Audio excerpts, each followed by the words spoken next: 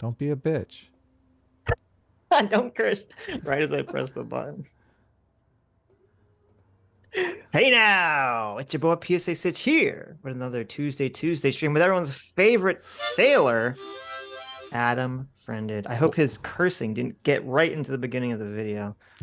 Hey, you got to give me a 3, 2, 1. What are you doing? You're No, sabotaging no. me. Okay, we have a guest, a return guest. Uh, I'm really important. We call it Mr. Important because we can't say RII. You RII. didn't even say it there. I, whatever everyone calls him. So, obviously we're a bit different around here. So that's fine. Mr. Important it is, and he's a progressive. You can probably see from his background. He came on before. We had a really, I think, interesting dialogue, and he's back for more now. I want to do something a little bit different here since he's a previous guest. I want to kind of have a conversation about politics, political leaning, political ideology, that kind of stuff that you guys will all know from the show, from watching our show, but probably, Mr. Important isn't really familiar with. So I got a couple of questions. And then after we kind of talk about that for a bit, we have a couple of videos to watch. We have a TYT video, Cenk and Ana debate how to talk to right wingers, which should be interesting because I think Mr. Important is much further left than us. You call yourself a progressive, right, Mr. I do, but I'm kind of embarrassed to say progressive because it associates me with a bunch of soy cucks. But Okay. I support progressive ideas. Okay, and well, policy. I'll change your thing. I listed you as a progressive YouTuber, so maybe I'll change that to whatever you It's a want. progressive cock. Whatever. No, Yeah, I'm call trying me. to look. I say liberal. I call myself a liberal. That's good. But that's probably gonna a better be term than that might be confusing though. Like we call ourselves liberal too, but how? So this is not a question, but how are you defining liberal? So for me, liberal is somebody that's seeking social and economic equality, and I think that progressive policy is the way to get there. So things like Medicare for all, or forgiving student loan debt, right to housing, things like that. Just for me, it's like let's get these 600,000 homeless off the street, and I think we can all make money. Well, I think liberal as an ideology, I think has to do with maximizing individual freedom. So Mm. if you're using state power to do the kinds of programs that you want to do to create, minimize inequality, I don't think that would basically be covered under the liberal Of course it ideology. would. What are you talking Well, about? okay. There immediately the conservatives are going to come in and say this is the difference between positive and negative rights, and we're going to Just be don't. Yeah, right. Don't confuse liberal and liberalism with classical liberalism, which is like a Mhm. libertarian position. Because both the Democratic Party and the Republican Party are under the liberal framework. Okay. So I mean, you can have government, welfare programs. You can have government social programs under liberalism.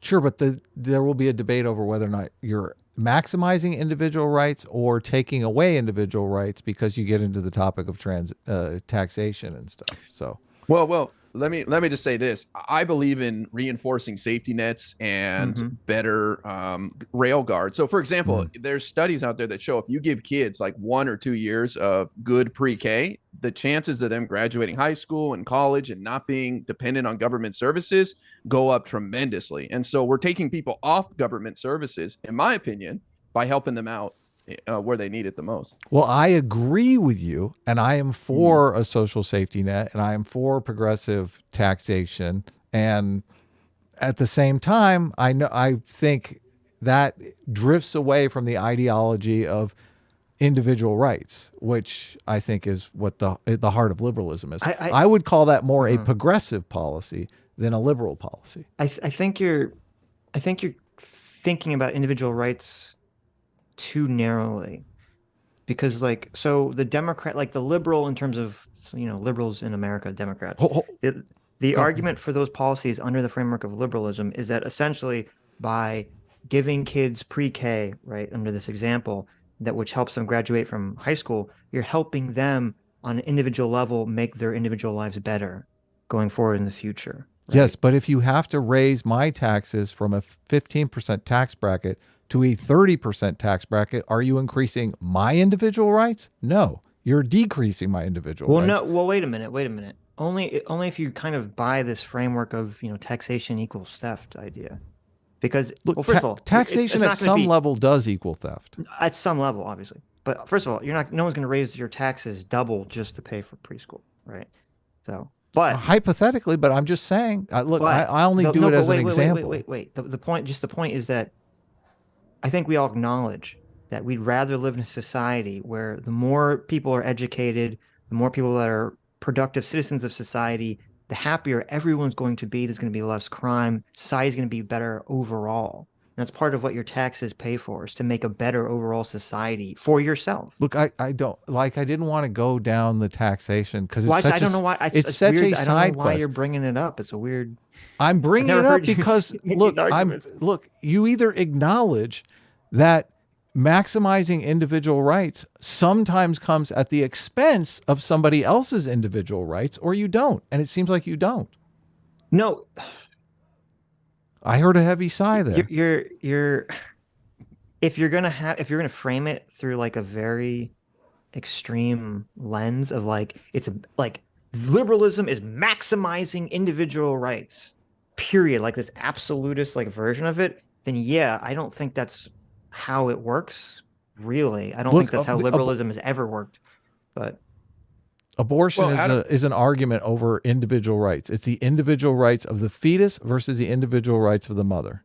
Yeah. When you take a side on that, you're picking one person's individual rights over another person's individual rights. Am I incorrect? well, at first I don't know why I'm talking about this now, but it would depend on whether the person views the fetus as a human, right?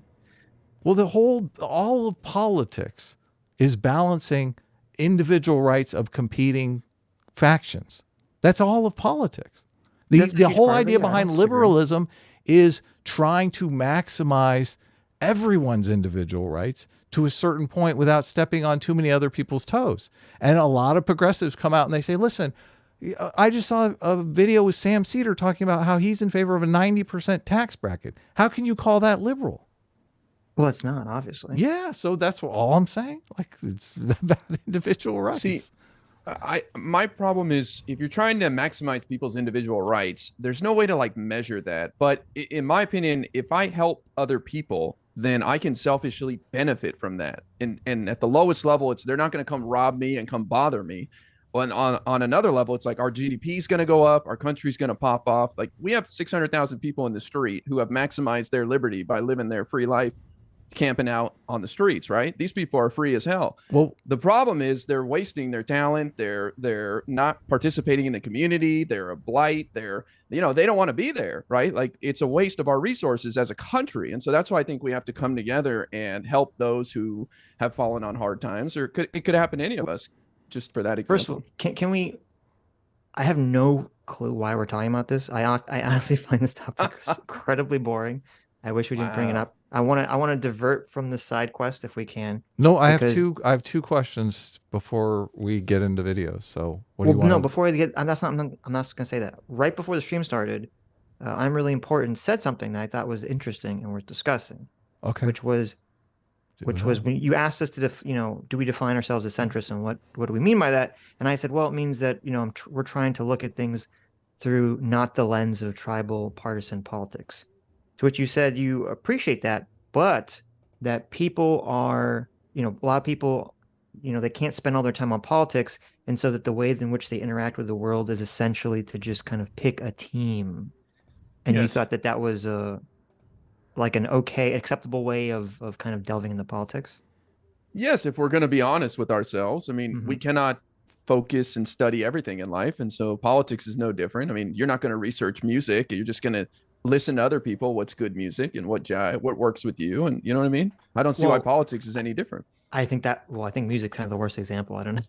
Like people just listen to music, right? They don't usually listen to someone tell them what music to listen to. Well, sure they do. They turn on the radio or they listen to a Spotify curated list. Nobody just pursues music randomly and okay, I stumbles understand. I thought you upon meant like people are like listening to music podcasts to find out like what.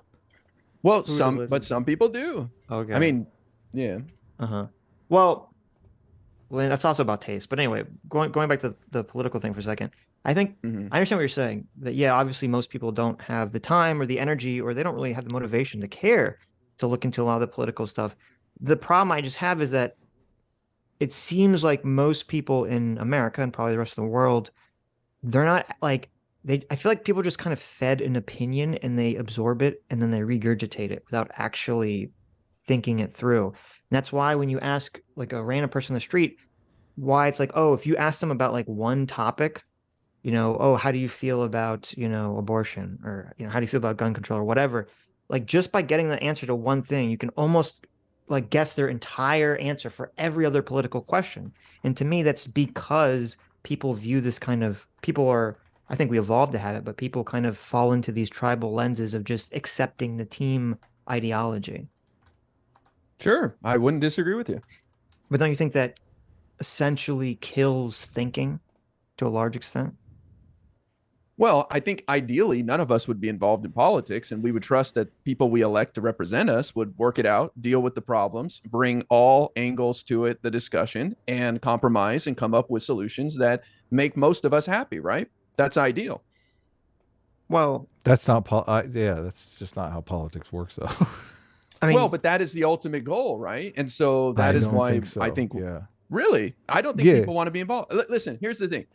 I don't want to be this involved in politics, and I'm willing to bet neither do you guys. Like, there's other things I'd love to explore in life, and most people have other interests, whether it's downhill skiing or gerbils or whatever the hell it is. Let them Gerbils? Did you focus on say? that.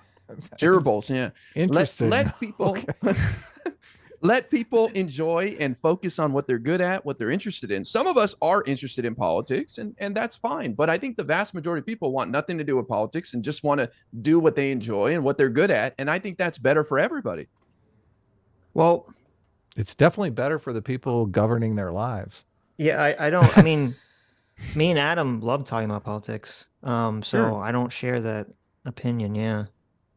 Okay, but you guys would agree you're probably the exception. If the world was ideal, you're probably not the norm. You're the exception. Or would you disagree with that? Well, no, I I think think, people love tribalism, and yeah. sometimes they do tribalism in sports, sometimes they do tribalism in politics. I Well, think it's and part of being human. yeah, and well, yes. And I do think that we, people that are like very involved in the politics, I do think that we are the minority. But I think people that are involved in politics and watch political content do enjoy thinking and talking about it. That's why they do it. I don't think they're doing it out of some like necessity. Of course, I agree with you wholeheartedly. Hmm. Well, okay, so if if we're kind of, adhering to the tribal framework of the team, how do you keep yourself from kind of falling into the trap of either number one, just becoming the opposite of whatever the other team wants, and number two, basically just falling for bad ideas that your team wants.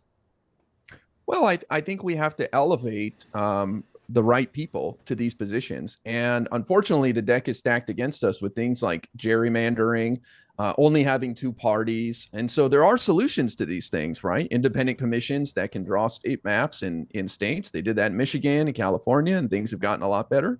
We have ranked choice voting that can allow people to choose other options instead of just having to defer to what they think can win.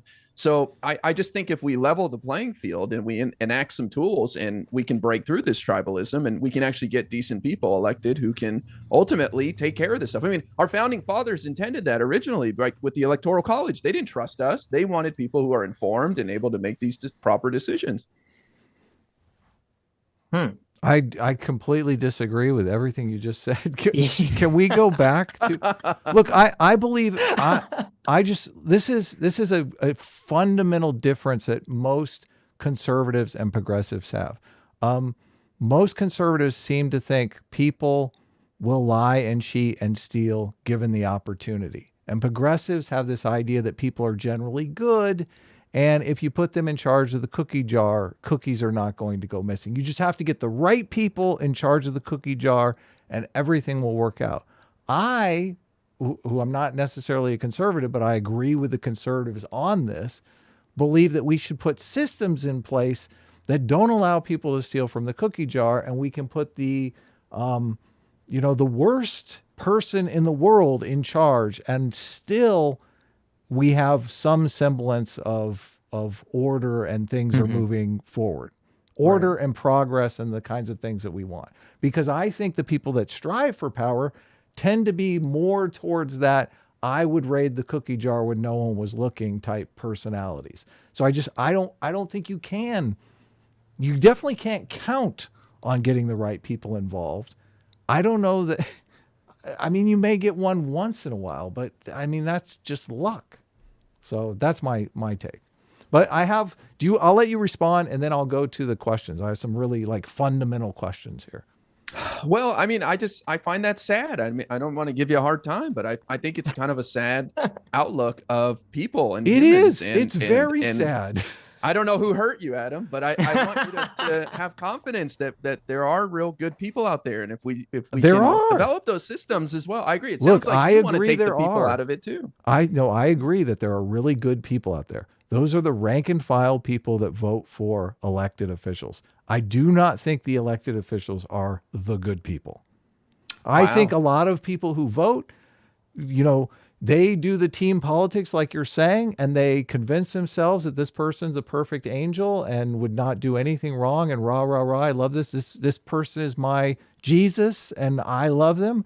And I think those people are delusional and need to wake up. So, but it's funny because a lot of times they will admit, they will say, okay, my representative is an angel, but obviously the other team keeps nominating these Satan worshipers, these devils, these people who are just evil, racist, greedy sons of bitches. Now, why do you think on the other side, do you think they are looking at that person going, oh, I want to nominate a greedy, evil son of a bitch? Do you think they want to do that? Or do you think they're seeing the angel? Yeah, I actually think everybody thinks of themselves as an angel. Even like serial killers think they're doing the world service, like they're like, I'm doing the right thing, taking out the evil. So I don't think anybody comes from a bad place. I do think their heart's mostly in the right place. There are some bad actors out there, but this is why I try to focus on people on the right who I think are respectable. And maybe you or your audience may disagree, but I think individuals like Mitt Romney or John McCain, for example, are people we can look up to. We may disagree with policy and the way they're approaching things, but they're respectable. And I try to elevate those people on the other side so that we're not just vilifying the entire right, because I don't believe that. I think there are good people on that other side. I probably name a lot more too. That's good. But the people who generally, lionize their leaders, though, are the ones that are most likely to vilify the other team's leaders. Do you agree on that point? I do agree. I think it's a bit of a shortcut, and I think it's unfortunate, but it's they're responding to what people are responding to. But yeah, I mean, listen, the loudest voices, the most extreme voices are always going to get a lot of attention, and so we have to accept that and somehow deal with that. Okay. Are you familiar with neo-reactionaries? Oh, this is like a huge side quest. No, it's not. Wait, it's not. It's a guy named Mencius Mollbug, Curtis Yarvin. He has like this whole, I'm not gonna get into the whole thing, but essentially he has this whole like political philosophy, and the end goal of it is that he wants this kind of like corporate monarchy system. And it's funny because we've had conversations with people that are advocating for monarchy, and they kind of are saying something similar to what you were saying about how like they want to have a system where there's like an elite group that we all trust, and they just kind of take care of politics, and they're in charge. We just kind of like hand the reins over to them. It was interesting because what you were saying about like, the ideal is that we're going to just have this system that we can ignore is kind of almost exactly what a lot of the monarchists are saying. Interesting. Well, I mean, look, we're not that involved in the hiring of firemen or police officers. And I know you'll say, well, because there's a system and there's rules and there's the requirements. Well, they don't have that much power. They don't make public policy. Well, I would argue cops have quite a bit of power. They have your life in their hands, and they can detain you and they can do all sorts of things. But I would just say we're not that involved in that, for example, but we trust the system to work, and we accept that, okay, decent people are going to be hired as cops, right? I believe that. I think most cops are decent people. I think there's bad apples like any organization, but most cops' heart is in the right place, and they're just dealing with what they can. We're asking for them to do a lot too, because we don't have like psychological beds or services for people that need help and all that. But all cops are power tripping evil racists. Well, you admit that we do have checks and balances. Like we literally make cops wear body cams. We could make politicians wear body cams too. So every time they're in a private meeting, they could wear a body cam. There you go. Let's make them wear their sponsors on their chest. So there are solutions, Adam, is what I'm saying. Like, you know, these sound funny, but I mean, maybe body cams should be worn by politicians. There are rules where they have to have a public, make it public on video if they have a meeting with 2 or more or something like that. So I love this because you're coming around to my position that they're all greedy cookies thieves and that we need to put systems in check to keep them, to put checks on their power. That's exactly what we're talking about here. I don't disagree. I do think humans are selfish by nature, and we will do bad things if we're enabled to do so. And so we do need a stronger system in place in order to keep people in check. So I don't disagree with you on that. Good. Yeah. Good. So you were hurt too, is what you're saying. It's not that I'm hurt. It's that you're realistic. I'm realistic, and I see that the rules are too loose, man. Like we don't know enough. There's not enough transparency, and I think that if there was, we wouldn't have to care as much. I'm doing this from a selfish place. Like I don't want to care that much about politics. I used to be an actor. I want to dick around with that and hang out with hot actresses. You know, what do I want to sit here and talk politics? I enjoy it. Don't get me wrong, but you know. So I want to go super back to the basics here, and I just have a couple questions. The first one is what is your understanding about how people think about politics? Like what makes somebody a progressive or a conservative or a libertarian? Well, I mean, I'm going to say something kind of ridiculous, but I think it comes down to wokeness, right? A term that's being abused lately. I think it's the more you learn, the more you realize there are problems, the more you understand why certain things are problematic, you start to see systemic issues that you want resolved. So, for example, transparency with politicians. Maybe they should wear body cams. So there's a problem. They talk quietly amongst themselves. We don't know what the backroom deals are. So, like, we need to fix that. So I think, like, this idea of the more you learn, the more you get pushed towards progressivism. Now, as far as why are people like libertarians, for example, like why do they want government out of their lives?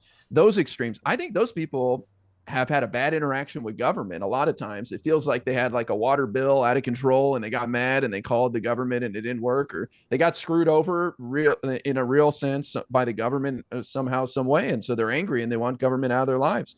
But I just think we are a social creature, humans, and this idea of individualism, it goes against the grain of what we are. We are a social creature. We live in community, and we need to take care of each other. And in this kind of society that we've set up, some people are falling through the cracks, and that's going to take some sacrifice from all of us. That's how I feel. Do you want to respond, Sitch? I mean, I want to read a super chat just came in. So are conservatives just or not? Are conservatives just future progressives? Because you've framed everything as though, a normal human being starts as a progressive. Sometimes they get hurt by the system and they become a libertarian. Sometimes they get woke and they become a progressive. This is kind of your thinking. I know I've seen some studies where people actually get more conservative as they age. That study would be directly against what you're saying. It would say that the young people tend to be progressives, and as they get beat up by life and discover that politicians just want to steal from the cookie jar as much as possible, they tend to be more conservative. Yeah. I'll keep it as concise as I can. I think all conservatives could be progressives if they just learned more about the system. I hate to say that, but okay, I know this is going to upset. It's going to evoke a strong reaction. Sitch, this is why I want you to respond. Like, unless the super chat is relevant, I kind of want to dig in on this. We can. But you finish. Yeah. Yeah. Quick example. I say being gay used to be conservatives used to be against that back in the 90s, back in the 80s. It was kind of like, I'm not cool with that. Now, most conservatives are pretty cool with gay people. So why? Because they saw more gay people. Gay people became part of their lives. They develop empathy. And so that's what I think happens. And for me, I hate to say this and I'm going to piss people off, but conservatism is based in ignorance. Okay. So, Interesting. Well, yes, that's why I wanted to have this conversation. So we have like a fundamentally different worldview. Sure. I mean, based on I don't know if did we talk about Jonathan Haidt at all the first time you were here? We may have mentioned it, but I feel like this should be the start of. I kind of want to continue to do this with other progressives. I just don't think they understand the worldview, to be honest with you. Well, so I thought we talked about. I don't know if we did. When Jonathan Haidt's social psychologist, he's done a lot of research. He's actually a very interesting guy. He noticed, what campaign was it that he started? Was it during Hillary's campaign or was it before that? It was, oh God, who's the tall guy, the swift boat guy?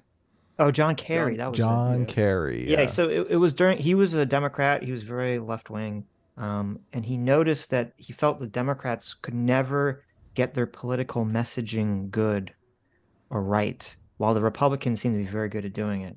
Like the Republicans seem to be very good at hitting these emotional cores with people, and Democrat stuff seemed kind of like too intellectual or too up in the stratosphere, it wasn't really like emotionally connected to people. And so he started to do like all these surveys and trying to break into what exactly is causing people to have these moral intuitions. And what he found out was very interesting. He basically developed these 5, maybe now 6 categories of moral intuitions. And he found out that people, if they identify as Democrat or Republican, have very different moral intuitions. And then more so, it seems like people kind of naturally have very different moral intuitions that they kind of fall into. And so, me and Adam believe that people are essentially born to a large extent having these left-wing, right-wing moral intuitions. And it kind of makes sense in my mind from an evolutionary perspective, because the way that I define the left and the right, and let me know how you feel about this, is that in my mind, the left, like if you say someone is on the left, generally what that means is it's a person who believes that all of our problems stem from systems we already have in place and from following, past traditions. And in order to fix our problems, we need to look for new solutions somewhere out there in the world. We need to bring in more people to kind of fix these problems. And this is why people on the left are generally more xenophilic. They're generally more open and even, welcoming of people of different cultures, and maybe even more, distasteful of people of their own, distrustful of people of their own culture. And people on the right are the exact opposite. They believe that if we have any problems in society, it's because some external force came in and degraded our previously working systems. And so in order to have a solution to problems, we have to look back to traditions. We have to go look back to the way that we were able to fix these problems in the past. And thus, that's why they're more xenophobic, more distrustful of outsiders, because they view that's where the problems come in. And so that's kind of how I define the left and right. And I think that basically humans evolved to have these tendencies on a group level, because I feel like you need both these mentalities in a society to progress. You need kind of like the left, which is sort of the cultural offense to kind of adapt to new and changing environments and new and changing situations. But you need the right to be like, okay, wait a minute. We can't just constantly change things. We need to protect the things and keep the things going that work and bring us success. Yeah, they're the cultural defense. So it's like a team there where the progressives are the offense and the conservatives are the defense. I'll let you respond, and then I have the 6 moral foundations, and I'll give them to you. Yeah, sure. No, it's interesting stuff. I don't disagree that some things need to be kept in place, and we should really, maybe things have gone too far in some way with some systems, and we have to course correct on that. But I think we should be constantly looking for progression as we try to improve society. I mean, I give the example of slavery. I mean, you have a group of people here who have nothing and are enslaved, and then you free them, you give them rights. Okay, so they should be equal now, right? They've been given the rights, they got the right to vote, everything. But how do you go from owning nothing and the other group owning everything to some sort of equity? You can't. You have to force it. So this is why I think that, yes, there are systems out there And we need to constantly be fine tuning them as we adapt. Another example I would give is look at like Section 230, which was the internet law created in the early mid 90s. Well, the internet has changed a lot, so we have to adapt. We have to keep moving. Would people out there argue and say, "Well, we should hold on to Section 230 and in its entirety and never change it one bit"? Well, it's causing us a lot of problems right now. So we have to constantly be evolving. That's how I see it. I'd have to think more about what you said, Sitch, as far as like you're born with that. I think we are blank slates when we're born and we're shaped by the people who raise us. Yeah, I think we're all just a blank hard drive ready to be programmed. Okay, before you go on with that, Sitch, let me just address what he just said, because it was very interesting. So we have Jonathan Haidt's moral foundations of a progressive, and the highest counted moral foundations are care harm, liberty oppression, and fairness cheating, all of which he hit in his thing there. You know, we have to care for people, we have to care for society. We had this institution called slavery, and it was unfair. And how can we it was both unfair, and oppressive. And how can we liberate these people that were once oppressed and make society fair for them today? Like, these are all progressive moral intuitions. So there's 6 moral foundations: care, harm, fairness, cheating, liberty, oppression, loyalty, betrayal, authority, subversion, and sanctity, degradation. Now, conservatives usually use all 6 moral foundations. Progressives, they have a real hard time with loyalty, betrayal, authority, subversion, and sanctity, degradation. So that's a big difference between progressives and conservatives. So, and the way that Jonathan Haidt came up with these moral foundations, he didn't just pluck them out of the air or use his own intuitions to try to come up with them. He looked to psychology for large bodies of study that had already been going on for like decades. The care harm principle is based on attachment psychology, which is Ainsworth, 1973. Fairness cheating is based on Robert Triver's research in reciprocal altruism. Liberty oppression is based on the psychological reactance, which has been studied since 1966. So all of these different moral foundations have huge bodies of study behind them, which is one of the reasons why I think this is probably a theory that will be dealing with, way into the future, because it seems to have a lot of scientific basis behind it. Do you want to respond, Sitch? Well, I was going to say, regarding the blank slate thing, I mean, they've done, there's been tons and tons and tons of studies where they'll study twins, the identical twins and fraternal twins that have been split up at birth and put up for adoption. And generally, these studies find that somewhere in the realm of 30 to 60% of their personality seems to be genetic or biological. That, they have 30 to 60% of trait heritability between the twins that were raised in completely different environments. So I don't think the blank slate idea is a current idea that's founded in science anymore.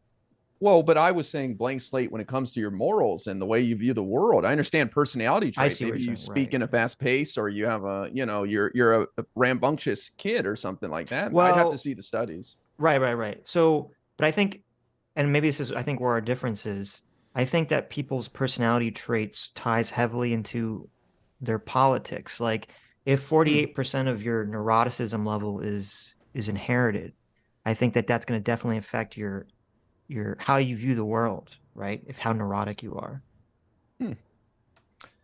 So how do you square like ex-Klansmen who are skinheads who wake up one day and be convinced they were wrong, and now they go on some like mission to help heal the world, and like, how do you square those guys? Well, I don't think that first of all, I think people can change their minds about anything, but I don't think that like people are born hating black people, right? I mean, you can not be racist. I don't think that's like necessarily a political ideology. I mean, it can be, like, if you're a white nationalist, but to me, like, did the person who changed, who was a KKK person and changed, did they become like an ultra progressive, or they just become a conservative who's not racist anymore? And are those people outliers, obviously? And are those people outliers? Which, I mean, I would assume that they are, because usually, there's not that many Thomas Sowells of the world, right? True. But I think it, yeah. I mean, I don't know. I'd have to look at all these studies and such. Hmm. But I have hope for everybody, man. Like, I don't know. It sounds kind of depressing, like some of this Well, stuff wait, you guys are describing. it only if you sounds yeah, it go only ahead. sounds depressing if you're viewing, being right wing as like a bad thing. Well, look, here's the thing. I don't think being right wing is bad. I know ignorant is a tough word and that's very negative connotation. Yeah, Okay. And I'm saying that because I'm a content creator and I'm here to I cause understand. problems, right? I understand. But I understand why people are conservative. Okay. I think a lot of it stems from I don't understand this thing. It's icky. It's like trans people, for example. I don't like a lot of conservatives against trans people. They don't have trans people in their lives and never dealt with them, never talked to them. They see bad clips about them. I get it. I would probably feel negative about something I only saw negative clips about too and never interacted with.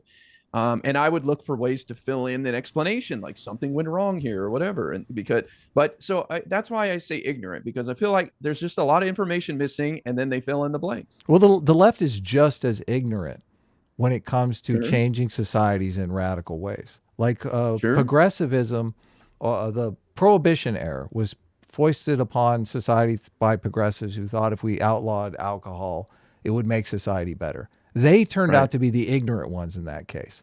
It actually True. made society worse, and we had to backtrack. So when you're talking about the trans stuff, Mhm. we're changing societies in ways that none of us can be informed about because we've never done it. So Sure, the idea sure. that the conservatives are the ignorant ones here, it seems like massive hubris. Well, yeah. I mean, I don't claim to not have massive hubris about this. That's good. Listen, look at my name. I'm really important. Huh? But I think you have to take bold positions in life, and you have to listen to other people. You have to try to understand, and I really do try to understand conservatives, and I do seek out conservatives to discuss and understand their positions. And I don't just go to like fight. I go watch a lot of conservative streams and content just for myself, just to understand where are they coming from. Well, you would never in the sports analogy, right? Where progressives are the offense. They're trying to get the ball down the field, and conservatives are worried about keeping the gains that they've already made. You would never conceptualize the defense as ignorant. Like you would never do it. You're a team. You're working together. This is, I think, part of the problem and why we have the political polarization that we do, because nobody respects the other's role in society. Conservatives are just as guilty of this when they go after progressives. I understand the feeling, but I've just never had a conservative come to me and say, "Hey, I'm really important. I want to understand where you're coming from." And it doesn't seem to exist in conservative circles. They have no interest in understanding where I'm coming from or progressives. There's just an instant reaction that's so negative. And I'm sure you'll say, "Yeah, but progressives are like that towards them." And sure, there's a lot of pussy hat wearing, orange man bad. You're a racist. I'll never talk to you. But I think there are people like me that exist that want to understand and want to move society forward. And we recognize we're going to have to deal with conservatives. We're going to have to convince people to see things the way we do. And to do that, we have to build respect. We have to learn why they think what they think. And honestly, I'm with you, Adam. I want to compromise. Okay. I want to find ways that we can meet in the middle and we can all move forward, and we don't get everything we want, but we get some of what we want. And I agree, defense is important too. And it's important to have people say, "Hey guys, let's pump the brakes here a little bit. Okay. Like let's slow down. Let's see what the effects are of what we've already done. We're a big country. Like this has a huge impact. Any slight changes we make." Well, I think there's two reasons for, why, conservatives aren't generally like going to progressives like, "I want to understand your idea." I think the first is that, going back to sort of, people's moral intuitions, if you're high on trait and the big five personality, if you're high on trait openness, I think that heavily correlates with being more left wing anyway. Well, it's odd. They're the ones that are shutting out conservatives. They're basically saying you can't even platform conservatives. Yeah, some of them are right, but I'm just saying, like, so if being high in trait openness is going to generally put people on the left, which makes sense according to how we characterize our left-right, or how I characterize my left-right-wing dichotomy, that would just make sense naturally why there'd be more conservatives not super interested in trying to understand the progressive view of things. And then I think the second thing is, and I hate to sort of reference CRT, but I think conservatives kind of agree with some notion of the CRT idea that like, oh, they view that the mainstream media and the mainstream culture is completely saturated and controlled by the left. So they feel like they already understand, where the left is coming from or what the left believes because they feel like they're surrounded by it essentially. Hmm. Now you might disagree with that. I'm Well, just saying I'm assuming that's what their argument would be. yeah, I mean, I would just say there's a lot of conservative stuff out there too, like sports, for example. I think sports is pretty heavily dominated by conservative ideals, like Like you what? know, well, there's like no women in men's sports, for example. I obviously understand that there's been some What is change in What? that. That's great. What did, What say does that that have one to do more. with what's that Say to do that with one like more time. what's that to do with conservative versus like a liberal perspective? There are no Because women in men's sports. a liberal would be fighting for equality in sports, so they would want women in the NFL, for example. Yeah, but That's what you would Women women assume. get can like play in the literally murdered in NFL. the NFL. What do you mean? Well, What do you mean? because around the trans stuff, people have been saying, and I don't know if this is true. I've never looked into it, but a lot of people are saying that women can play in the NFL. That there is no women can play in men's sports. There's just a prohibition against men playing in women's sports. Well, I'm just saying that it doesn't exist. Okay, I'm not aware of a female football player. Maybe she could, I guess, maybe be a kicker or a long snapper or something. Who knows? But it doesn't exist, and so there's this like sort of boys' club, shall we say, and the boys are separated from the girls. And I know there's some change in that in college sports, and things are kind of being worked out there. But in general, I would say in professional sports, it's men and women in their own separate camps, and I would argue that's kind of a conservative thinking to separate by sex. I completely disagree because I mean I think that's like been like a recent argument because of the whole the trans question is kind of make it come to the surface. Before that, before the trans stuff was a thing, I mean it was really people on the left and it was really progressives pushing female sports leagues, and there wasn't really a talk of like that they should be co-ed professionally because it would be so incredibly unfair. Like if the NFL said, "Hey, we're gonna," and I don't know if there's even a rule against women being on an NFL team. I don't say think there was. is. People in Yeah, the chat are saying there is a female kicker, which I don't. Oh, maybe. it's kind of like Air Bud. Nothing in the rule says a dog can't play basketball. Nothing in the rule book says a woman can't play football. But I mean, the reason for that isn't. I don't. It's not because of sexism. It's because men, on average, are going to be way stronger, way more athletic in certain avenues. And Yeah, like kick on a further. football team, you don't. You need like these giant, man muscle people out there to like, tackle into each other. I don't know if you want like a woman in all of that mess. Okay. I understand that. Okay, and maybe it's not the best example, but like I just think that pro sports is kind of like a guy's game. So like cheerleaders, women in short little skirts gyrating out there on the field, like, and we all, that's a very like old school kind of thing, and I think most people on the left would be like, what the hell, man, why are these women just they need to cover around? up, right?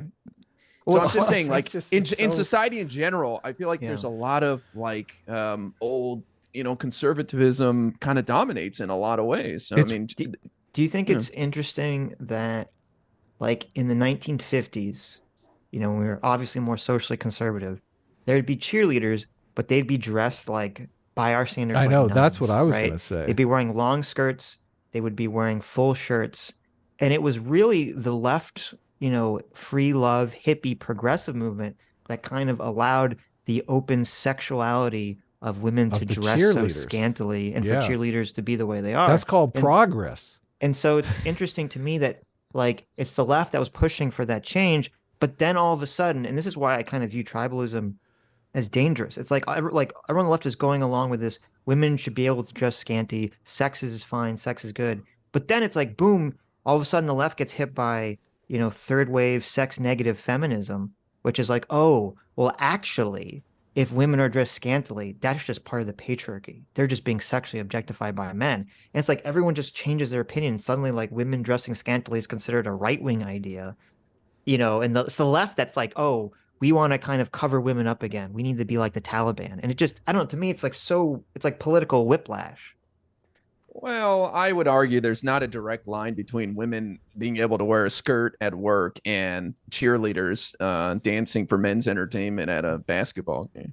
Well, I don't know Depends how I upon said where what she I said had works. anything to do with that, but Well, you said that women fought yeah. and the left fought for women to be able to dress more scantily to express Yes. themselves, I assume. Yes. And I'm saying that does not directly relate to 9 women gyrating at a football game as cheerleaders. Of I'm course it saying does. that, Wait, well, of course it does. What do you mean? but no, I'm saying like I don't think women would have come up with that. I think dudes are like, I'd like to see some fine ladies in short skirts bending over in between plays. I don't think women were like, you know, what would be fun. Let's get in short skirts and dance in front of everybody. Like Well, I see. I see I don't what you're think they saying. came up with that. Right. Well, first of all, I don't think that's necessarily true. When you talk Okay. to teenage and college age girls, they definitely seem to be wanting to do things very sexual and very sexually provocative on their own accord. But this is kind of what we were alluding to, I think, with the whole, the left is advocating for change and the right is advocating for defense.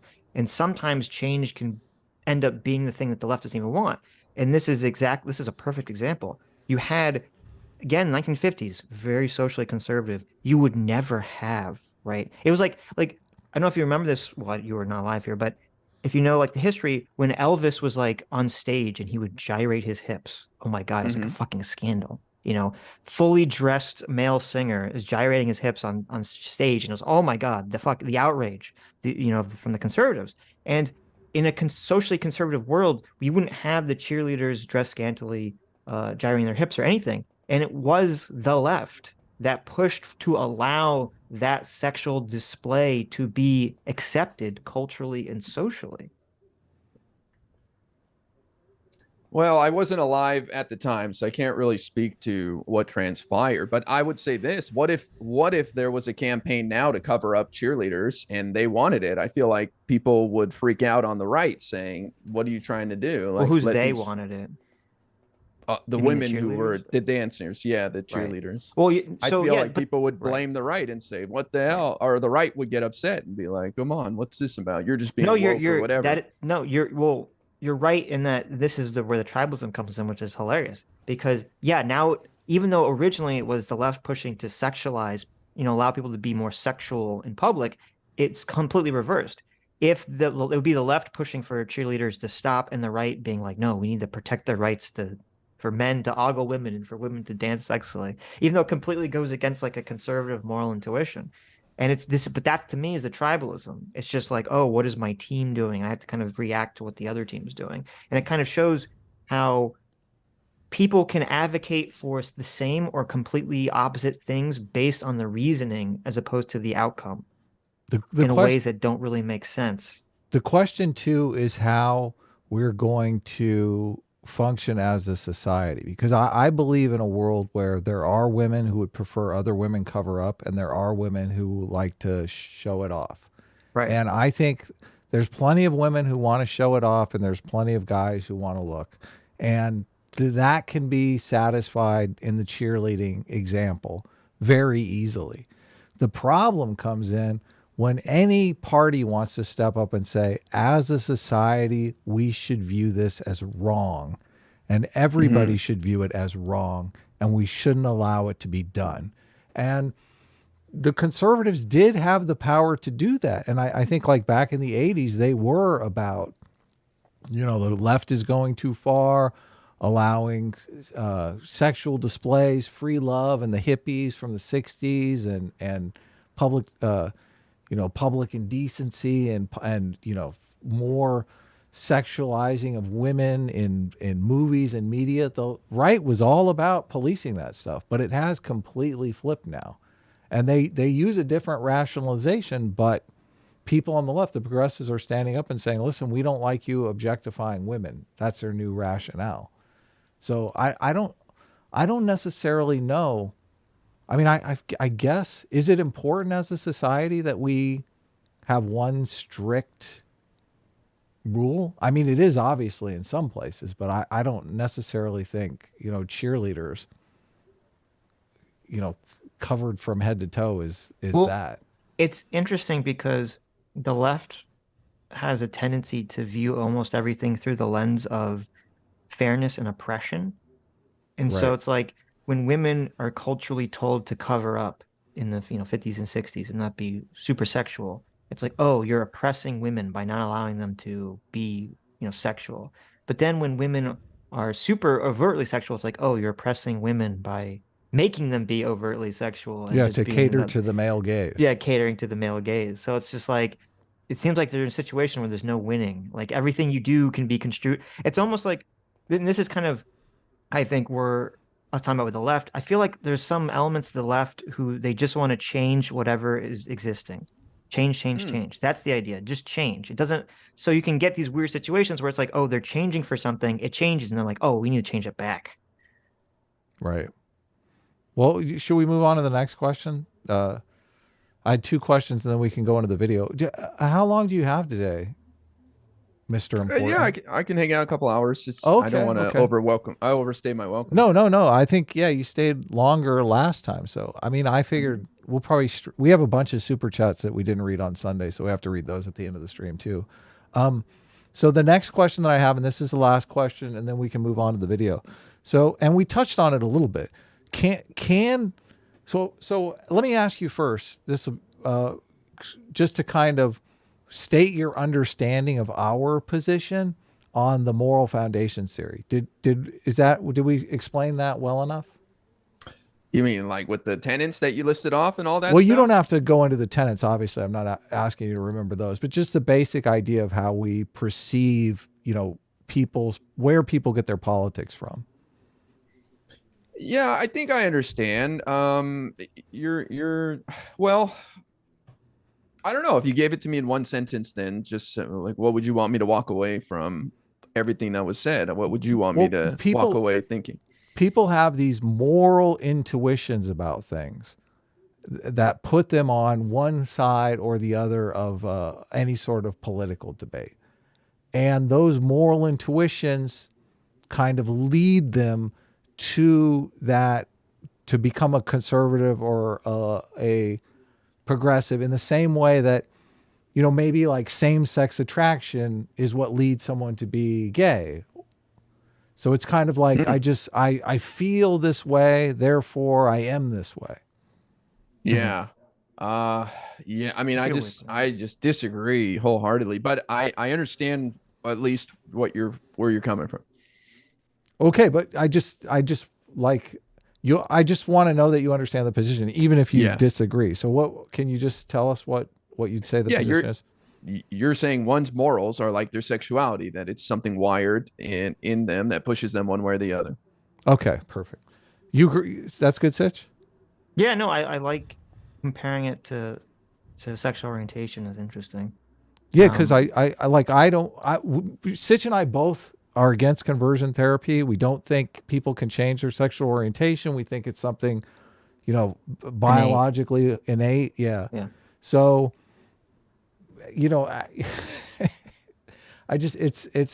I think there is some, I don't think politics is as hardwired as sexual orientation, because sexual orientation is like very simple. It's like what you're attracted to, but there is some component of what, being attracted to certain moral positions that are based on these moral foundations. So, I understand. This second question is, and I guess we kind of have to reframe this question because you don't necessarily agree with this, but we would say, it's very difficult for people to change their moral intuitions. Not impossible, but we're kind of skeptical that it's done very easily. A lot of people have this idea that it's done very easily. So, what would be what would be a way that people could change basically from a progressive to a conservative or a conservative to a progressive? What does that process look like in your estimation? Probably re-education camp and hard labor. Okay. Yeah, I think that might work, actually. That would probably be the best. I think it comes down to the pursuit of knowledge and starting to Google some stuff and see, okay, why do Black people have 1/10 the wealth of white people, you know, and just kind of figuring out, why do we do things the way we do in society? Why do certain laws exist, and where did they come from, and why were they put in place in the first place, and how did we end up in this situation? And just kind of figuring out like why things are the way they are. So the pursuit of knowledge, I would say, is how you change somebody from conservative to progressive, in my opinion. So you think conservatives are in this particular example, a conservative might be ignorant of the historical oppression of blacks, and therefore studying the historical oppression of blacks would make them more empathetic with blacks and therefore be more progressive about policies like reparations. Yeah, I mean, I wouldn't even look at it at that big of an like that much of like an idea. I would look more at like just what happened, right? Like we freed people, but they don't have anything, right? So what do? They have to work as like indentured servants basically, and for a pittance. And then so then we gave them the right to vote. We gave them we got rid of we got rid of ways to discriminate, but nothing changed, right? If they still have 1/10 the wealth of white people, are they only worth 1/10? Like, are they only capable of producing what 1/10 of what white people can? Like, obviously something's broken there, you know? When you talk to conservatives on the internet or in real life, and they kind of make their argument, and then you make your argument and you give your reasons and your facts for why you think your position is correct. How often do you see them changing their mind? Well, nobody's going to say in the moment they've changed their mind. When I debate or engage with conservatives, my hope is that either the person I'm engaging with or someone in the audience will go and Google something, just one thing, whether to back up their argument or to prove me wrong. That's the most I can hope for, because for me, change is a gate that you open from within.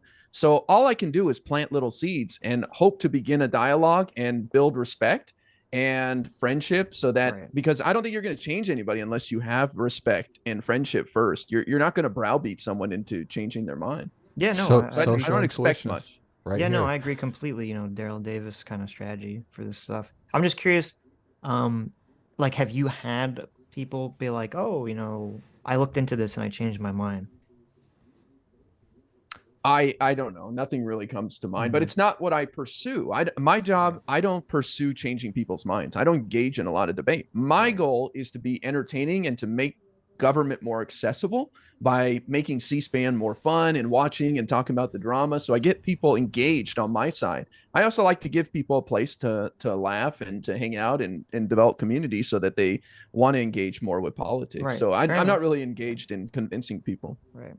Yeah, no, just there's a book called Thinking Fast, Thinking Slow, and Jonathan Haidt's The Righteous Mind.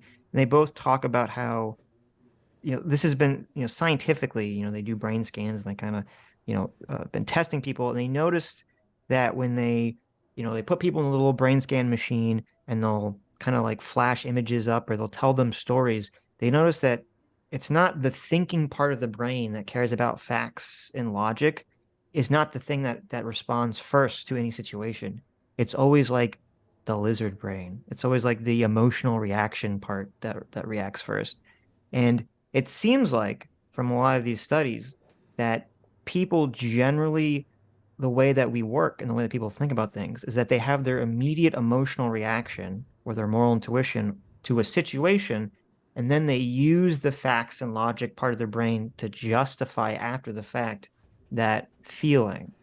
And so I'm like, I wish that facts and things of that nature would be, persuasive to people, but I'm skeptical how persuasive they are to that many people. But you are going about it correct to persuade people, Yes. showing them respect and being friendly and entertaining. You're basically speaking to the lizard brain when you do that. Yes. So Right. yeah. Well, you have to. I actually avoid politics when I engage with conservatives at first. And this is why I hang out in conservative spaces, so I can understand the lingo, and I'll clown on Joe Biden or something, and I'll make jokes and try to relate to them, and if I can talk about a subject other than politics first and foremost, I'll do it. And this is for anything in life, right? I go into a place and, Sure. and people disagree with me. I'm going to find a way to connect. Hey, what's up? What do you think about the weather? It sucks. That's being human.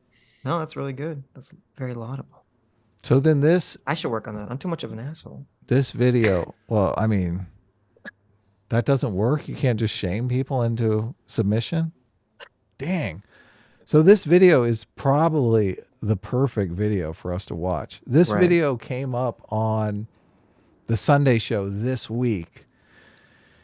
And we had not seen it, but there's a clip going around that you might have seen that they have like a little husband wife tiff, Ana and Cenk do on screen. So we haven't seen the beginning of this clip. We just jumped to the other clip. My take, and I'll see if your take is kind of similar. I think Ana Kasparian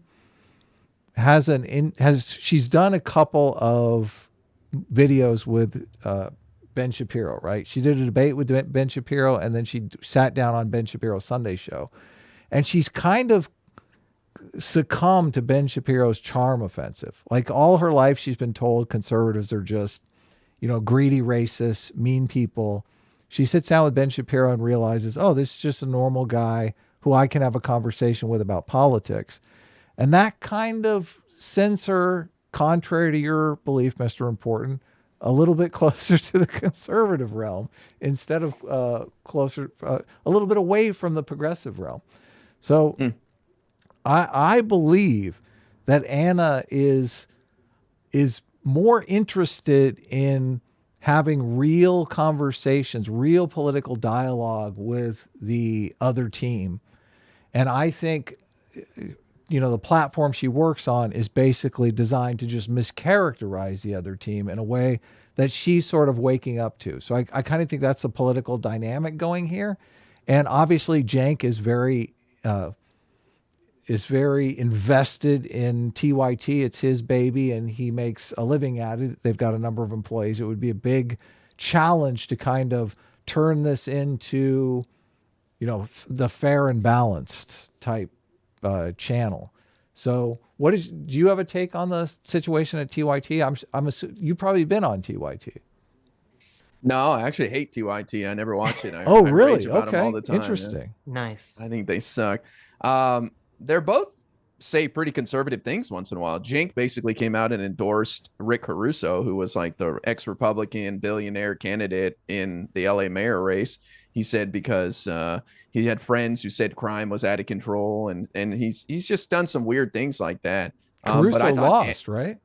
He did, yeah. Yeah, Karen Bass won, and she was the progressive. Because Cenk endorsed him, obviously. He's a kiss to death. No, but I mean, I think you're right when you say that like Cenk is kind of beholden to his TYT, and I think he's a little stuck in the past. He's kind of stuck in 2016, and I think Ana is adapting a little bit, and Cenk to some degree too, to this modern day where people want bipartisanship. That's why they voted for Biden. They want to see us calm down. They don't want to fight. We've been fighting for 5-6 years. They want to see us get along, and I think that her sitting down with Ben Shapiro is good. She has sat down with other conservatives before, but I wouldn't agree that his charm offensive wore her down in any way. I think it's just when we sit across from each other, we become friendly, right? Like, and it's probably the conversations they had off camera that really made her chill a little bit. But I think it's just about this, like, look, I've been banging against the wall for years here at TYT and nothing's happening, and I need some attention too. So maybe if I get along with the conservatives a little bit, it causes some attention to come my way. Sitch, you want to weigh in? Why do you not like TYT?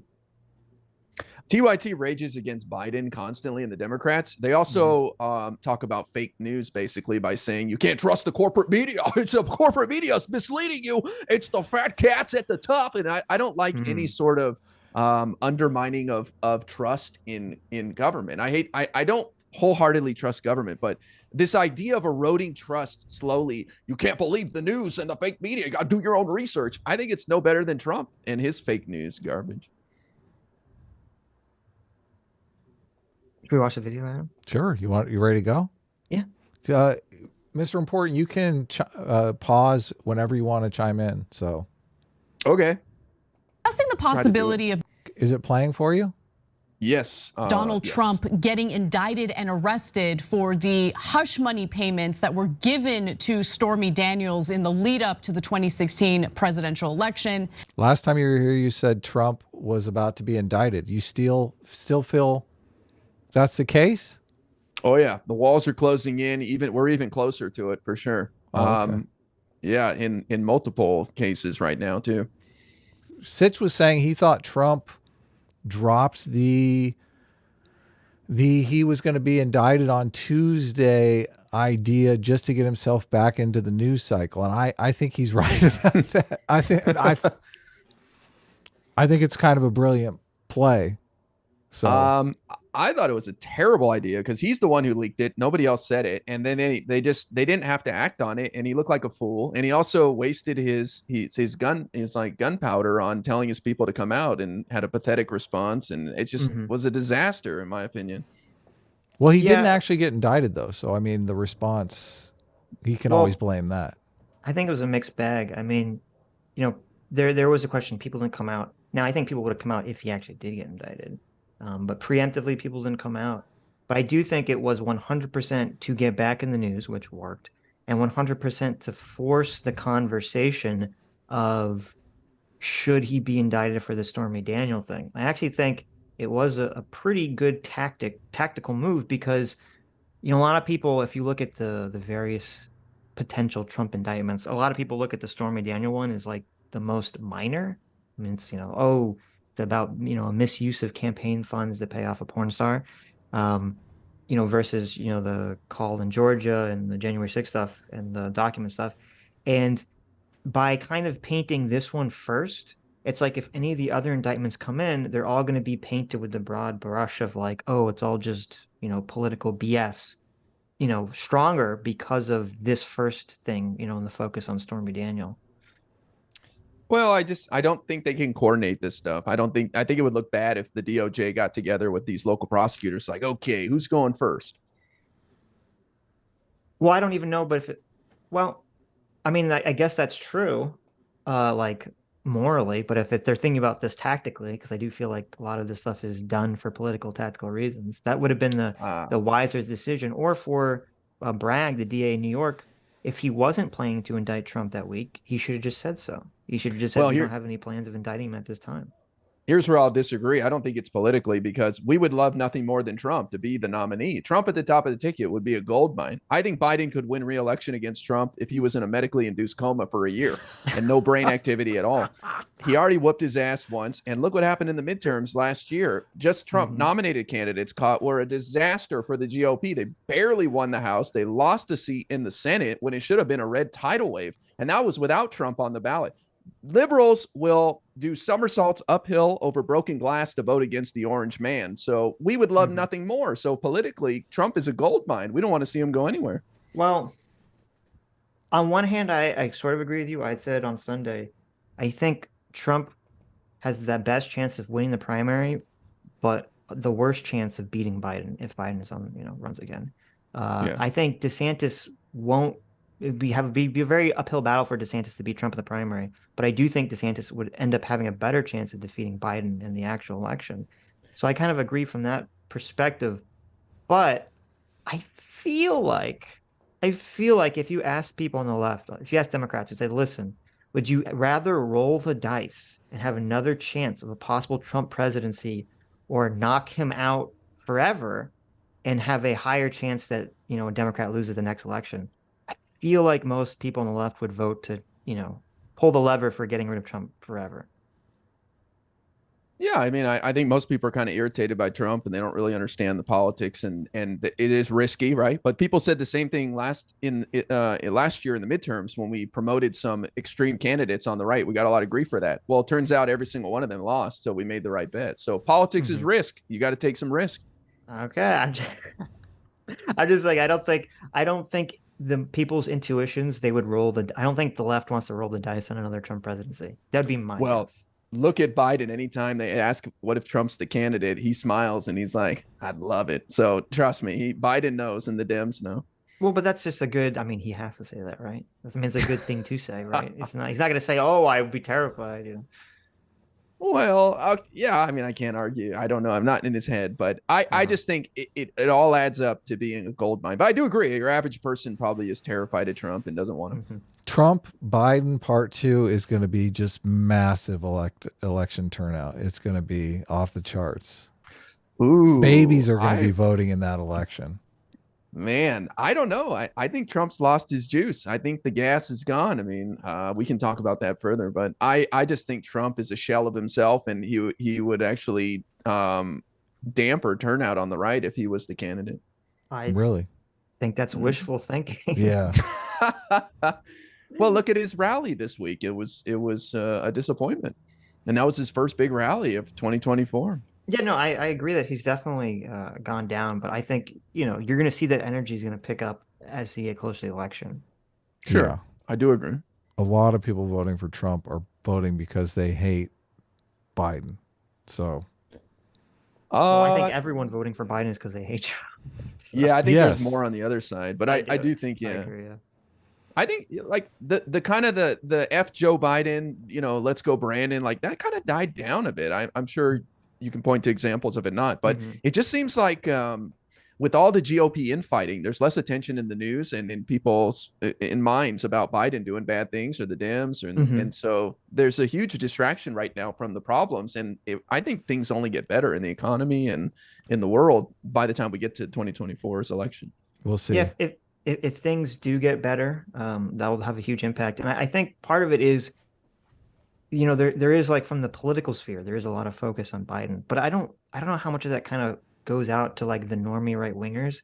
With Trump, it was kind of easy because he is a single person who is very energetic that, the left could point to and say, he's the bad person. Like, you could fixate on him.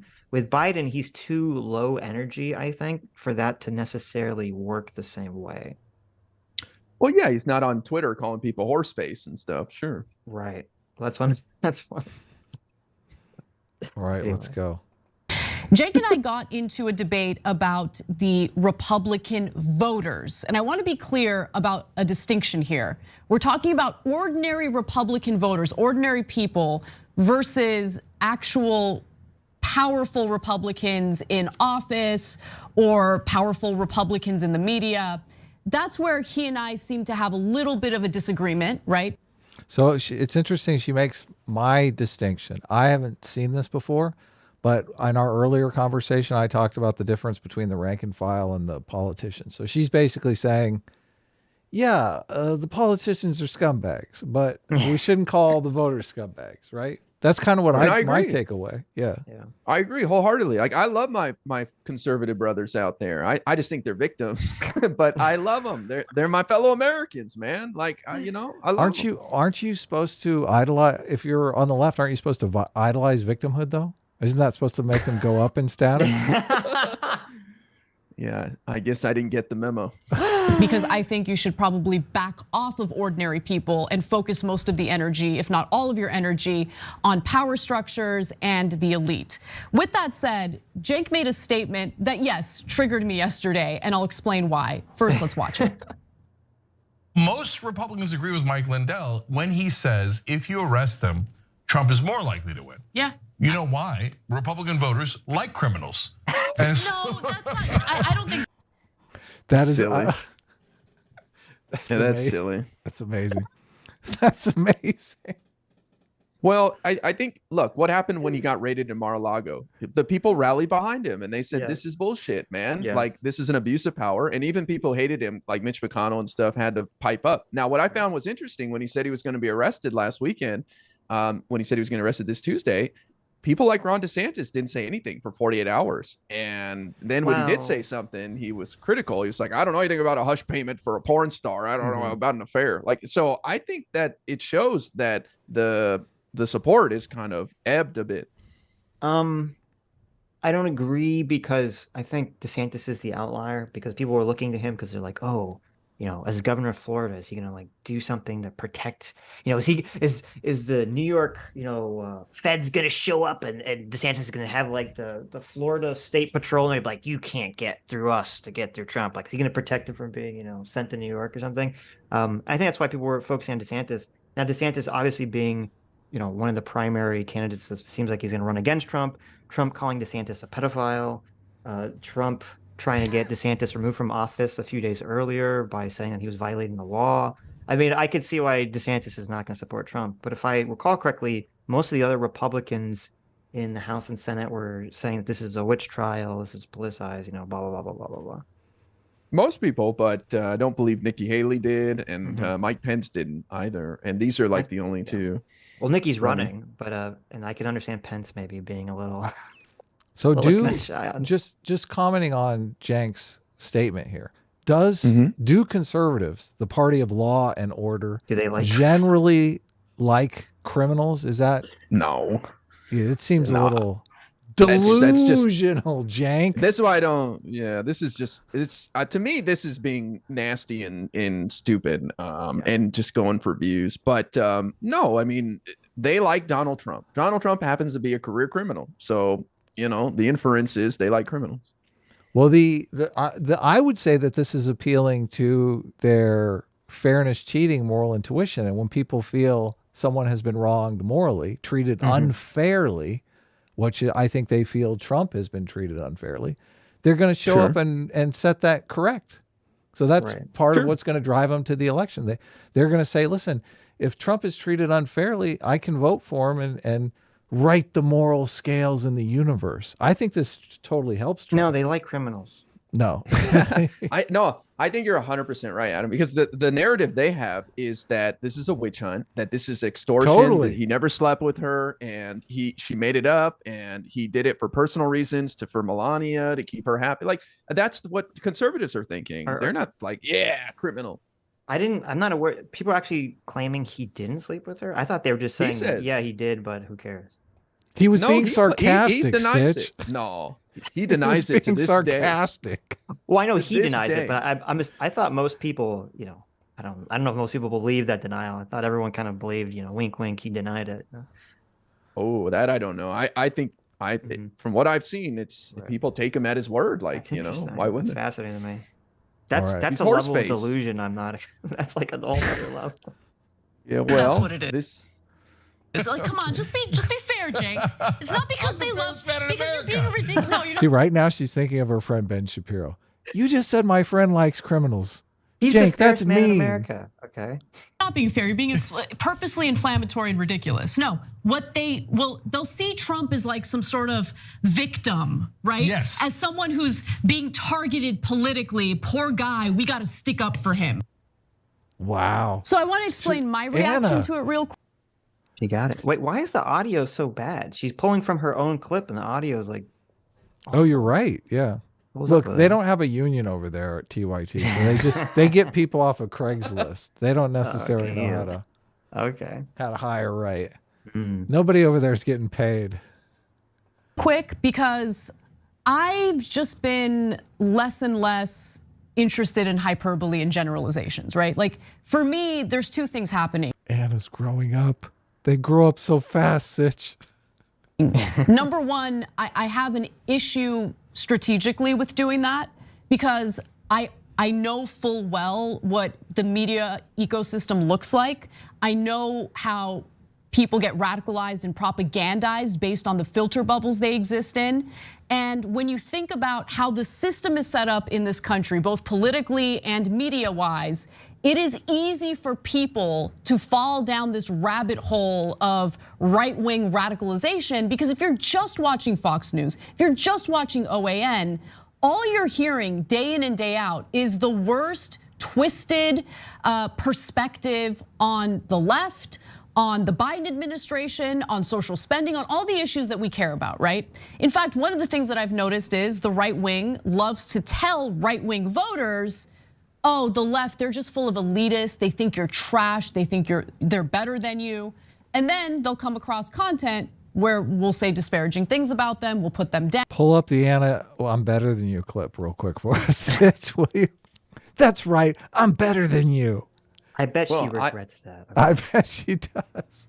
I was about to say, if you tune into TYT, you'll hear the worst about the Biden administration in America as well. So I don't see any difference between TYT and Fox News, honestly. Wow. Wow. Yeah, I think they Bold suck, claim. dude. I have Swinging like for 20 the videos. kneecaps. Yes. I think they do. They talk about how that the mainstream media is misleading you. They're in corporations' pockets, and the Biden administration is full of monsters and imperialism. I mean, there's no love for Democrats in TYT. They even go after the progressives like Ro Khanna or AOC. They're not good enough. So they live in a fantasy world where nobody's good enough, and they've woke scolded themselves into a corner, and they've won the gold medal in the woke Olympics.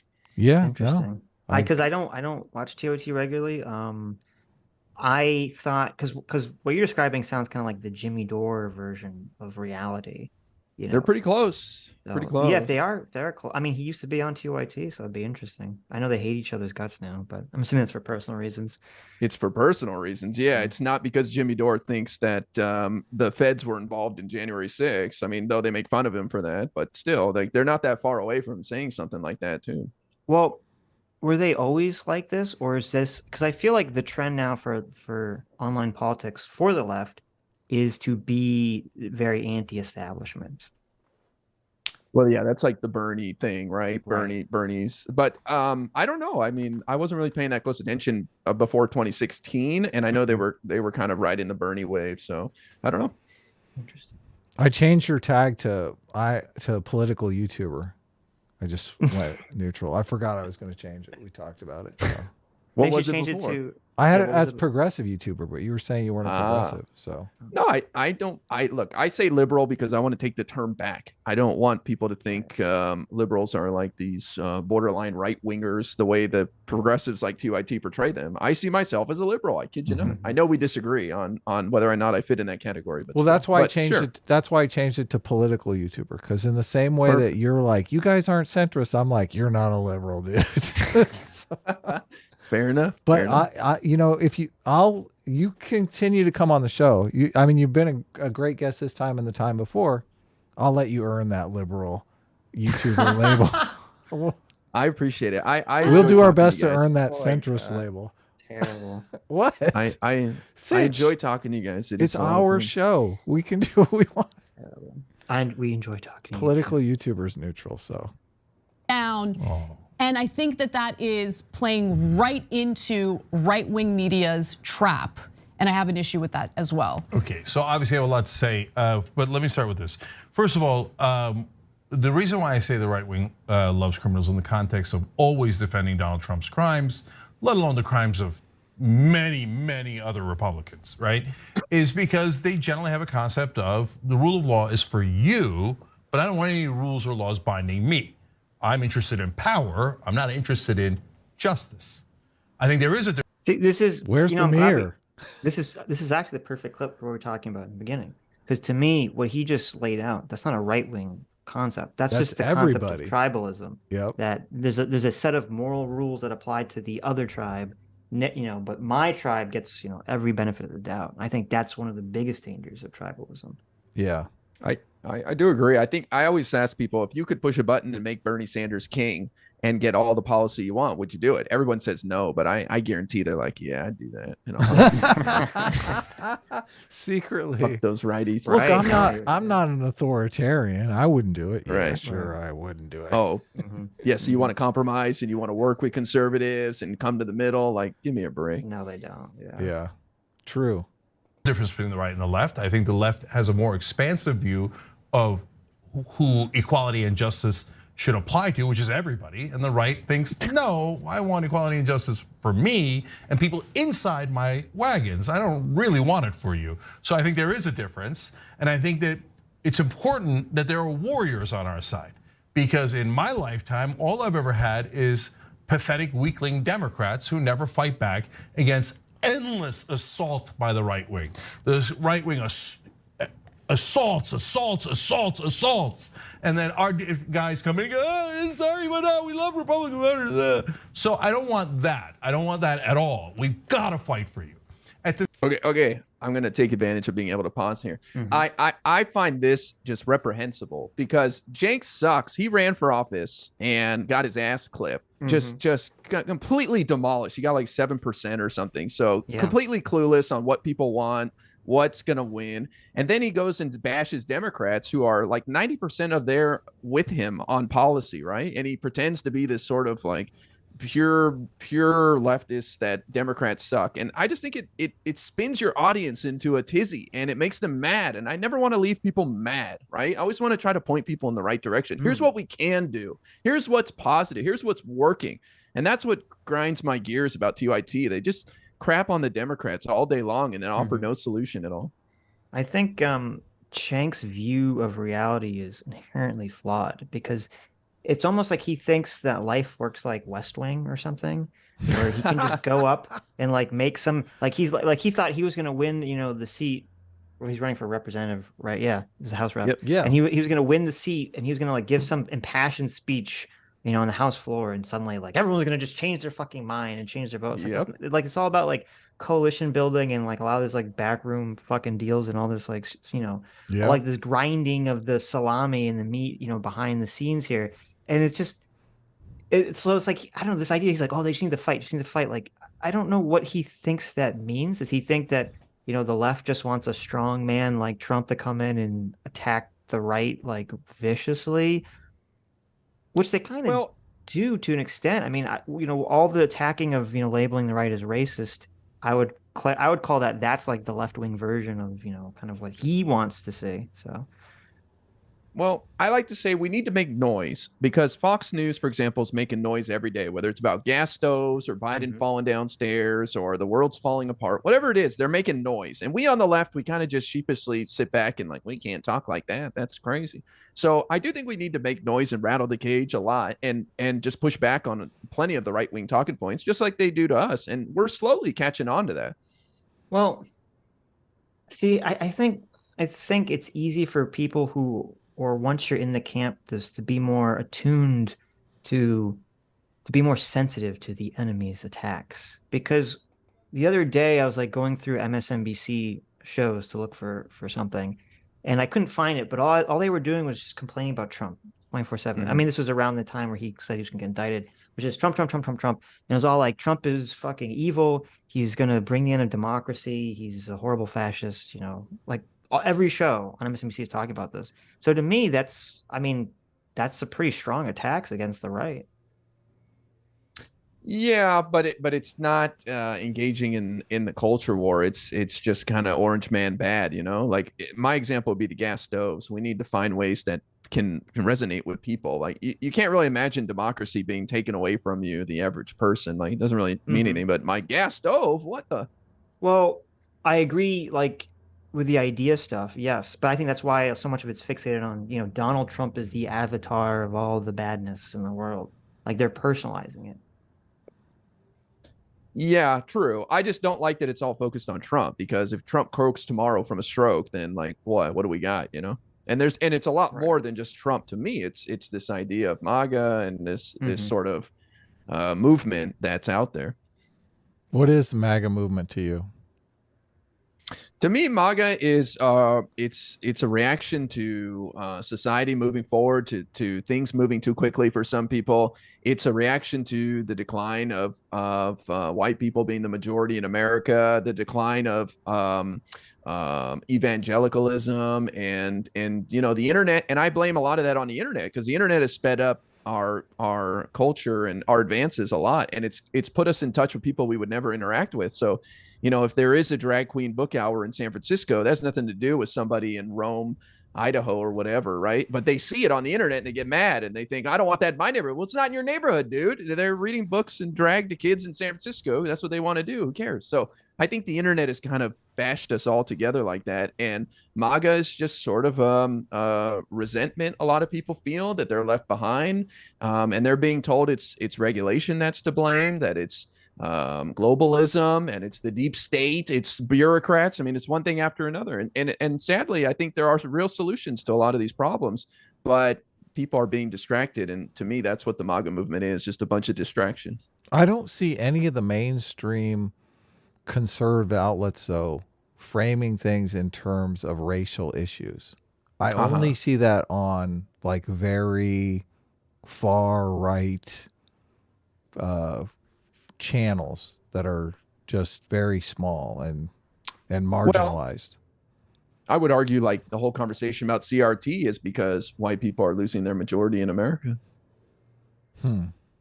Like it all traces back to this decline. We dropped below 60% for the first time in the country in the 2020 census. And I think some people are freaking out. It's funny because the reason why I'm generally against CRT is because it creates negative stereotypes of white people in a way that seems as dangerous as the negative stereotypes created about black people back in like the 1940s and 50s.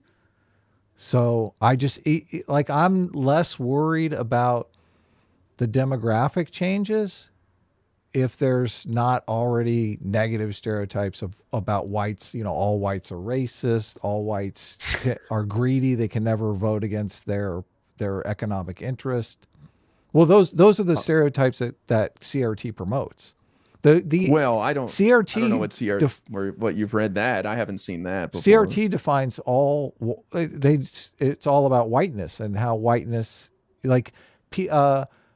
all of the implicit bias is like all white people have unconscious racism. It's basically all white people are racist. That's what CRT means. I won't take this down a long road, but for me, CRT is basically that racism is not an aberration; that it is the norm. It's the norm, yeah, exactly. We live in a racist society, yeah. And I mean, but that's going to be the result. So you're not disagreeing, though. No, I don't. But I don't think individuals are racist. That's the difference. I don't think people are acting out of racism. I don't think they hate black people. I think they're just in a system that happens to be racist to whatever degree. And that's going to happen, right? When you have a group of people enslaved and you just free them, just because you give them rights doesn't mean things change. Mm-hmm. People lie on a spectrum of intelligence. I think if you tell that to a high-minded academic, sure, they might be able to say, oh, yes, we're talking about societal issues. We're not talking about individual white people. But as soon as you bring it down below the average, which is like 50% of the population, what they're going to hear is all white people are racist. That's what they're gonna synthesize it to. So you have to be careful of that. Like the right does the exact same thing with the crime statistics. They say, look, I'm a high-minded intellectual here, and when I talk about crime statistics, I'm obviously not talking about all black people are criminals, right? This is just these are the facts of the crime statistics. But when you start lowering it down the IQ scale, it turns into all black people are criminals, right? That's what they do with it. Well, that sounds like an education problem, and we need to help. Do you think you can educate someone from an 80 IQ to 100 IQ? Well, I believe everybody has the ability to be intelligent, and if they just had the right tools, yeah. Okay, so that's an interesting perspective. Well, as someone who's read way too much CRT papers, your ideas are fundamentally opposed and almost diametrically opposite of the CRT foundational idea, which is that racism is not only inherent but is impossible to fix. And that's why the CRT idea is kind of like really a form of racial separation of, blacks should be able to live in, a black only society away from white people, because that's really the only way to solve, racial problems that we're kind of living through right now. Well, my understanding is there are some groups of thought along those lines, and there are some people who think that. But there's also people who think capitalism is incapable of going post-racism. Right. Yeah. So, yeah, I mean, there's plenty of lines of thought, and I don't think we ever get rid of racism. I don't think ever, whether it's white on black or black on white. Yeah, but whatever don't you think? Well, so my problem with CRT is that, I mean, CRT basically says, hey, because American society was created by white people, so many years ago, they must have built into the society a whole bunch of racist stuff. So everything about society, everything about culture has deep within it some inextricable racism that you cannot actually get rid of. And so, I mean, the whole notion of CRT is that liberal ideas will not solve race problems whatsoever. And that's why, when you read CRT, they explicitly are very anti-liberal. They're not just anti-conservative, they're very anti-liberal. They constantly criticize the civil rights movement. And everything, that notion. And essentially they're just like, we need to, bring in some form of kind of, race socialism to kind of fix our problems. And it just seems to be so incompatible with, your view of the world from what you've been saying so far. Well, I do think that capitalism makes it hard to be post-racism, but I also believe it'd be impossible to move past capitalism without causing harm to many marginalized people. I think they would suffer the most. And so I try to weigh those two things in my mind. So, you know what I mean? Like, if we had a revolution, I think. What's that? Why do you think capitalism makes it hard to be less racist or post-racist? Just because we went from just using black people, for example, as possessing nothing to white people owning everything. That's always going to be hard to make that equal, no matter what. Yeah, but that's not. So you're talking about, like, obviously capitalism can make it harder for people to have equal, standards of living if they're starting from a lower place. I don't disagree with that. But regarding, like, making it harder for people to be less racist or for society to be less racist, I don't think individuals are racist. I mean, obviously people are racist, but I don't think your average person living life, white guy going to work, is racist. I think they just kind of living in what is available to them, and they don't think they're racist, and I don't think they're racist either. I find that troubling, that people, if anyone feels that they're being told they're racist because they're existing in America, I find that cringe. Well, that is the CRT idea. I mean, the CRT idea is that America is racist and cannot not be racist unless we tear down the liberal order. I don't disagree, but I think people take CRT, in my opinion, too like literally, as if they're trying to implement every aspect of it. In any sort of theory, there's going to be some little tangents here or there, and we have to be realistic. But to me, it's an idea, it's a thought, and it's something that you go different directions on. But how you implement it, we take little small bits of it here or there and all that. We talked to, I don't know if you're familiar with a guy named Wicked Supreme. Yeah, he's a friend of mine. Oh, okay, yeah, he kind of said something very similar to what you just said. We had a very similar conversation, but I mean, I disagree because what I'm talking about with CRT, it's not like an aspect of it. Like, that is the central core tenet of CRT is this idea of tearing down the liberal order. So I don't know if you can kind of like remove that element from CRT and kind of keep the things you want to keep. Well, but here's the thing. CRT is taught in like a legal setting. And I can't stand that people say, well, no, it's being taught in high school and elementary school. And it's like, no, there's like aspects that you could draw from it that are being taught to kids. Well, that's just a shorthand, right? I mean, aspects of CRT are being taught. Yeah, like whiteness and stuff, and it's being taught in sociology, not in legal. Right, but I believe like adults can handle a conversation about that stuff and not feel bad about themselves, and like nobody's hurt by it, like I don't think there's harm in talking about it. There is direct harm. I told you. Look, if I say, would you say that there's harm caused if you have intellectuals sitting around a sociology department talking about black crime? I don't think there's harm in that. No. Okay. Well, I think it depends on how it's taught. Like, if people were talking about CRT and the ideas of CRT in college, and they were talking about them just kind of like in a neutral, like, describing of this is what the belief is, I mean, I think that's fine. But it seems to me that in a lot of courses, a lot of cases, a lot of courses that talk about, CRT or any critical theory, it's not talked about neutrally by neutral professors. These are professors that are advocating for these ideas and these principles. So it'd be like, if you take a college class and someone's talking about the philosophy of Nazism, they're just describing it. You're like, that's fine. But if they're advocating for it, you're like, whoa, wait a minute. I guess I'd have to see the specifics, but I mean, I would just find it laughable if somebody was talking about post-capitalism. I mean, I always do. Like, I have no interest in that, and I think it's kind of fantasy world nonsense. It's not realistic. So same thing would be like fully implementing CRT, but based on how you described it, like you're talking full reparations, like that to me that stuff is not realistic. Do you? Yeah, I mean, I agree it's not, and I agree that post-capitalism is preposterous. But right, we live in this bizarre world where who's one of the, if not the most popular streamer, political streamer, is Hassan, who is an outward socialist. Yeah, and he lives in a $3 million mansion and drives a Porsche. Like But a good socialist will. so, look, I can't hear his words because his actions are screaming so loud, and I don't really have a problem with Hassan. He's an entertainer first and foremost, and he happens to have some edgy views from 10 years ago that he continues to say. That being said, I have a problem with the people who say little Timmy's being hurt in third grade because the teacher talked about slavery or something. And it's like, give me a break, man. Like this is it's so sad to hear like that we can't have an honest discussion about our nation's history, and that teachers don't know how to navigate that, because like teachers love their kids no matter who they are, and they would never want to hurt them. But are there examples out there? Of course, there's some shitty teachers out there. So I guess I'm more focused on that. I don't know if that makes sense. Hey, Yeah, no, I understand, but I think it's the same thing with like, I think in most of these cases it's not a teacher talking about slavery in the way that when I went to school, we obviously learned about slavery. We watched Roots. It's not like we're trying to pass any of this stuff over.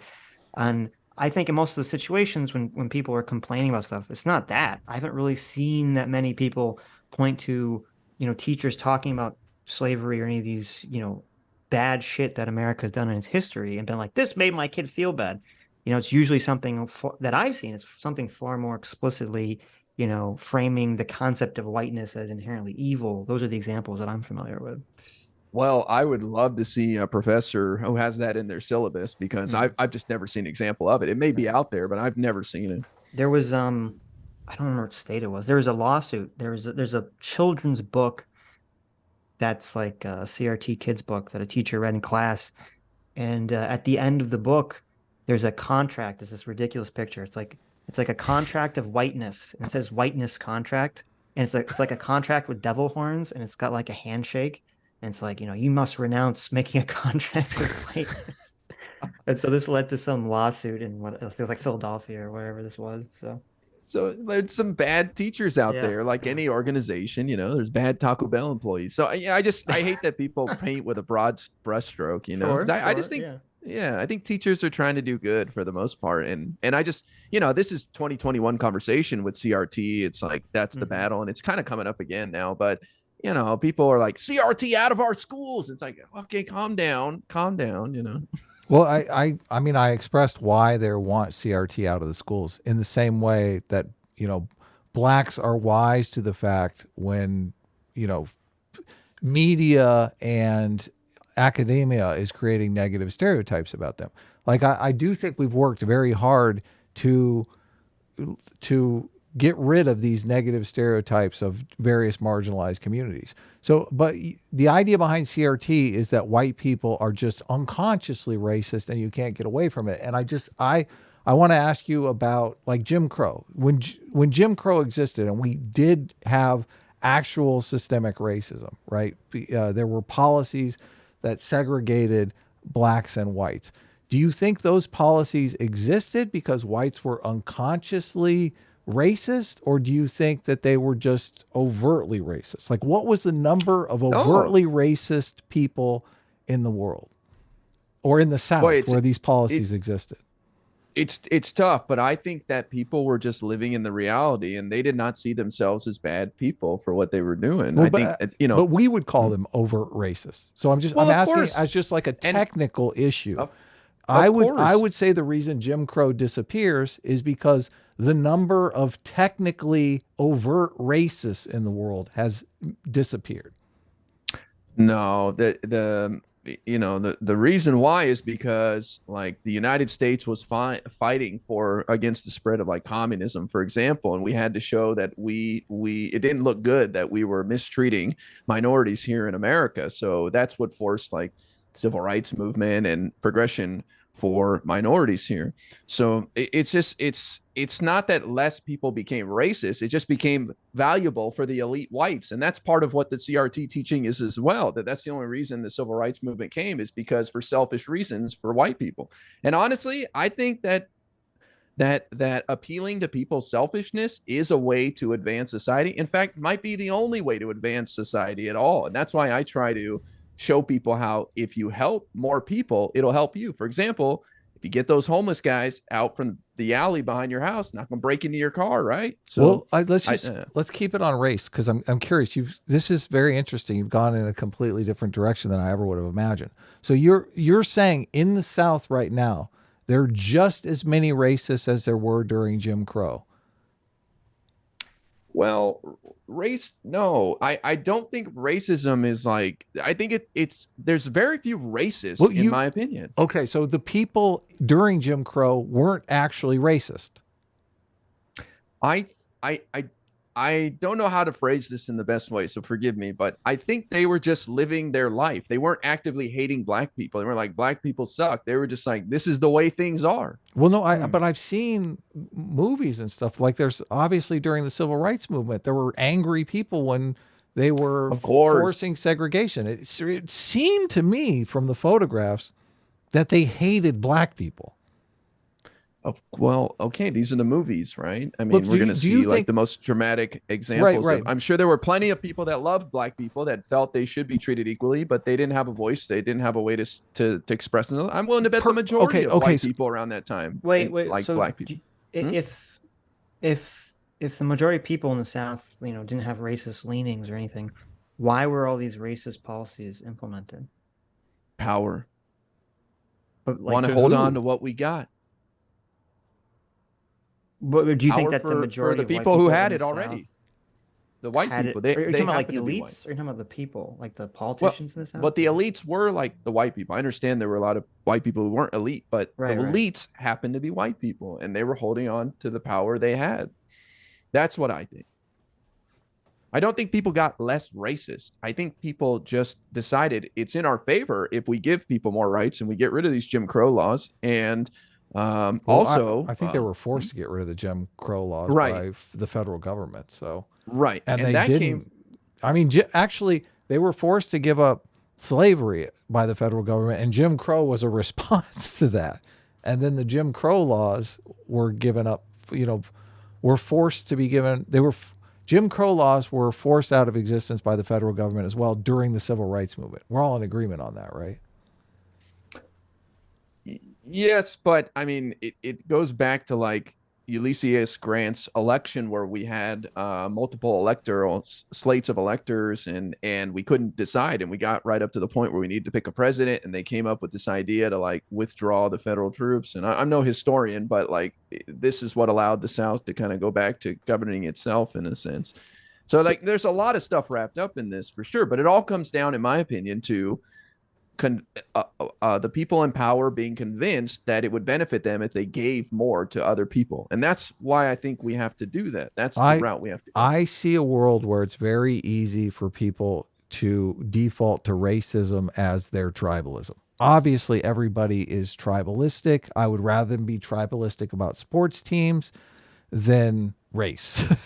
So we fight very hard in society to eliminate negative stereotypes of the various races to try to fight this racist tribalism. And, I see society as a battle of turning what could be a racist tribalist into a not racist tribalist. And, the number of racist tribalists out there can affect our politics. It seems like you see something completely different. Like I see the fact that the South isn't enacting those kinds of policies. They're literally in the South electing black representatives and black police commissioners. So obviously I see that as a product of less white racism than we had in the past. Well, to play devil's advocate, people would say, well, these are black individuals that are agreeing to uphold the current system or to somehow bring more benefit to those that aren't in power. I don't think people are altruistic. They have a name for those types of blacks. Do you know what it is? I'm not gonna. Well, I'm just saying, like you're saying it without saying it. How is that not just as bad? Well, because you're making the argument that there's black people in these positions, so racism has been solved. Nothing else to say here, Bob. I'm making the argument that the black people in those positions aren't that racist word that you won't say. Well, wait. I think there's some confusion. So, from my understanding, Mr. Important wasn't saying that like, when he says that he doesn't think people have gotten less racist, he's not saying like, people in the South were super racist, and they're still super racist. He's saying he doesn't think they were ever very racist. 'Cause he Yeah, has this- but to yeah. me, Yeah, that's not a so- popular opinion. For No, me. it's not a not. popular It's very, opinion. it's very it's an strange. interesting That's why I like opinion. I'm not but sure I don't follow want to it, I don't want to leave him hanging because I don't want to call him. I like it. We're getting. It wasn't my intention to say that you're making a derogatory Sure. assumption about black people. I don't want to leave that hanging out there. But the implication when you say this, and I'm sure this isn't deliberate, the implication is that any black in a position of power is an Uncle Tom. Tom, you can say Uncle Tom. And You that's can't say the C word. and and that I think to a police commissioner in Tennessee is going to be offensive. It's going to seem offensive. Sure, and I wouldn't make that argument. Some people would on the left, but No, I wouldn't know make they that would. argument. Yeah, no, they openly. I would. We've seen it But on the here's show. my thing. My point overall is that I don't think people change out of the goodness of their heart. I don't think people get more rights and get more power out of the goodness of their heart. I want to share, you know what? I'm feeling good today. I'll give the black people some stuff. I think it comes down for selfish reasons. And that is what I focus on. So for me, it's not that people just woke up one day and they felt, you know what, I interacted with more black people and they're not as bad as I thought, and I'm not going to be as racist, and that starts, spreading. I think that it comes down to power and how do we, we see some change. We want some things in the world. Like I said, the reason why the civil rights movement, in my opinion, happened was because the U.S. was trying to stop the flow of communism around the world. And we looked like shit that we were treating our own minorities poorly here. How are we going to win them over to see things the way we do in Asia and such if we're treating minorities like crap here? This is so zero-sum thinking, though, because you're basically saying that if we elect a black police commissioner, that black police commissioner is going to, give, some position of power to the blacks in his community that you as a white might not get. I thought we were trying to get past that. I thought we were electing a police commissioner because he was going to do a good job for everyone in the community. Well, I recognize that police commissioner probably most likely got elected to keep power in certain people's hands, but the representation matters, and I think it leads to more people being boosted up in life. So I agree that I think people do things out of self-interest generally overall. So I agree with that. But I also think, and you said this before, I do think that just being around people that are, the focus of your racism and realizing that they're, a normal person obviously goes a long way to de-racist people to a large extent. But I don't believe the Derek Bell theory of, the only reason America went along with civil rights was, to fight communism. There isn't, from my research on that, there's very little evidence to that claim. There's like one judge somewhere who mentioned it as like a potential reason to be in favor of civil rights. And he was kind of arguing it the same reason. He was using the same logic that you're using, kind of saying like, well, if we're trying to argue something to people that are self-interested, the self-interested may be racist people or the self-interested, politicians in the South who are trying to use racism for their own political power, maybe we should leverage this argument to them to try to get them on board with civil rights stuff. So I don't think that was like I don't think the president and the legislature and the judges, all across America, I don't think they were all kind of like operating under this idea of like, we need to fight communism and that's why we're going to, give black people rights. Well, then, I mean, I can understand that. And I would just say, well, why do you think suddenly we started giving rights to these people? Like we could have just mowed them down with violence like they do in Iran or something. Like why did we give them it? I think basically what happened, I mean, I don't know exactly what happened, but I think generally what happened was, you started to have, and I don't know exactly what started, but you started to have a lot of black people protesting for their rights, which I don't think was really happening before, the late 50s, early 60s. And sure, but we could have smashed it. Well, the South did smash it, though. It was really people not in those southern states that would see this stuff on the news. And maybe that's, maybe that's the answer. It's the beginning of TV news. It's the beginning of national news.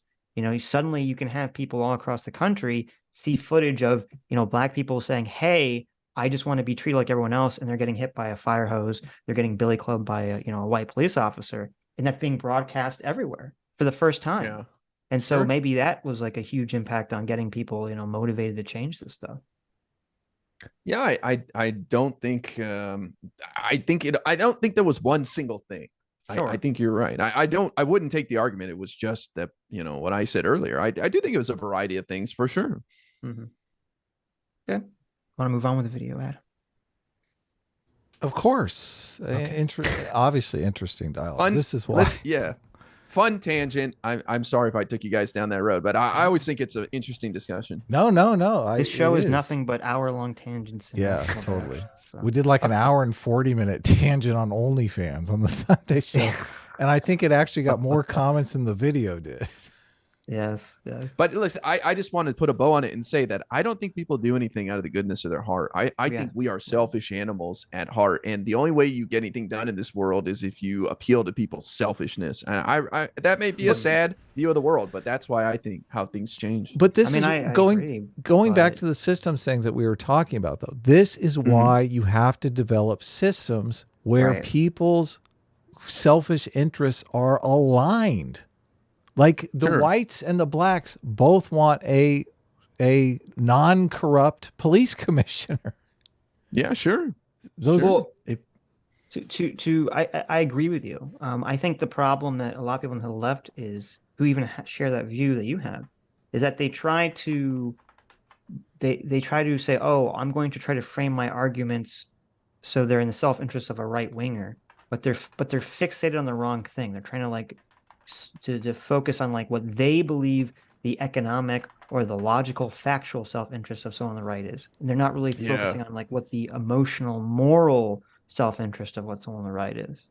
Yeah, no, you're 100% right. I even say, like, when people are like, but that guy's a racist. It's like, dude, like, it's almost condescending to like try to convince someone that someone else is a racist or something. It's just misses the mark, right? You have to get to know people and understand what makes them tick and what will appeal to them.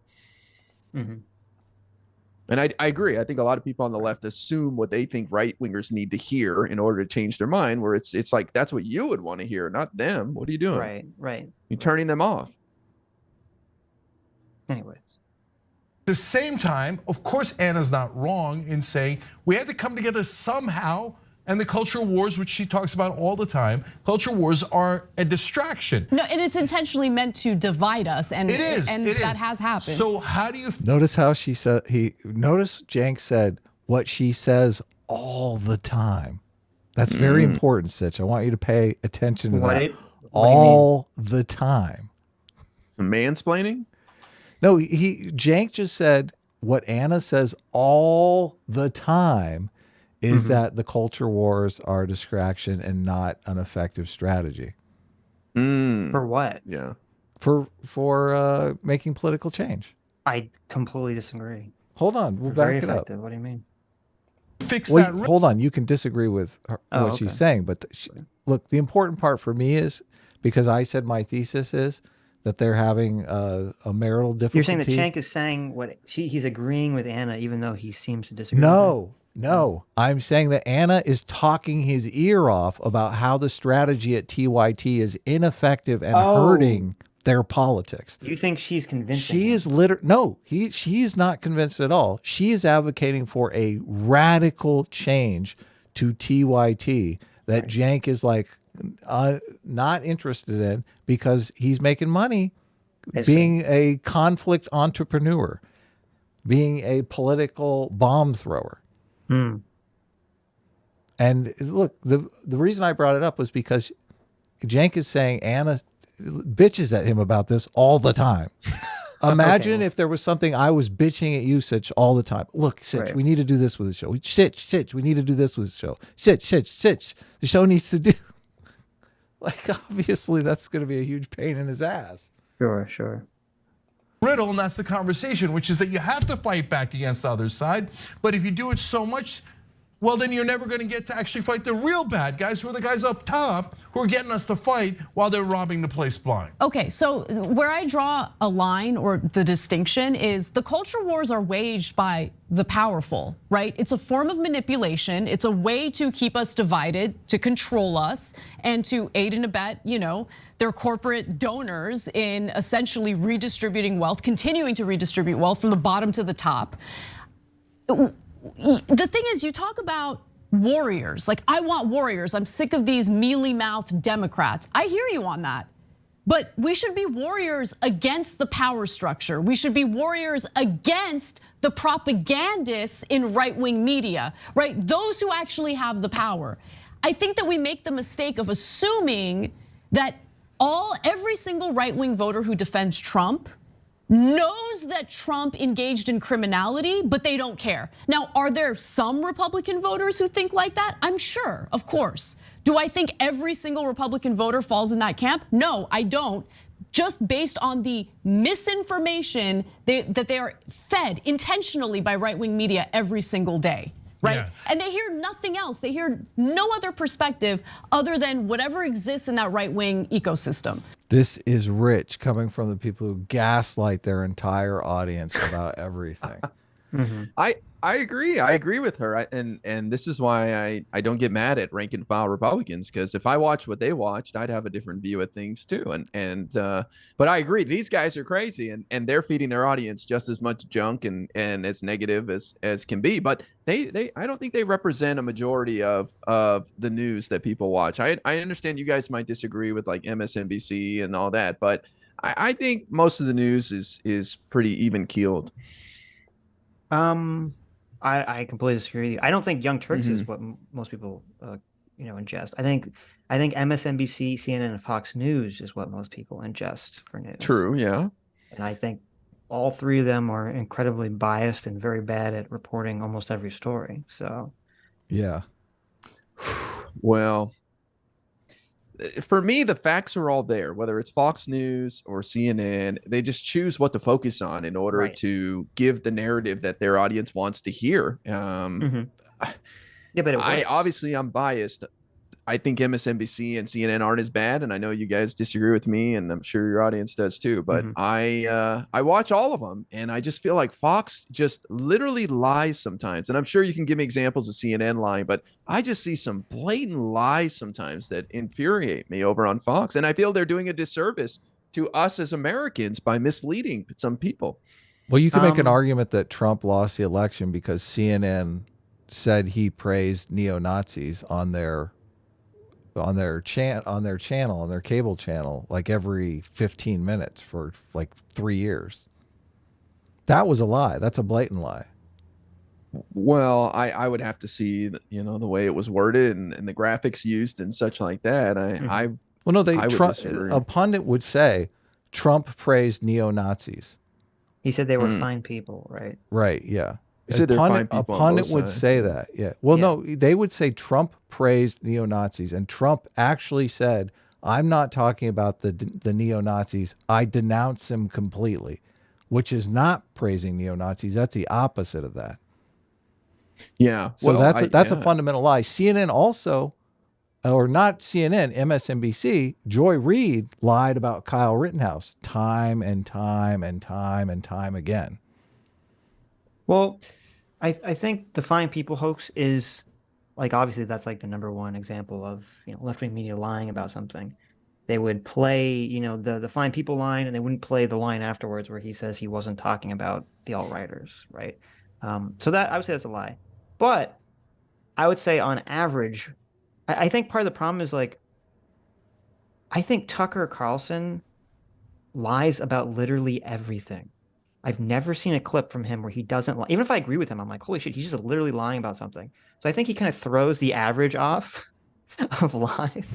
So I think if you remove him from Fox News, I think the majority of people on Fox News, if we remove Tucker Carlson, I don't think they lie directly. And I think it's the same thing of MSNBC and CNN. I think what they do is that they'll report on facts in just such a way to, like, they'll use like lies of omission. They'll report on the facts in just such a way to lead people to the political conclusions they want to lead them to. So I don't know if it's Yeah. really, is it a distinction without a difference, maybe? But I I agree. Yeah, I just think Fox News is the big dog, and Tucker Carlson's got the biggest show. So Unfortunately, he's a bigger planet than Joy Reid or Don Lemon. But yeah, I hear you, Adam, on those examples for sure. That's Yeah. unfortunate, But I don't think Trump lost because of that. And I don't really think you're saying that. I think you're just saying like you could say that they they set contributed, people I up. would imagine. Oh, Well, but giantly contributed. Everyone I heard was like, Trump's a neo-Nazi. Why would you vote for a neo-Nazi? Like, if I thought Trump was a neo-Nazi, wouldn't vote for him either. Well, I didn't vote for him, but not because he wasn't a neo-Nazi. No, you Well, voted for just- the Nazi. Yeah. Well, just based on the exit polling, it seemed like most people voted for Biden because of the pandemics, Trump's response to the pandemic. Like if the pandemic didn't happen, I think Trump would have won. That's why I say I don't think it altered the election results. I think the pandemic altered the election results way more. But easily Fox News could go showing all of these Biden sniffing children's hair videos and say, Biden is a pedophile, right? Do you think that would have an effect if they did the exact same thing that CNN did about Trump praised neo-Nazis? And I could not watch a segment on CNN without some pundit uttering the words Trump praised neo-Nazis.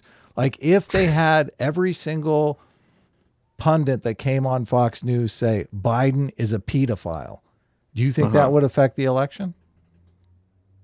Not to a degree that it would have an impact on the Really? outcome. No. Okay. No. I think that would. No. I think Because to me, Fox News it's a would lose bubble. all credibility, but Well, but the thing is, the people watching Fox News don't care. Like, for You're not gonna example, vote for Fox Biden News. anyway, Yeah, like Fox News is caught up in this defamation lawsuit, and text messages came out that they knew that their guests were lying, and they thought they were crazy, and they're even talking crap on Trump, but their viewers never heard about it or cared. I do think though, and these elections are decided by, moderates and independents in the middle. I Sure. do think many moderates believed that Trump praised neo-Nazis and probably didn't vote for him because of that.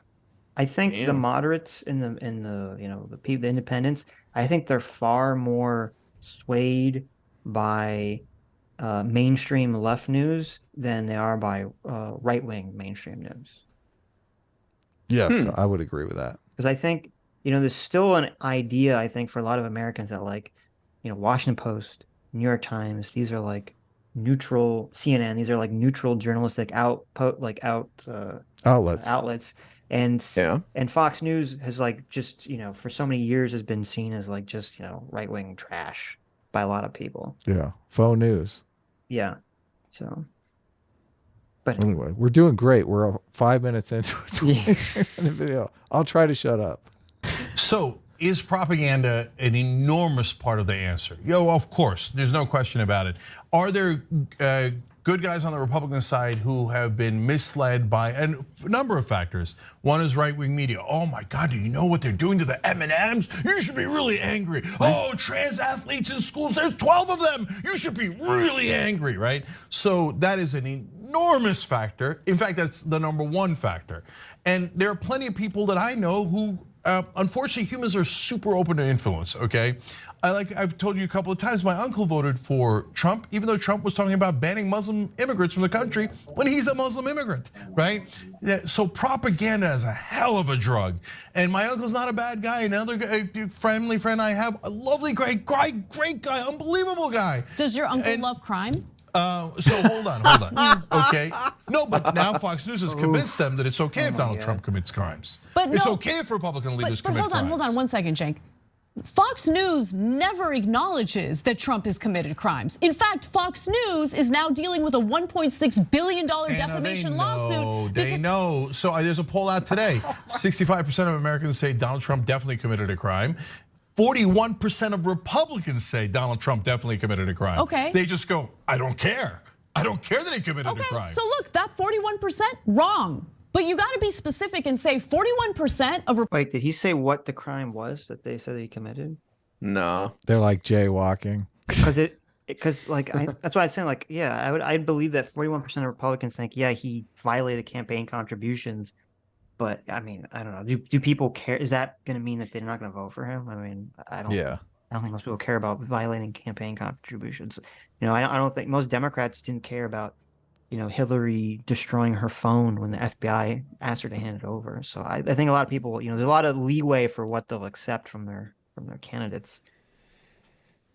Republican voters, that according to Oh, you didn't know that? I didn't heard anything about her destroying a phone. No, I'll have to look into that. Do you remember the whole like butthurt emails, you know, stuff? That Yeah, I got my shirt. Yeah. This is her merch. Yeah. So when all that email stuff was going on, they asked her to hand over her devices to be investigated, and she actually had her assistant both digitally destroy it and then physically destroy one of her devices that she was using for email contact. I remember the Bleach Bit program or whatever. Yeah, they did both. But I don't remember the context. I'll have to look into it. Right. to this poll, Trump's criminality, and they don't care. And we get real, another 40%, no, he didn't, but they won't acknowledge it, okay? Okay, but you're just stating that as fact. Look, and jump, like giving your side the benefit of the doubt and jumping to they love crime is a just chasm to cross, right? Yeah, no, he's just looking for views and being edgy in that regard, trying to hold on to that edginess. Looking the other way, you know, when your son-in-law does something he probably shouldn't have done, and like, I love crime. Those positions are completely different. Well, I mean, that was a great question. Is your cousin or your brother I know. like crime? Anna had the hugest smile on her face when she did that. She's like, "That's right, Jake. Fuck you." Okay, so let me do exactly what you're doing, but to the left, to the left. Okay. Oh no! And tell me whether or not you guys would take well to this argument. I personally would not take well because I identify as someone who's on the left, and I don't agree with this, right? Okay. Okay, so let's go to San Francisco. That's in the headlines quite a bit these days. I gotta give you the context of the story so you understand where I'm coming from. So over the weekend, there was this big story about a CNN reporter who got robbed twice. Okay, so the two CNN employees went to San Francisco specifically to report on property crimes and an uptick in crime in San Francisco overall. So Kyung La tweeted that she and the senior producer for CNN's Los Angeles bureau were inside City Hall for an interview, okay, when thieves allegedly broke into their car, breaking the window, and then they removed items within seconds. So she writes, got robbed again. Jason and I were at City Hall in San Francisco to do an interview for CNN. We had security to watch our rental car plus crew car. Like they had security with them, and they had already had this incident happen to them. They didn't want to repeat, which is why they got the security, right? Now, thieves did this in under 4 seconds. Security stopped the jerks from stealing other bags, but seriously, this is ridiculous. And look, the property crimes in San Francisco are ridiculous. It's brazen, it happens in the middle of the day. In fact, it happens so often that you're about to see what airlines have done in response to it. But she continues in this thread by saying, San Francisco is a beautiful city. This is our 3rd day here and I've loved my time here. But if you do visit the city, know that even with hired security watching your car, it is not enough. Now, they stole her bags, which included her passport and identification. So she was worried about being able to fly back home, but get a load of this. Because so many people get their cars broken into and their bags stolen, she wrote. Southwest Air was very used to my lack of ID problem and smoothly gave me my ticket after a brief security check off to TSA now. Now you might say, all right, Anna, like what does this have to do with the left? Are you just making? I know what you mean, Anna. It means Democrats love crime. Highlighting this because it happened in San Francisco, which of course is pretty progressive. It's more than that, okay? Because the San Francisco Democratic Party endorsed a district attorney candidate. And you're about to hear from him. His name is John Hamasaki, who takes to mocking victims of these types of crimes. For instance, one person had written on Twitter, My teammates will be scarred forever. This person is a foreigner and also dealt with a similar situation. Being robbed hits you at your core, especially when it's thousands of dollars of loss. There is no downtown recovery without an aggressive push for safety. And then he tagged Mayor London Breed. Now, the district attorney candidate that was endorsed by the Democratic Party in San Francisco said, interesting, would getting your car window broken and some stuff stolen leave you scarred forever? Is this what the suburbs do to you? Shelter you from basic city life experiences so that when they happen, you are broken to the core? He's writing this to someone who traveled to the United States from another country, basically telling him, oh, you're a victim of crime, you can go F off, okay? So is there a He loves crime. That dude loves crime. Mm-hmm. I think this situation's a little ridiculous though, because Oh, you're a no. CNN crew. Well, look, you're like a TV reporter crew. You got bags in the car, like expensive equipment. Who knows what the hell's going on here? Like you're broadcasting that I've got expensive stuff. So yes, technically you should be able to walk around and do anything, but like this happens, you know. It's not. I don't think it's indicative of some like big problem. Like I So are understand you- crime is up, but still, like it's not like think- this is the end of the world here. Come on, this is a special situation. So are you I think against her bait cars? broader- Well, wait.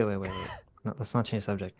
I think That her is the broader- subject. I think her broader point is that you can find lots of situations where people have been victimized or been victims of crime, and you'll see people on Twitter, depending on, you know, the race of the victim, the race of the perpetrator, you know, the politics of the perpetrator, the politics of the victim.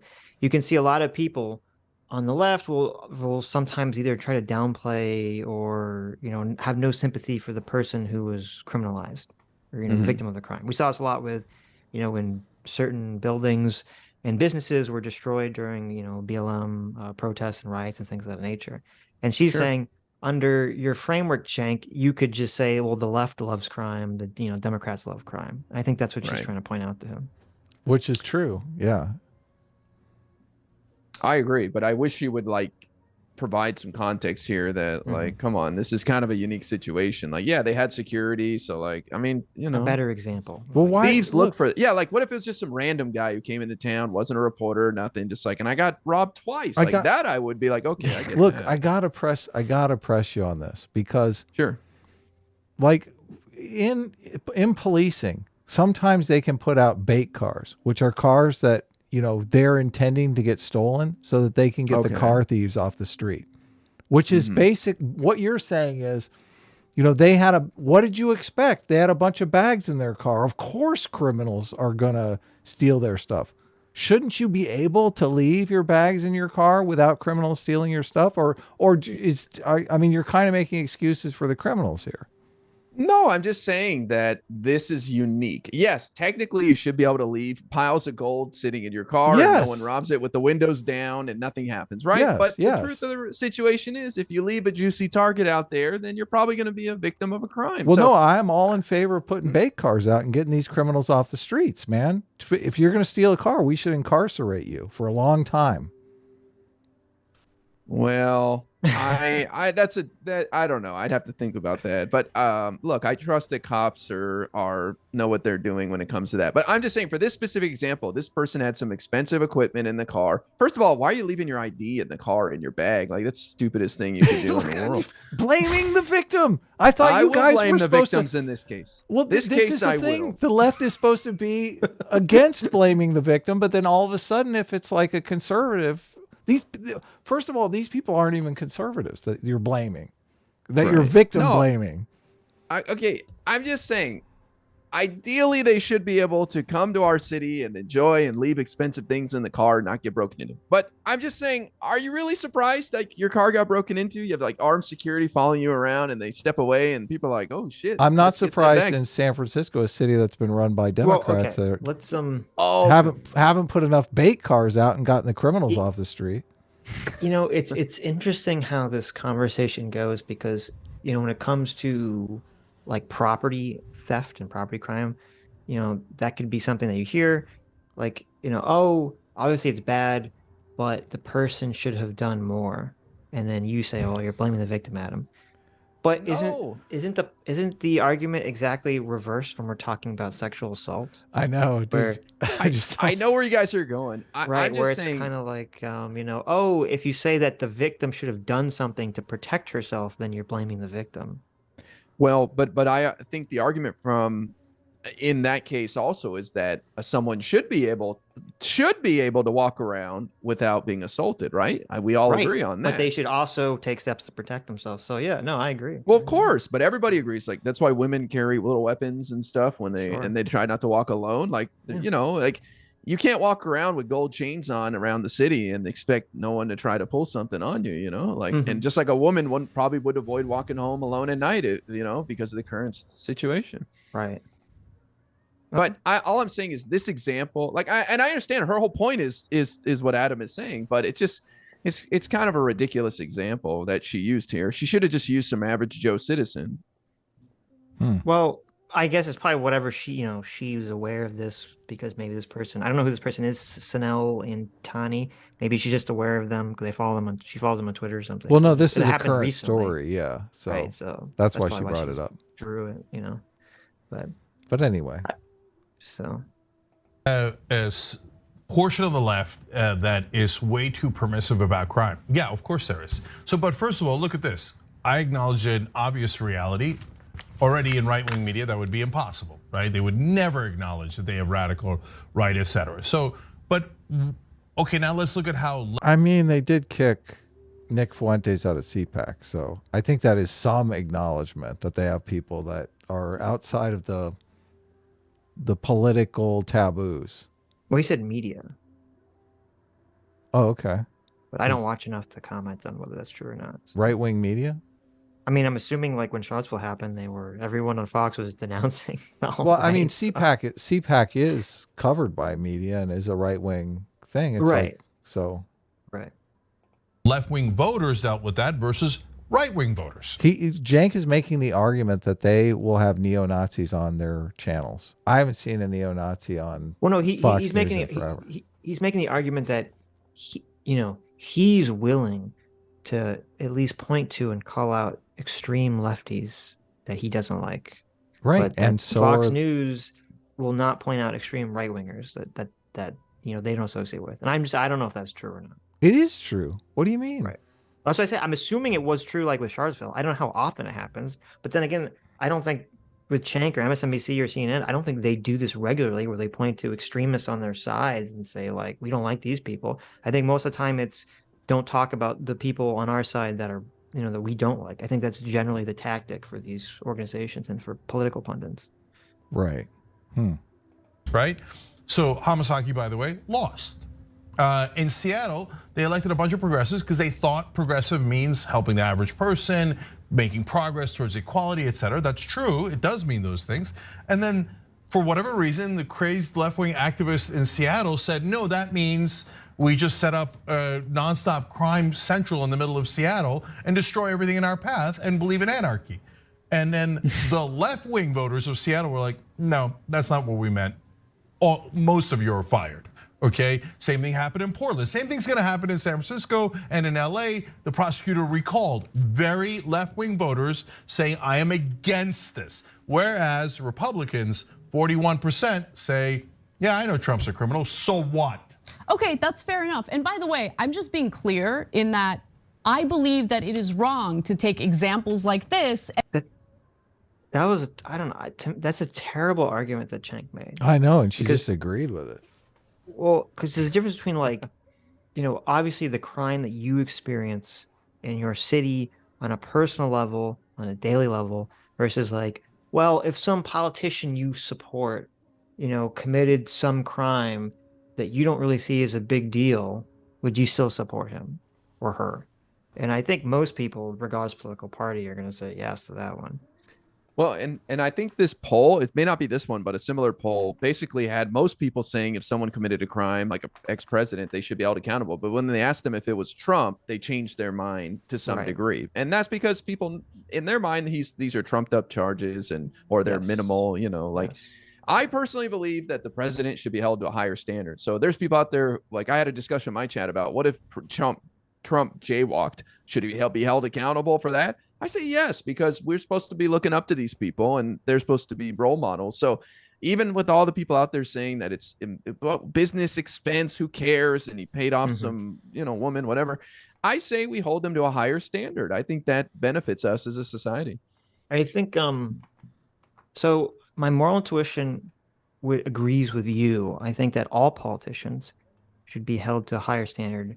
And I think politicians and judges should get hit super hard when they violate the law, morally. But the cynical part of my brain disagrees, because I think the problem is I think you have to be very careful when you go after, especially when you go after presidents, for these reasons, because essentially it's like you don't want to create a precedent where whoever wins the presidency is going to leverage that power to try to arrest their political opponent. Like, imagine if when Trump won, he went through with like trying to lock Hillary up, right, for whatever email shenanigans were going on there. Like, that'd be seen as like a wild abuse of power. And it's kind of the same thing with this, is like, even if Trump did violate campaign contributions, it really feels like if Trump wasn't running for office and they weren't afraid of that I don't think that these prosecutions would be going on. It does feel like a political maneuver. I don't disagree with that, but I think that the higher standard requires that they do look this carefully. And I've heard the argument about setting precedent. People are worried, well, they'll just do this forever now. That everybody will investigate their ex-president like they do in other countries. Right. And we don't want to go down that route. Stuff, yeah. But I believe most people who run for president and receive the nomination are decent people. I go back to Mitt Romney. I go back to John McCain. I will say these are decent people that I don't think are career criminals. I think Donald Trump is an aberration. And I don't think Joe Biden's committed crimes. I don't think most of these people don't commit crimes. And you guys might disagree, but I don't think any precedent's being set here. We've got a career criminal, a con man who got his way into the Oval Office. My opinion, people can disagree. And he's been criming his whole life, and it's catching up to him now. And he continued to do so when he was president. So this is how the cookie crumbles. I just don't think others have committed crimes. I think Trump is an aberration to some respect. I mean, I do think a lot of other presidents have probably committed lots of crimes. Mitt Romney, ran leverage buyout firms for years. I mean, he seemed like a total piece of shit. Like when he was doing, I think leverage buyouts are kind of disgusting anyway. There's something there you could get him on. Totally. Yeah, I bet there's something there you could get him on. And I think he only kind of came out against Trump because Trump famously, I don't know why, I don't remember why, but Trump famously like kind of floated the idea that he was going to be Secretary of State or some high position, and then like slapped him in the face. Just kind of like mocked him for it. And I think that was kind of why Mitt Romney was against Trump. I don't think it was like him taking a moral stance or anything. He came to Bedminster golf course when Trump was picking cabinet members, I believe, and did an interview for a position. Yeah. Well, Trump invited him. Trump invited him. Yeah, he faked him out. Yeah, there's that famous picture of like Mitt Romney walking away looking stunned, and Trump with a big smile on his face. So it looks like he was just fucking with him for some reason. Maybe. He got Romney's endorsement and then denied him the cabinet position. Right. And then with Biden, well, what are you going to say? I was going to say Romney got his revenge because he became the first senator from the president's party to vote to convict him of an impeachment trial. I guess. I don't know if, I mean, it'll be in history forever. He didn't get convicted though, so I don't know. No, but it was the first time a member of the president's party ever did that. It's pretty damning. But then with Biden, like, I don't know if it's a crime, but I'm pretty sure Biden has at least sold himself, or his son has sold his proximity to his father as a means to get money to, leverage for like, hey, pay me to be on the board of Burisma, pay me XYZ dollars, to have influence on my father. I mean, I don't know if any of that's ever taken root and actually influenced Biden, but I think selling it is, really fucked up in the first place. I think you're talking about 10% for the big guy. That all comes from the Hunter Biden laptop, which we don't even know what's real, what's not, or what's implied, and so we could have a whole long discussion there. But well, I just disagree. That email. to my knowledge. Well, yes, but the email says for the big guy. I think it was Hunter Biden just playing games to get himself an extra 10%. Pretty smart business move. I mean, that's possible. That's definitely possible. But I think if you're even if that's the case, even if Biden himself never got a cent of that, I mean, the fact that he was allowing his son to fucking do this shit is pretty wild. Well, but come on, all these guys do it. All the presidents, it's all celebrities do it. They sell access to their last names, and they well, celebrity versus a president or a vice president is like a huge difference. I just think they all do it. But it's having the family's last name associated with your business, right? Like it's just good for business. So I think it's not against the law. I think it's just kind of something that is tolerated. I think we could have a conversation whether or not it should be happening, but is it illegal? I don't think so. But I know what you're saying. Right, I know what you're saying, Sitch. Like, okay, there's some like shady stuff that goes on with all these guys, and you could probably trump up charges on any of them. Right. I just think that is muddying the waters for real crimes committed by Trump. I mean, we could get into all the charges here, but like for me, the documents case is just so cut and dry. The guy hid documents. He did not comply with a subpoena. Who knows what? But didn't Biden do that too? They found documents at his. Yes, from the 70s, probably like schedules. Like they so classify statute of limitations. Well, no, the difference would be whether Biden had documents unintentionally, and then when asked, they gave them. Whether if Now, I don't know. I think they're claiming they have evidence to this, but I don't think it's been released publicly. They're claiming they have evidence that Trump knew he had documents, and when he was asked, intentionally hid them for whatever reason. Well, so that'd be a very different scenario. His lawyers sent a letter saying there's no documents left here after the subpoena was issued. And that could be a mistake, right? Well, he had documents in his desk drawer with his passport. I mean, remember the documents on his office floor? That was in his office. How could that be a mistake? And there were documents down in the boxes downstairs still. I mean, the guy got caught red-handed. He never thought the FBI would raid his home. It sounds like you agree that you could go after anyone in political life. You could, but I don't think you would get anything to stick on anyone but Trump because he actually has committed crimes and others haven't. So, well, just let me go back to the documents for a second. I think, I don't they said it was in his drawer. I don't remember if they said like exactly what the position of the documents were. Obviously, if you open the drawer that Trump uses and there's a document right at the top, the top secret, you'd be like, well, how the fuck did you miss this one, right? I know they said there was a bunch of documents like, in the back of his closet somewhere, and there were stuff in the basement. But I believe, I'm not 100% sure on this, but I believe for the charge, they would have to prove that it was that there was a knowing intent to deceive the government and say that they didn't have documents, and that they're saying that when the lawyer signed the paper that said we don't have any more documents, that the lawyer knew that they did have stuff and was being directed by Trump. And I believe they claim that they have additional evidence to that fact that we haven't seen yet. Well, you're right. And that's why a federal judge saw evidence exactly related to that and said that Evan Corcoran, Trump's lawyer who wrote the letter, has to come back and answer questions. He lost his attorney-client privilege because evidence was presented by the government to the judge that was so convincing that he got the rare removal of attorney-client exemption, which is like super rare. And so that's directly related to that letter. So I think he's cooked. We'll see. I mean, I think for any case against Trump, it's going to be a massive uphill battle because I don't think most people involved care about the facts. I think it's going to be strictly along political lines, whether they think he's guilty or not. So I don't know how they're going to find a jury to weigh in on this, but dude, I'm surprised by how many people out there don't know anything. Remember this jury forewoman who came out and gave these loopy interviews? This young woman, remember her? She had no clue. She didn't pay attention to anything. She was like, "Oh my God, it's Rudy Giuliani." She was like starstruck from back during the 9/11 days. You know what I mean? Like, so there's plenty of people out there who have no clue what's going on in politics. Yeah, but so then it's even worse. It's like we have to literally get the dumbest people in America to be on the jury because they're the only people that don't know. I would say that's unfair. Just because you're not abreast of what's going on in politics doesn't make you dumb. If she someone could be doesn't brilliant scientist or something for all we know. Oh, okay. There's some brilliant scientist locked away on his mountain laboratory somewhere, charting stars and working in quantum physics. He doesn't even know who the president is, and then he'll weigh in on the case. Yeah. Too busy solving the world's mysteries. Okay. I'll just say that lady didn't strike me as like, the sharpest tool in the tool shed. Fair enough. Fair enough. I got to use the restroom. I'll be back. I'm going to still be all right. listening though. That Sure. crazy lady wasn't on the documents thing though. That crazy lady. She was for Georgia. Yeah, she was for Georgia. But I use her as an example that there are like people out there who are just totally clueless. Like I met a streamer who didn't even know about January 6th recently, and I was blown away.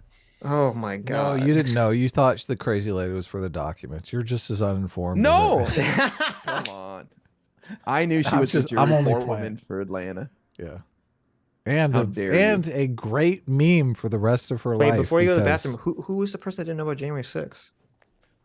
She's a Twitch streamer. I don't Yeah. know. I don't know if you want to know more about her. She's kind of a pool streamer, so I'll send you a link. Oh. Wink, wink. I love the I pool was just- streamers. Like, Very yeah, if you're entertaining. gonna say like some Twitch She, thought didn't know about January 6th, I'd be like, oh, okay, I guess that makes sense. I thought he said Well, poll she's- at first, like political, but Oh no, like he pool, means like she hangs pool. out. Yeah, like Right. she bikini plays in a pool. She's no, very she focused hangs at out playing in a pool. blow up pool because some Yes. yeah. She's also Canadian, so in all fairness, but still, the fact that like I feel like all Canadians probably know about January 6th Yeah. too, I mean, it's barely. but she had no idea, no idea. Hilarious. All right, let's You keep go to going. the bathroom. Don't pull a. And make a Gavin blanket McGinnis. statement about the left loving crime, okay? But let me give you more, because Los Angeles is a little different. By the way, a few more things I gotta tell you about this guy. He is insane, because he's in favor of, I guess, teenagers having possession of stolen guns. Here's another example. So apparently there was a post on Twitter about how a stolen 9mm gun was confiscated from a 17-year-old teenager, right? Hamasaki responded to that by saying, uncomfortable truth, taking a gun from one kid may as likely stop violence as end up in that kid getting killed. It may feel good to post this photo, but I've known too many kids who were killed for being in the wrong neighborhood, often their own, and unable to protect. The 17-year-old was in possession of a stolen gun, and this guy has a problem with that gun being taken away from him. And he's like, oh, he's using it for his protection. First of all, how do you know? Who is this guy? John Hamasaki? I thought he Who's was this weirdo? some prosecutor. He's involved in some kind of law enforcement. I mean, his name is Hamasaki. Look, Law on Twitter. I I'm don't know. always saying, yeah, I literally said this on a past stream when we talked about guns. You don't know how many guns are protecting people from getting killed. Like if you're being bullied by a bunch of gangsters at your school, I mean, you want a gun, do you not? John. Oh, yeah. Okay, maybe. You're gonna die. They're gonna kill your ass. Right. John Hamasaki ran for district attorney in San Francisco. Yeah, DA. Yeah, I don't think he The won. though. DA. He was a former police commissioner. This guy's saying crazy shit for being a former police commissioner. Look, he Well, I think knows when response times are 40 minutes. He knows. He's like, these people need guns in their house. The cops aren't going to get there for 40 minutes. I think she said he was endorsed by the Democratic Party too. Yeah. Look, a lot of people don't really understand law enforcement. They don't understand how you got to take these violent criminals and get them off. Yeah, but the this guy streets. he's like super. This guy's like super left wing though. He's not like some gun rights like we need to protect the rights of children having guns. It just seems like he's pro criminal, which is weird for a police commissioner. Well, Oh, okay. but some leftoids are like, well, this young man, he's suffering and he needs to, he needs to Exactly, take care of right, himself, yes. kind of thing. But just learn kung fu or something, man. I don't know, learn how to box. Very practical. Thank you, Mr. Reality. Yeah, just learn some Aikido, some Taekwondo. Second of all, no, 17-year-olds don't get to walk around with stolen weapons and say, oh, it's for my protection. How do you know that guy wasn't going to commit a significant crime with that stolen weapon, which is already a significant crime? But So with the Democratic How do you know he wasn't a good guy with a gun? establishment in San Francisco endorsing this guy, one could argue, right? I would say it's inaccurate. One could argue the left loves crime. But the left doesn't love crime. No, but Anna, That is a mischaracterization. Anna, the left does love crime. What are you talking about? They keep letting these violent criminals out on zero bail. Can I talk about this for 1 second? So there's this talking point. I know you're saying it in jest that progressive DAs, and maybe you're not. I'm Adam, not I don't in know, maybe- jest. What are you? Are you saying it in sincerity? Okay, so fine. That's fine. There's the talking point that progressive DAs are letting out these violent criminals. What about the January 6th? These are violent people who have been accused of hitting cops with bats and spears, and they're being praised like heroes. Like If any of of them assaulted police officers, lock them up. they all did, and yet the right is just crying to have these they people don't. released. Just look up They any didn't of their all names. do it. They didn't. There's they like did, 20. There's 20 out of like 1,500 that but are being held that because assaulted they're police violent. officers, or they just Yes. broke in. They just No. No, a The lot of trespassing people. A lot of the first Those people guys that are were bailed charged out. were people that were attacking cops. But the fixation is on the QAnon shaman guy who, to my knowledge, didn't beat up any cops. So and they threw But the he book at pleaded him. guilty. Yeah, Like he's not, he admitted, but he cried, he said sorry. They It offered seemed him a like hit of this- acid if he pleaded guilty. What was he going to do? I feel like with him, basically what happened was because of the way he looked, he became kind of like the poster child for January 6th. And so they like really went hard after him. I agree, but there are a core group now that they call the J6 prisoners, and like Marjorie Taylor Greene visited Right. them, and they're like saying we should free these people. These are violent criminals who have no remorse, and the right is advocating for them to be bailed out. And yet the hypocrisy that they get mad at these progressive DAs for bailing out violent people, it just blows my mind. They're not I'm not- multiple like What? crime. Well- they don't have well, a I know. long Here's record what's- of crimes. Here's what's happening. First of all, I You don't are just making excuses, I know. Adam. Come on. stop. Can't believe it. No, listen. I'm totally fine with the people that committed violence on January 6th being locked away for Yeah, a long I period of said time. that I don't too. give a shit about that. And I think the people advocating for them to be released are like 100% coping about everything. I think there's a lot of cope about January 6th on the right. But all that being said, I'm not sure if that's comparable if you have a situation where like there's this weird political situation where everyone's, rooting, like whether they're for it or against it's completely based on their political ideology, to like just general criminal activity, which is, an apolitical situation most of the time. Hey, look, it's a fair point. It's fair. I mean, the funny thing is, if you look at the crime stats in New York City, Alvin Bragg has actually brought down violent crime. Most crime has gone down. So the argument's totally null, at least in New York City. I thought is that true? I thought it was going up, but I haven't really been Yeah, I can following send you it. a link. There was like 5% decline in violent crime. One thing went up. I think it was like grand larceny or something. But rape, murder, robbery, everything is down. Well, first of all, it's kind of hard to tell to an extent because it's like, crime shot up drastically as soon as lockdown ended. So you do expect there to be a decline, right? Like, a natural decline at some point. But well, but the argument is that Alvin Bragg, for example, the Manhattan DA, is focused on Trump. Meanwhile, he's letting out violent criminals. He should be focused on those people. He's too busy focused on Trump. But crime is down on a week-by-week basis right now in New York City. So it seems like he's spinning a lot of plates and doing just fine. well, here's a New York Times article this is January of this year.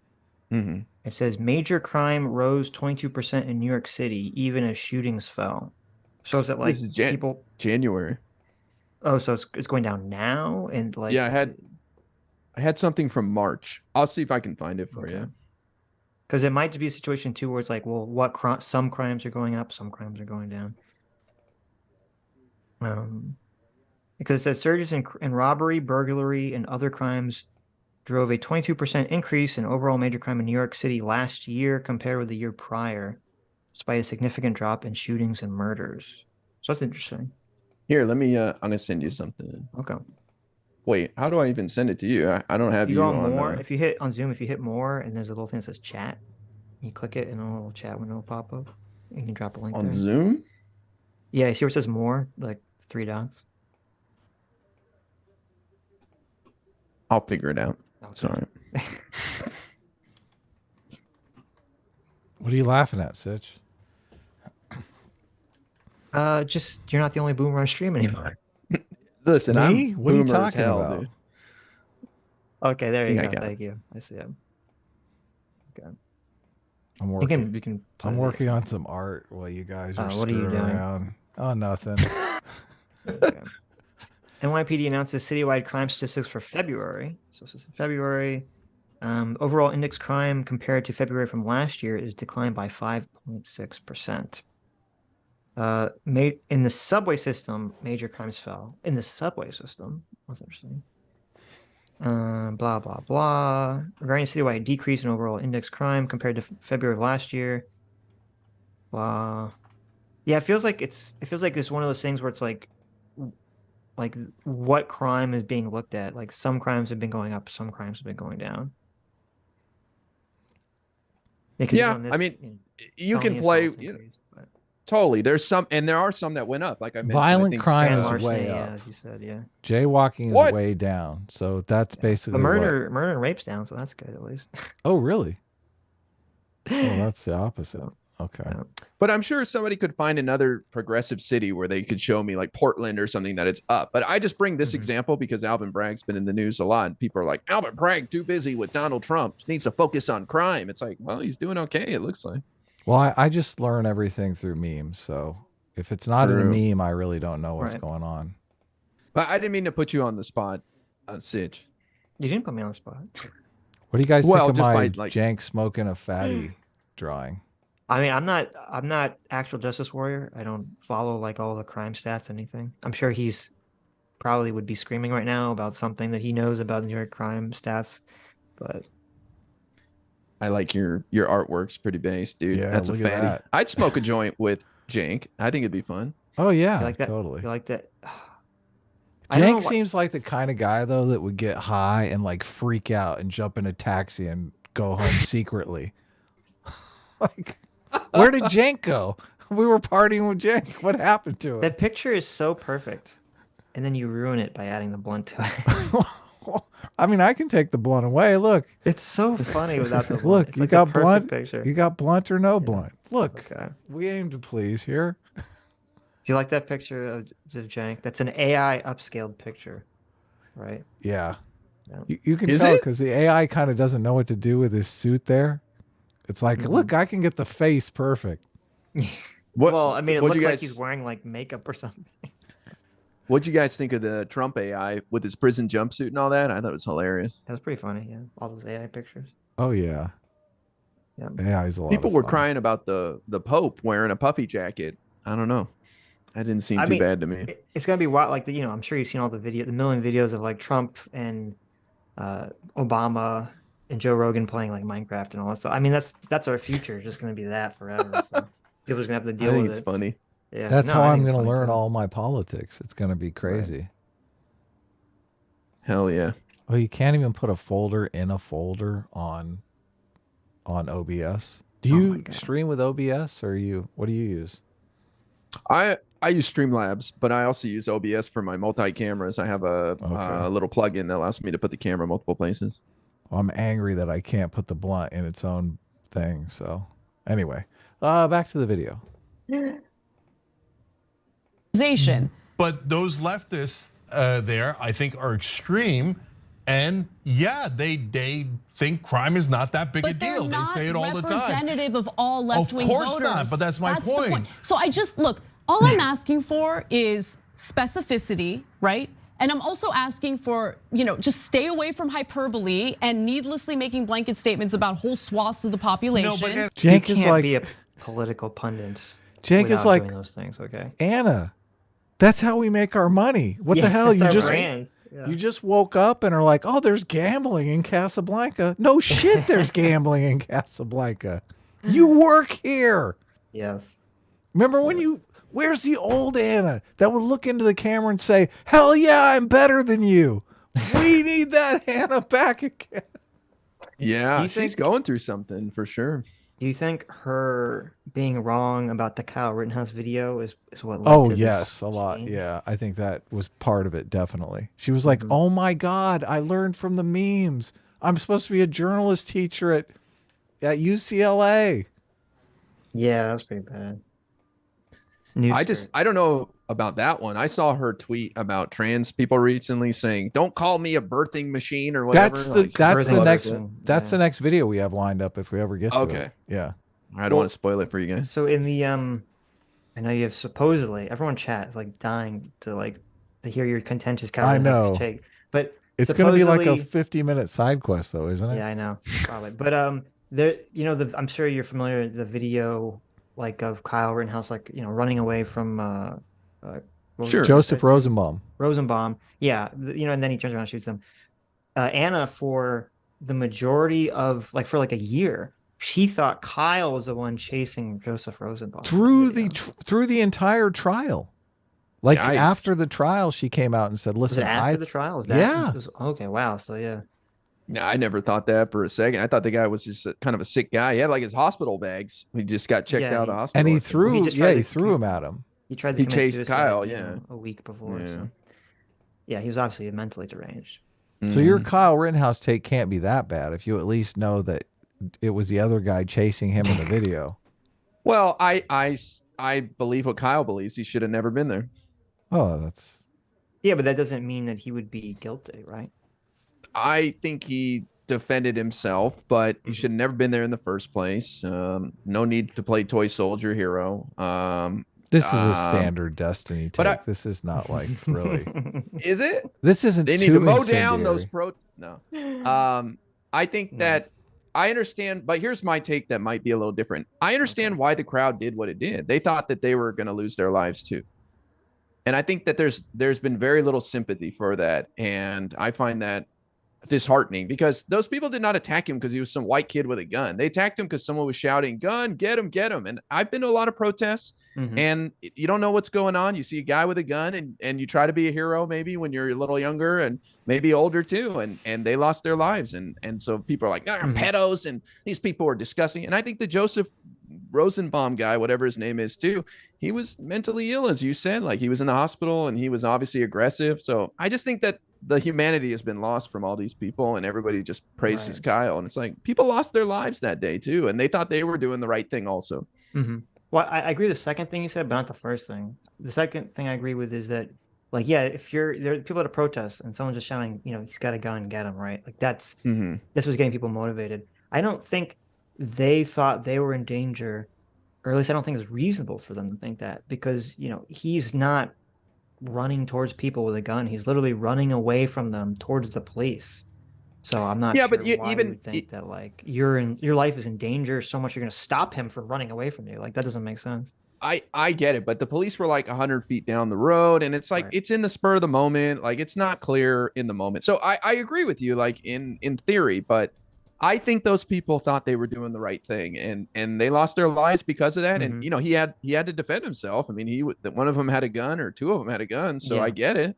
I get it, but it's just tragic. The whole thing's tragic. And It it is just tragic. kills me that people take sides and like the victims who died and the guy who got his arm shot and his bicep was blown away. He'll never be able to hold his arm up. Like people just talk about them like they're monsters and that they just don't that see guy them as was a human. lying piece of shit in the trial and tried to get him put away for life based off of his lies. So I do think that guy, fuck that guy, seriously. Because, well, I might have had some sympathy when he was chasing after him thinking that he was, doing the right thing and stuff like that.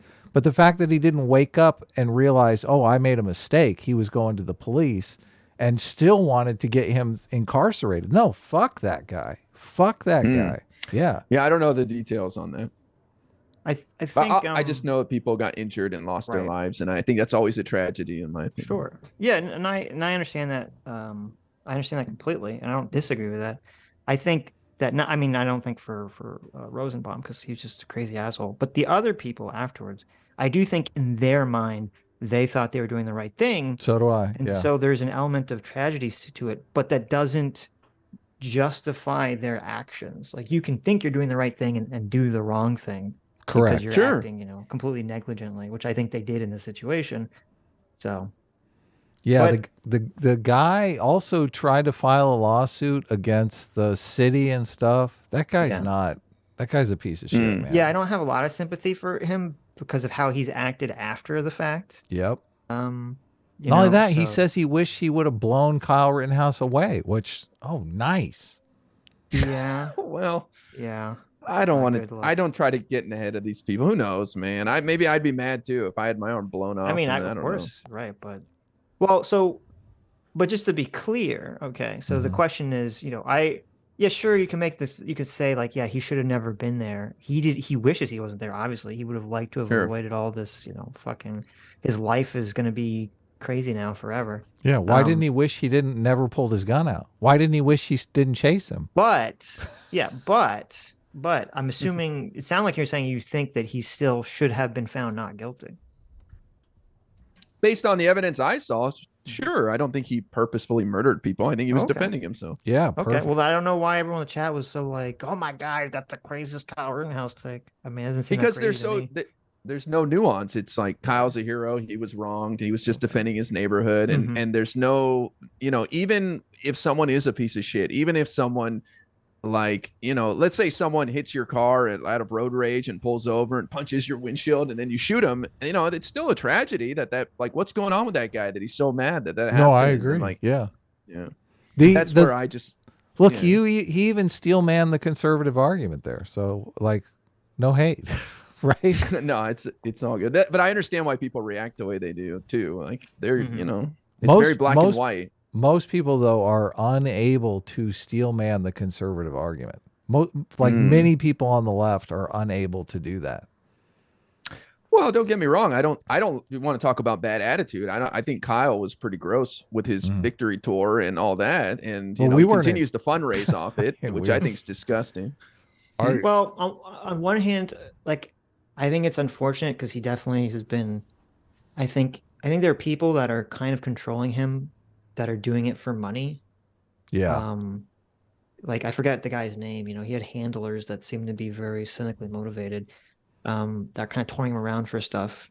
But I don't fault him for raising money specifically because I mean, he's being civilly sued, and Yes. so I think it's fine for him to raise money to defend himself. I think By that the was kind guy of the that blew his arm anticipation. off, right?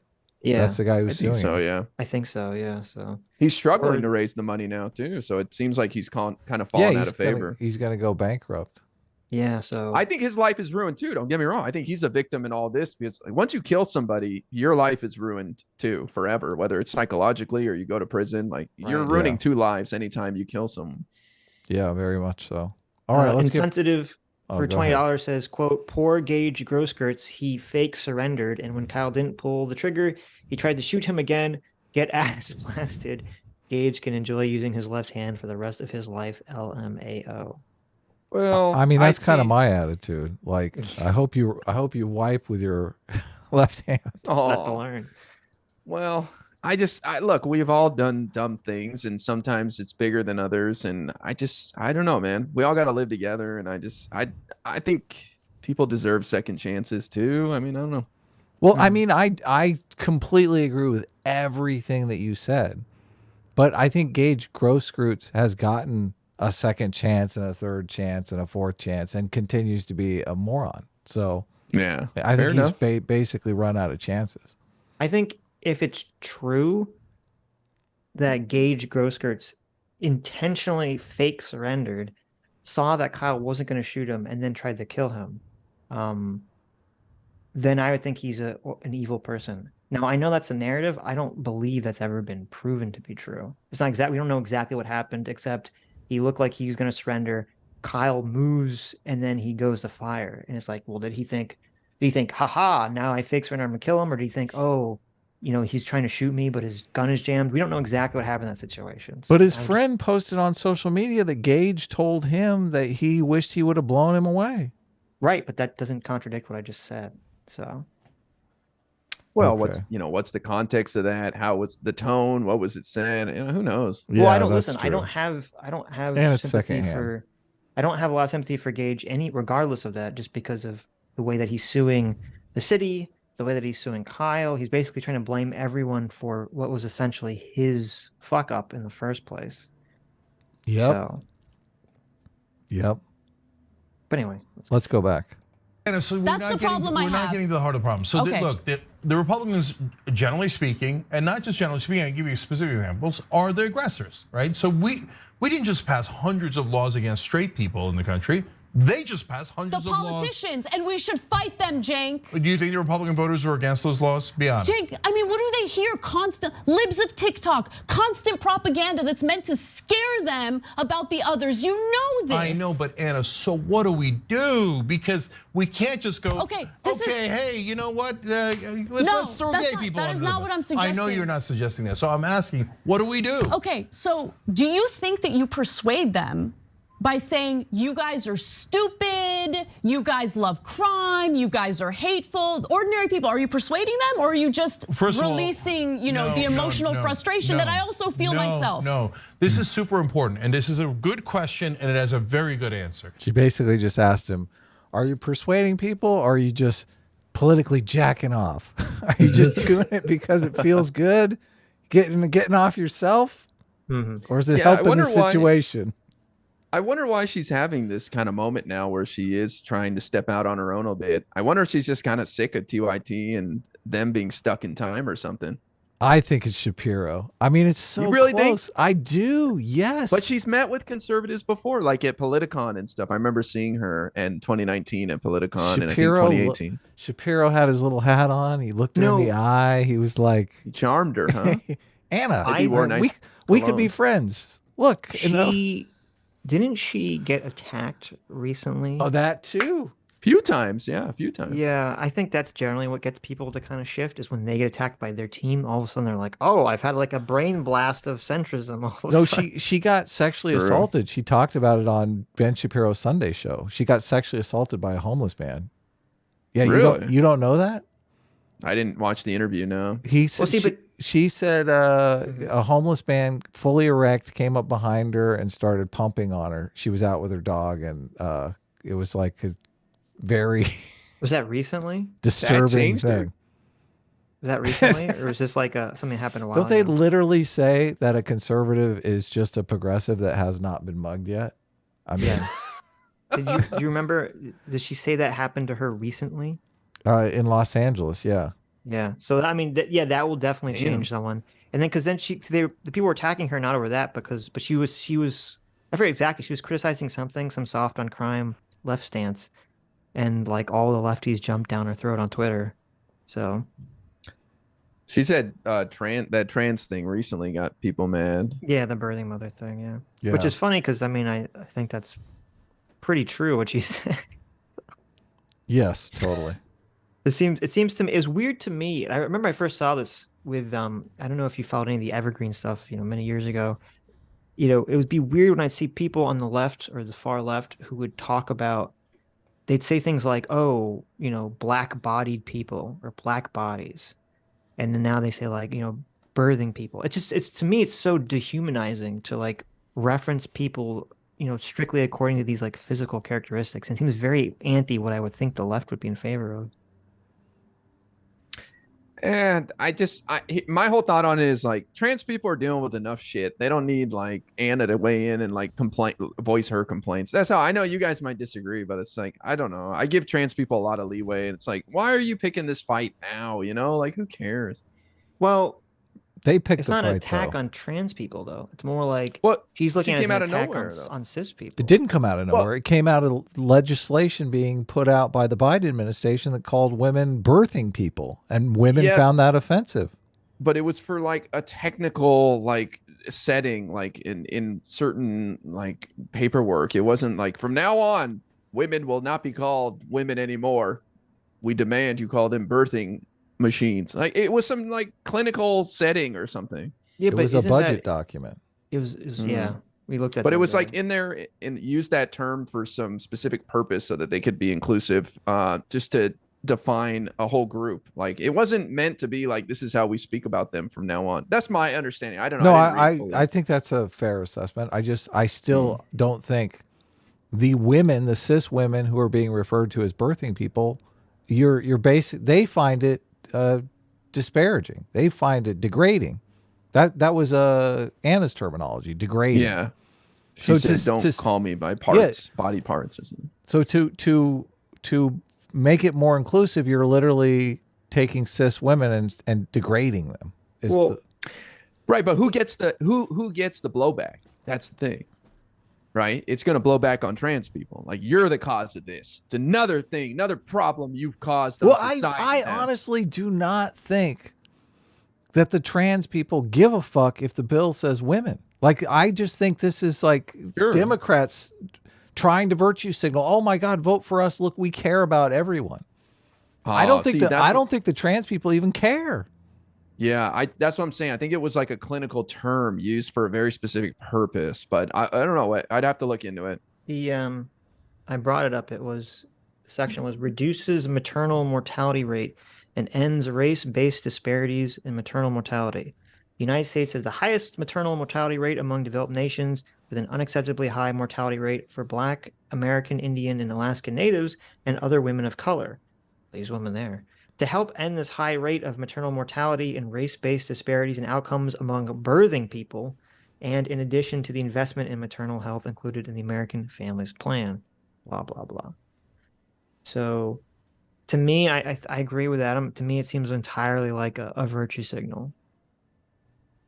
You know, if they put among women again, if they put mothers, I don't think. Well, and they're probably doing it to get the conservatives riled up so that they, respond and people get like, that's true. This is wedge politics.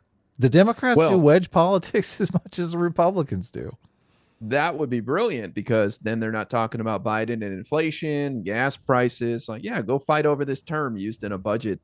You know what I mean? Well, like, yeah, better. I don't think that's brilliant at all. I mean, you talk about how the Republicans failed with the red wave, but where was the one place that the Republicans did well? State of Florida. That's right. And what is DeSantis running on? Being anti-woke. Stop woke. So. Well, I would argue it's gerrymandered to hell. The maps were redrawn in a quite a gerrymandered way. And they have a supermajority, so they do whatever they want. It can't be gerrymandered at the state level because governor is everyone in the state. Not for governor. It can be for House, but not for governor. Well, right. I understand that, but I do believe gerrymandering does impact statewide office. Not technically, but like a lot of people are turned off from voting, and they're like they feel boxed out. So like, what's the point? But that's not gerrymandering. That's something different. Yeah. Right. I understand, but I think it's an impact of gerrymandering as well. I do think statewide races are affected because you're kind of you're disenfranchised in a sense. So why would you participate in the statewide race? Well, because like regardless of I'm in some gerrymandered district, I know that my vote for governor is going to count. That's going to stretch beyond the gerrymandered district. That's why you would vote. I do agree, but I think that there is an impact on people. Like, well, my house I race live in is California. Like, there's no reason for me to vote for president. Let's be honest here. I vote because there are places like my vote is going to count at the state level when I vote for our state senators. So I'm just saying. But anyway, let's get back to the video. What do you guys say? Let me just say, no, go ahead. It's as a Floridian, I have Florida. When you look at the numbers, Florida has been going red for the last 6 or 7 years. Before DeSantis came to office, so it's possible that's just a continuation of that trend.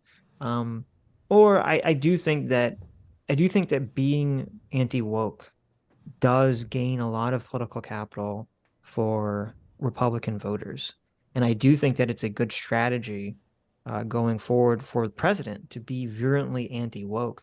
I think it's easier for people to kind of fixate on culture war issues as opposed to economic issues because it's generally easier to understand, how to solve a cultural problem than like some complicated, economic policy or tax policy.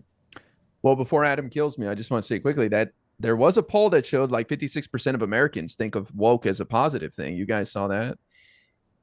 I didn't see that poll specifically. But that poll was gerrymandered. It breaks down entirely around whether you identify as a Democrat or Republican. So, a third of Republicans actually said that it was a positive thing. Yeah.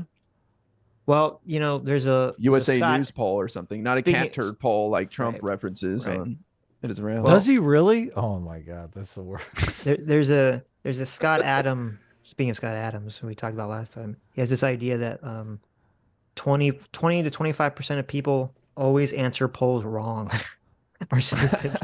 So I'm not gonna listen. Scott Adams, man. He's a racist. You're not have to listen to him. Racist scumbag. Let's get back to the video. We're at 3 hours. I'm trying to. We'll finish the video. Yeah. All right. Okay. I'll hang with you guys till you finish the video, and if you want to do any super chats with it, then I'll let you guys to go do your thing. Okay. Cool. Cool. Yeah. So we're in a political battlefield. We have to win on these elections so we can win on the bills, because they're winning the elections and winning the bills, and they're actually passing laws saying that gay people are so evil we can't have innocent kids hear about their existence. Okay. Right. That is an accurate representation of the law, right? Cenk? No, that's a total straw man. The whole thing, she's talking about hyperbole here, and he goes straight into the hyperbole. So I cannot let that stand. So how do you win? You win by winning the middle, okay? So that's why sometimes when the left goes extreme, that doesn't help winning the middle, okay? And you have to look at the polling to see what people actually want. They defunded the police. You poll it in African-American neighborhoods and it polls terribly. Don't tell me that they want it when they don't want it. That's what you're talking about. And that's the elite saying, oh, this is what the people want. It's not true. But when you're talking about winning the middle, you have to say, yeah, if you're on that side, it's not okay.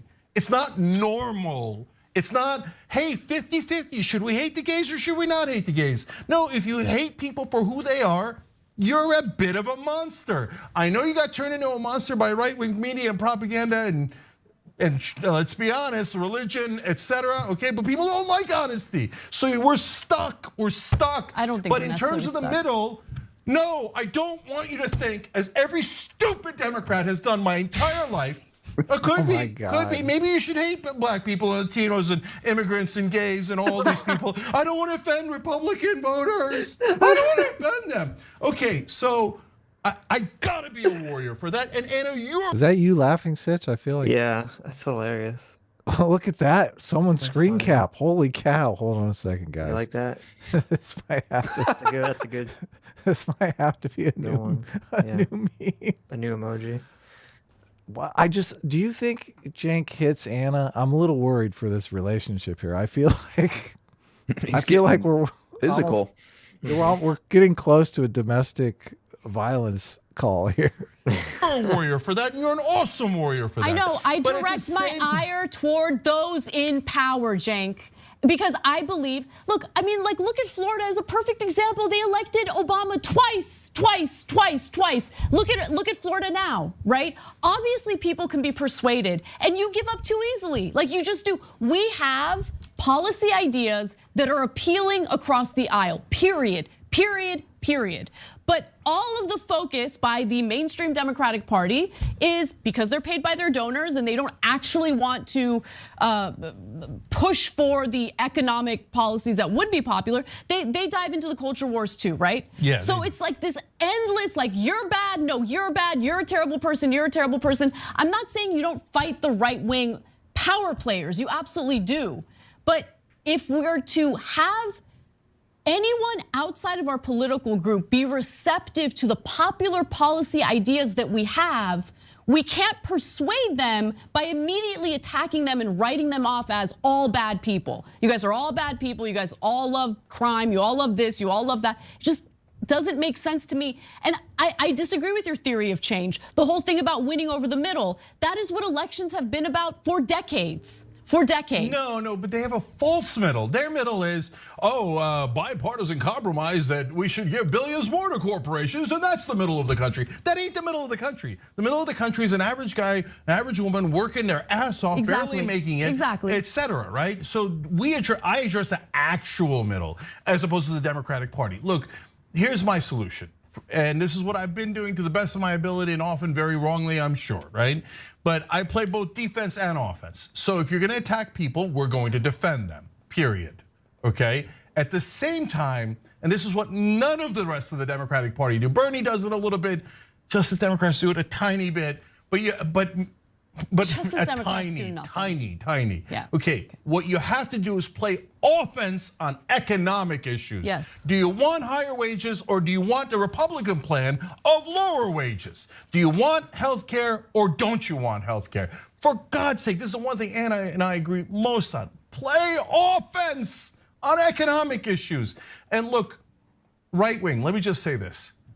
I don't mind if you hate me, and I'm gonna fight you, and you're gonna fight me. Okay, on these culture war issues, it probably lasts the rest of our lifetime. Okay, but can we just agree on things that are not culture war issues? Don't you want higher wages and healthcare? And I know some of you say, no, not if it means working with a lib. And by the way, some of us say, not if it means working with a bigot, a racist, a homophobe, et cetera, et cetera. So both sides fight the culture wars either now or later, but you have to fight together on economic issues where the people at the top, the donors, are crushing the living crap out of both of us. Let's stop the robbery first, and then we can go back to fighting. How do you get people to work together when the beginning of that proposal is, we hate you guys, we think you're stupid, we think you love They criminals. hate us. You think they don't hate us? They do hate us. They do hate us. Yeah, so what I'm saying is it's okay. Hate us, we hate you, but let's work together so we don't get robbed. Look, he's so delusional. He's so delusional. This is my problem with TYT is they give their audience a boogeyman of this thing they can't see. It's these elites, these people in power. They're crushing us, the people down below. And it's to me, it's no better than any other boogeyman out there. And it doesn't lead to any action. It just feels overwhelming. Like there's nothing we can do. Yeah. And the other thing I want to say is, like, Cenk is right that you got to know who your audience is. Right now on TYT, calling the right all criminals, that's what they want to hear. You got to get your base fired up, and you're not trying to speak to the middle. Nobody in the middle is watching TYT. So I mean, you got to code switch based on what groups you're around. No one in the middle is watching TYT. I couldn't No agree one. more. Yeah. Even me, I'm making fun of TYT. I want nothing to do with it. It's a bunch of soy lords out there who are angry Bernie didn't get the nomination in 2016. Still to this day, that's it. They're boomers on Facebook, man. TYT sucks. The guy's walking away with the freaking money. Let's stop the robbery first. So it's just an honest way of dealing with it. Instead of saying like, oh my God, maybe you guys are right about X, Y, or Z. No, I never said that, Cenk. I never what the straw. Okay. That is a straw. Cenk is implying that she's like, her argument is we just need to lie to them a little bit. And you know, but that's not what she's saying. That is no, you love straw manning. You love it. I'm trying to be as fair as possible during this conversation. You're intentionally misrepresenting what I'm saying here. Obviously, I don't agree with the hateful rhetoric. I don't like any of it, okay? But it's really interesting to me that when you had a candidate like Obama who ran on hope and change, who ran on economic issues, all of these people who are now enamored with Donald Trump actually voted for Obama. Gee, I wonder why that is. Could it be that in lieu of a candidate that actually represents their economic interests, they just go for the cult of personality who owns the libs? That is what happens. That is our political landscape right now. So we can continue attacking ordinary people that we disagree with, and to be sure, I do disagree with them. But we have to also, more importantly, if you ask me, focus on the systems that has created this mess in the first place. And sometimes I feel like the focus isn't where it needs to be. That's all I'm saying. All right, super last thing on it. Look, Anna's, again, not wrong about the facts. So Obama, when he came— Please don't make me sleep outside, Anna. in office, had around an 80% approval rating. So if the whole country was racist or all Republicans were racist, why was his approval rating that high? Why did he win a whole bunch of red states, right? So if you think the only answer is racism, bigotry, et cetera, you're wrong. The facts do not prove out your thesis, okay? Right. So, but if you think that problem doesn't exist, well, you're probably not on the left anyway. Of course it exists, right? And of course it applies to some people, but the question is how bad is it? The extent of it. What is the extent of racism, sexism, and homophobia? That's what most of the argument is over.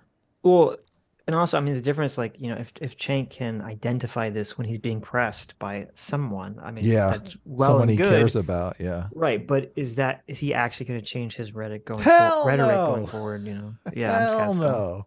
Whether it's the majority.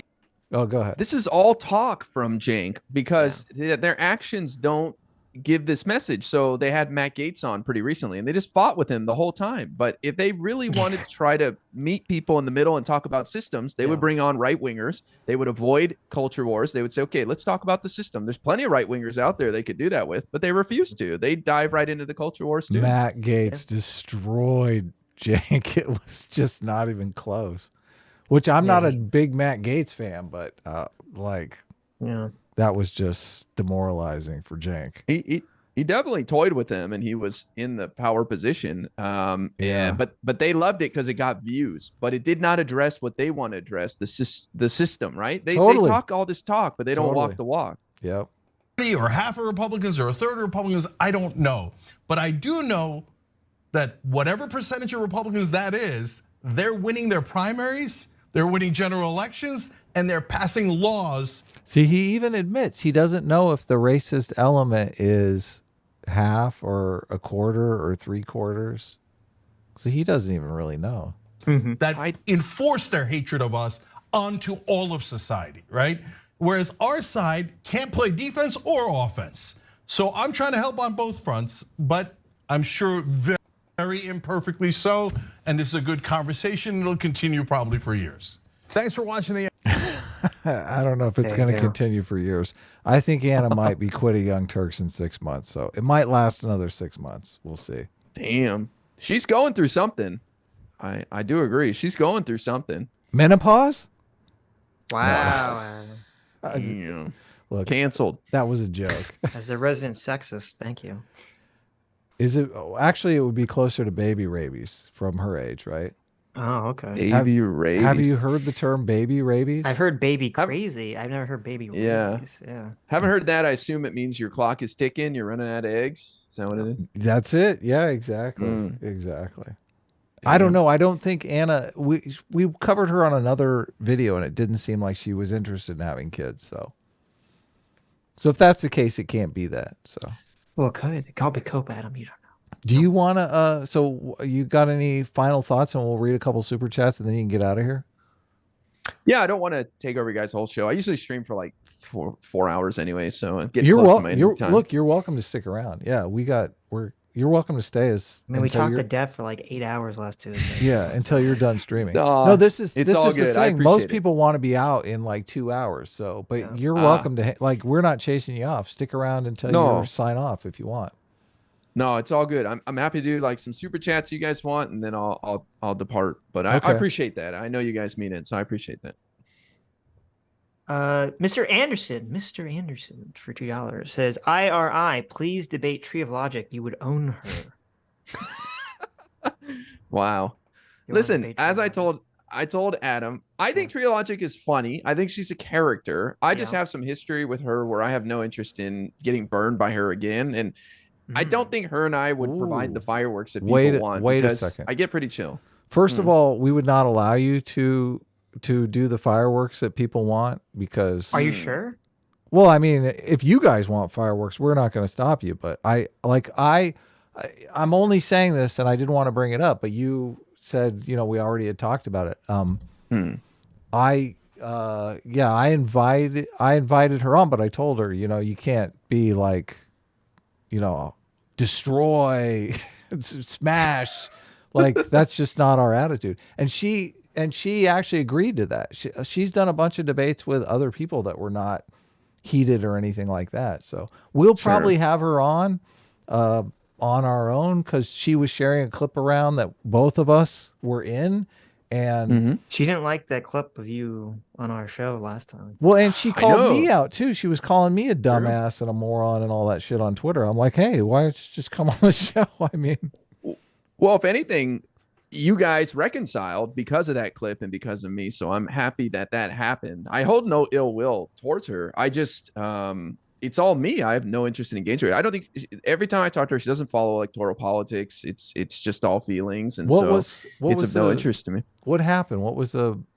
It was it was a couple years ago. I was hosting my own panel and I had a friend, a conservative streamer on there, and it was just business as usual. And one day she DM'd me. We were friendly. She came on my show a bunch of times, and she DM'd me one day after a show and said, "You mistreated him." And I was like, "I'm shocked you're saying this." And I reached out to him and said, "Hey, I'm sorry if you felt that way." He said, "Not at all."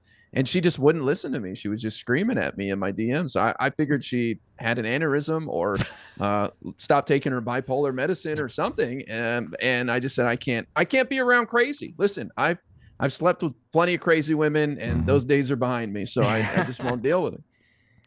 Oh, She's obsessed with me still. BC, she's clipping me and putting me on her Twitter. Like, that came out of the blue. I didn't mention her or anything. So. well, There you go. we've had various guests turn on us too, and I mean, this seems like a YouTube thing to me. I don't understand it. It's like people, they're friendly with you up until a point that they feel like, oh well, I can milk some content here and burn the bridge, and I just Ooh. that's so Might have been bad. that. I don't like that. Well, Yeah, I don't so- want to. I don't know Might have been. Tree, and I don't want to accuse Tree of that. It sounds like that's kind of Listen, what you're saying. let me make everything worse. Okay. Okay. If you're listening, Tree of Logic, IRI just said he doesn't want to sleep with you. Okay. Right. Well, Sure. I think she's married, so she probably doesn't want to sleep with him either. So. Don't get me wrong, she's attractive. I think she's got some Oh, but he got would some big old knockers. But so he's I'm saying just he would like, sleep with her if she wasn't married and wasn't. No, if she wasn't crazy, if she had a full So function of her so brain, you- I You're would making it sleep with her. worse. I know. So you're saying you would sleep with her even though she is You're married. making it worse. But she, No. If her husband allowed for me to cuck him, sure. no. Okay. Why? Am I respect the sanctity of marriage? This is- That's their problem. You not know mine. this is gonna get clipped out. Why would you say that? This is gonna be on What? Twitter and like This is 15 content. This is This is- hilarious. This content. This is gonna be on Twitter in 15 minutes. I denounce and reject you. Look, God, I I'm so am good when I said I was making it worse. Look, I am maybe for Adam's- I am for the Adam- sanctity of marriage. I want this to be Yes. known. Look, we Last time we this literally happened- argued. I'm not in favor of your girlfriend having an OnlyFans account. Wow. Not Last time this happened, you ended up making up with her. So who knows? Maybe it'll bring back another friendship for you. There you okay? go. look. Listen, We you're right. look. Oh my God, IRI, he's like Jesus. He will die. He will be crucified so that we may find peace. making up is just that's like a. We're not like friends or anything. We've talked in DMs, and I told her she could come on the show. She's like saying, "Well, maybe I'll come on the show. I don't know if I even want to come on the show." So Well, now I she'll mean, come on the show and should talk IRI. And I actually think you guys will have a lot of fun if I wasn't here. I think it would be really weird. Like, I think you guys will have a way more fun time without me and her. Like, I know the drama's the drama. That's funny. But, like, I generally think you guys will have fun with her. okay, cool. Phone chat says, "Why do I suddenly love IRI now?" Well, there you go. Look, you're winning them over. Is that a conservative, or are you a conservative or a progressive? Who knows? Fondue for $5 says, "I'm in favor of having politicians wear their sponsors on their suits." Now, I think that's a genius idea. Sure, I'm down. If you had to show up, Based. you go to like watch like C-SPAN, and when the politician stands up to speak, he's got all the patches all over his jacket for everyone that donates to him. Right. It'd be great. I want the camera, body cam, too, man. That's a There good you go. idea, isn't it? Why not? Yes. It should Val be- Van Gogh. It should be automatically posted to their website, their congressional website. True. True. Val Van Gogh for $40. Thank you, Val. Says, "You are not racist towards white people because you feel they can take it. It's guilt from your past racism and needing a new place to direct it. You assume all white people are like you because if we aren't, then that means something's wrong with you. To explain this, you select an ontology where anyone subject to the same socio-political environment ends up the same way. Your ideology is a cope. You don't want the truth. You want therapy at any cost." Well, I don't know if that's directed at me, I'm assuming. But Yeah, I don't know if it's you uh, or like a general you, but I do agree. Everybody could use therapy. Okay, first of all, we could all use some mental health care. Like, why not? But I don't believe in this sort of white guilt thing. I really don't. I find it very cringe. I don't think I experience it. Maybe I do, but I just want more people to have what I have because I think it would improve my life. That's it. That's pretty much it, man. mm-hmm. Wow, cool. You have like a Bugatti or something? No, but I live a life where nobody bothers me and I'm comfortable and I don't miss a meal. And, the cops don't get called on me for just walking around. And If I saw you in my neighborhood, I'd definitely call the cops. So all right, well, no, I'm just obviously joking. So John Masters for $5 says the worth of progress is dictated by truth. Set sail for India and you may prosper. Set sail for Atlantis and you will drown. Wow, that's good. Oh, Yeah, I like that. It's a nice thing. Thunderstorm for $5 relating to CRT says, being based in ethnicity, I find ideologies evil and destructive to civilization pushed by a few. I mean, again, just quickly, the whole point of anything like CRT is to try to Be racist. yes, be racist, but make white people feel bad. No, it's to try to get the equal outcomes that we all would love to see, right? We all believe in equal opportunity. That's pretty easy, but equal outcomes is the tough part. That's it. I mean, I don't think equal outcomes are something that can be forced on a group of people. Or It achieve. can't. Yeah. Well, I agree. Pure equality, yes, but just more equity, I guess, is a better way to say it. It's funny that, Mhm. yeah, equity it does mean equal outcomes. Not a lot of people understand that. I feel like there's a lot of boomers in politics that just think equity is a new word for equality. They don't realize how different it is. Well, yeah, I mean, look, some people are more talented than others, so I never think everybody should have, I don't think I should be a billionaire. I don't think I have the talent to be one. So Right. Yeah. Texas SP 12 for $20 says, this is the white N, but for equality. What does that mean? I I don't know what that understand means. that. Like the white N word, but for equality? I'm not sure I follow. Yeah. Blue 566 for 4 months. Thank you so much. Says there are no studies that support a blank slate view. If anything, is closer to 50-50 nature versus nurture than anything. And I think it's closer to 70-30 if Yeah. you look at the most recent twin studies. damn. I'll have to look into that more. You should read Jonathan you Haidt's should. book, man. That book will make you 20 IQ points smarter. Can you DM me the Righteous title or something? It's The Righteous Mind by Jonathan Haidt. I'll DM you a link. Okay, cool. A January Penguin for $5 says blank slate is the flat earth theory of human psychology. It's wishful thinking that you can change human nature at level and a degree that's impossible. I agree with that. Yeah. Let's see. So you guys get a lot of super chats. These are like towards the beginning of our conversation. That's awesome. Yeah. I wasn't gonna interrupt the conversation to read them. I think we get a lot of. I've noticed like other streamers don't get as many super chats as us. Like it's impossible not to notice, but they don't really respond to the super chats. I mean, we read them and like respond as if 3 they're hours, question. Yeah, exactly. Where Destiny has them like going in the background and doesn't even acknowledge that the person exists. So He's very wealthy, so he doesn't even care. It's like, you're lucky I'm letting you speak on my stream. I guess so. I'll read your anime one later, Andrew, if that's what you're referring to. Because I'm really addressing IRI. Derek Cantrell for $5 says, Sitch, are you aware of the studies where conservatives can more accurately characterize proportions and takes of progressives versus vice versa? Yeah, we've talked about that on the stream. There have been studies which show that conservatives are able to bring forward progressive arguments far better than progressives can bring forward conservative arguments. I will lay out the study real quickly for you, Mr. Important. The study was done by Jonathan Haidt, and I believe it's Thalia Wheatley, where they had questionnaires that they asked conservatives to fill out and progressives to fill out. And then they took the exact same moral foundation questionnaire and they asked conservatives to fill it out as if a typical progressive would, and they asked progressives to fill it out as they believed a typical conservative would. And the conservatives nailed the progressives, because you've got how the progressives filled out the questionnaire and then the conservatives filling it out like the progressives, and they did it almost perfectly like the progressives did it.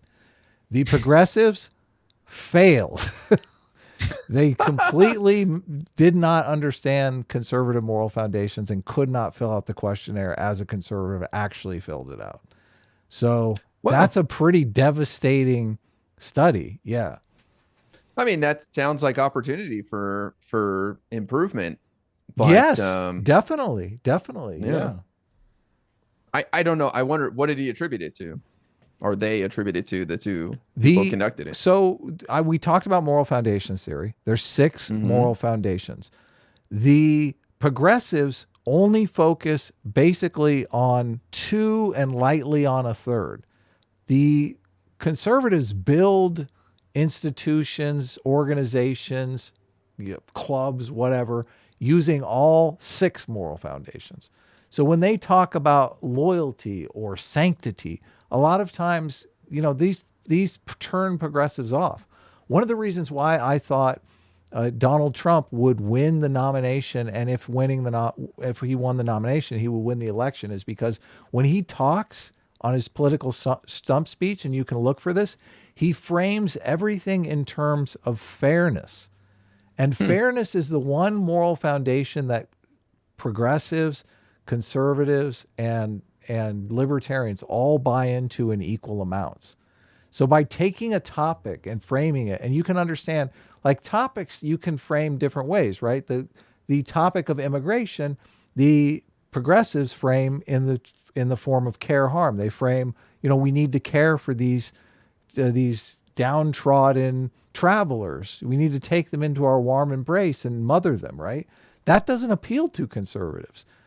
But framing it in terms of immigration, which Trump did, he was like, we need immigration, but we can't let people jump in front of the line. We have to make people come in through legal channel. Like, he's framing it completely in terms of fairness cheating. And I thought, oh man. And he would do that on every single issue. And I thought, this guy's unstoppable. Because it's kind of the matrix functioning behind the politics. It makes sense on paper, but why do you think it did not pan out? Well, ultimately, in the second election, are you asking why he didn't get reelected? Because this was 2016. He did get elected. I'm saying, oh, okay. All right. Yeah, I guess I was wondering. I thought that was being applied to 2020, but if was reference to 2016, sure. In 2020, I honestly think the white supremacist stuff killed him in 20. Interesting. Yeah, in 2020. Also, the messaging was very different. Yes. He wasn't really talking about fairness anymore. It was more like, own the libs stuff. So. And he was crying a lot about his own personal problems. But according to exit polls, it was the pandemic that people voted overwhelmingly for Biden. Yeah. I agree with you, where if it wasn't for the pandemic, I think he still would have won re-election. So I think so too. Yeah. If you read The Righteous Mind, you should like it, because you will be able to start looking at these political speeches and look at what moral foundations they're hitting on, and start kind of evaluating them almost in like a Moneyball type way. Like, okay, this speech really didn't have anything for the middle who functions and believes in all those moral foundations. Yeah, it sounds interesting. I've never researched any theory or anything. It's all just feelings for me. Nice. It's right up your alley, because it's all about feelings. Is there any more super chats? Or? Yeah. 8 Acreal for $5 says, "Holy cow, the snowflakes in this chat, LOL, y'all are losing it over someone else's opinion." So there's someone defending you. Yeah, I saw a lot of people saying this chat is like insane. I wasn't paying too much attention to the chat, so I don't know. Our David Puff, our brand new moderator, I don't think he timed anyone out or anything. So yeah, look at that. Christoph Keating for 4 months says, "The whole point of feminism in sports was to allow women to compete separately because they would lose in a co-ed competition." True. Look, it wasn't the greatest example, okay? You got to work on that one. I get it, all right? You guys win. But my whole point is that, like, it's a man's world still for the most part. And in a lot of ways, the world is catering to men mostly. And it's changing. There's some examples. There's some pushback, but it's still a man's world. That's my point. Okay. I don't know if I agree. I don't think it is a man's world anymore, but Damn. Well, I mean, all the stats still show it. Like, men make more than women, and etc. Yeah, but I think a we lot could of argue that if you control for, I believe if you control for having children, for women that don't have children, I think they either, if I recall correctly, either get the same or more on average than men do. Maybe, I mean, look, children is a huge burden that women definitely shoulder, that men play a very small role in. I'm sure many people would disagree, but I mean, like, the onus is on women. There's millions of women that aren't in the workforce right now just because they have no other choice but to stay home. When are we going but to I mean, talk? I think that's something that's never going to go away. I think women are, for all of human history, will continue to be like the primary caretaker of children. Going Could forward. be. Yeah. So. When are we going to talk about the earnings gap and stripping? True. I think there's like a giant earnings gap there that might even things out totally. Val Van Gogh for $20 says, when Galileo reported moon mountains, he upset popular belief that planetary bodies are perfect spheres. Experts refuse to look into his telescope. Reality hardly ever conforms to human conceptions of idealistic uniformity. Damn. True. And Deep thinkers, huh? changes often happen because people die, not because people change their minds. People die and new people are born that don't have those old beliefs. So Soldoge for $2 says he thinks you, I or I, would fall apart mentally if you read a Thomas Sowell book. I don't know if think I've read a so. Thomas Sowell book, but I challenge accepted. All right. There you go. I'll go mad after I read it. TJ for $10 says, this reminds me of Adam's series with his longtime friend Ian. I'd love to hear a follow-up. It was Isaac, but yeah, no, the failure of that series kind of made me want to do something like this on the Tuesday stream. So, but I mean, if Mr. Important will come back again, obviously we could make this like an ongoing thing. Maybe we can red pill him. Maybe we can For those who don't know, win him over give- to give the center view. Give like the 1 sentence description of what you're talking about. Well, okay, so Isaac was a friend of mine, and he messaged me one day and he said, listen, Adam, I think you're like a right-wing crazy person now, and I want you to red pill me. And I kept telling him, look, no, I'm a centrist. And we have a different understanding of red pill because, red pill originally from the Matrix meant that you got out of the Matrix. It didn't mean that you got out of one Matrix and went right back into another Matrix. So I don't buy the red pill conservative framing that you wake up from progressives being morons into like conservatives are gods. Like, that's just, for me, there's a progressive ideology belief system, there's a conservative ideology belief system, and neither one of them is the whole picture of the world. In order to get the whole picture of the world, you have to be an enlightened centrist. That's the only way out. So when we talk about red pilling, we more talk about just leaving these ideological matrices and trying to look at each individual issue and try and find the truth. What is really going on here, regardless of political party? So that's the pitch. But I do think, I think Mr. Important is like 3/4 of the way there already. So this is like there was no way it was going to work with Isaac. First of all, I found out that Isaac, his whole goal was really just to blue pill me. Like, he wasn't really he wasn't going into this open-mindedly. He was like, I need to save my friend. It's so weird. Of course. But yes, he ended up. Did it break up your friendship, or are you guys still friends? We're still friends. He has not come back on the show. The last show, he basically called me a Nazi. And it was super uncomfortable. I lost my shit because I'm used to people calling us Nazis who are not like a friend I've had for 30 years. Like, I grew up with this guy. So that was particularly heartbreaking. Like, I pretty much broke down in the stream, and he left, and I ended up like blocking him on everything. I was like, we need to chill. And if you want to talk to me, call me. We ended up talking to each other on the phone. Like, we're fine now, but it's cool. Still, I'm not going to lose a friendship over it. Mm-hmm. Last question. How long did that go on for? Like, was it multi-weeks? Yeah, I think there was maybe 10 streams. We did it like every Sunday or every Saturday or something like that. Yeah. That's a hell of an effort. Yeah. So if you come back, if you're like, do 10 guest spots and after 10 guest spots, you call me a Nazi. Like, but I don't really even know. Well, no, you're the problem, not me. Yeah, exactly. hilarious.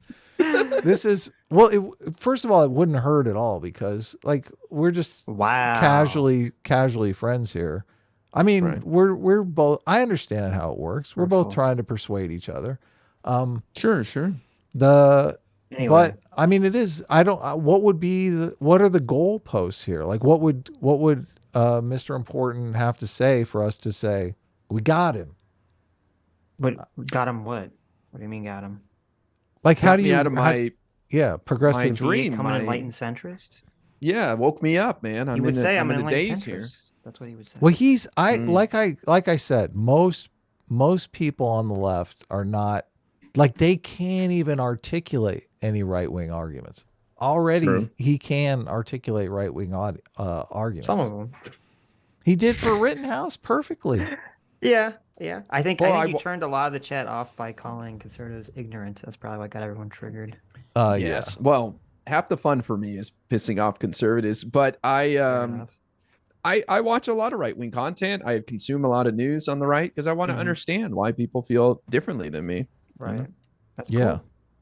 Adam Erie for $10 says, I agree with I'm Really Important on TYT. I think they contributed to setting the stage for moronic populism that became prevalent in the Trump era and morphed into QAnon. They were populist. Yes, definitely. There you go. And I do think there are some similarities. Like they bash the mainstream media, and I think that sows doubt in the news. No different than Donald Trump and his fake news stuff. The legacy media. Evan Samus for $20. Thank you, Evan. Says, I'm behind, but Heights research shows that conservatives have a better understanding of liberals and vice versa. Yes, we talked about Conservatives Thank you. love this study. I course they do. can't understand why Of they course they would. do. Tidge for 9 months says, I think I already know the answer, but please ask IRI about his take on Kyle Rittenhouse. S-Class is the best class. We Well, already ask- did. And you Yeah. shall receive, yes. And what What was that? S class? What is that? S class is? They're basically like they're the oppressors listen. of the show, We're a show about enlightened centrist and moving away from tribalism. right? So We've in order to do created that, two tribes. We've created two very strong political factions in our audience. There's the S-Class, who are the superior alpha chads, who are my supporters, and then there's the degenerate A-team who support Adam. So, Boo! S class sucks. Why are you calling us degenerates? The A team would call you guys the degenerates. You're the ones. S class is the ones that want their girlfriends to have OnlyFans accounts. that is not true. Last time That is I not true. last time First I of all, checked. you're the one that like literally every story that you've ever told about your youth, you're literally motivated by sex. That was like your only motivation for most of your life was to get laid. What's wrong with that? Cats.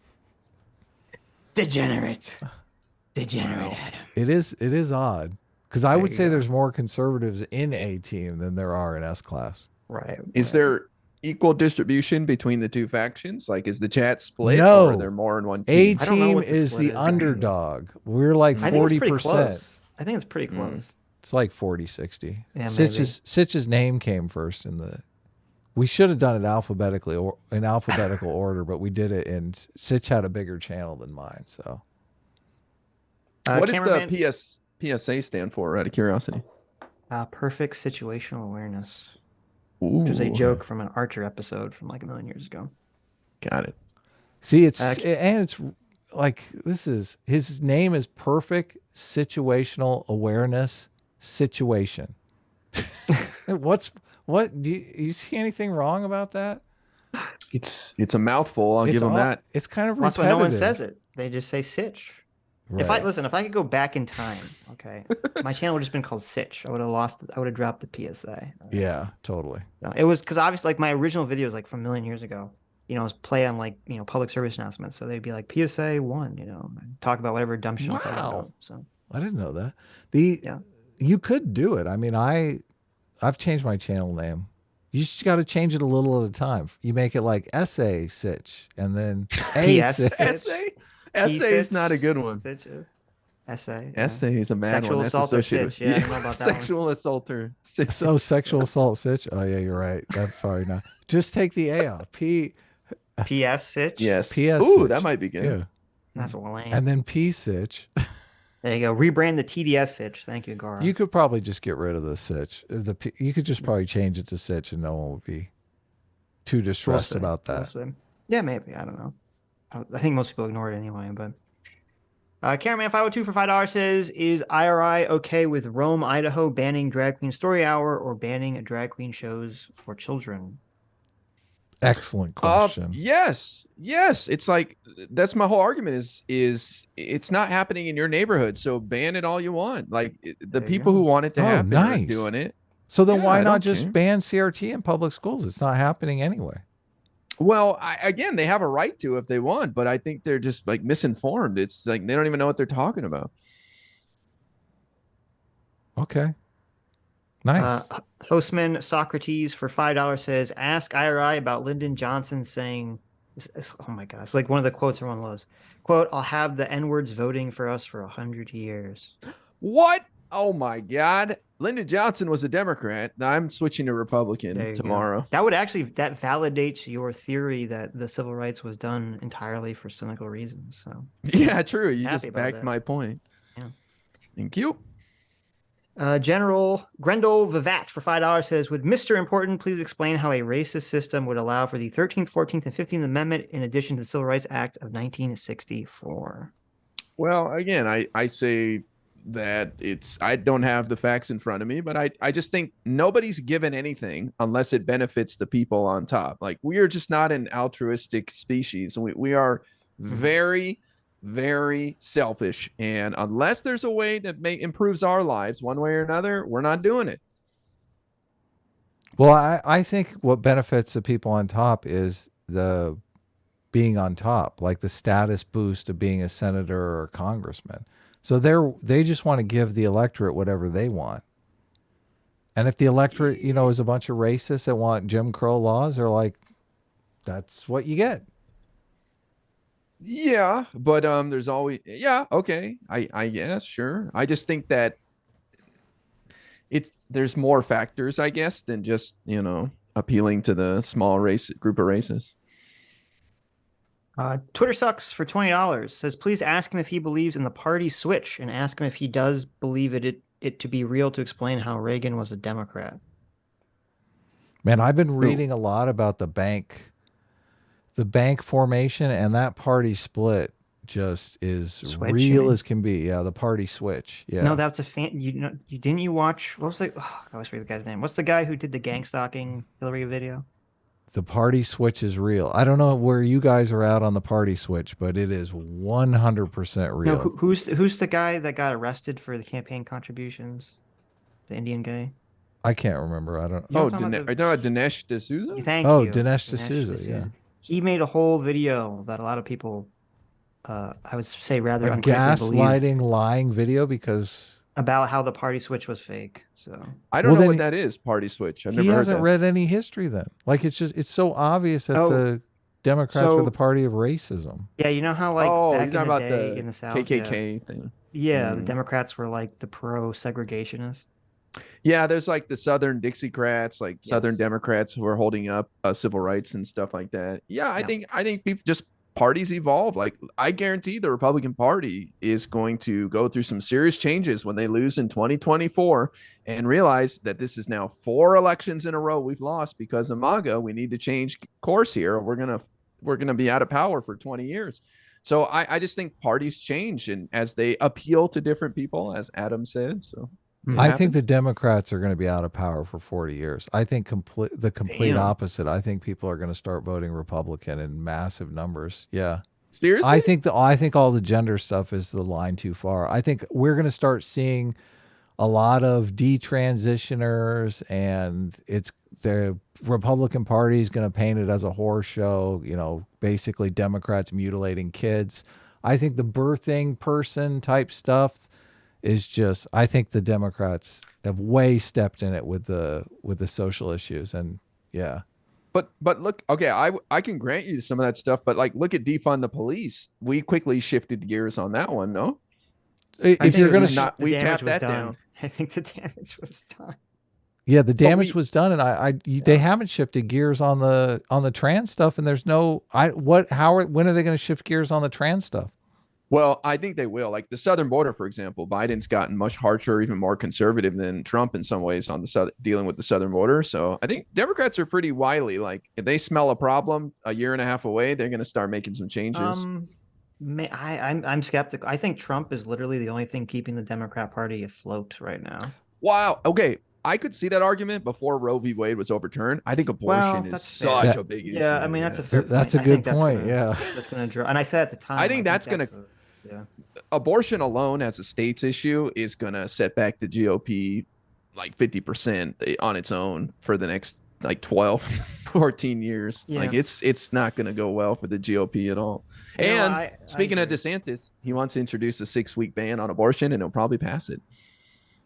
Wow. Yeah, that's not going to help him. But yeah, no, Yeah. I think the abortion is sort of the hanger-on of the right that's going to kind of prevent them from taking over things. Wow. If Yep. they just let abortion go, they could destroy Democrats. How I bizarre. know. They won't let it go. Yeah, they will not. Well, and I don't know. Does the Supreme Court ever say that they're going to do the gay marriage case or not? Or is that still up in the air?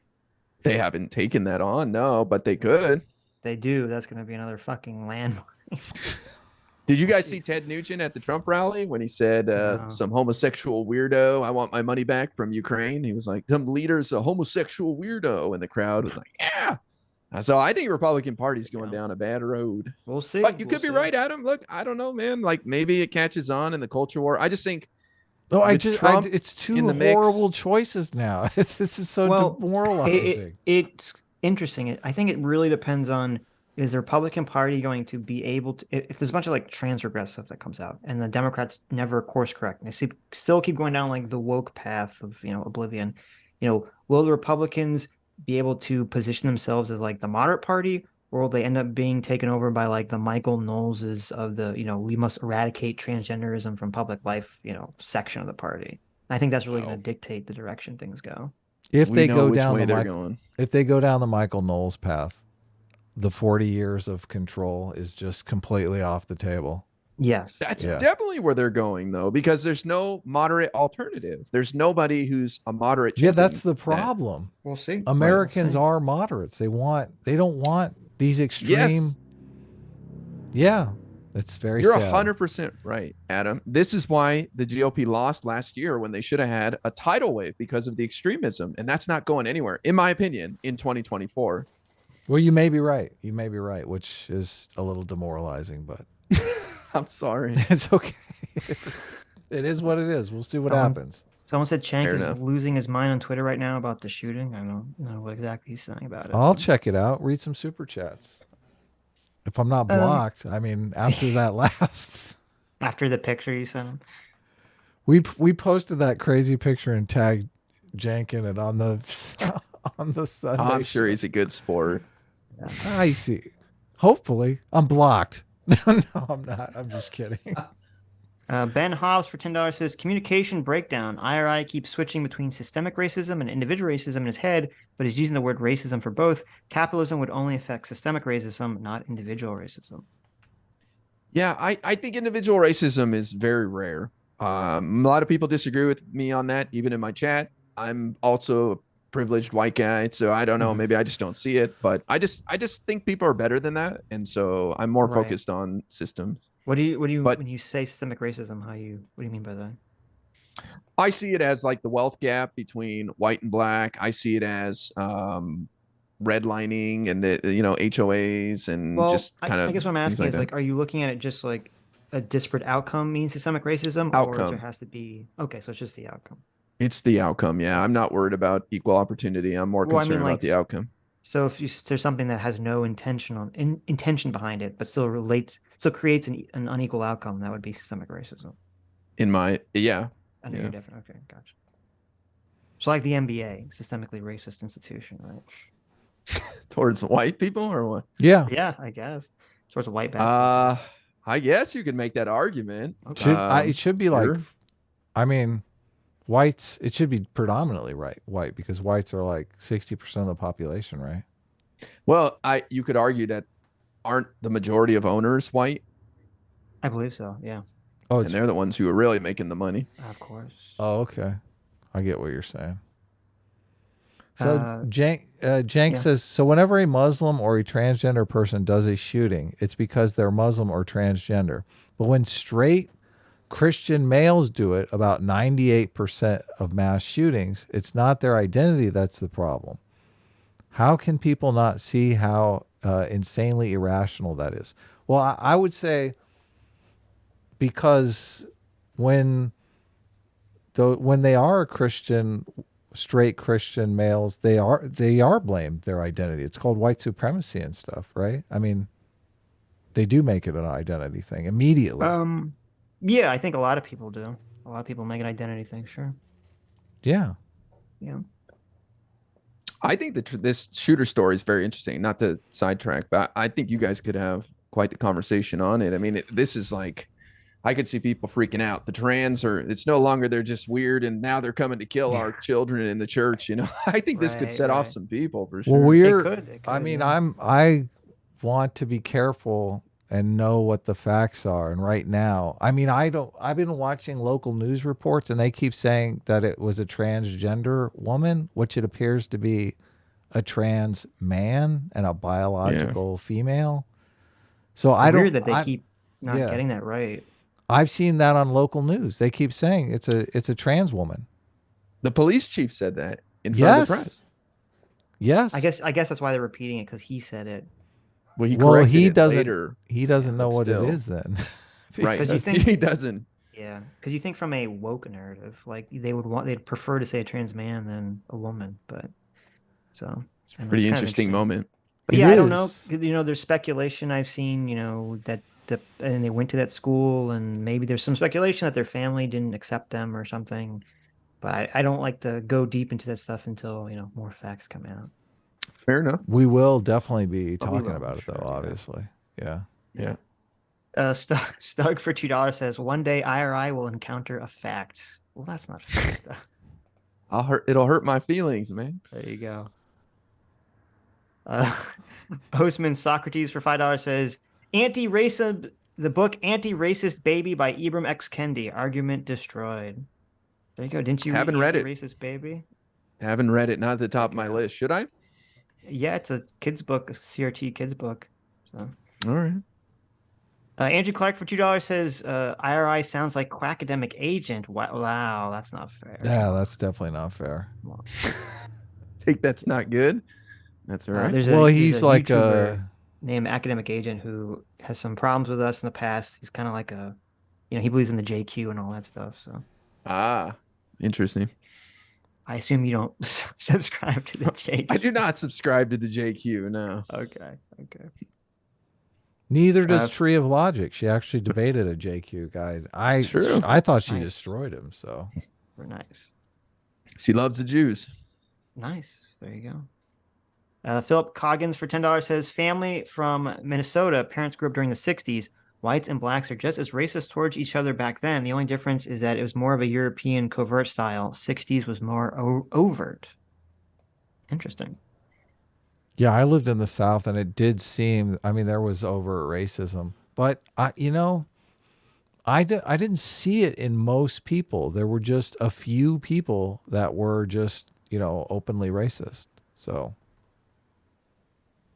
Stug for $5 says, "The mob that chased Emmett Till didn't hate black people. It was just the system that made them do it. They actually really liked them." Well, that's a pretty good big deal about that. That's a pretty good super chat. I'll let you respond. Well, I think it's just the way things were, man. You know what I mean? Like, I don't think we can judge people in the past to today's standards. So I'll say, like, 100 years from now, people will look at us in our factory farming and be like, "How could you treat animals like that? Right. You guys were monsters." And so I think looking back on some things like that, we have to be careful. And that's not even a popular position for me to take on the left, but no, it's I'm real 100% not. Yeah. No. Listen, I agree with what you just said there completely. I just wouldn't use the language like, I mean, I do think people were racist back then, but I agree there's a difference between that, accepting that, and also, you have to understand that if people are kind of, inculcated in the system of racism, it's obviously more difficult for them to like morally break out of it. Yeah, like what a lot of people would be harmed themselves if they broke out of it, Sure. That doesn't justify it, rationalize it. Of course. It's just the way it was. Yeah. Yeah. Let's see. Hostman Socrates for another $5 says Uncle Tom is a misnomer. He was a Christ-like figure in the book. Interesting. I've never read the book, so I don't know. Frodo Laggins for $5 says that this chat is extremely bad faith or extremely dumb. There you go. Look at that. Someone He's going got after him. our chat. Is he one of your fans, Destroyed. Frodo Laggins? Thank you for the $5. That's one of my mods. No, I don't know. I've never heard the name before. It's a funny name though. Frodo Laggins for $5, $10, $15. Thank you, Frodo. Frodo Loggins, sorry. He said 3 times for $5. Liberals move society forward. Conservatives work blue-collar jobs and shovel cow manure. Interesting. See, I don't think you're gonna make many friends in the chat, Frodo. But thank you for the $20.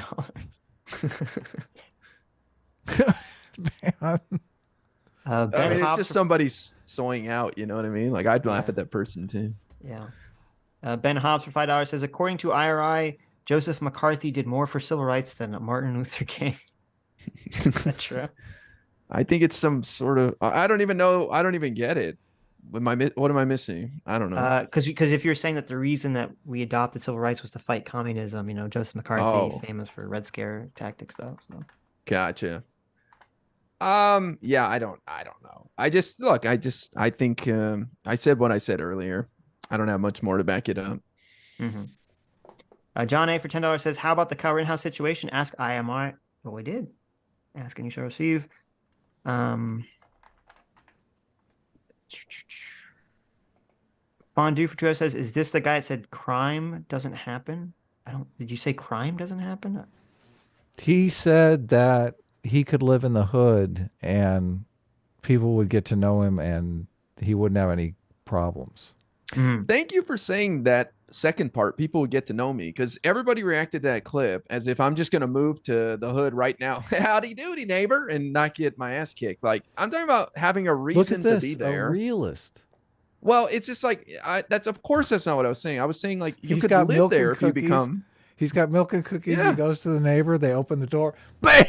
Punch him right in the face. Well, you have to have a reason to be there. I mean, and then the other funny thing is like people would comment, I want to see you walk around South Central at midnight. Why would I be walking around South Central at midnight? Like it's just extreme scenarios, But I genuinely believe you can be part of community anywhere. To like the biggest slum in Brazil you could move to if you had a reason to be there and not just on a poverty tour. What's wrong with a poverty tour?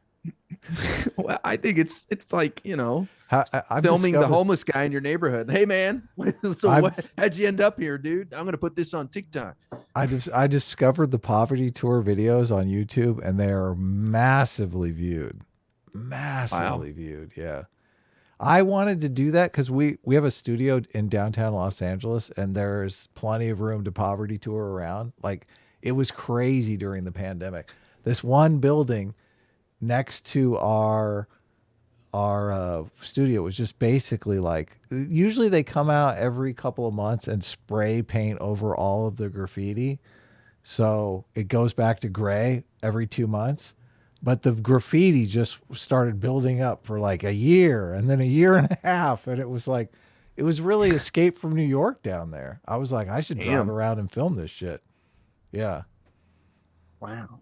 That's why I was when Tree of Logic was talking about it, I was like, I mean, our studio's kind of in the hood. When Destiny, because Destiny and Vosh did a debate in our studio, and Destiny had parked on the street, and I was like, you can't pay $6 for parking?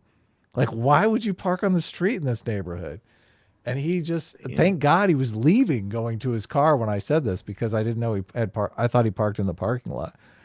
But I guess everything worked out fine. So, I mean, there's a homeless encampment right down the street. So, I mean, I feel like the homeless, like most people don't want to mess with people, like, crime of opportunity, but I don't know. I don't know. Every time I'm around homeless people, it seems like all they want to do is mess with me. They really do. Damn. Yeah. They're all about getting up in your shit and like calling you racist. Yeah. Yeah. Dude, I think you're giving off some weird vibes or something, because I don't know. The homeless people in my neighborhood don't I mean, I did tell I do say stay the fuck away from me. So maybe that's Okay, that might have no. something I'm to do not with it. giving off Yeah. weird vibes. I'm not. Look, Stay that's the all. fuck Walks away. around and he's That's got a all gun, in your head. Yeah. gun in one hand, and he's got like money about this. falling out of his pockets on the other, sides. So What if very you weird gave them a few vibes. bucks once in a while? They'd be looking out for you. Think about that. Look, I'm If not, you give a mouse a cookie, I know that's what I was gonna say. Have you ever fed a stray cat? You know what happens? That's your Yeah. cat. That you I'm just just saying they're part of your community. Might as well make the best of it. there you go. okay. Well, I do have a bad habit of feeding stray cats, but I try to keep it to a minimum. Adam's like, listen, if the homeless were cuter, maybe I feed them. True. That's not untrue. Yeah, exactly. Where's all the hot homeless people? That's what Adam wants to know. Oh my goodness. I wish. I mean, I don't. When did we just empty out the? I mean, I don't understand why we don't deal with it as a society. I really don't. I mean, just We it's are. so obviously so many You of them are can just thank mentally Ronald Reagan ill. for that. I know. Why did Ronald Reagan decide to empty out the mental What? institutions? Personal liberty, man. They have a right to be out there on that street in a He tent. just didn't if want they no, he want. just didn't No. want to pay for it. Yeah, That's the reason. it's very sad. Javier Portillo Fernandez for $10 says, I'm sure this guy, you, didn't find it funny that people were calling Trump bunker baby after attacking the White House and multiple Secret Service agents on May 29th. Well, I don't know why. That was hilarious when he got down in the bunker because there was a protest. I assume that's what they're talking about. There you go. I Well, think that's when he they're- walked out with the Bible. Right. I think they're trying to say that you're a hypocrite for finding that funny, but not finding January 6th funny. I'm assuming that's what they're trying to say. I don't even know what they're trying to say, but Trump hiding in the bunker because of American protesters outside is hilarious. So I don't know. If they had broken into the White House, I assume he would have felt different. I would never laugh at that, of course. But I believe he went down there out of fear of the protesters, and they didn't break through anything. They were just kind of milling about. What were they protesting? I don't really remember that. I think it was George Floyd stuff. I don't remember. Okay.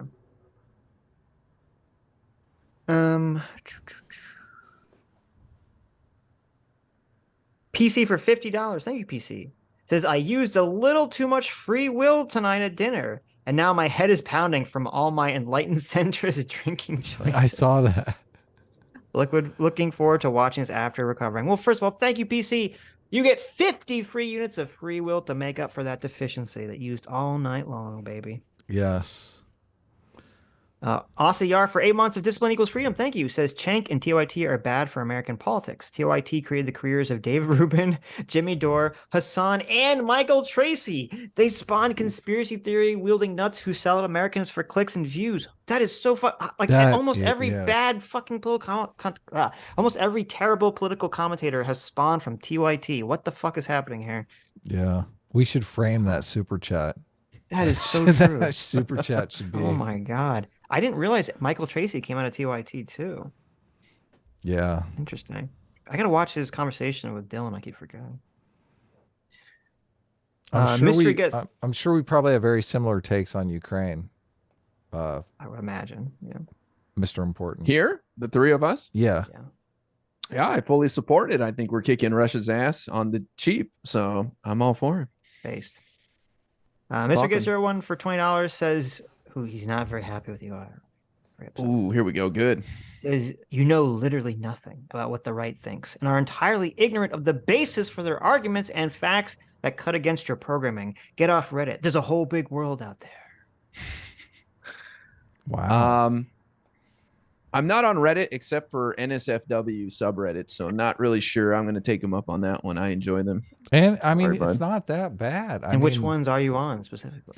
I'll DM you that later. Okay.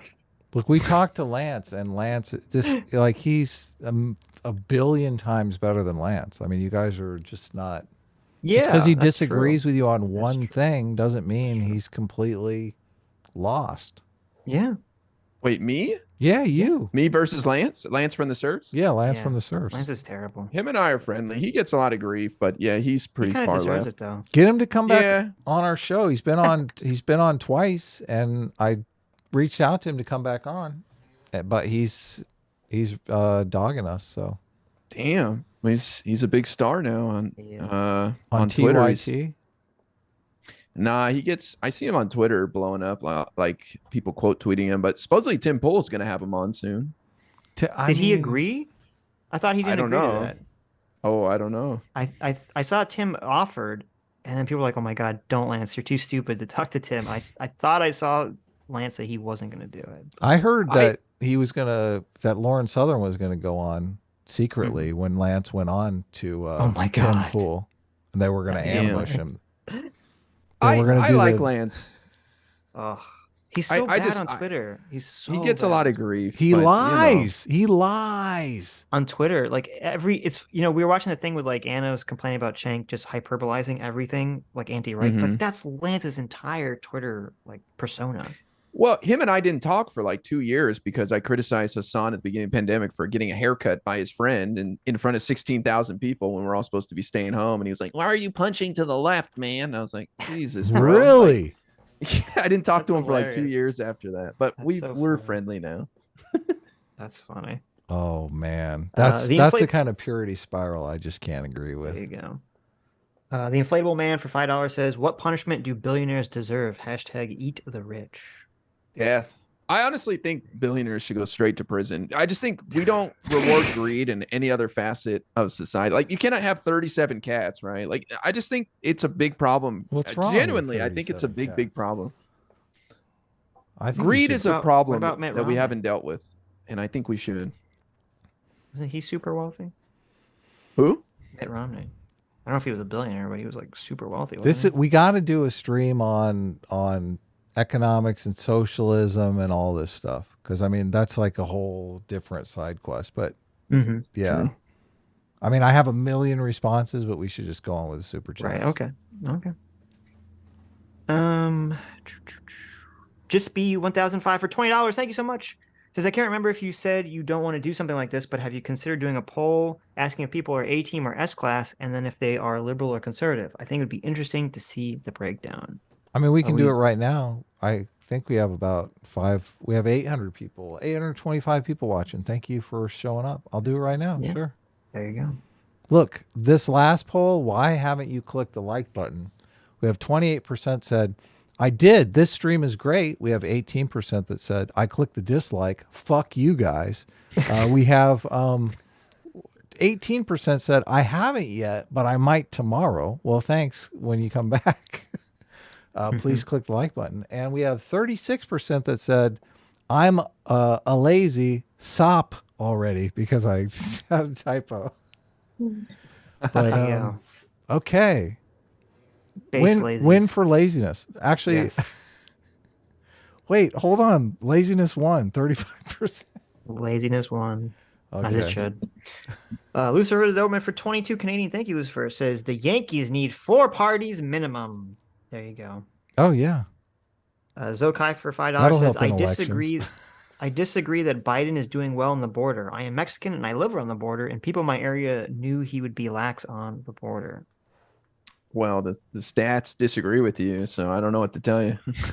You can Google Biden's new policies at the border. They're harsher than what Trump did in some ways, and the numbers have plummeted by like from some countries by like 96% because you just can't show up anymore. You get turned away immediately. What is because I don't follow any of the border stuff. What is the policy stuff that you're talking about? So like one policy is you have to apply via smartphone on an app and show your financial sponsor has to show that they'll take care of you for like 2 years.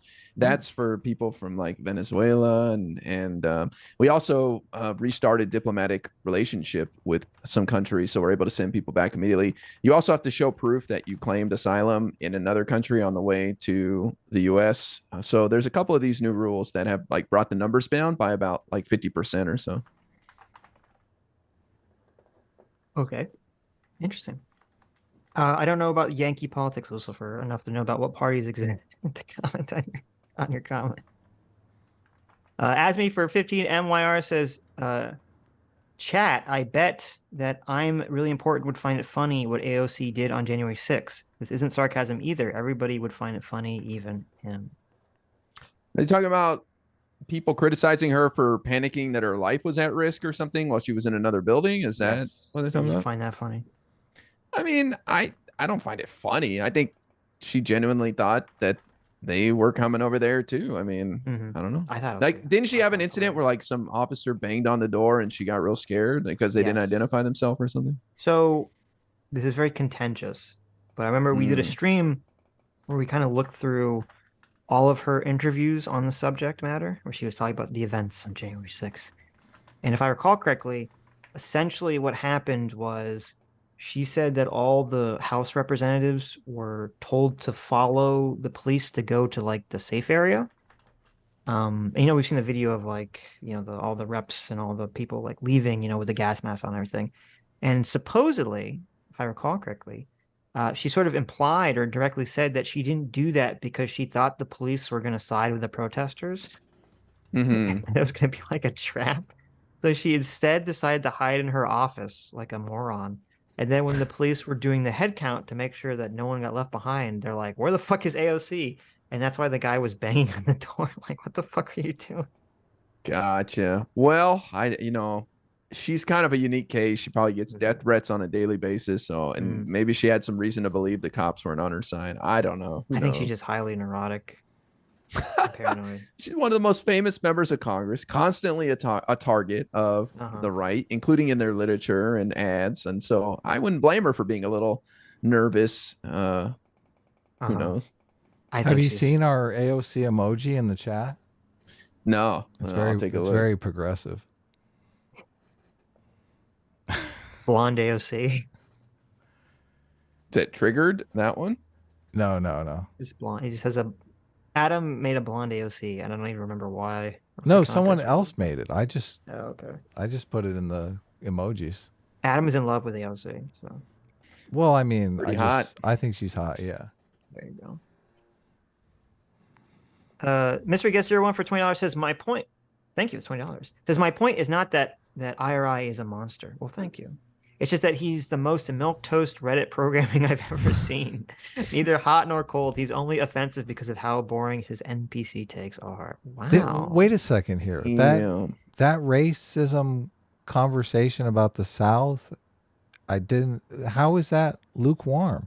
Yeah, I don't think it was. That was crazy shit. See, but you can't win. Last time you're on here, you got in trouble for being too hyperbolic, and now you're in trouble for being too milquetoast. Yeah. I think I'm very entertaining. Thank you very much. I have room to grow, but I think people have fun getting upset at what I say, and they know it. Right. Fair enough. Libertarian Sasquatch for $5 says Tim Pool is right-wing Lance. Oof. Tim Pool is way smarter than Lance. That's not even close to fair. Yeah, I'm not a big Tim Pool fan, but he does seem to be smarter than he called a 49 state landslide in 2020 for Trump. I mean, I don't know which one of those states he didn't believe in. I'm hoping it's Hawaii, but I don't know. Like, did he really believe that though, or was he just kind of catering to the audience? Is he just grifting? Is that what you're saying? Yeah, grifter. I mean, you can just because you grift once in a while doesn't make you a grifter. Look. Okay, look at this guy.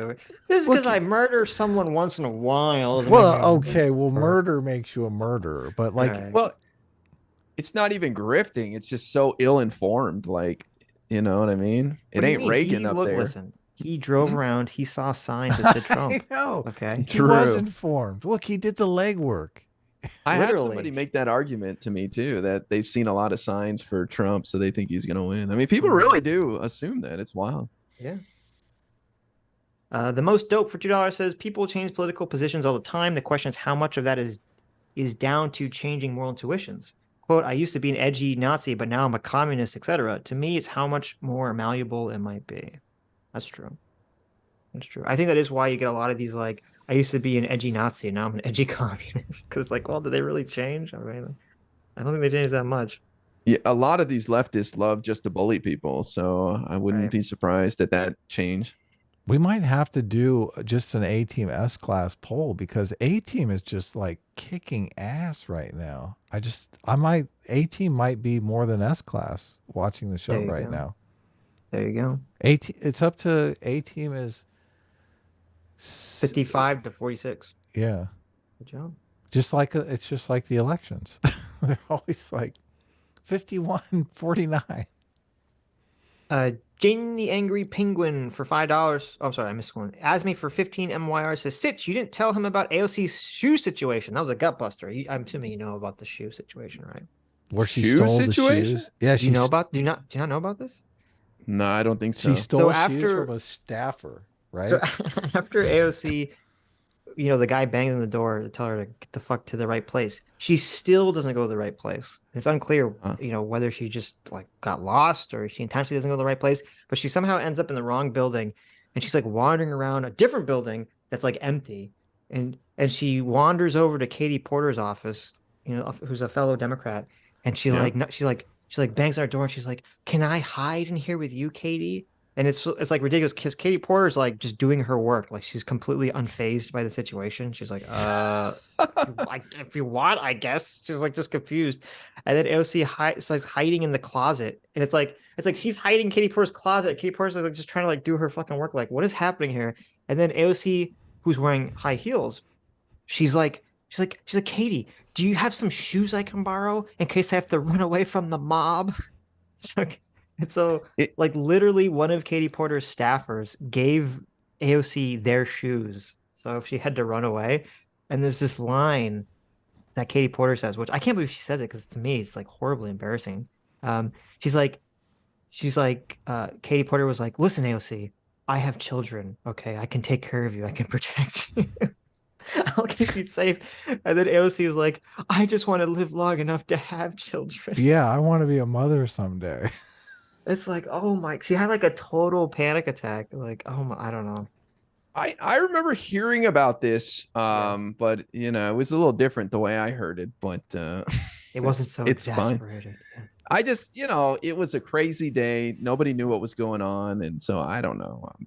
I'm not going to defend it, but it's people are scared for their lives. They react in different ways. What can I say? Would you steal an underling's shoes so that you can get away from the murderous mob? Yes, of course. Oh, and okay. I'd push that person behind me. You only got to outrun the people. You don't have to outrun the mob, right? True. Yeah. True. That's true. I mean, that person might join the mob, though, if you took her shoes. Why They wouldn't be able to catch me without their shoes. Silence You Idiot for $20 says, "I was going to skip this until tomorrow for work, but I hear my boy IRI said he likes Lance. Take that back, IRI. Lance is a young man who has deleted many of his reactionary tweets. I will unsub IRI. Oh, and hello, Sitch and Adam." Well, What's up? damn. I can't What do you afford to mean lose that. reactionary tweets? I don't Sorry. understand.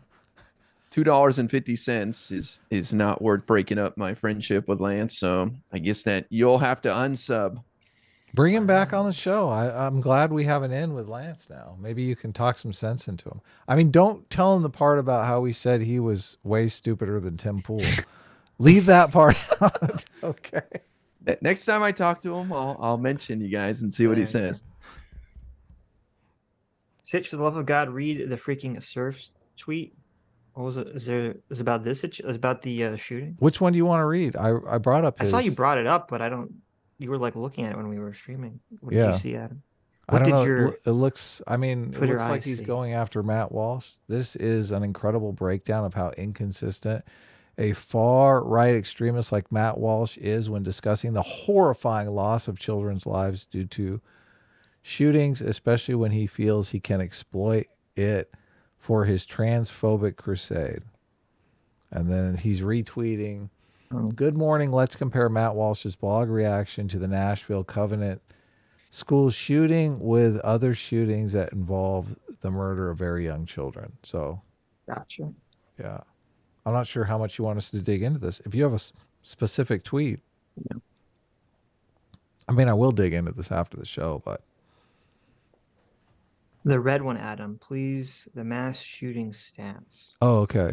This is kind of weird because it is, The mass shooting stats by gender tweet? Is that what you're talking yeah, mass shooting stats, mass shootings by gender status, and they have cis versus trans, which I don't, why would you break it up? Why would you break it up by cis and trans? Well, isn't that, I mean, I'm assuming he's doing it in response to people saying like, blaming the transness for their shooting, right? Right. Well, this person has a manifesto that, Oh, I do mean, they? I'm not going to be surprised if some bread tubers are mentioned in that manifesto. I don't want to name any names Damn. until the Interesting. manifesto is released. I But wonder if I'll get a manifesto one day. I apologize. Earlier, Phil Hoggins, I said Minnesota. He was talking about Mississippi is where he's from. I apologize, Phil. I don't know my state initials. this is in response to the quartering saying 0.5% of the population is committing nearly 100% of the mass shootings lately. And I guess because there's been 3 trans shootings, and I would say that these 3 trans shootings are probably politically motivated, right? I mean, that's the thing. I saw one of the Republicans was saying this needs to be prosecuted as a hate crime since she targeted a Christian school, which I mean, I agree with. This should be prosecuted as a hate crime. Well, she's dead, so and nobody to prosecute. True. Right, Unless but they like, how did she get the gun? You know, I'm sorry. How did he get the gun? Was it the family responsible? But Well, as somebody said in my chat, the other target was a mall. So I don't know if like this was the entire. And I did hear that. Was on it the a news Christian mall? earlier.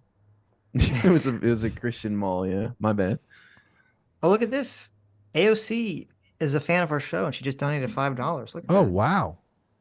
AOC for spender. $5 says, "I need your clothes, your boots, and your motorcycle." There you go. Is that an Arnold impersonation? It was attempted, yes. Nice. Never seen Terminator 1? I love Terminator. Yeah, I remember he's buck There you naked and talking to the biker, right? Yes. there you That was a go. great scene. Not because he's naked, but you know, Sure. That's I'm what I always super do. I'm straight, like, dude. We don't hate here. that's a great ending line for the date. Your clothes, give them to me now. It's not the 80s anymore, Adam. I think you'll get in trouble if you. Oh, really? Well, I mean, Sure. consensually. Your clothes, give them to me now. How about that? Did I clean it If up? you would like. That kind of. Oh, yeah. if you would like. Yeah. Okay. If you would please consent to take your clothes off and, and CT snuggle for- with me in the covers. There you go. CT for $2 for 2 Canadian says, "When I write my manifesto, I'll shout you out IRI." Based. Thank you. Shit, I mean, don't kill people, but yeah. My channel will blow up. Are you kidding me? They'll be like, I'll be all over the news, man. But please don't kill people in my name. Thank you very much. What if they really deserved it? Yeah, what if it's like baby Hitler? They have a time machine. They're going to go back. They're like, they have a manifesto. They kill baby Hitler and they say, "Subscribe to I'm really important." I mean, they could write that on the side of the time machine. It'd be great. Jesus. I'd have to think about that one. Well, actually, that wouldn't work. If you go back in time and kill They'd baby call Hitler, you a baby killer. then no one knows. You would change history, so no one would know True. why you killed this baby. They wouldn't know, like, well, you just saved, Europe from Hitler, right? Like, oh my god, a That tax is officer just true. came in and killed a baby and left. What the fuck? That's so messed up. Smash this baby's head. Jesus. Good point. There you go. Yeah. Well, there you go. Those were the relevance it? to IRI super chat. We have All others, right. but they're just like about random. Awesome. Take Thanks care. for coming on, IRI. Take care, It's always good buddy. to talk to you. Well, yeah, thank you guys for having me. It was a lot of fun. I mean, 5 hours flew right by, so that's awesome. But this was a lot of fun. I really appreciate it, and I hope the chat had a good time. And we'll talk about doing something in the future, I guess. Yeah, we'll definitely have you on again if you're down for it. Talk to Lance. Let's do a double debate. Come on, let's debate some contentious topic or something. Okay, maybe It'll we'll be work fun. something out. That'll be great content. Mm-hmm. I promise not to invite Lauren Southern, friend of the show, Lauren Southern, on. Her and I are friendly too, so that'll be an interesting mix. Oh, so then I can blame you when I invite Lauren Southern on to ambush Lance. Perfect. Damn. Nice. All right, All right. guys. Take care, Always man. a pleasure. Take See care. ya. Nice. Okay, let me go back and read chats. I skipped. Asme for 6 MRI says, Sitch, you missed mine. I missed one? Oh, you're right. I did. Asme for 15 MRI says, be honest, guys. AOC's story is just as funny as Trump's bunker baby story. I think it's like 10 times Way funnier than funnier. Trump's What bunker are you baby talking story, about? but- Trump in the bunker baby story, he doesn't steal anyone's shoes. What are you I know. talking I said about? AOC's story is 10 times funnier. It's way funnier. It's just like, okay. Nape for $5 says your Vash versus Sargon debate video is out of sync with the audio. Who do we blame? The answer decides S-Class versus A-Team debate. No pressure. Well, you blame YouTube because it was perfectly in sync when we made it. Yeah, I don't. And you're the first person I've ever heard that's pointed that out. So I don't understand why that's Yeah, happening. maybe That's it's weird. just maybe it's your computer is out of sync. Or I don't know. Interesting. It could be Yeah. weird. I don't know. Edvin Goal for 2 months says, thank you, J-Mac, for the membership. Wasn't here to catch the latest episode of Adam Has to Read a Book, but caught up on the re-upload as class for at least another week. Thank you, Edvin. Did I mean, I guess I did do that in this stream. You did it. You actually did it too. So, Well, listen, we're allowed to do it when we talk about height, okay? yeah, I mean, I'm curious. It'll be cool if he reads the book. And Zero Fox says that he did check and it is out of sync. really, Interesting. yeah, it's nothing we did. Was it always out of sync? I don't remember it being out of sync like when we first like did it. No. I don't know. Yeah, it's That's YouTube. very strange. YouTube like moved it to some new server or something. I don't know. Weird. I have seen videos that are out of sync before, but yeah.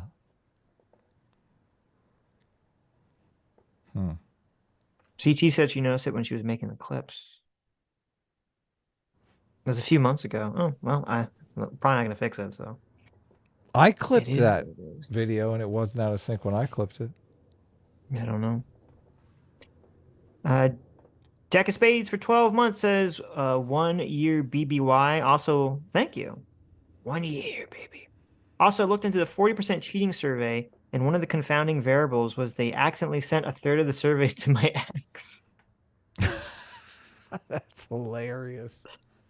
Ouch. Big ouch. There were people giving me a hard time in the Discord about the OnlyFans thing, but the comments were overwhelmingly against you, Sitch. I think there was like 1 or 2 comments in your favor, 2, maybe 3 tops, and a bunch of All right. people. Interesting. I posted one that was from an OnlyFans model that said, "Yeah, I got crushes on my OnlyFans." Really? Yeah. Interesting. Yeah. Oh, before I forget, Sammy G has 3 plushies that people bought, and when she mailed them out to them, they bounced back to her. If you're listening, And you're one contact- of those, yeah. and you're one of those people, I'll read the first names. Felix in Germany, Thomas in the USA, and Diana in Portugal. If you did not get your plushie and you want it, because I believe you already paid for it, please contact me or Adam or Sammy G on Twitter and let us know what your address is. How long are we going to give them to contact us before we auction them off to the highest bidder? I think I should say it. I'll say it on a Sunday show a couple of Right. times, and then because we were supposed to do this, and I just kept forgetting because I'm an asshole. So yeah, we'll give them a chance. I'll mention it on a Sunday stream or 2. They don't respond, then I guess we'll just auction them off if people want.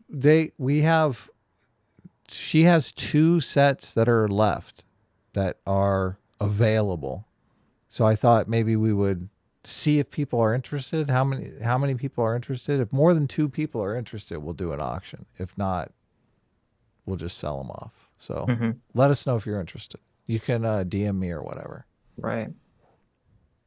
DM me on Discord or on YouTube, on Twitter, because I know a lot of people don't have Twitter. More people have Discord than have Twitter. Interesting. Yeah, or Discord's fine. That's fine too. Sammy G says a month and no mas. There you go.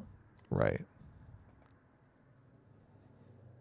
Thunderstorm for $5 says, since 42% of Americans have a 4-year degree. Shouldn't an apprenticeship program be set up for others? Shouldn't an apprenticeship program be set up for others for employers in the state and federal?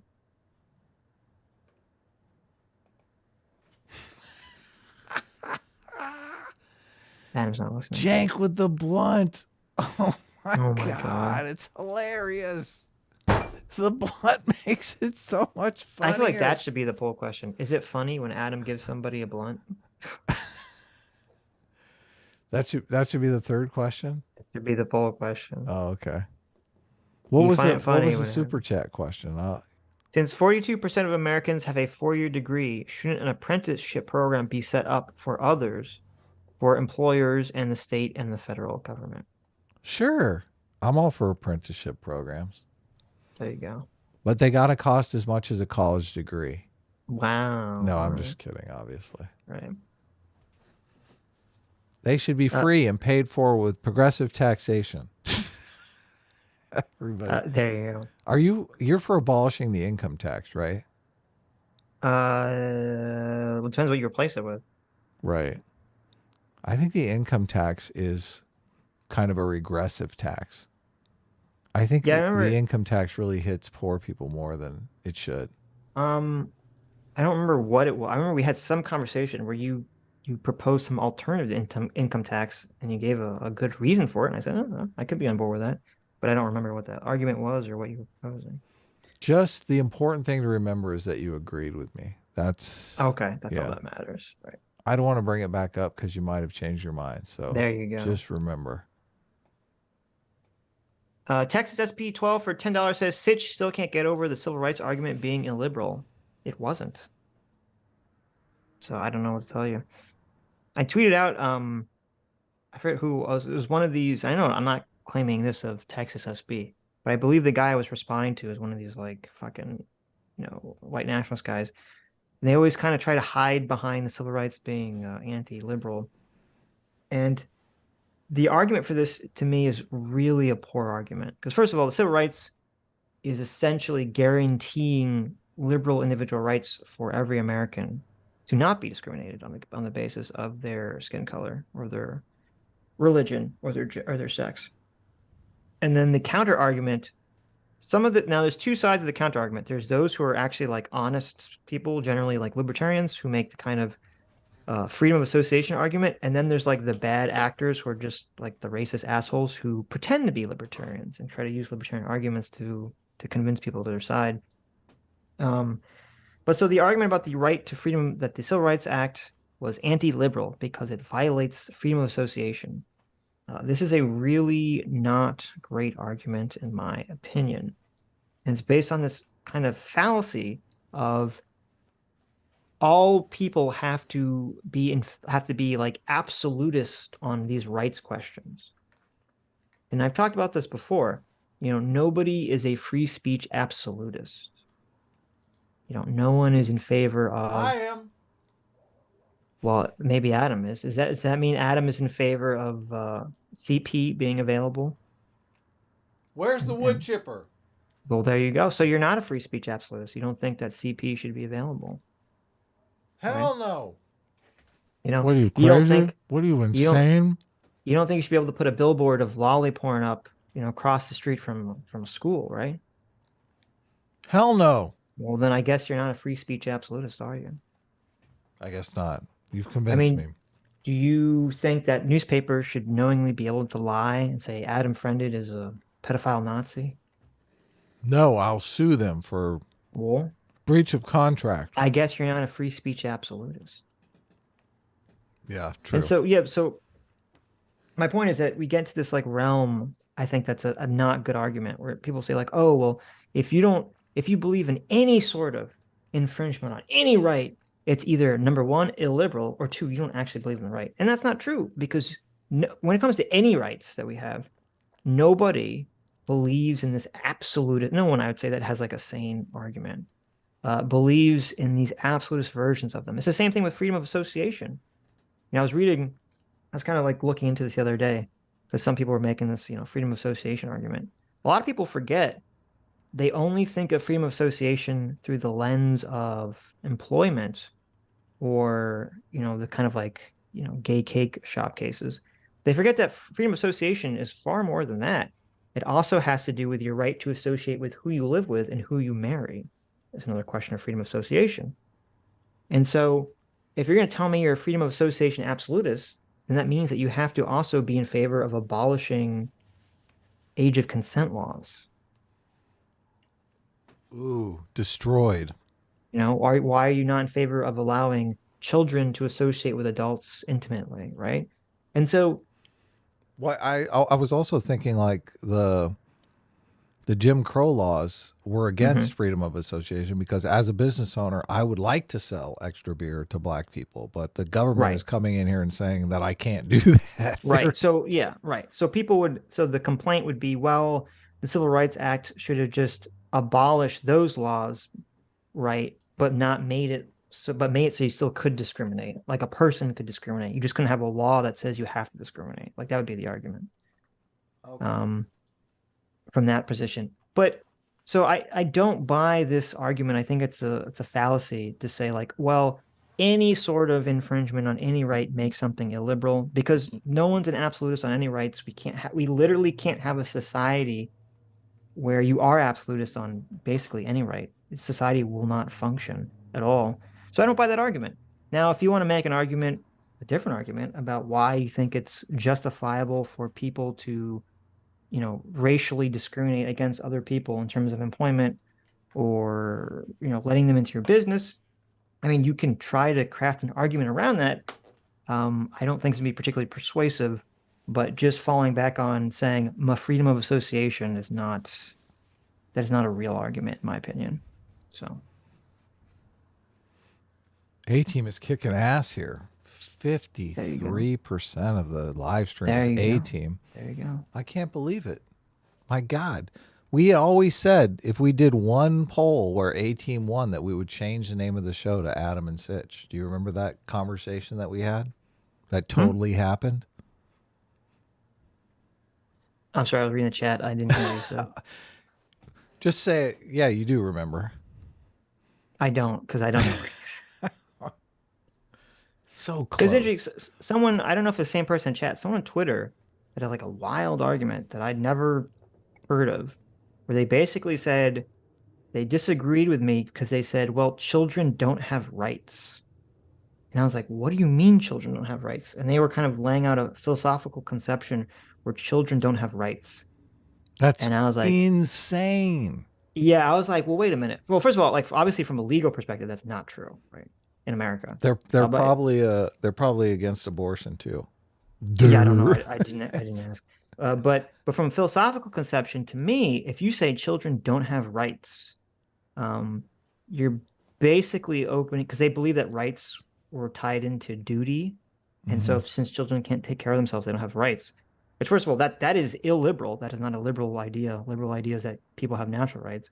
But then secondly, I was like, you're essentially opening the door to allow all child abuse by parents because children have no rights. They're just, as long as they're, operating under as long as their parents are taking care of them, they can do whatever they want to them. So I don't know. That was a weird argument to me that I heard. Yeah, you legalize child abuse and child labor. Exactly. Yeah. So. Yeah, no, kids have a lot of rights and they know about them too. That's why they go to their teachers and tell them, fuck off, Miss Jensen. You can't do anything to me. Yeah. Yeah. Obviously kids have not the same amount of rights as an adult, but they obviously still have rights. So both legally and I'd argue, obviously philosophically. But yeah, they don't have all their rights. TB for 10 gifts. Thank you so much, TB, for the 10 gifted memberships. Cameraman 502 for $5 says RCV, gerrymandering, and third parties are red herrings. An actual problem is that the parties are at their weakest point and can't control their members. I think you are correct. That is a very interesting observation. Yeah. I mean, when you looked at Trump the first time, it was very clear the party and the pundits didn't want him to be the candidate, and he got it anyway. Oh, that's a good point. Yeah, excellent point. And then like now, it's very interesting because right now, I mean, this is going back to Tucker Carlson being a fucking liar, you know, it's going to be very fascinating if he has to testify in court because they have him in messages talking about how he thinks Trump was bad for the country. He thinks Trump was a literal fucking demon. He's like just shit talking Trump left and right. Really? Are Yes. you kidding me? No. Where, It was- where did it- these this come was- out of? This was the Dominion lawsuit. Really? And this is why this is kind of wild to me. You know, the all the MSNBC people in the left-wing media, they were talking about this like for like a month. And yet I don't think Tucker's numbers changed at all. And I'm just like, do people on the right just not care? Or do they just not see it? Because to me, it's like, They don't see it. It's silo. The left media is the only one talking about I it. guess, like, I don't know. To me, if you follow a political pundit and you find out that they're just lying to your fucking face about what they believe, I mean, I don't know. I don't know how you stick by them after that point. Yeah, I'm done. I mean, it's just pure grift at that point. That's when I realized I was no longer a Surfs fan. There you go. Oh no, the reason I brought that up was because I think the same thing's happening with Trump now. I think that's why when DeSantis won for Florida, I think there's a reason a lot of the Republican establishment and the Republican media pundits were like trying to like dip their toes into the water of like propping up DeSantis as the the Trump alternative. I do think that the Republican establishment and the Republican media does not want Trump at all. Of course they they really don't. want DeSantis, but I think they're cowardly. I think they're too cowardly to like make a bold stand and just put their foot down and say we're going to support DeSantis. I don't think they're going to do that though. Yeah, because they're worried about the fallout from the electorate. Yeah. They don't want to do the same screw up that they did in 2020. Mm-hmm. Mm-hmm. What pundit doesn't lie? Well, that's true, but I mean, generally when I think of pundits lying, I think of them lying for their team. I don't think of them lying like, To their oh, I team. actually despise the candidate I'm advocating for. Like, I would be really surprised. I mean, I first of all, I was surprised when I saw that. I would not have thought that Tucker Carlson hated Donald Trump. But I would be equally shocked, like if you saw Rachel Maddow, Chris Hayes saying that like they fucking despise Joe Biden. Like that would be very shocking to me, and I would think that would hurt their viewership, but maybe it wouldn't. Maybe people just don't care anymore. I don't know. They love Joe Biden. So They're insane for Joe Biden. how do you know his private They'd take messages a were bullet. sincere? I mean, I guess he could have been. I don't know why he would be lying. I don't remember who he was talking to in the private message. I think he was talking to his show producer. So, I mean, I guess he could have been lying. I don't know why he would lie in the private message to his producer, but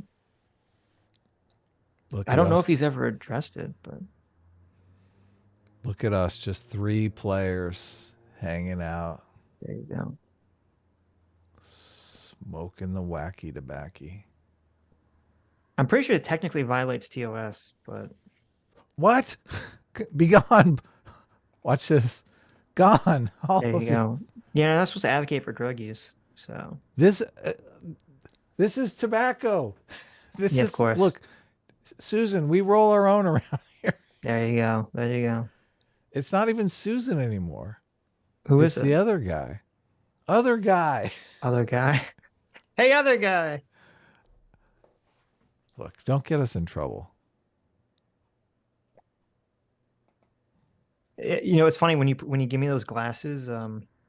Like I look like a bug person because they're like too big for my face. I know. That's how they're supposed to look. Though. There you go. You have a black face, so it's Wow. it is. Bro. You're doing digital blackface. God. Cenk did a base tweet about the digital blackface being crazy. True. Yeah, True. He did. I was very surprised that yeah. I was. Yeah. Cenk basically made fun of the left complaining about digital blackface. I responded with our meme. I saw. Listen, you have to incentivize good behavior, Adam, okay? You're kind of doing the opposite. Look, I love the meme. What am I going to do? Okay. I'm okay. crazy for it. You did it out of love, huh? I think Cenk secretly loves it. Oh, you still have the blunt on Cenk though. I know. I'm looking for it. Come Oh, on. okay. Look, I'm looking for the blunt. I got like 25 blunts in this. There you go. Oh, wait. Uh, It's in the Cenk folder. Look, I There you got the go. blunt on. I tried to put a folder in a folder, but it Cenk. didn't work. Isn't it Cenk? Not Cenk. I said Jank. I think it said Cenk. I said Jank. Look who came to Okay. visit me. Bagel. Oh. Very Oh. original for 550 Canadian. Thanks so much. Says Sitch, I used your definition for woke you gave in your Dane and Bob debate, and I got called the transphobe, so it must be accurate. It worked. That's awesome. That's awesome. Look at you. Cyborg for 12 months. Thanks so much, Cyborg, for being a 12-month member. Says S class is the best class. Is that A Cyborg? team Oh. drinks egg creams. Oh, man. Don't Bad ask, you're news. too young. When is the gun debate? I want in. Then I will debate Sitch on drug law. Is that Cyborg from the Discord? Because he said that Yes, I that's was Cyborg both from the wrong on the OnlyFans and that he would not want his girlfriend to have an OnlyFans. So it sounds I like agree with that take, though. That's my take. yeah, but my take is that I don't want my girlfriend to have an OnlyFans. Your take I don't was want my girlfriend to have an OnlyFans either. That was not my take. what was your take? I don't think that girls are doing it. I don't think that a girl being on OnlyFans is more likely to cheat on their spouse because they're on OnlyFans. Then a girl that's not on OnlyFans. Yeah, I'm not sure. I'm not sure there's evidence for that. You think Or rather, let me rephrase that. I think it's possible that girls that are more likely to cheat or more sexually active could be attracted On to doing OnlyFans. OnlyFans jobs in the first place. Right. okay. I don't think being on OnlyFans is the thing that makes them cheat more, if that makes sense. Well, yeah. Okay. Yeah. So that was my position. But I don't like if I was dating someone and they said, "Hey, hello boyfriend Sitch. Hello boyfriend, niche internet micro celebrity PSA Sitch." Which I would like to open Which an they would OnlyFans. totally say. That's exactly how I will be addressed by all future lovers. They'll say, "I want to open an OnlyFans." I'd be like, "I don't want you to open an OnlyFans." I would be, But I'd be Sitch, very heavily I against could it. make $300 a month. No. No. And $300 I a could, month. Yeah, the big $300 a month exactly. and I would meet a lot of interesting internet people. Yeah, I mean, I would say no. I would say Okay. no. I don't want my girlfriend to be on OnlyFans. Of course not. But would you pay her $300 a month to not be on OnlyFans? Well, first of all, if a girl's like, if I was dating someone, they said, "Okay, if you don't do OnlyFans, you have to pay me some amount of money." I'd be like, "Oh, okay. Well, there's the door." You're like, guess what? I'm breaking up with you.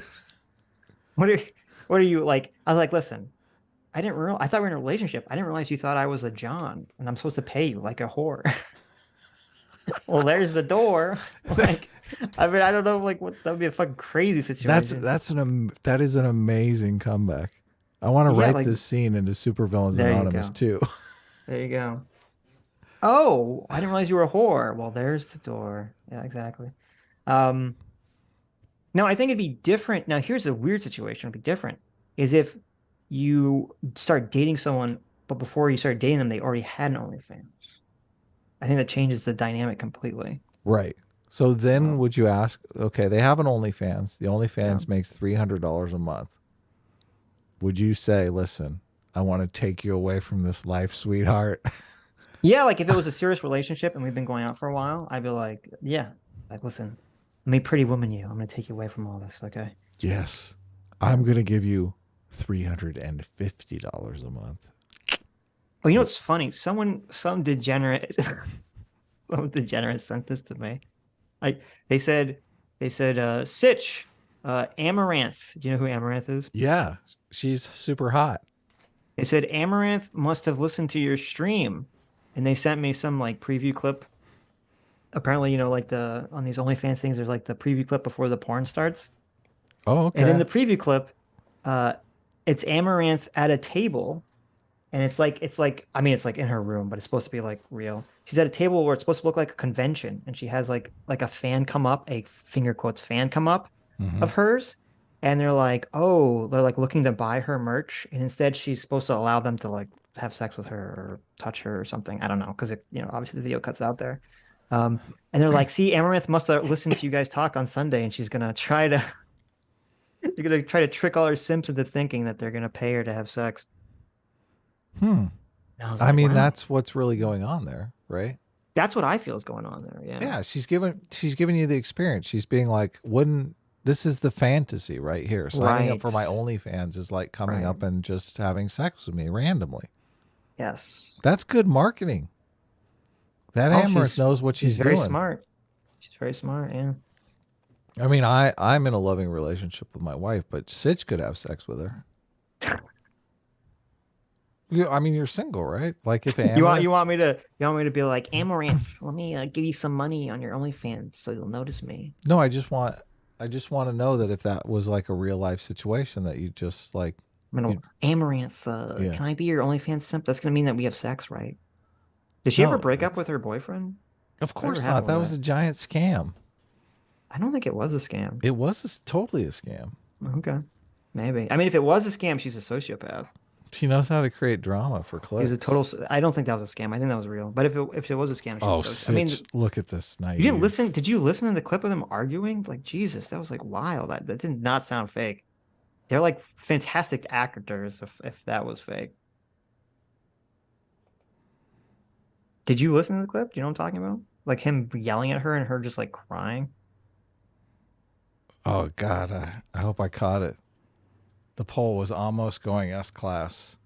Wow, had you to- cut it off. Oh my God. Well, Oh my on. God. Adam. Oh shit, I got the 49. Damn it. You were talking and I wasn't paying attention. Shit. What happened? I'm at 49 and you're at 4. Are we even? Wait, how are we both? hold on, we're both at 49. We're both at Yes. 49. Look at that. 49, baby. There you go. You cut I it was off trying. I wanted me to be 50, or me to be Oh, I 51 see. and you 49. But Well, look, you didn't follow your own advice. It says answer honestly. God will curse you if you lie. So you tried to lie, and God said, I "No, didn't no, lie no." though. I was honest in the poll. But you tried to manipulate the poll results, the end poll. No, I just told results. myself Get back it was. I told myself it was time. yeah, sure. Yeah, you told yourself. Okay. I was trying to pay closer attention because I was up forever, but we were talking about Amaranth, and for some reason I lost You got track of what distracted by a hot girl. I was just thoughts in your brain. my head was in the in the clouds. Seems like a lot of people in the chat said that number one, she got back together with her husband, and number two, they agree with your assessment that she's a sociopath. Oh, really? Interesting. Maybe that'll be the next poll. You made $50 million on OnlyFans. Holy fuck! Yeah. What a okay. That her husband must be a fucking idiot. Why? Assuming your wife is making $50 million on OnlyFans, assuming she's not sleeping around, which I don't think she is. How do you know? I don't know. She Like, just seems why so do you- like above it all. If Like, you're worth like, $50 million, why do you want to be hanging out with? well, no, she might be sleeping around with. I'm saying I don't think she's sleeping around with her OnlyFans simps. I think she could be sleeping around with someone else. But I'm like, so you're gonna fucking break that golden egg goose by just fucking parading her on camera? I don't know. It seems like a bad idea. Yeah, I don't know. I Maybe think it was he's a nagging scam. her. Maybe it worked. Maybe that was a problem. Did they The break abuse up? is what. No, Okay, good. Chat said that they're still together. I'm glad they're together and happy. So there you go. Maybe it was all negging. Maybe it worked. So the poll says 39% are A team and right wing, Mm-hmm. and 10% are A team and left wing, and 32% are S class and right wing, and 17% are S class and left wing. So I have a 7-point advantage. You have a 7-point advantage with the left wingers, and I Right. have a 6-point advantage. I swear I can do math. 7-point advantage with. Oh, it's the same 7 points. IJB Mexican, what clip? Where did you send this clip? I don't see anything on Twitter. Can we Did you bring up tweet an it? Amaranth clip? I don't. That might be Oh. against TOS. I don't know. She seems like kind Well, I of. don't know if it was an Amaranth clip. You just said you sent me some clip. Oh, I see. You mean the clip you sent me a while ago? Okay. So A Team is more right wing than S Class, according to. Are we gonna get? We're not gonna get copyright hit for this one. I assume not because you uploaded it. So What is it? it's a meme. It's a meme video for you, Adam. No, we will get copyrighted because I've done stuff on a small channel and not gotten copyright, and then Oh, uploaded it to my main channel and definitely got copyright okay. hit. So Well, it's a, the song "Girls," but it's Yeah, all like yeah. distorted. So I wouldn't trust the distortion. well, just the meme is just Adam friended myself and other high libido individuals from a very young age be like. And yeah. it's the skeleton dance from Spooky Scary Skeleton To the song "Girls." song Girls. "Girls." Yeah, there you go. All I really want is girls. In the morning, I want girls, and in the evening, I want. Sitch has never danced to this song. I know that song. Danced the skeleton Beastie dance Boys? to this song. Isn't that a Beastie Boys song? Yeah, totally Beastie Boys. Of course. I loved Beastie Boys back in the day. I saw Beastie Boys live in concert. You ate dinner with them? I didn't eat dinner with them. No, okay. Blaine's Escape Corner for $2 says, Prove Sitch has never had a relationship argument. That's true. I never argue. I've never been in a relationship. I'm actually a virgin. You didn't know this. Proof Sitch has pure. never had a relationship argument. How does that mean? Are we almost done with super chats? Nice. No, I'm not. I just jumped ahead. I've Oh. never had a relationship argument where I'm just like fucking screaming at my significant other and she's just in tears. That's never happened. No. I pride myself. Oh, you on should do never that. That's A awesome. situation that I've been a part of. That's always fun when you're in front of people, like you're yelling in her face. Why are you such a Yeah. dumb bitch? Yeah, I've never done that. That's true. That is true. Well, you need to date more dumb bitches. Okay.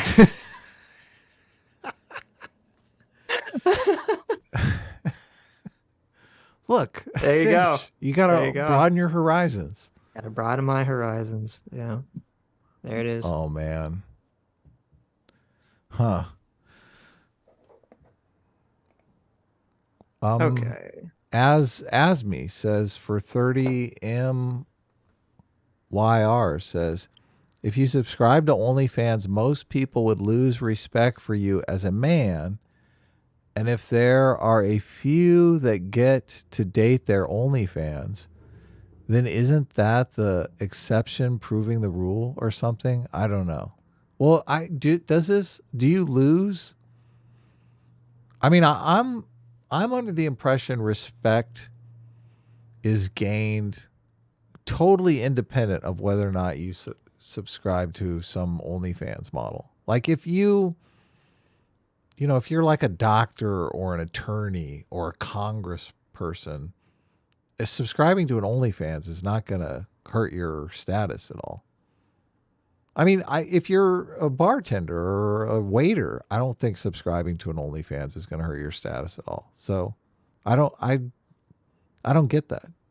What's your take, Sitch? Like it's basically the same as just, I don't think I it's the disagree. end of the world. I think I don't know if it was always that way from the beginning, but it's definitely that way right now. You think Where- so? Yeah, You're we're like an being- OnlyFans simp? Yes, it's definitely viewed as like, oh, you're a simp. Really? Yes, 100%. 100% Really? That's the way it's viewed. Yeah, of course. But what's the difference between subscribing to OnlyFans and just watching porn? Because I'll tell you why. And someone brought this up on Sunday. With the amount of porn that's available for free, you say, well, wait a minute, why are you paying for it? Why are you paying this one person? Right? If you can just look for a porn for free. I think that's what She meets your that's She the meets your idea. criteria, your checklist. Well, yeah, but usually here's my thought process on it. There's so much free porn Mhm. and so much like leaked porn. Like I'm pretty sure if you went looking for it, you could probably find like all of, this OnlyFans porn. Someone has put it up somewhere for free. right? Really? I would bet illegally. I wouldn't know anything about it because I've never done anything like that ever in my entire life. Of Well, I course. haven't either, but I Yeah, mean, of course. But if so someone wanted to search like amaranth porn and give us the There you go. See if Give it, us the deal. just for scientific reasons. right. Send us some So- links. I think so. The thought process, I think, I would wager, is that it's kind of like when it'd be like, oh, you're not just paying, like you're not paying them because you just want their porn, because you can find that usually somewhere else. It's like you're supporting them. You want to support them, right? Mhm. It's kind of like, when you're talking about like, like us, you're like, oh, you want to support us with this political, content, okay. Or if you're like supporting like Mahler, you're like, oh, you want to support their, media content. Where I think there's already like a baked in negative connotation, whether you agree with it or not, where it's like, oh, you're supporting a girl for taking off her clothes. I think that just has an inherent simpiness kind of baked into it that's not shakeable, offable. Mhm. Oh, good to know. So I don't know. That's my thought process. I think someone compared it. I forget who it was. Someone compared this to stripping on Sunday. I think it's completely different. I think strippers. I think because like when a guy goes to a strip club, I'm assuming, I don't know, someone who doesn't frequent these, I don't think that the average person that goes to a strip club is like, oh, there's this one stripper I'm really into, right? It's like a Mhm. guy just goes to a strip club and there are strippers there. And I think that situation creates a completely different status dynamic where the strippers are viewed as kind of just like lower status, interchangeable. Where with OnlyFans, it's like you're going out of your way to financially support someone for content you could find somewhere else for free. And so I think that's what creates this kind of like weird simp / status dynamic on the OnlyFans platform, psychologically. But don't strippers pretty much? I mean, I've heard strippers say that's one of my regulars. Like they have regulars that Right, are but just see, but there then- for them. Right, but then when that happens, when someone says it's one of my regulars, then I think the status power dynamic flips. What do you mean? Because they're like, oh, this is like, this is one of my regulars. This is someone I can milk for money. You Mhm. understand? Like then they become the simp, essentially. Right. So, but I guess what I'm saying the is regular is still lower status because he's a simp. by becoming a regular, he becomes lower status. Right. Okay. I guess what I'm saying is I'm basically validating all of the what were the the proto red pillars. I don't know. What are they? The neggers. What are they called? What did you careful now? Neggers. Yes. Okay. I know. It sounds really You had to bad. say it again? Please. N-E-G. N-E-G. Don't say that again. Those who okay. neg women. Right. Okay. The date, the date advice people. I hope. I just hope. Well, I hope the video transcripts. Got that There you one go. There you go. It's true. It's probably totally screwed up now, but yeah, the I'm dating not on advice camera right people. now, which is I'm thankful for because There you go. like Then everyone would think it was you. Yeah. just like Listen, I can't- did not pull somebody a Randy Marsh. Okay. somebody timestamp. You did not get naggers. So that didn't happen. There you go. Anyway, Anyway, the Simpson and Simpson hoes. right. What I'm saying is essentially that all those people, those red pill people are correct. As soon as you tell the women you're interested in them, they walk all over you. There you go. Real black pill. What happens when you marry him? Jeez, there's no know, hope. I know. Listen, married men will tell you that. I'm not saying that. Yeah, you're not saying it, but we all know. I'm hinting at it very, Yeah, exactly. very strongly. There you go. Look, we love our wives. So that's part of the joy of being married. Everyone knows about the honey-do list and like all that kind of stuff. That's part of the joy of being married. Right. I don't let that shit happen to me. I told my wife, like, she wanted me to build her a shelf or something, and I said, well, aren't there like videos on YouTube or something? Mm-hmm.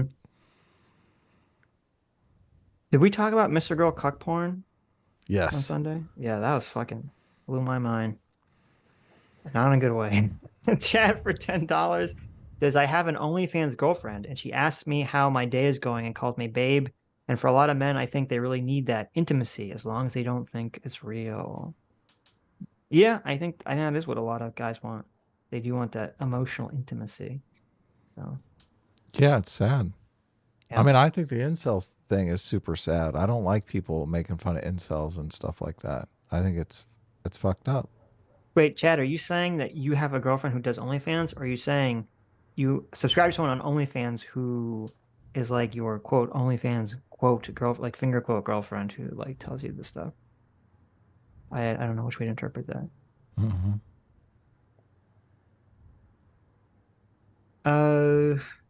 Ostracy for $10 says Sitch's OnlyFans argument seems so weird. The status argument seems flawed because the only person lower status than the guy paying for OnlyFans is the guy with an OnlyFans girlfriend. I mean, everyone calls them cucks. Well, I don't know if that's actually true. I think it depends entirely on their own relationship. Because from the other hand, it's like, wait a minute, you're paying a girl just to look at her, just to pretend that she's your girlfriend, so that she can go turn around and take that money to her real boyfriend, and then they can go spend time, eating fancy foods and having sex. And that's the cuck? Does that really make sense? Yeah, so much of it is, I think you must have a very low jealousy level because I'm not talking. No. I'm not talking about that. I'm not talking about that. I understand the jealousy argument completely. Why do you think I said I personally wouldn't want my girlfriend to do OnlyFans for multiple reasons? Well, the reason that I bring it up is because your argument is the people are going to spend money on them and they're going to go on holiday and enjoy the money. Well, with their boyfriend. With their boyfriend, exactly. But that means that listen, that means the person paying is the cuck. Listen, you're not letting me finish. You're not letting me finish. Right. Okay. On holiday. Yeah. Is it a holiday when your boyfriend is just insanely jealous the whole time? You can't stop thinking about all the guys that you're texting about how you want to suck their dicks. Is he really having a good time on this holiday of his? If she's doing that, obviously, yeah. When she's like out to dinner and she's like, oh, just one sec, I got to tell this guy I'm gonna suck his dick later. Yeah, but you're adding elements to it, right? Like if you're okay. So let's say he says, listen, honey, right? Can you just? I know you have to tell these guys and pretend that you're going to suck their dicks all night long and how much you want to fuck them. But can you just keep that to yourself and not tell me about it? You still know what's going on. No. Okay. So no, you're still adding elements to it. So let's have two different situations. And let's use Amaranth as the example here. Okay. So if Amaranth is making $50 million, right, selling nude pictures of herself. Right. Okay. So a bunch of guys are jacking off to her videos and her pictures. And she takes that $50 million that a bunch of people are paying her and then turns around and exclusively has sex with her husband. Okay. And her and her husband, buy, big house, and fancy car, go on all these vacations, eat nice food. Okay. Who's the cuck in this situation?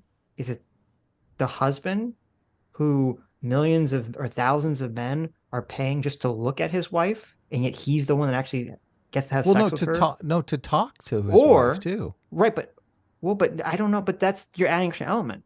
Okay, so that's scenario one. Now scenario two, let's do a different. Let's do the opposite of that. Wait, stop. You're setting up a situation that doesn't exist. Stop. You're the one subtracting elements. I'm gonna make your argument, but you interrupted me. Scenario two would be the inverse of that. Okay, scenario two is we have Amaranth. All these guys are paying her money, and she spends all her time or most of her time constantly not just selling pictures of herself nakedly, but texting these guys, right? Talking about how she wants to be intimate with them, or how's their day, or whatever, or sucking their dick, or whatever the fuck she's doing for all this money. Right? Assuming Amaranth is even doing this. This is scenario two. So much so that when she's spending most of her time, she goes out to a nice restaurant with her husband, and it's like, she's spending a lot of time at the restaurant, or all her time she's fucking DMing with her OnlyFans simps about how she wants to have sex with them. In that scenario, I would agree with you. In that scenario, then the husband is the cuck. I found the solution though.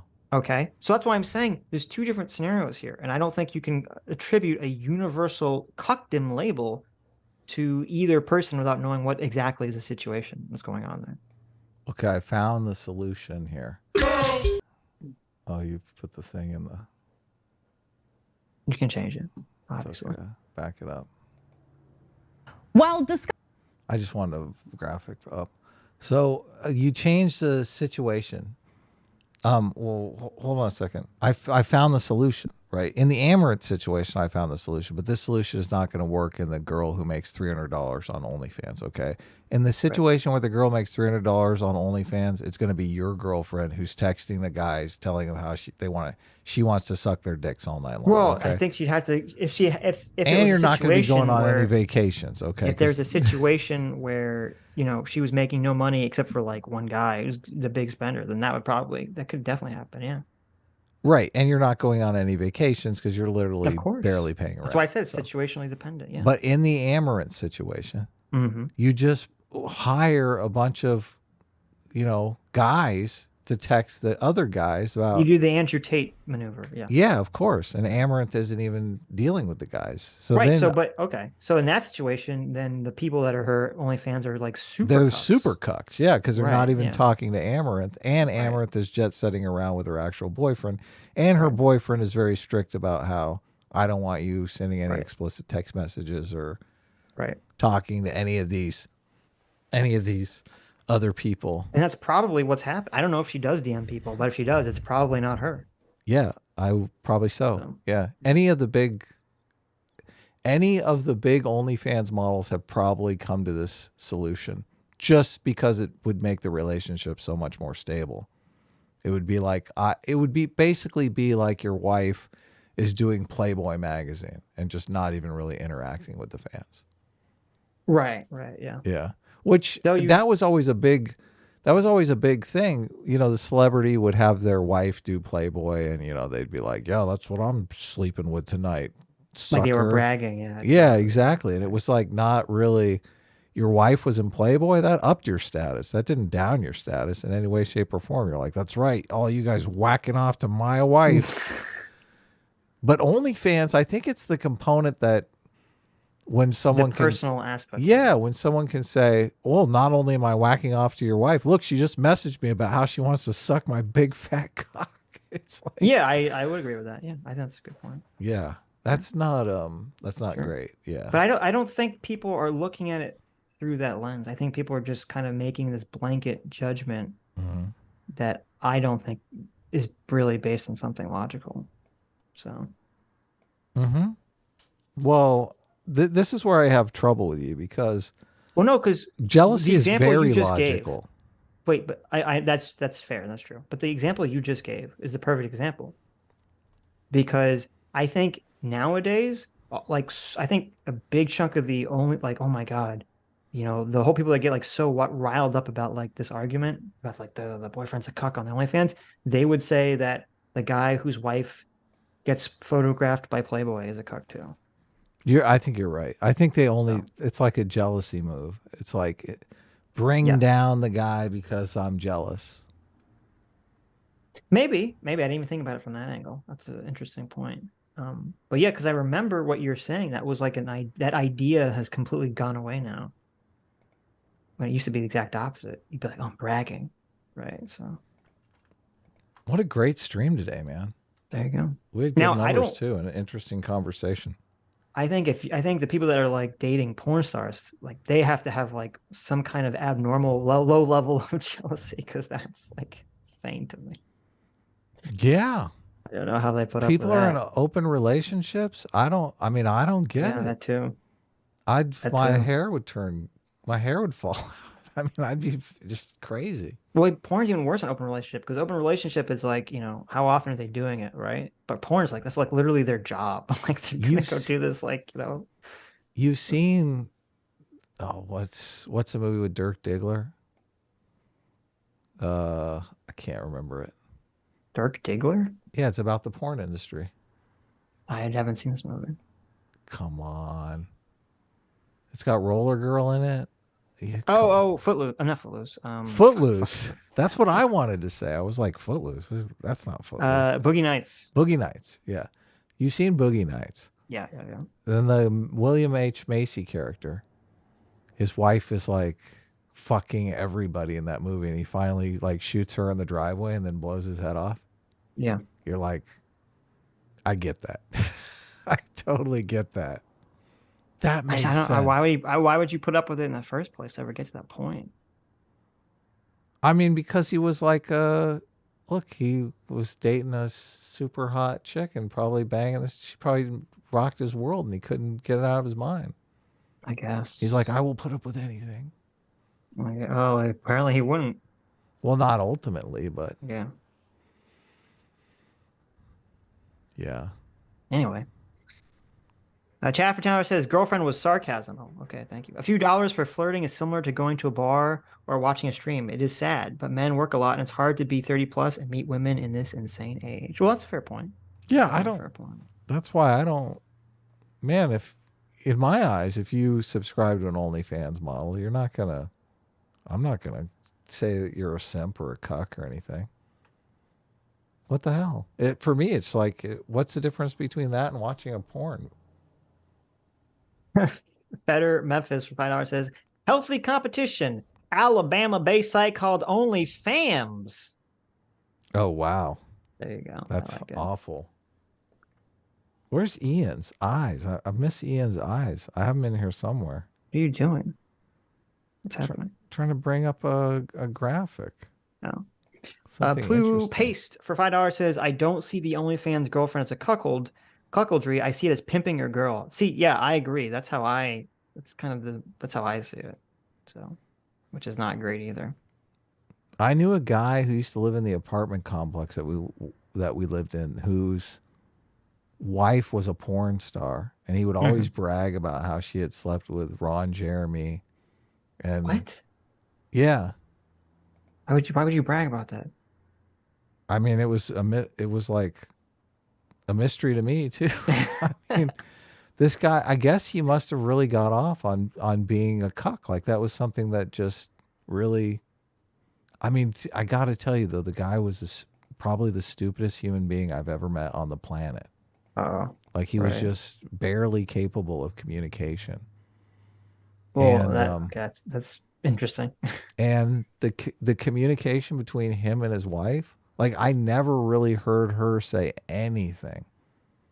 And he kind of they spoke to each other in like grunts and I mean, it's just very very like nonverbal communication. Interesting. But I mean, you know me, I'm fascinated by people. Listen, I think if he's basically like half monkey, half man, I mean, you gotta take what he can get, right?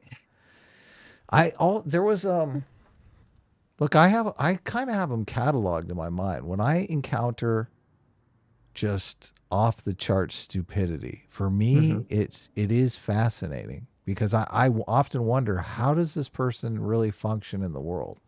Because I'm obviously seeing a very different picture of the world than this person is. Right. Yeah. There was one woman in Louisiana that I encountered when I was buying a car from the woman's husband, and she had to go to the DMV with me to get it transferred. Right. And I mean, it came up that they were charging her basically taxes to sell me the car, and she just could not understand it. And I was trying to explain it to her for like 5 minutes, 10 minutes. Like, what are the taxes that she has to pay for selling you the car? Was it like a title transfer tax or something? yeah, something like that. Oh, okay. Yeah. But we had already agreed to the price, so I wasn't going to I didn't want to pay the taxes. I wanted her to pay the taxes. But, and What she, was it? It was like $5 or something? well, I think it was like, I think the car was only like $600 maybe. Yeah. So it couldn't have been. Adam's spending like 20 minutes arguing with an idiot in the DMV over.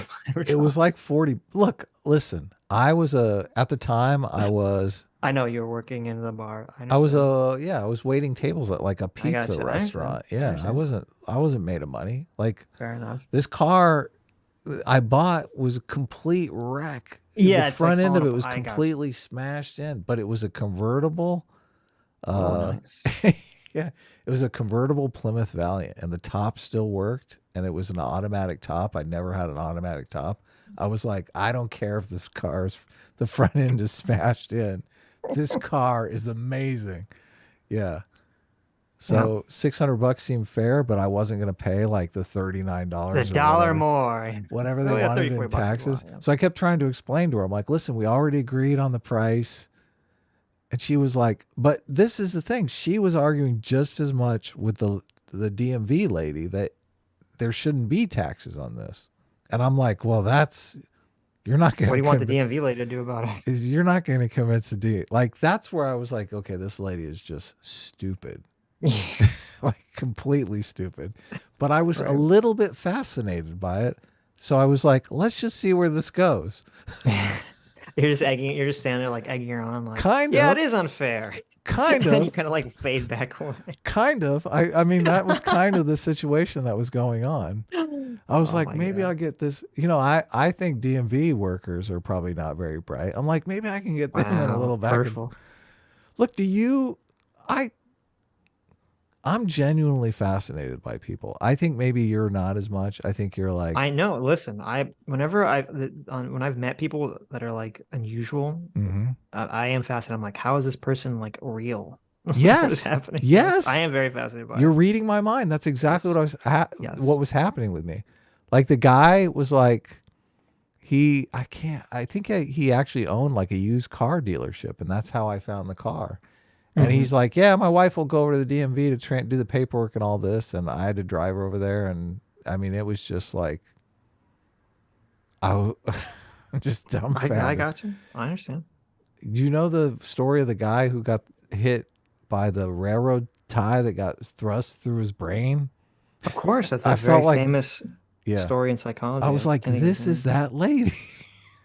Well, no, he see with him, he didn't become stupid, which is why it was interesting. Well, he did kind of, though. He changed. Yeah, but he became emotionally unbalanced. Yeah. He'd be very quick to anger. He would become very aggressive. Phineas Gage, that was his name. Phineas Gage. Yeah, exactly. See, look at there's the irony. His name is fucking Gage, and he got a Oh, I fucking know. metal thing through his That's head. the simulation just totally that's- screwing with us. Yep. So now who's one of those people on your stupid list, or do you even keep a list? I'm not mean, so I don't keep a list. Lance isn't even on the list. I mean, Lance is on the list. Yeah. Okay, yeah. No, I mean I've had interactions with people, and I'm like, holy shit, what is happening here? I feel like I've had more interactions with people that weren't stupid, but were just like so emotionally unstable. I'm like, how are you not in prison? Oh, those people are scary. Yeah. Yeah. And I'm just that to me is even more bizarre because I'm like, what the fuck is this guy's story? And it's weird because like all the guys I've met that are like that, there's like very quickly you know what's happening. Like there's just a vibe when you meet this person. You're like, this person should be in jail. Yeah, there was a guy at my school that was like that, and he ended up targeting one of my friends, my friend Todd, and he actually he targeted Todd and he targeted Garth, and Garth changed schools because it was just like this. He thought this guy was going to kill him. Jeez, what was he doing to him? Just messing with him every day, like, you know, walking behind him and throwing shit at him and stuff like that. Damn. Yeah, it was not good. And I always the last time I saw that guy, there were like these concert in the park things, and like a huge crowd started forming, like fight, fight, fight. And guess who it was? That guy, I don't yeah. want to say his name. Kevin was his first name, but it was like, and man, that fight. Oh God, it was brutal. Blood was going everywhere. I mean, it was like someone is gonna die. Jeez. And I was thinking about Garth. I was like, yeah, Garth was right. He's good on him for changing schools. Now, like I see when I went to schools when everything was like so, it was like the beginning of the anti-bullying arc. Mm-hmm. So there was nothing like that crazy. Like in school, like a lot of the weird experiences I had were like after school. Because like when I was in school, it was a lot of like protection, you know, a lot of, you couldn't really bully people, which is good. I mean, I'm in favor. Yeah, no doubt. No doubt. But yeah. Or if there was a lot of bullying, I wasn't privy to it. I don't know what was going on outside my view. So. Were you following the case of that kid, the 14-year-old that murdered one of his classmates? He stabbed her to death like 142 times. It was Yeah, court I case. do remember that. Yeah. Did you watch any of it? I mean, I think No, I remember it Nick happening. Rekieta was. I think Nick Rekieta might have covered some of it. Mhm. That guy. I listened to the psychologist summary. Well, no, there was like a psychologist video where he talked during his sentencing hearing, Mhm. and I kept thinking of that guy from high school. I'm like, they're psychopaths. They're total psychopaths. So was the guy that stabbed them, was he the bully or was he the one being bullied and He stabbed? was the bully. He was totally the bully, and Why'd one they of do the it then? he did it because he wanted to kill somebody. Because he wanted Oh. to. He was He's just super a- obsessed with gore. He would look up all the I see. He just literally snuff psychopath. films on Yeah. the dark web and all kinds Right. of yeah. Gotcha. And he lured this girl off to the woods and stabbed her a bunch of times and left her Jesus for dead. Christ. And then he's the same kid that he did a video in the back of the cop car making fun, like a TikTok or something. Just, oh man. How did he do when he was after he was arrested? When they arrested him, he did a TikTok in the back of the car and was like How did mocking the family. How and did he have stuff. access to his phone? He had his And phone in his pocket. Was he handcuffed? Was he not handcuffed? No, he was like 14 years old. I think they still would handcuff a 14-year-old that stabbed someone. He was in the back of the police car with like a friend or something. I don't Oh, know. I It's like haven't a seen- I haven't famous. seen this It's video. like a That's famous wild. TikTok. Yeah. I haven't seen it. So Interesting. they're not going to handcuff him because they're taking him down to the police station for questioning. They don't want him to think he's like a suspect or anything. Oh, this is before. Yeah, she's like a missing person. Right. So they're saying, we're just going to take you down this, to ask you some questions about, So, they don't want to. They want him to talk as much as possible. So, Right. whatever. They didn't. But not only that, when they put him in jail after he basically confessed, pleaded guilty in the murder, but in jail he was using the murder to bully people out of their commissary treats. Which I'm is telling you, just- my version of death penalty works better every day. What is it? Death penalty should be for people that commit crimes when they're in jail. Well, this is a 14-year-old, mind you. Well, that kid is fucked forever. I mean, I don't think He he's ever gonna- He got life in prison because of this. Because Of course he did. They assume he's a psychopath, and He's a psychopath. Yeah, he's unrehabilitatable. Yes. Yeah. Crazy, but that's the thing. We talked to Mr. Important. He doesn't. I think 5% of the population are psychopaths. I don't think it's 5%. That's probably way too high. What? You think 5% of the Look it up. population Look it up. antisocial personality disorder? Yeah. I think it's at least 5%. Race. It's like 5% in men think it's and maybe 5%. like 2% in women. The thing is that 3%. It's 3%. That's much higher than I would have thought. Yeah. So So that's for the entirety of the spectrum of antisocial personality disorder. okay. Oh wait, no, I'm sorry. It's a massive range from 0.2% to 3%. So we don't really know. Okay, because we haven't really studied it. Well, Okay. yeah. Well, So 3% is the studied. high estimate. 3 is the high end estimate. Yeah. Right. Yeah, some of those people, they do well for themselves. And they get into politics. Some of those people end up killing a girl because they want to know what it's like. Yeah. I mean, I'm sure if you were to combine all of the personality disorders that are like that, maybe you could get up to 5%. So I'm glad we're not like that, Sitch. those people, it's not like a movie though, so like, oh, the total total sociopath who blends in, and is like a politician or a famous doctor. It's like, no, these people all just go to jail, essentially, mostly. Very few of them are able to like blend in well enough. Well, a lot of people think a lot of them are like prosecutors and stuff like that because you can't think There's about not it. that many that managed to slip through. I think you're being optimistic. The Okay. Eric, I heard that. Eric Harris Eric Harris from the Columbine shootings was a psychopath, and Yeah, I know. Derek Klebel was a manic depressive. I know. It's Walmart Adam Krigler. Oh, that must be talking about Ian. Did you see? Adam sent me on an unrelated topic. Adam sent me a video. Did someone send this to you? How did you find this? What do you mean? That the Michael Knowles video. Oh, you want to bring that up? I don't want to watch it, but we can talk about it really briefly. Okay.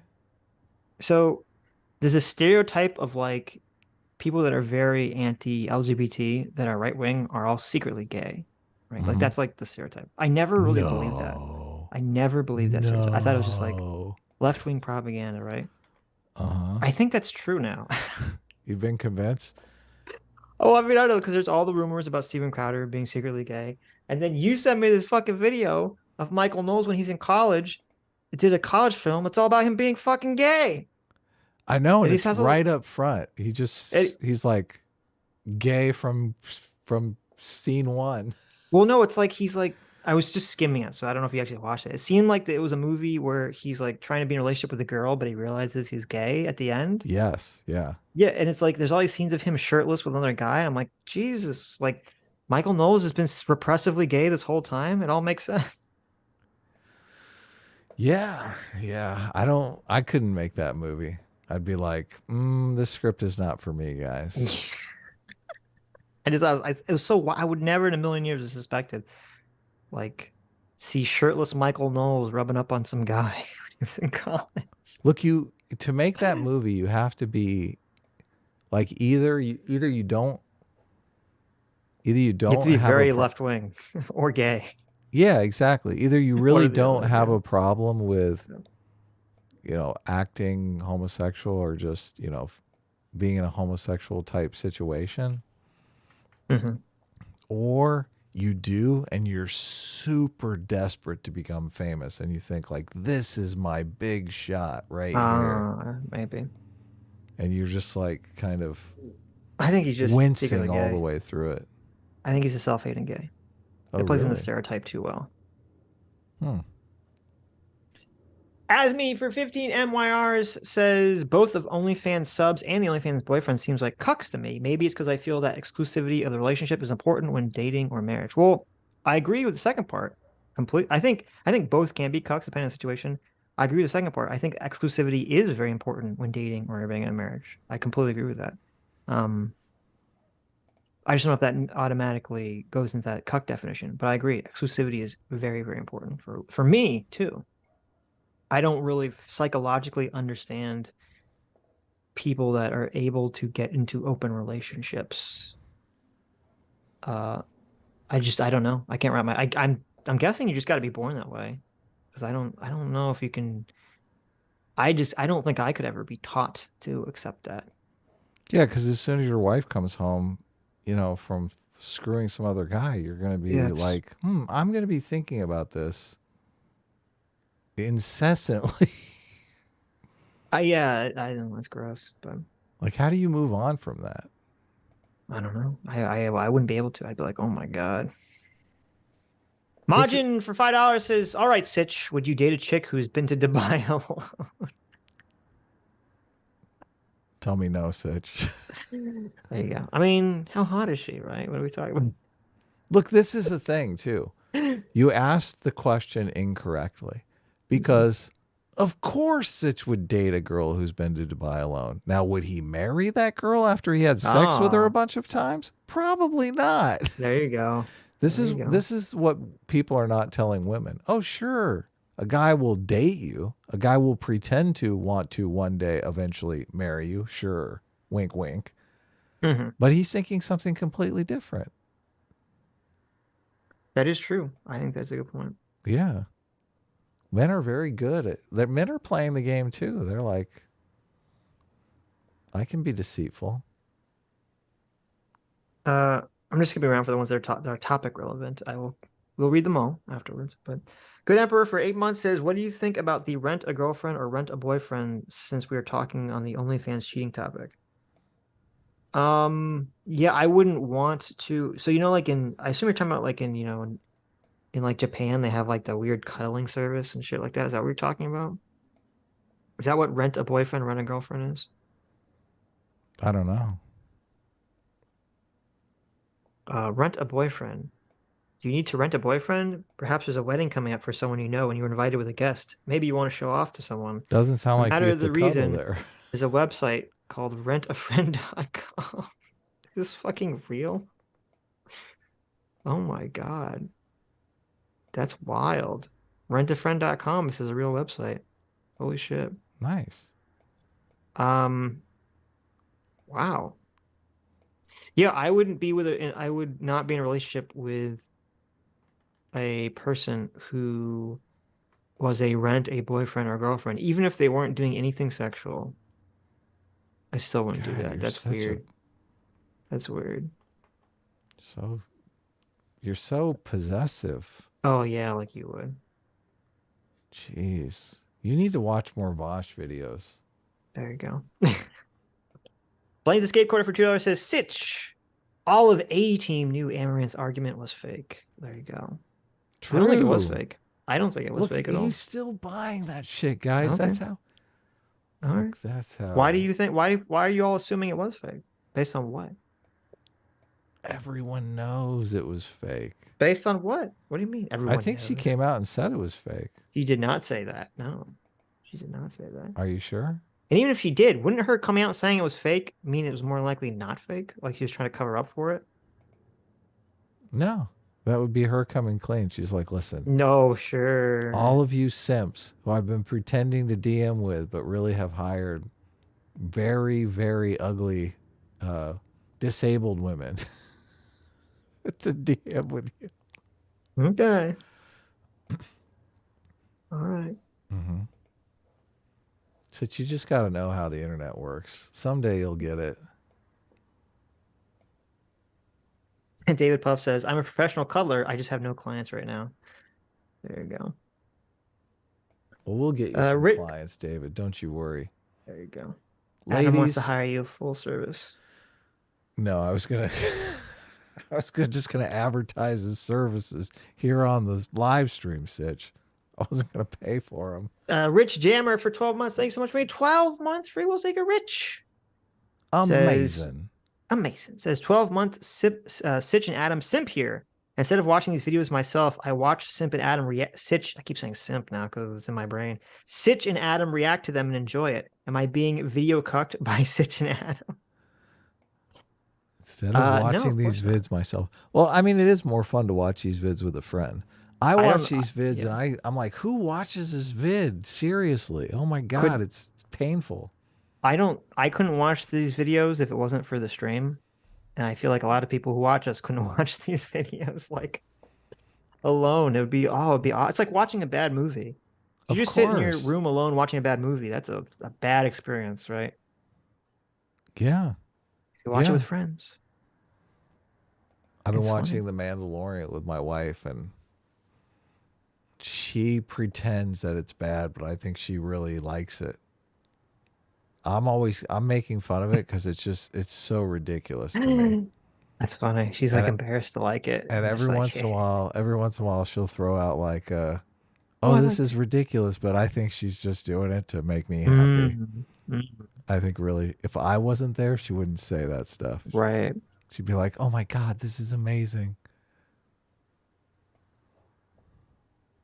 Probably.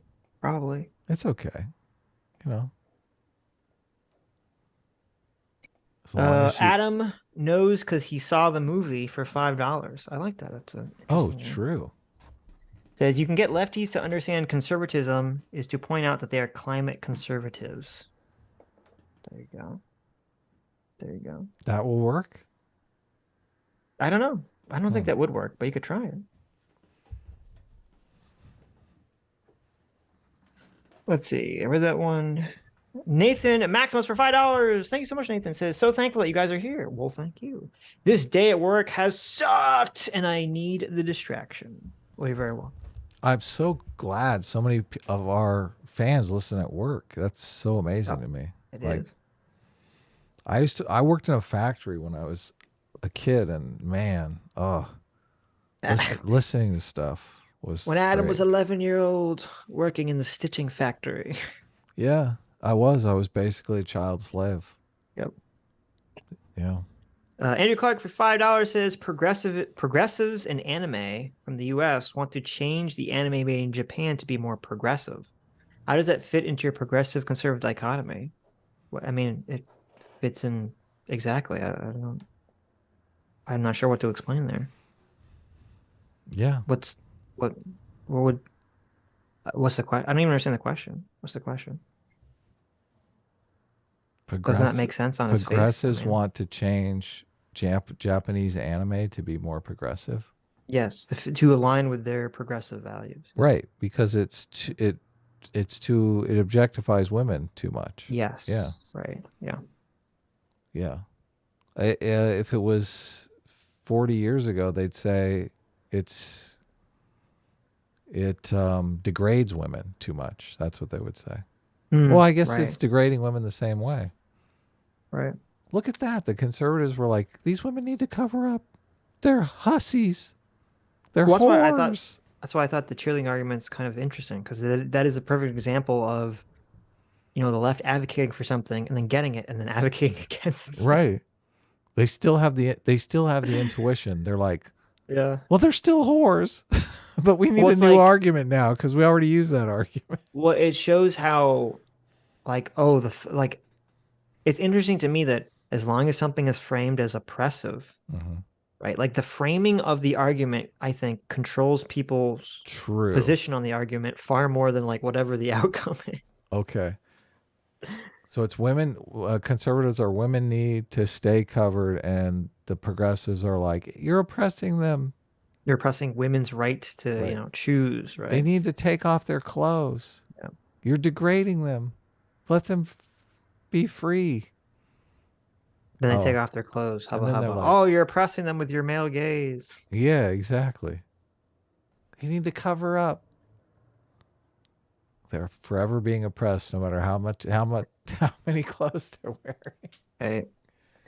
Right. Jack H for $5 says society needs both lib and conservative viewpoints to thrive, not unlike both car pedals.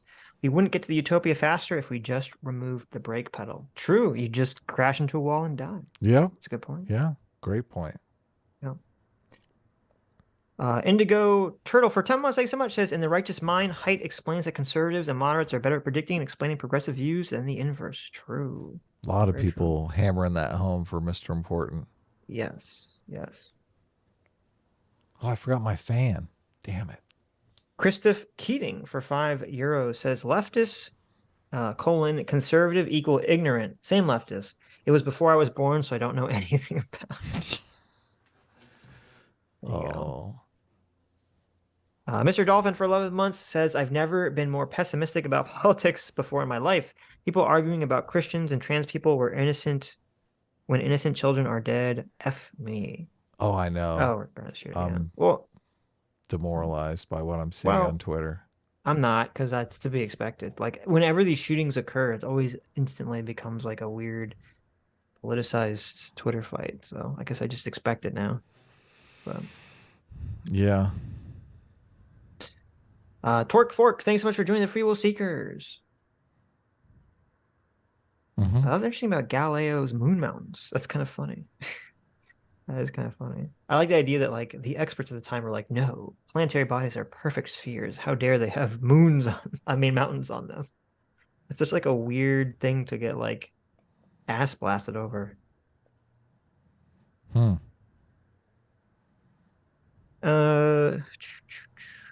Lucius Cornelius Sulla for $10 says, sorry if you talked about this already, but what are your thoughts on the Florida principal who got fired because students saw Michelangelo's David? Personally, I think art nudity is kosher. I am completely unfamiliar with this story. I mean, Michelangelo's David is not exactly pornography by today's standards. Yeah. Let me look this up.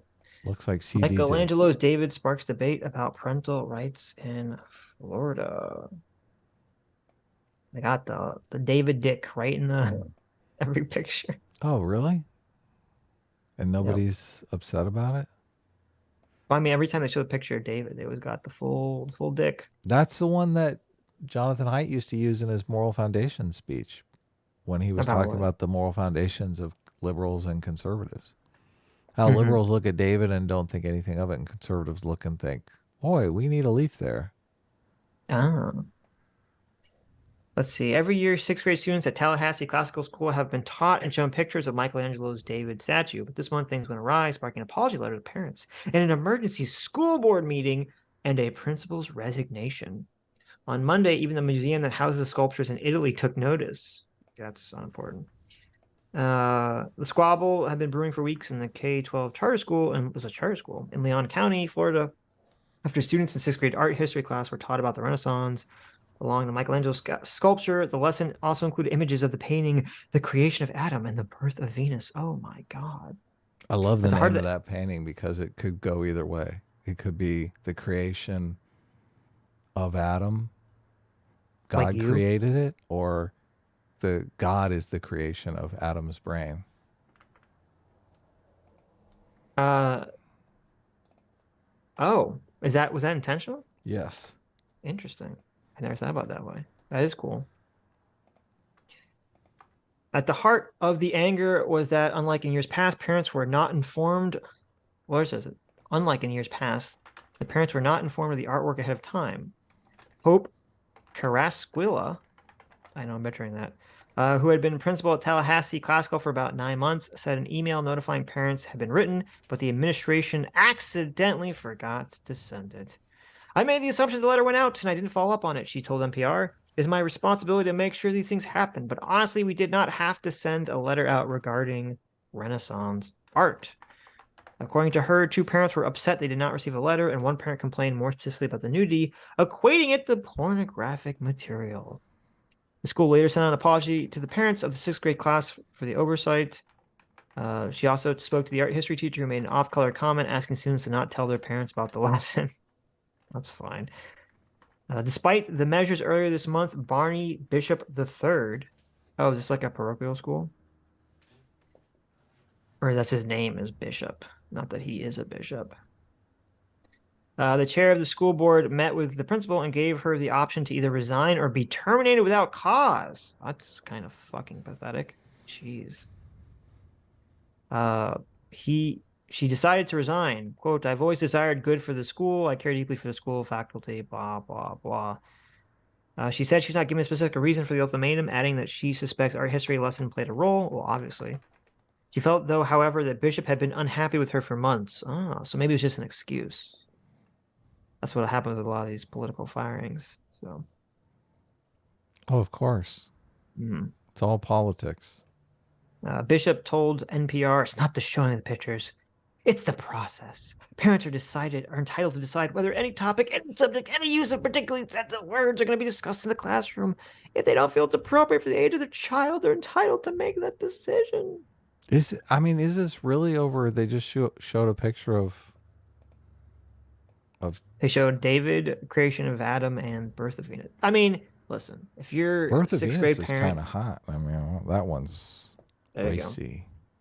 If you're a sixth grade parent and you're fucking Karening, sewing out over those pictures of Renaissance art, I think you need to grow a pair.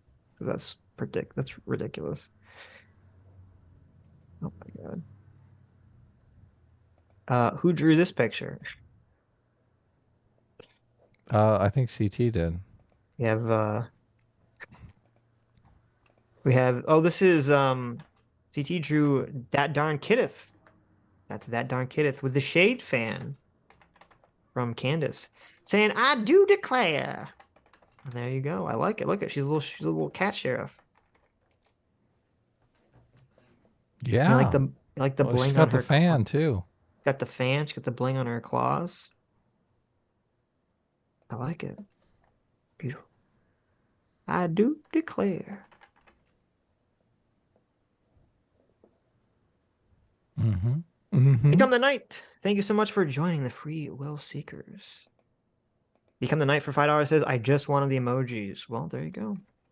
Glad you have access now. That's why I did it. The emojis are based. What are you talking about? True. We got Sam True. Cedar sucking. Sewing out. Yeah. Roland Martin. Now it's permanently Brianna Greyjoy to me, which is not good because it's not really a key word. Brianna Joy What? Gray, right? Is it? What is Brianna Joy Gray? Oh, you mean she's saying her name wrong? Yeah, we Brianna keep Greyjoy. calling her Greyjoy, but I need to Because it change sounds it. so much better. I need to change it. Brianna Greyjoy. But when we do Pay it, the woke price. Arr.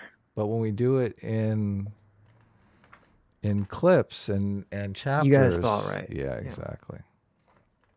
Jimmy Cobb for Joe says taxation is theft. There you go. Kevin Cleasing, thanks so much for joining the Free Will Seekers.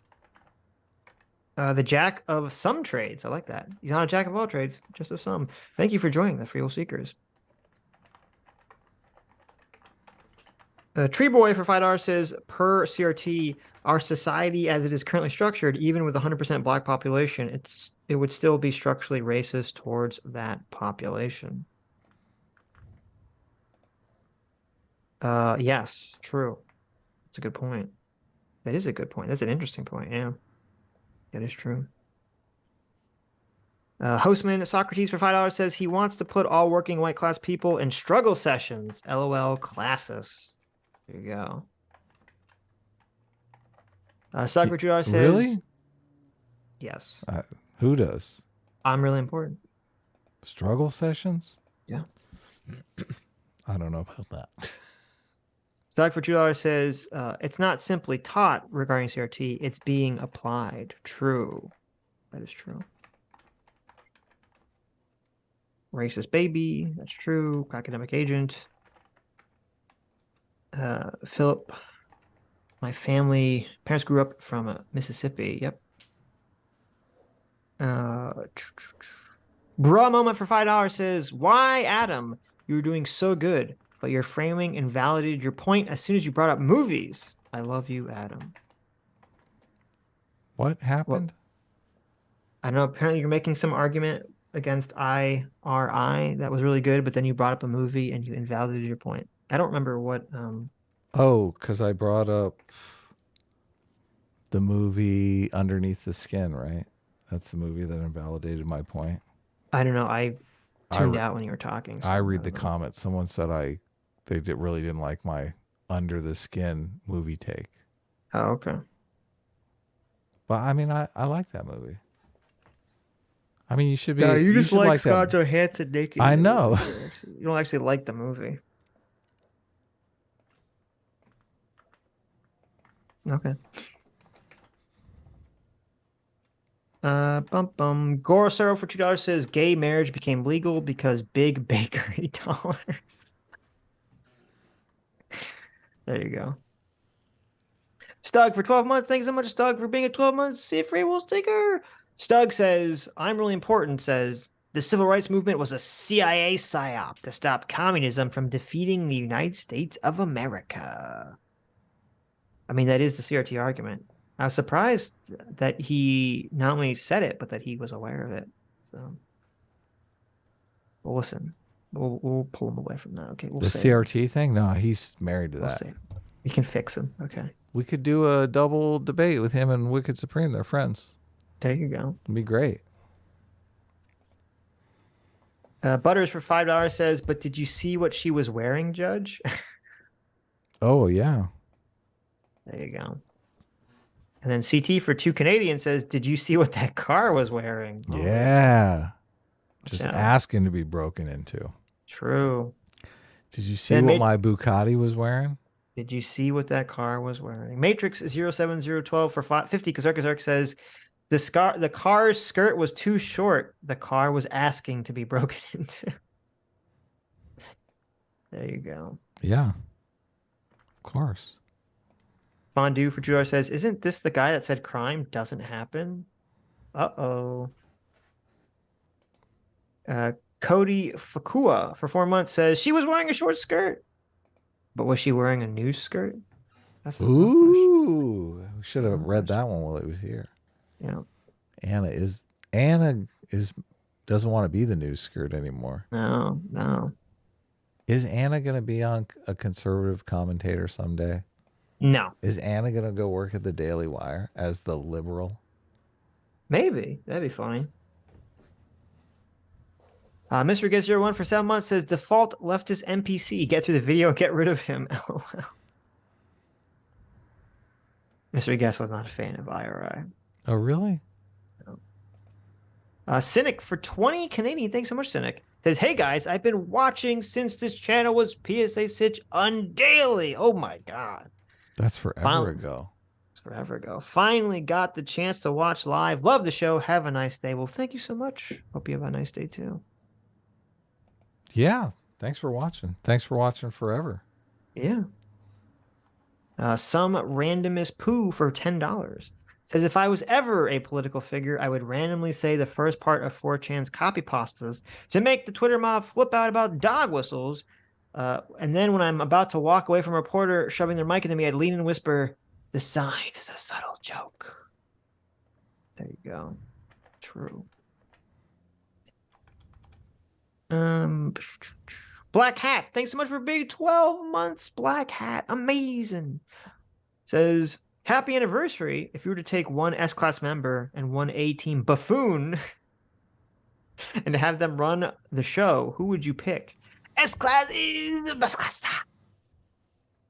We're picking an A-Team and an S-Class member? To replace us for one episode. For one episode? Like just someone from the chat? Yeah. That's tough. I don't know if I have an answer for that. I don't listen. I mean, Doomer's A-Team, right?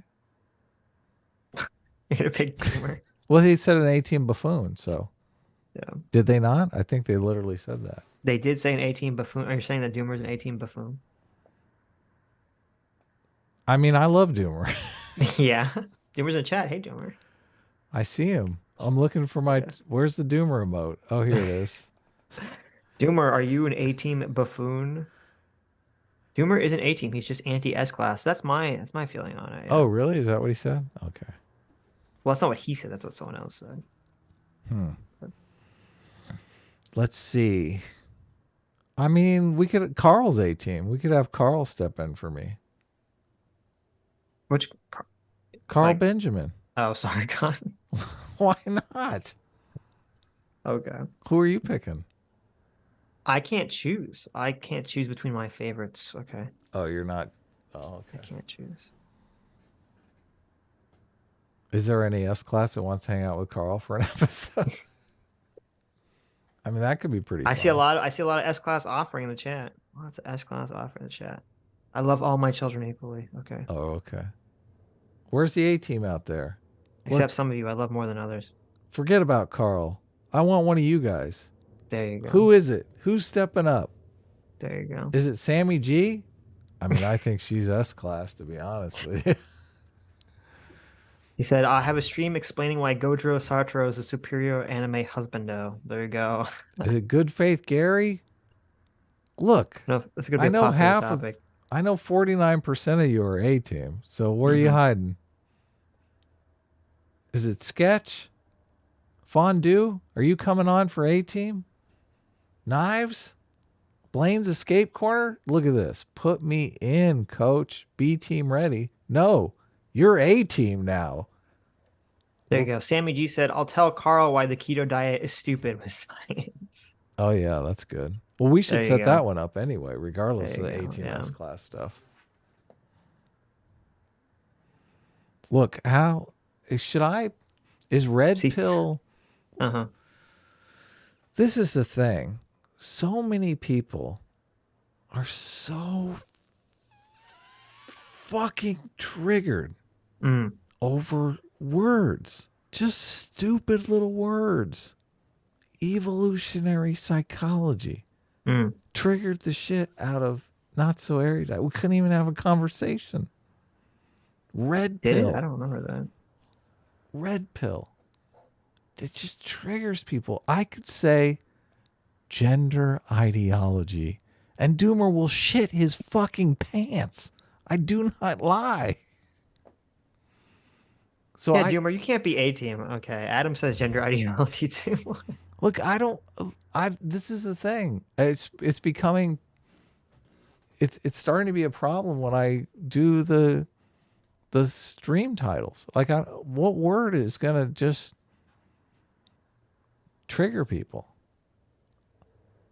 I guess I'm looking for the words that do trigger people, though. So Right. okay, I'll just use red pill then. But red pill has a connotation that we're like, how do I say that Doomer's yelling to get the link. Who is Doomer? Doomer can come in. I don't care. But we're only on for another 15 minutes, so. Well, how many more super chats do we have? We got more. We got Okay. more. If you want to get quick, you got to stop yapping. So. Well, I That want to works. know how I retitle the stream. I took the thing out, but what did we talk about in the beginning? Like, we're trying to, what is that? Removing I'm really important from his ideological echo chamber, maybe? How about that? Well, TYT on how to blue pill right wingers. Prying that's what I'm waiting. IRI from his. How about watching TYT on how to blue pill right wingers with our progressive guest. I'm really Yeah, but important. we talked about a bunch of other shit in the beginning of the video before we ever got to the TYT video. What was that? What do we call that part? Do we need to call it this? Yes. Okay. Don't you know how this works? I don't know how it works. Read Chat, some super give Adam chats. some title. I like prying IRI from his prying guest. Prying. I can't say liberal though. He's completely mislabeled himself, Sitch. What do I do? He said he's progressive. No, he said he's a liberal, but he's not really a liberal. Well, he said because he wants to take it back, but he's not using the terms the way that I we're using them, know. or I think most people are using them nowadays. So Prying friend of Stug for $10 says, "I'm behind. Let me guess. IRI cannot fathom why somebody would want to help their own community, which is why the only thing he could have been doing Kenosha was to provoke the protesters." We didn't ask him that specifically, so I don't know. Joe the Make for 12 months. Thank you so much, Joe the Make for 12 months. Says, "It is an attempt to force a new set of clinical terms on healthcare workers that really nobody in healthcare wants." True. Stuck for $2 says, "Okay, my guess was wrong, or at least not known." There you go. AKA Batosai for 12 months. Thank you so much for being 12-month member. Says, "Sitch, when are you going to go on Counterpoint's Coliseum debate panel? I want to see parking lot hobo fight Sitch." But seriously, it's chill. Yeah, I'd be down. I keep forgetting to message him because I've seen him host talks. I was like, damn. I wish he would have asked me. Who is it? Counterpoints. Oh, okay. He has some interesting talks that he's hosted. So yeah, I'd definitely be down to go on that. I'll message him. Do I it. know he'd be down to have me on. Purple Brain for 6 months. Thank you so much. Says the farmer citizen movement became the largest party in the Dutch Senate recently, from zero. Should that happen in the U.S. if establishment fucked up? I mean, I'll be honest. I don't really know or follow the farmer citizen movement in Deutschland. So I don't know. Not really super down or familiar with what's going on there. Blaine's Escape Quarter for $2 says he's calling A-Team degenerate because of us weebs. There you go. I feel like more of the weebs are on the S-Class. I don't know. Is there really that many weebs on A-Team? No. Well, yeah, I'm sure there are. Yeah, Okay. no. Look, we do not have a list of our 18 members, okay? We believe in privacy here.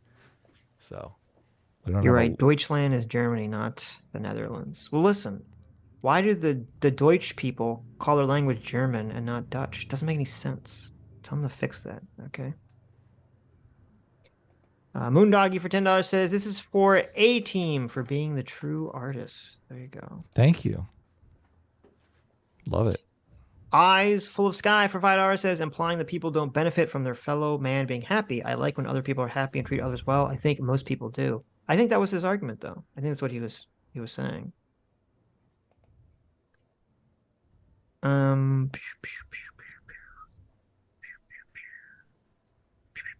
Gene the European for $5 says, "I'm changing my vote to and team," or the ampersand team. Ampersand puts in the real work. Without an ampersand, what would y'all be? Sitch hyphen Adam? Ampersand. That's pretty good. Yeah, That's I pretty guess good. you're right. I like it. Yeah. Sometimes we That is have to ditch the ampersand though and go with and because some I know. platforms don't understand the ampersand.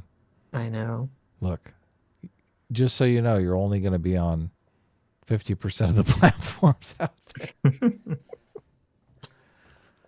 Fondue for $5 says regarding the poll, there's no centrist option. Well, you forced my hand. It's classy. The best class time. All right, enjoy being in the 49%. Well, you were in the 49% too. No, so- we were 51. I don't. What happened with That's that not poll? what the poll said. That's not what the poll said, baby. That poll was that was a cat turd poll or something. Oh, wow. Okay. I see. As soon as the poll doesn't go your way, oh, it's not true. It's fake. Remember when A little bit of a Donald Trump, are you now? Remember when Scott Adams was like, how many of you knew that it's okay to be white was a meme? It's like everyone's like, yeah. Well, I did. And he's arguing with his chat. None of you did. All of you are liars. Well, listen, he's like a boomer. Okay? I know. God, that was he- so funny. That was so funny. I don't remember him calling his chat liars for that, but No, he did. He was bent. He was bent out of shape about it, and he didn't believe him. You're all liars. the animal the Bruce for 4 months. Thanks so much, Daniel. Says, I got a free one of these. Better waste it. Thank you, Daniel. Yeah, nice. There you go. Adam is Blaine's Escape pro Quarter for $2 monarchy. says, Oh, go ahead. Washington has sales tax and progressive programs. Washington D.C. I think they mean Washington State. But... Oh, maybe. Ocracy, thanks so much for being disciplined equals freedom for 12 months. Thank you. Says, I'm behind the stream, but I will use my 1 year to say, this guest seems so incredibly dishonest to me. Really? What? That's not my impression.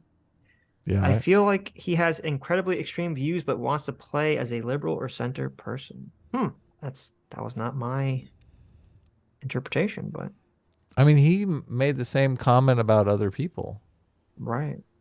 which makes me think, I don't know. My whole take is I give people the benefit of the doubt until they do something to make me think, okay, this person's dishonest. Like sharing my DMs. Like then I'm like, okay, well, this person's definitely not to be trusted. And so far, I haven't gotten any like this guy was mad talking shit or sharing our DMs or calling us out on Twitter. I mean, he seems like he genuinely likes coming on the show and Sure, yeah. I think he contradicted himself at some points, but I don't think it was like I think he was being honest in his opinions. Someone said they thought he was being painfully honest. So oh, okay. that was my interpretation. I think he was being honest. Yeah, I think he was being very honest. But thank you for 12 months. Yeah.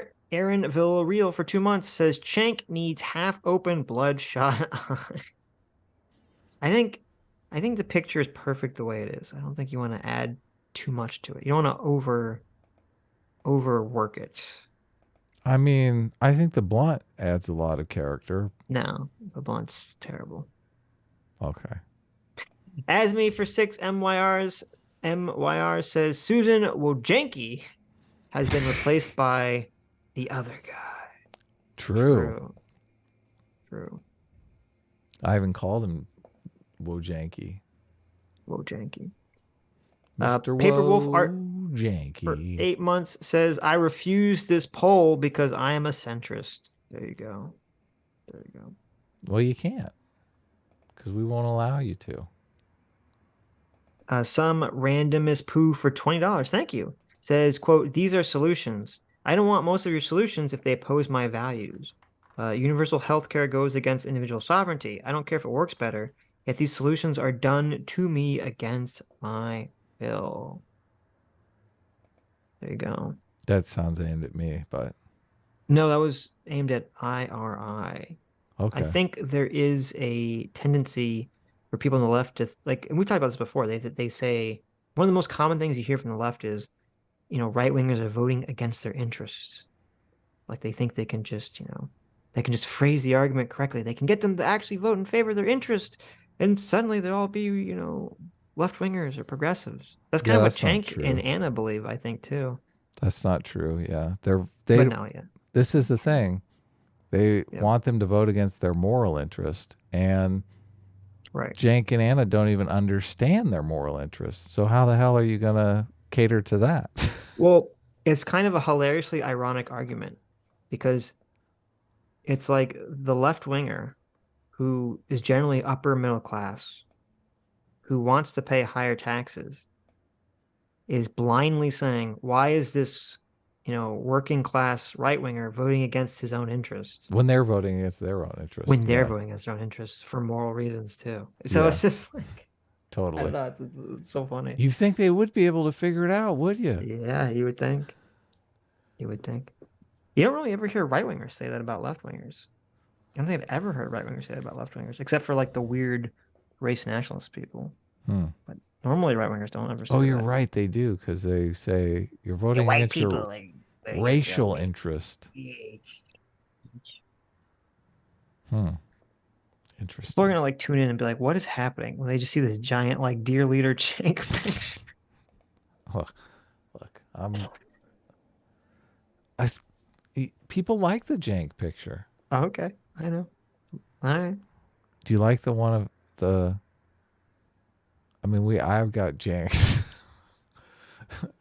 I think the deer leader one is the funniest, though. It is the funniest, yeah. Very original for two. Canadian says, "What do you guys think of Destiny's blue hair arc?" I think like the arc he's been on now has been pretty entertaining. I don't know why. I don't know what his rationale for the blue hair was. I don't know if he's ever talked about it on stream. I think the So- blue hair is ridiculous and makes him look ridiculous, and Yeah, I'm not a fan of the blue hair. yeah. I don't. Did he lose a bet or something? I mean, I don't know why. I feel like he's doing it just to troll like red pillars. That's what it feels like. Trolling yourself to troll somebody else doesn't. Not always really, a good idea. Yeah. Like, here, let me break my own arm to show you. It's fashionable. He said he did it for a charity. Oh, what was the charity? Kids charity? Cuckyourhair.com. Doomer's like, I could tell you what's up with the blue hair. Doomer, we don't have time. Oh, If you you- weren't backstabbing, not link sending clown. Wow, jeez. You want me to send in the link? If you want, you're the one that was like, you want to get out of here. Well, I do kind of want to get out of here. but- Yo, there you go. How much are we doing? Look, let's finish Super Chats, and then we'll send Doomer the link. If he's still around, Okay. tell me when you're on the last couple of Super Chats. Why are you bringing up the JMac chat? What are you talking about? JMac, our surrogate father, Yeah. for $0 says Adam is 100% correct. Okay. What? I thought this deserved a place of honor over here in the permanent chat. It was like, can I make it fit? Oh yeah, this is good. Very original for 5 Canadian says, couple tips. When you all pause for a long time, you should rewind the video to remind us where we are. Putting all your videos in a playlist is a pain. Yeah, that's fair. We should do that. When we have an hour-long sidetrack, we should back up a little bit. I feel like we kind of do that, don't we? We didn't today. We do often, but we didn't do that today. I think we just kind of want to get through the video. So How do I make this move up and down with the chat so it looks like JMac is just saying it over and over just again? constantly typing. Is that possible? I don't know. I feel like it should be possible. You're the one that you need to teach me how to use Oh yeah. So we can do OBS. a Saturday and I'll just give you all the ins and outs. It'll be no problem.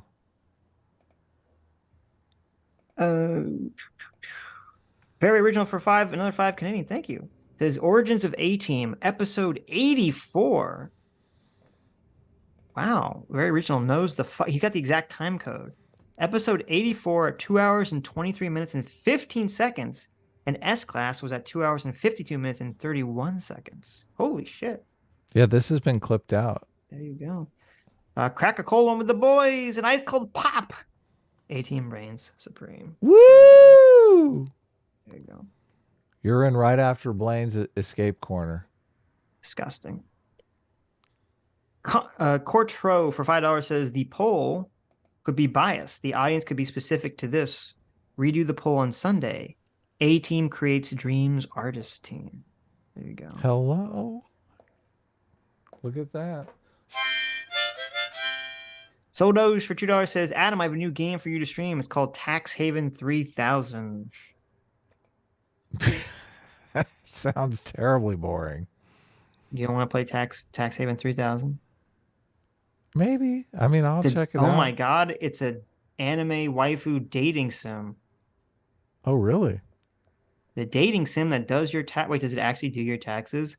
Tax Haven 3000 is a one-of-a-kind dating sim experience that really does your federal taxes. No way. Oh my god, that's the most amazing thing I've ever seen in my life. Look, I'm down for that. Maybe I'll fire my tax sell lady. Fucking body pillows of the girl. Maybe I will. Maybe I'll dump my current tax lady and hook up with this tax lady. Oh my god, this is so funny. You know what? You know what's funny about this?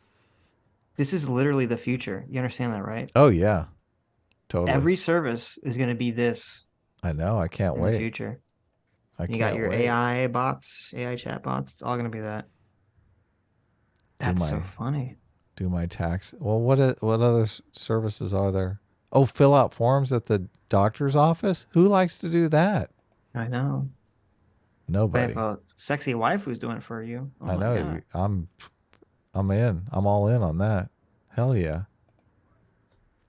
A rotisserie protocol for $10 says misanthrope kiss of dope it. Ain't much, but it's still a pinch of hope for those who know a broken road. You may find your will and home at the Sitch and Adam show. Hell yeah. Is that like a song lyrics or something? And everybody knows your name. Is that it? I don't know. I'm too young to watch Cheers. Miss Rotisserie Protocol for another $10 says this is the revised version. Misanthrope kiss of dope. It ain't much, but it's still a pinch of hope. For those who know a broken road, you may find your will and home at the Sitch and Adam show. Was that written by GPT chat? CBD chat. Was that written by? No. Oh, okay. Are these song lyrics that I should know that I don't? Sammy G says, I am cringe anime trash, but I am free. Hell yeah. That's what I like. We all have to be free together. We have to escape the confines of this You know they're going to do that horrid for matrix. This was written by me. Rotisserie wrote it, not chat. Oh, okay. Thanks, Rotisserie. Misanthrope, kiss of dope. It ain't much, but still a pinch of hope. For those who know a broken road, you may find your will and home at the Sitch and Adam show. Well, thank you, Rotisserie. I like it. That's nice. Animatrix is great. That's a great little thing that they did. GPT, that's it. It's Chat GPT, dude. GPT. Stattle and Waldorf for $2. Statler says, great! Now such an animal bores to death with another Cenk video! What kind of comedy show is this? An act of mercy! Oh, ho, ho, ho, ho, ho! Thank you, Statlin. Yeah. Bore you? Look, we made that video 10 times more entertaining. True. True. That's the same true he does in the A-Team Reigns Supreme. A-Team Reigns Supreme. True. True. Terrible. True. There was something we were supposed to show on Tuesday. I'm trying to remember what it was. This Tuesday? It was a whole nother video that we didn't get to because we took Oh too no, long. you got to bring up Not Gay Ben. He did the Chat GPT story. Okay. Don't you want to read that? on stream. We can if you want. I know, and also someone animated and added sound, Mm-hmm. unfortunately, to one of Sammy G's pictures. I'll send it to you. Did you see the tweet that David Pakman deleted? I did see it, yeah. Do you want to call him out for that? It didn't really bother me that much. Oh, it didn't? No, I know everyone's supposed to get mad about it. I didn't really care. But if you want to talk about it, we He's can. so heartless. Maybe you're What a was the tweet, psychopath. What was the tweet, Adam? Well, I don't want to read it because people will clip me out and think I said this nonsense. Oh, okay. You have to read it. Where's the tweet? Do you send? It's not deleted. You have to send it to me. I mean, I don't even know where to find it. you can click on my tweet and see someone. Here, I'll send it to you. Yeah, Adam is a coward. He No, won't even- okay, I'll read it. This is David Pakman. Ah! What Adam. are you talking? I'm gonna go to the bathroom. I'll be right back. So you get in trouble by this, not me. Haha. Oh no. I love how he ha-has and it mutes in the middle of his last ha. Ha ha! All right. So, look, I brought it up on screen so I won't get in trouble. David Pakman says, this is a stunning David Pakman tweet. I think it got over like 50,000 likes too, because that's David Pakman's type audience. They're liking this tweet.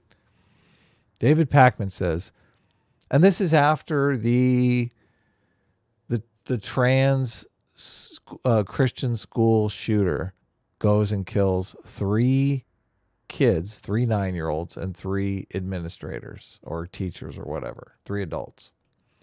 And David Pakman goes to his Twitter. He goes, oh, this will be a good tweet. Here, let me just tweet this out. He says, very surprising that there would be a mass shooting at a Christian school, given the lack of prayers is often blamed for these horrible events. Now, nobody blames the lack of prayers for these horrible events. They say they want to give their thoughts and prayers to the victims after these horrible things happen. And progressives accuse them of saying that this is what they're proffering in place of gun legislation. Well, no, they just don't think gun legislation is going to work the way that you work. This isn't like, if there was some magic legislation that would make this not happen, I think they would be in favor of that legislation. So this is not like a substitute for that magical legislation that will actually prevent these things from happening. So I'm back. You can argue whether or not that's the case. But so David Pakman continues. He says, is it possible they weren't praying enough or correctly despite being a Christian school? So he's basically saying these victims who have been killed by this homicidal maniac, maybe we're not praying enough or praying correctly to avoid this horrible tragedy. Mm-hmm. What a piece of shit. I don't care. Why don't... David That doesn't Pakman bother is a me. monster. It doesn't bother me at all. I mean... Because what is the point of the tweet? Is it supposed to be like, he's like, I'm outraged that we're not doing anything about it. Now, the thing is, it's a straw man, right? Of course it is. The left straw man of whenever these shootings happens is the right doesn't want to do anything to stop it. They just offer their thoughts and prayers, and the thoughts and prayers are meaningless, essentially, right? And so he's saying like, oh, thoughts and prayers didn't save anyone, right? Which, I mean, it's definitely like callous. This is so right after a callous. shooting. This is so But, callous. I mean, I don't know. That's like, so David Pakman's mom dies in a car accident, and me tweeting out, well, I guess she should have learned to drive better. Well, Like, what the fuck? it's not quite. It would be more like if someone, it'd be more like if David Pakman had been advocating for years that seatbelts should be not mandatory, right? And then his mom died in a car accident because she wasn't wearing a seatbelt. You understand what I'm saying? Why you gotta make it so complicated? But that's because that's what was happening with the tweet. It's more specific. It's not like the point of the tweet. I was is emulating not the to, callousness, not the point. it's not important that the situation is identical. It's Well, callous no, as fuck. It is callous. I'm not saying it's not, but I'm just saying the point of the tweet is not to rub salt in the wounds of people whose children died. It does. The point, I know it does, incidentally. That's why I think it's callous. But that's not the intention of the tweet. The intention of the tweet is to try to say, oh, we should get gun control. Like, that's the point of the tweet. Right. Like, but I think some people don't understand that. And I think that's why some people are like so triggered about it. Because you can say, yeah, it's callous, which it is. It is very callous. It's in very poor taste. But the intention is not to be rubbing salt in the wounds of people who died. That was not the intention of the tweet. This is exactly the move that Destiny did. Destiny's like, oh, look, I'm this big brain progressive, and look, I understand what he's saying here, and and I'm going, it doesn't matter. Did he talk about this? Yeah, he retweeted it and was like, oh, okay. I didn't even see that. And was like basically signing off on it. I'm going, oh, you guys are so evil. You guys are so evil. So okay, evil. but what is the evil part? That you're making excuses for the callousness of it. You're like, I'm not. Wait. It's not even that big a deal. I said it was callous. I'm not making excuses for it. I'm just saying that the intention was not. You agree though that David Pakman's intention was not to rub salt in the wounds of people whose children died, right? Or do you disagree with me? I'm not certain. I'm not even certain, to tell you the truth. Okay. I don't know. I don't know. I don't know how you can tweet that out and not know that you're totally rubbing salt in the wounds. I know exactly how you can tweet it out. Because you're a moron? Yes. He sees this incident and he gets really angry. He says, oh my God, another fucking, shooting where a bunch of children needlessly died. Mm-hmm. And then he directs his anger towards the thoughts and prayers crowd who he feels don't prevent the situation. Right. And inadvertently ends up blowing up the victims who are Christians. Yeah, but I believe it was unintentional. Still, it's a very poorly worded tweet. Sure, I'm just saying that I think some people think like he was in like. I think some people are interpreting the tweet wrongly. They think that Dave Pakman's like, ha ha ha, Christians died. I can't read his mind, but I can almost guarantee you that was not the intention of the tweet. Negligent homicide is still homicide. Okay. That's a very woke thing to say, but okay. Yeah. You'd think Mr. Woke, David Pakman, would realize that. No, I don't disagree. But that is the woke argument is, I don't care if you meant to offend me. As long as you offend me, that's all that matters. This was pointed out to him pretty explicitly. I mean, I assume that's why he deleted the tweet. Yeah. No, he said he deleted the tweet because he was getting too many death threats. Interesting. Of course, he didn't show any of those death threats or anything, but Well, they're not. You shouldn't. They would tell you not to do that. Oh yeah, you're right. Never mind. I could 100% believe he would after the way people were interpreting that tweet. Because I remember when I first saw that tweet before it blew up, I'm like, that's gonna get him in trouble. I was like, I know what you're trying to say, but that is not gonna play well. So. Oh, of course. I retweeted it. I'm like, I saw it. That's how I saw it. I saw you retweeting. I'm like, ooh, okay. Some tweets are just so bad they don't even need commentary, and I'm just like, I put the eyes. I'm like, look at this. What do you think of this? Oh, look, Donald Trump Jr. retweeted it. Oh, did he? He said, imagine being this big of a piece of shit. Unfortunately, this is what many on the left think of you if you have traditional American views and don't follow blindly and capitulate to their every lunatic whim. Truly evil at this point. Okay, well, so Donald Trump did that? Donald Trump Jr. Okay.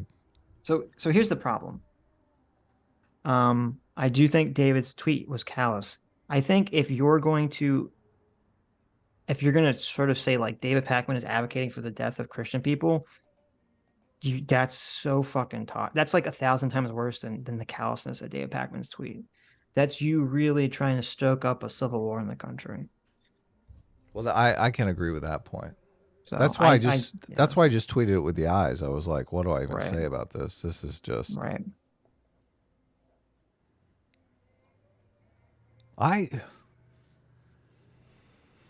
He He made a video about it. Do you want to see it? He Should was we watch it? he was in the comments defending it too. That's what really just bugged the shit out of me. I was like, if everyone's misinterpreting it. If I had done that, I would be like, oh, I would look at it and I go, oh yeah, this could be read as a very callous tweet towards the victims. Right, and I would just delete it. I would say, listen, sure, I agree. I wouldn't apologize, but I'd say I fucked up, and Well, I'd say people. I would take it down and say, too many people are misinterpreting what I meant. the tweet. Yeah, so it wasn't worded properly, obviously. But I mean, if you want to bring it up, bring it up. Yeah, I did. I'm curious to see what he says about it. It's very. I mean, this is exactly how Doomer never gets on the show. That is true. That is true. All right. Let me take the super chats thing down. I got to find it. What the fuck? Yeah. Everything's supposed to be color coded here. Oh, there we go. Found it. Do it up. Okay. I got it. Angrier about my tweet regarding yesterday's shooting in Nashville, Tennessee, than you are about the fact that 6 people, including 3 kids, are now dead as a result of that shooting. No, I'm not angrier about your tweet than the shooting. Actual shooting. Yeah. Right. But your tweet is pretty fucking close, okay? Right behind it. I don't think it's right behind it, but okay. Well, I do. I see blood on those hands, okay? I see. Then we have a real problem here. I support people who pray if they want to pray, praying, if that's important to them. But it doesn't prevent shootings. Okay, so he realized, he's like, oh shit, this could totally be interpreted as me going full anti-theist on these little kids here. Of course, yeah. And he has a history of being an anti-theist, so he's like, he played right in. He slipped it on a banana peel here. And so when elected officials offer nothing more than thoughts and prayers, and then we have another shooting and another one, and they continue to offer nothing more than thoughts and prayers, they were the target of my ire, not the victims of the shooting. And that I stand by 100%. Anyone who knows me knows I would never blame the victims of a mass shooting for that mass shooting. Thoughts and prayers are fine, but we have to go beyond it. I took a shot at thoughts and prayers, and every parent I know is feeling the fury and the anger and the frustration. I've laid out plans, detailed, to actually do something about mass shootings. 10 different points. The thing that I'm getting from this is that David Pakman realizes this could be the canceling of David Pakman. No, he's not. Are you kidding me? You don't think he's going to get canceled over this? No. Like who? I don't know. Maybe his audience is like, I mean, I saw like 20,000 likes on the tweet, and that disgusted me even more. Because they understood what he was trying to say. Right. Okay. So let me ask, why did it bother you so much? Because I felt like he was targeting the victims. Right. But if he wasn't, and people interpreted him as not doing that, that's what they're liking. They're not liking targeting the victims. Yeah. I'm assuming. I guess you're right. Like, I don't know. Look, I'm sure there's some crazy people out there. I thought somebody responded when I called him out and was like, this was edgy humor. You should have liked it. And I was like, I'm like, seek medical attention. This is not David. Look, he's not even saying it was a joke here. No, I don't think it was edgy humor. I wouldn't classify it that either. Yeah. I'm like, if you're seeing this as edgy humor, there's some kind of psychological problem. It was sarcastic. So I guess maybe that's the confusion. It was sarcastic. Definitely. So ouch. It was like what was the guy famous guy that wrote Gulliver's Travel? He wrote the book about like we should eat the children. Yeah. The poor children. So let's go back. Common sense. Do you want to watch any more of this? I mean we got the gist of it. It's basically confirming what I thought what he would say. It's basically 4 minutes of David Pakman saying, you totally misread my tweet. Right. Well, but I don't know. But here's my question. I don't know. When I saw a tweet, here's what I don't understand. And maybe some people in the chat can weigh in. because I'm reading the comments under this video, and when I saw the tweet, I had two thoughts. My first thought was, I know what he's saying, and my second thought is he's gonna get in trouble for saying it this way. Yeah. Because I knew what he was saying, but I also knew that people were going to interpret it as him attacking the victims. I knew instantly when I saw the tweet that's the way I was going to read. But when I read the comments, like, do people really not understand what he was trying to say? Is it performative stupidity? Or let me say, is it real that people don't understand what he's trying to say, or is it performative stupidity just to attack someone that they don't like because they don't like David Pakman? Like, what is happening in this? Well, I wouldn't call it performative stupidity. Most people can see it both ways and can see that it can be seen both ways, but they understand seeing it one way is more advantageous for them than seeing it the other way. So I like that is performative stupidity. If you understand, but if somebody's coming out and saying, no, you can't see it the way that you're interpreting it, I'd say that's performative stupidity. So when I say performative stupidity, I mean someone who understands exactly what you're saying, but is pretending like they don't in order to score political points against you. So, like, and I'm looking at the comments, there are some people that are like, oh, I understand what you're saying, but it was a bad take. But there are some people that are just like, oh my God, you're making jokes that children died. Why are you making jokes that children died? Why are you blaming the victim? Like, there's so many people in the comments that are like, I'm like, do they honestly not understand what he was trying to say? I mean, it's possible, I guess. I know that people get very emotional and it like kind of prevents your ability to process information. So, and especially when it comes to something this like emotional, like the death of children, you have to be very careful because it's very easy for people to become, in that state of mind where they're just not going to see whatever you're saying. Yeah. Well, I mean, I'm not one of those people. Obviously, I can see it both ways. No, I mean, I understand. Yeah, you understand. You're basically saying, but Adam, shouldn't you see it the way that David Pakman That's not what I'm saying. most likely intended it? And I'm saying, no, God damn it, I hate David Pakman, and I'm never going to see it that way. And don't try to force me to. Well, that's performative stupidity because you know that's what he meant, but you're like, but I don't like David, so I want it. I want it so bad. You're giving me this juicy metal pipe I can bang David Pakman over the head with, and you're telling me not to do it. Sitch, stop. I understand. Why? Look, That's the writer. That's the little writer saying, wait a minute, stop. No, it's like stop. it's like the perfect opening. Like the goal is right there. The ball is right in front of you. The goalie is drinking a smoothie. You need to fucking take the shot. Look, I'm telling you. No, it's more like the ball is right there, the field is open, and the goalie and a random person has jumped onto the field and is mugging the goalie. Yes. And you're take like, should the shot. You're like, should the shot. Should I help the goalie? Should I do nothing, or should I score while he's getting mugged? Look, And David Pakman's face is right in the goal. The fan jumps on the field and he starts mugging the goalie, and I'm just like, no. It's so easy. David Pakman is so unlikable. He's such a lying piece of shit. He is unlikable. That is true. And a lying piece of shit. You remember his Kyle Rittenhouse stuff? Oh God, he's a fucking liar. Yeah, he was definitely lying and really shitty about. I'm not saying that you should go out of your way to defend him. He was lying about Elon Musk this morning. I retweeted a thing where he was saying Elon Musk has driven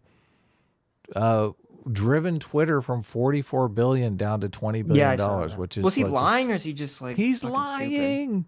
Stupid? Okay. He's lying. He knows this stuff.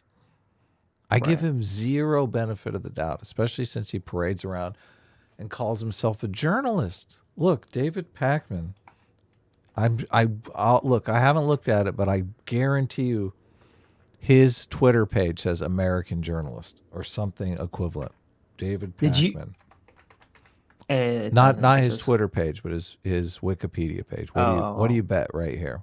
Probably. David Pakman. Occupation, political media personality, and media entrepreneur. What That's a fuck? weird media entrepreneur. That's weird. What the fuck? Okay, well, I was wrong about that. Maybe he doesn't see himself as a journalist. Maybe he sees himself as a media personality and media entrepreneur. Who's in this picture you sent? Blaine's Escape Corner sent me this meme. Who's this guy in this picture? That's Blaine's send us the Escape URL? Corner. That's Did Blaine. you send a picture of yourself? Oh, I see you playing. Doesn't he makes videos? I didn't know that. Yeah. Oh, okay. You don't know anything about the fans. I don't know anything about anybody. No wonder No. everyone's A team. Everyone, huh? Well, 51%. That poll, I was robbed. I was robbed by the poll. I give you props for taking a shot at yourself. Look, Michael. Michael says Adam is 100% right. I think we About should what? add that to the JMac collection. Yeah, I got everyone going. wants to score that goal. Listen, if you want, man, I'm just letting you know. Just letting you know how it is.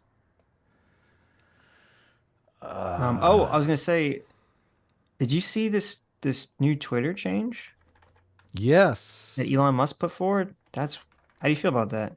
So let me bring it up. I guess the bots are just getting out of control. That's a nice way of saying it. Well, the polls that I like doing polls, and I guess the polls are going to be like 3 people responded to your poll. It says Elon Musk said starting April 15th, only verified accounts will be eligible to be in the "for your recommendations" category. This is the only realistic way to address advanced AI bot swarming taking over. It's otherwise a hopelessly losing battle. Voting in polls will require verification for the same reason. That's kind of fucking wild to me. Yeah, Sitch, you're not going to be able to vote in my polls. You know what I discovered? That's pretty wild to me. You know what I discovered though? Like I'm totally sold on Twitter Blue because with Twitter Blue, you can. There's no there's a 4,000 character limit on tweets because you get the extra big tweets. Yeah. So when you're arguing with someone online, which I like to do, you get to hit them with a big long tweet, and they gotta continually like tweet. Like when I was arguing with V Radio, like he's got to do 3 tweets, and I can just do 1. I'm like, bam, bastard. It's amazing. It's like it's like fighting in easy mode. Yeah, I wonder.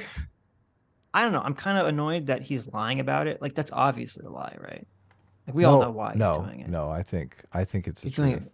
No, but he could. He went into this with the bot issue. The bot issue's been issue number 1 from day one. What are you talking about? What happened was when he bought Twitter, all the very, very dishonest, lefty, woke, we care about the world groups went around to all of Twitter's advertisers and said, you should pull your advertisements from Twitter. Twitter's, Elon Musk is a big racist.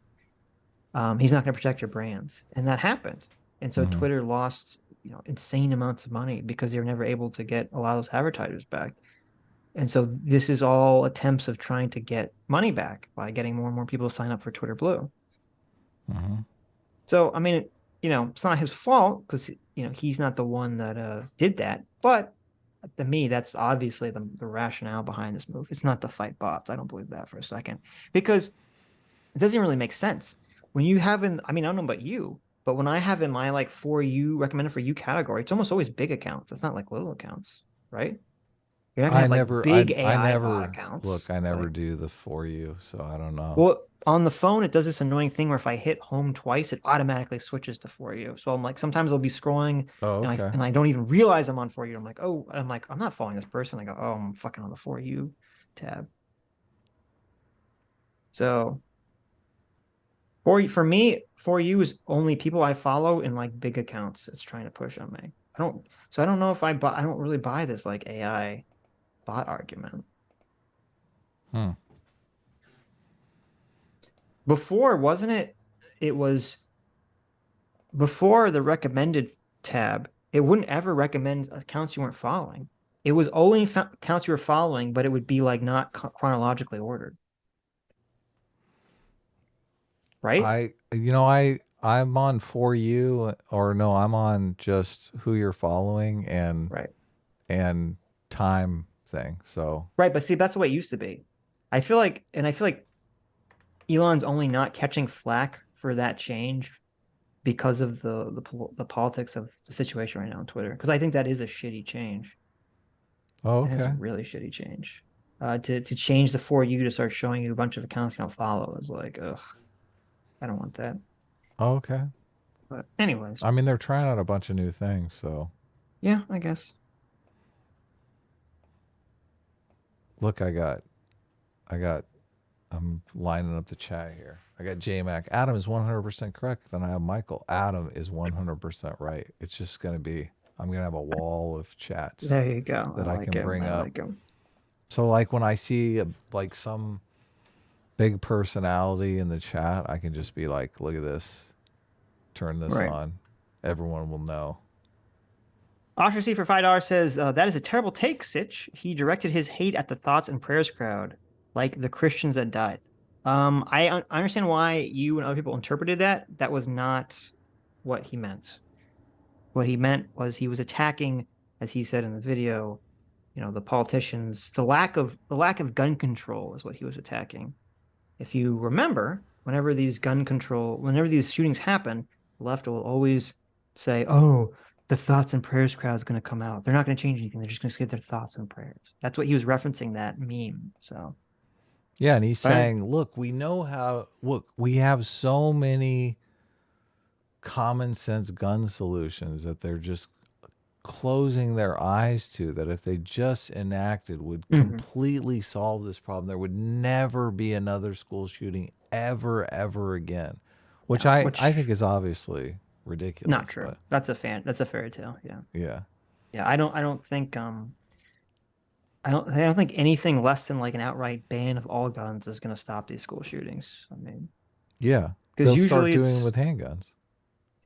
well, yeah, I mean, because usually it's, they steal a gun from the parent. It's not like it's something that you could check or really prevent, unfortunately. I guess unless you had armed guards at every fucking school, to get in. So Well, even that's that doesn't kind work of all the where, time. So that's kind of where they're headed, to be honest with you. yeah, and even then, I mean, there's that school shooting not that long ago where they'd had that, and the armed guards were just fucking Oh yeah, cowards. Uvalde. And yeah, involved. Yeah, so Did you look at the body cam footage on this one? These police weren't playing around. Yeah, man. these guys were good. They went right in. Boom. I mean, I'm sure that was on their mind too. They're like, we're not going to have that situation here. They probably talked about it openly. Yeah. They said, nobody's calling us the ladies of Uvalde on the news. Val Van Gogh for $5 says, theoretically, if prayers did stop shootings, we would never know because the ones that stopped, we would never know about. Pakman's stupid A-team. Well, there you go. You can draw your, the little survivor's bias diagram with the airplane, with all the bullet holes. You can do that with school shootings and prayer. Now that would be a fucking edgy ass joke. Please don't tweet that. I'm not going to tweet that. Stug Provider says, people interpret it as an attack on the victims because he specifically referred to the way that they were Christians in a Christian school. Yeah, no, I understand exactly why people interpreted it the way they did. I get it. I'm just saying that was obviously not his intention. Metalworks for $10. Thanks so much, Metalworks. Says, I don't have a problem with dating a... I don't know what that's OnlyFans model? That's what I assume, but it's like blanked out. With dating, and I'm going to say OnlyFans model, with some standards. Hell, if the person they're frogging is also hot to me, I would join them. But the whole no X in the C is a no-go for me. Metalworks for 12 months says, thank you for being a 12-month member. Says, I hate that YouTube censored me. Took me forever to text that. Also, S-Class is the best class. And A-Team reigns supreme. Woo! Oh, so YouTube was the culprit. Okay, that's unfortunate. Because you can't say effing in the thing. You got to say frogging. You know how it rolls. Come on now. I don't have a problem with dating a blank with some standards. Hell, the person they're fucking, is also hot to me. I would join them, but the whole no blank Xing in the seeing is a no go for me. There you go. Okay. There you go. That works. Bobby Miles Foreman the third for $10 says women get one school shooting and they try to pin it on. Terrible. That is an edgy joke, but that didn't blame the victims. So True. yeah. True. That blamed women, that's better. Magor for $2 says James Lindsay said he's planning on replacing the word woke with critical consciousness. Well, that's not going to work. I can tell you that much. I Will not work. I watched part of Chris Rock's stand-up comedy, and he talks about woke a lot in the stand-up comedy. And about halfway through, he mentions January 6th, and I discover Chris Rock is woke. So, Chris Rock isn't woke. What do you mean? I mean, according to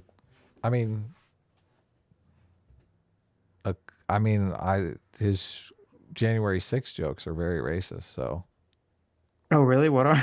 yeah. What are they? Well, and he says whites control everything. Oh, that's Yeah. very unfortunate. He goes full CRT and halfway through. Yeah. Wow, that is sad. That is very sad. But I thought it was interesting because in the very beginning, he's just ripping on wokeness. And I was on board for that. And then I thought, Interesting. oh, look, I'm like, he can define woke just fine. And no, because, we just done the stream on Right. wokeness. Like, he's not bringing out definitions. He's talking about woke. Everyone's laughing. Everyone knows what he's talking about. But then he gets to the stuff on January 6th, and I'm like, okay, well, he is woke. Where do you watch it? Where do I see this? It's on Netflix. Oh, okay. I'll But check it out. I'm convinced that this is why, because I never really, no one's really talking about it or saying, watch it. Dave Chappelle does a good job of walking the line, talking about various things. Why, does Dave Chappelle, are his jokes like specifically targeted at white people? I don't feel like they are. To answer the question Earthmas asked, I think it was both. Why is Sitch unable to consider the possibility that Pakman was trying to criticize politicians at the same time as making light of Christian victims? Well, I can tell you why. Do you honestly think that a YouTuber and political pundit whose entire career is based on their public persona, who has a channel with 1 million viewers, you honestly think someone who's not known for making edgy jokes, right? Yeah, this is a great argument. Right. Who is very dry in their political arguments, who's very button up. They're not Steven Crowder. They're very button up. We watch his stuff. He's trying to ape, mainstream news. He's got the blue squares and all that shit in the background, the Chiron, everything. You honestly think that guy is going to go on Twitter and mock the victims of a mass shooting? Of course not. Intentionally? Yeah. Look, guys, we have to pretend not. he did that intentionally. Right. But Come on. let's not. Come on, we're Right. not stupid Come here. on. That's obviously we're pretending. But Right. look, that's how I know. That's how I know. That would be totally insane. That'd be totally insane. Now, if he was someone like, if he was like someone that had like a reputation for being like a wild person, right? Like if TJ tweeted that out, you'd be like, well, maybe, yeah, TJ, totally. He TJ needs like, it. okay, well, maybe, Look, it I even could see plays TJ into saying that joke. the amazing atheist angle. I think he right? retweeted it and he said something like "fuck Christians" or something. Did he really? You're kidding. I don't. me. I might be. He retweeted. And he said something. Oh man. So like, if it's someone like TJ, you gotta consider the source. TJ, no. With TJ, I'm like, okay, I could understand him, just saying something like. But Dave Pakman, no. Dave Pakman tries to be, I disagree with him strongly politically, obviously, but he tries to be very milquetoast most of the time. So he's not going to be the person to tweet something so incendiary as to intentionally mock the victims of a school shooting. That's not his brand. That is not his brand. Look here, I'll make it better. I'm doing a little light graphic design with your favorite picture of David Pakman in the tweet, so we can look like a real news show too. It just doesn't have to be just David Pakman, right? Oh my God, this is great. David TJ said, it wasn't as bad as I remembered, but it's still kind of bad. He said, apparently David Pakman deleted the tweet because it made people mad. I don't give a fuck if people are mad, so I'm bringing it back from the dead. Something your useless fucking savior never did. Never actually did, by the way. So there you go. Yeah. That's TJ. pretty, See, stop saying. If TJ says something like that, you're like, okay, I understand that. But Dave Pakman, nah. That was not the intention. Yeah, TJ did that intentionally, and I yeah, still TJ's edgy guy, so. reject and denounce. But I mean, that's the kind of shit you're gonna get from TJ. TJ, the empathy guy, right? We just gotta care more. Oh my God, TJ's just like a walking contradiction, isn't he? I don't think so. I mean, I don't agree with him, but I understand. I think he's consistent in his sort of radicalism. Not sure it's contradictory. His hatred for religion. Yeah. What is contradictory about it? Because look, he literally can't empathize with the people that lost their children. Oh, I see what you're saying. You're saying, since he's on the left, shouldn't he be very care focused? Yeah. I got you. I mean, his tweet is basically you had it coming because you picked the wrong religion, which is like, well, that's not, no. The tweet is basically just, that tweet that he put, that is rubbing salt in the wound. Yeah, totally. Yeah, right. So you think that's, obviously he's not empathizing with these people who might read that tweet and go, no, look, my son died. No, my I 9-year-old son died. Right. I don't think he would go up to the family members and say that directly, obviously, but. Yeah, if I was one of the family members, I might call him out on it just to fucking make him feel something. Right. But he would probably tell me to fuck off. Mm-hmm. I don't know. When Mr. Important was talking about Kyle Rittenhouse and the family situation, that you remember Anthony Huber's dad?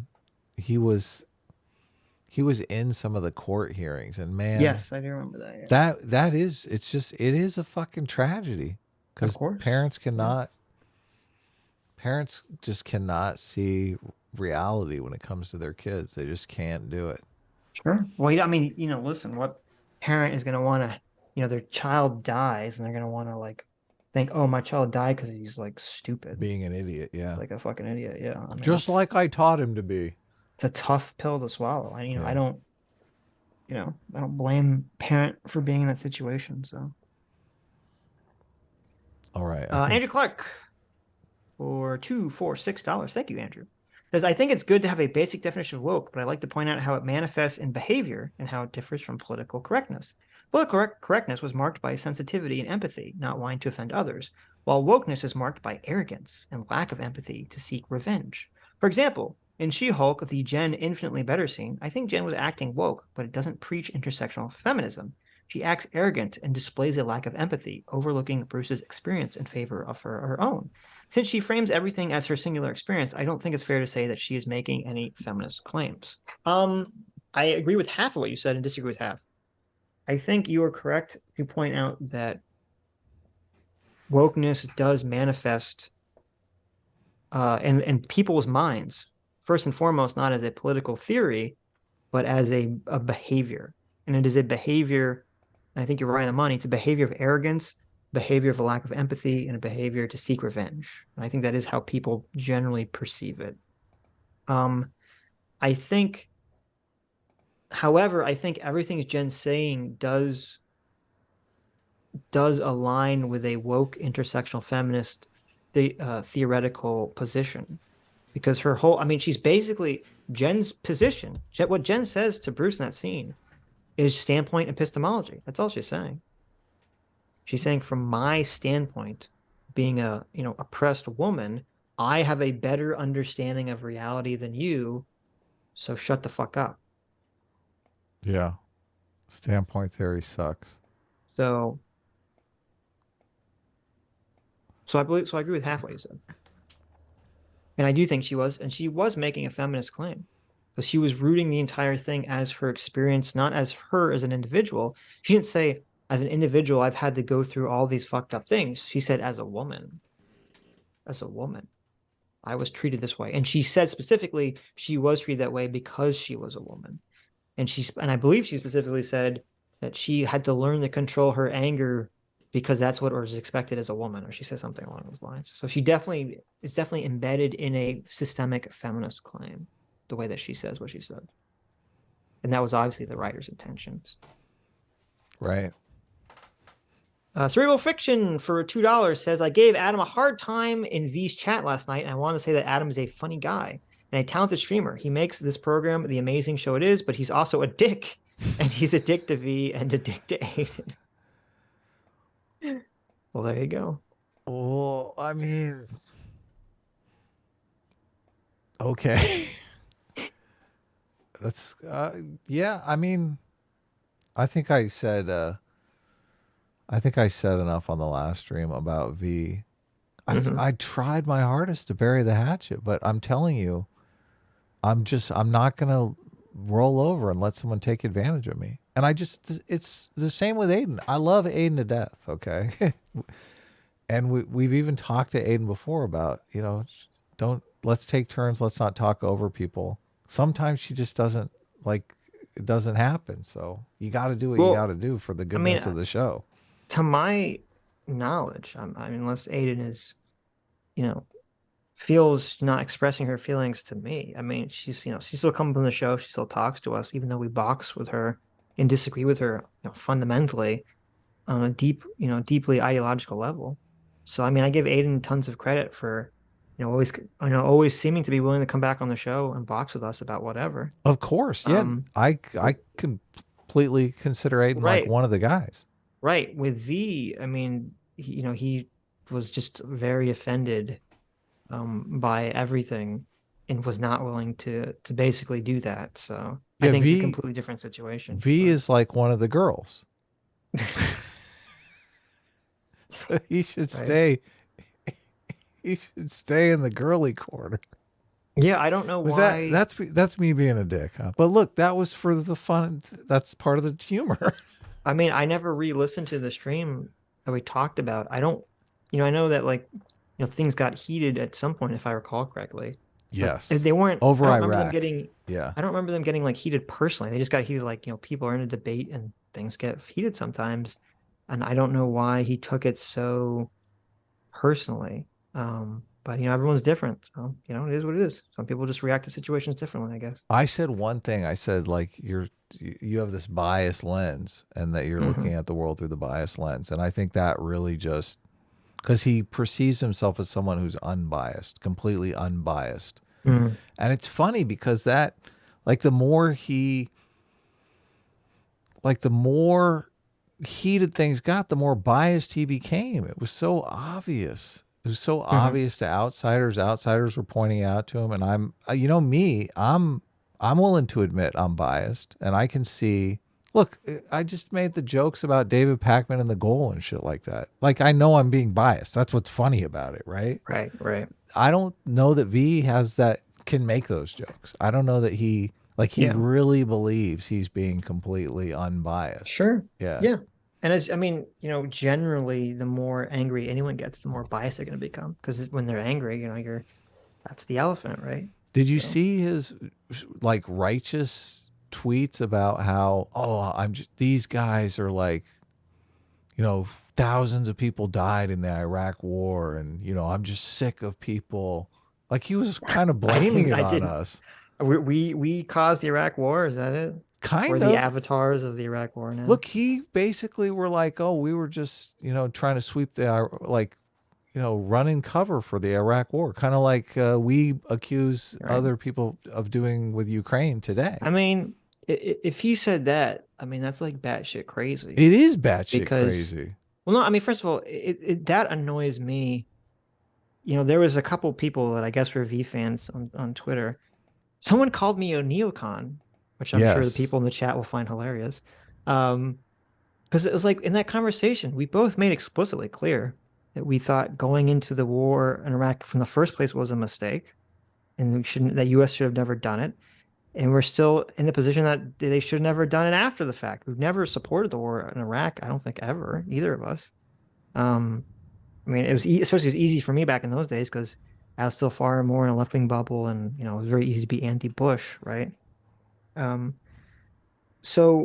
the only argument was about, like, literally the only argument we had with him was simply about what was the Bush administration's motivations to do it. That was the only argument. It wasn't whether it was good or not. It was what was their motivation to do it. And his view was it was George W. Bush has a super weird, he's just all about the money. It's just this very cynical ploy for money. And, our view was more like, well, I think that we thought that was part of it, but we also thought that, George W. Bush really had this like high-minded, incredibly naive, ridiculous fantasy that like, he was going to be known forever as creating, bringing democracy to the fucking Middle East.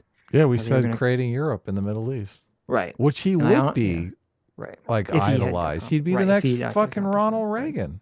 Right. And apparently the fact that we were not ascribing, pure malevolence to George W. Bush was too much for some people. So to me, it's weird that this entire, breakdown with V was literally just about something that stupid, minor and stupid. Yeah. Yeah. So God, I don't know. The ways we've beaten up Aiden, and she still keeps coming back for more. Well, the ways we beat up each other is, of course, far much more significant too. Of course. I don't know. Of course. Yeah. She can take a punch and she can give a punch. She's one of the guys, definitely. Right. The problem is there's so many simps for her in the chat that I'm the one that always looks like Adam's hitting a lady. What? She's one of the guys. That's why she's here. Right. Yeah. Yeah. So I noticed here, I brought up V's Twitter.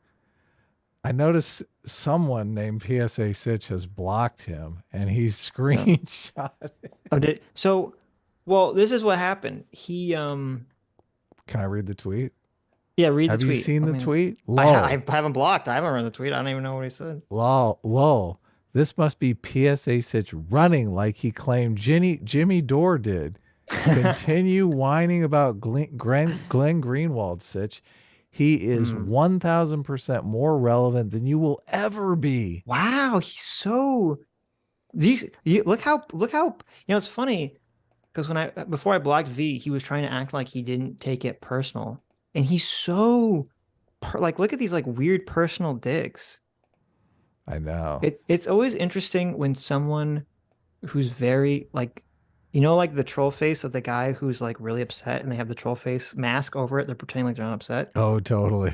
It's very interesting because they always like project a weird criticism onto you that like that's what bothers them.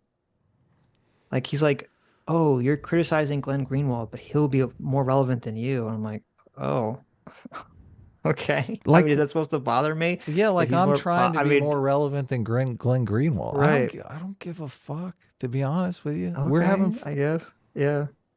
I mean, if that was my goal, if my goal was to just gain followers, I would, me and you would be handling the show very differently. Oh, of course we would. Yeah.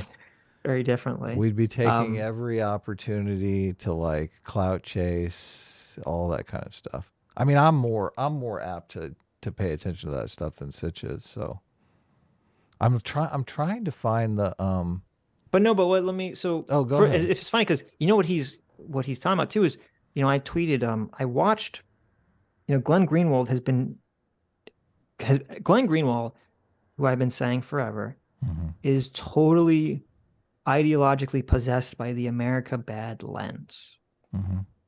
And some people would argue, like, no, he's a good guy. I'm like, no, you don't understand. Even if you agree with him, he's not coming at it from a principled position of logic and facts. He just believes America bad. So if you have an agreement with him, it's just a coincidence that it lines up that way. And I'm actually super curious. Scott Adams hasn't talked about it yet. Scott Adams has always talked about him being a good journalist. So I'm curious when he'll notice this. And I'm so glad this happened because it literally proved my point completely correct. When the TikTok ban question rises up, what does Glenn Greenwald do? What is Mr. I've been spending the last, 3, 4, 5, 6 months complaining about the Twitter files, talking about how it's so fucking horrific that the American government has any sort of control over Twitter. This is a massive infringement on freedom. This is the worst thing that's ever happened in human history. He's been going off on Twitter files. Oh my God. It's like the worse than Watergate, worse than 9/11. Glenn Greenwald is going off on all this stuff. Yeah. Which you would expect because he's famous for Snowden. So you're like, okay, that makes sense, right? He doesn't want government control over social media. That makes perfect sense, like Glenn Greenwald's brand. But then when the conversation of TikTok comes up, what happens, Adam? Yep. What happens when it's not the American government that controls a very popular social media platform? What happened then? Well, he's going to run interference for China, obviously, because America bad. Have you ever considered? Look, have you ever considered America bad?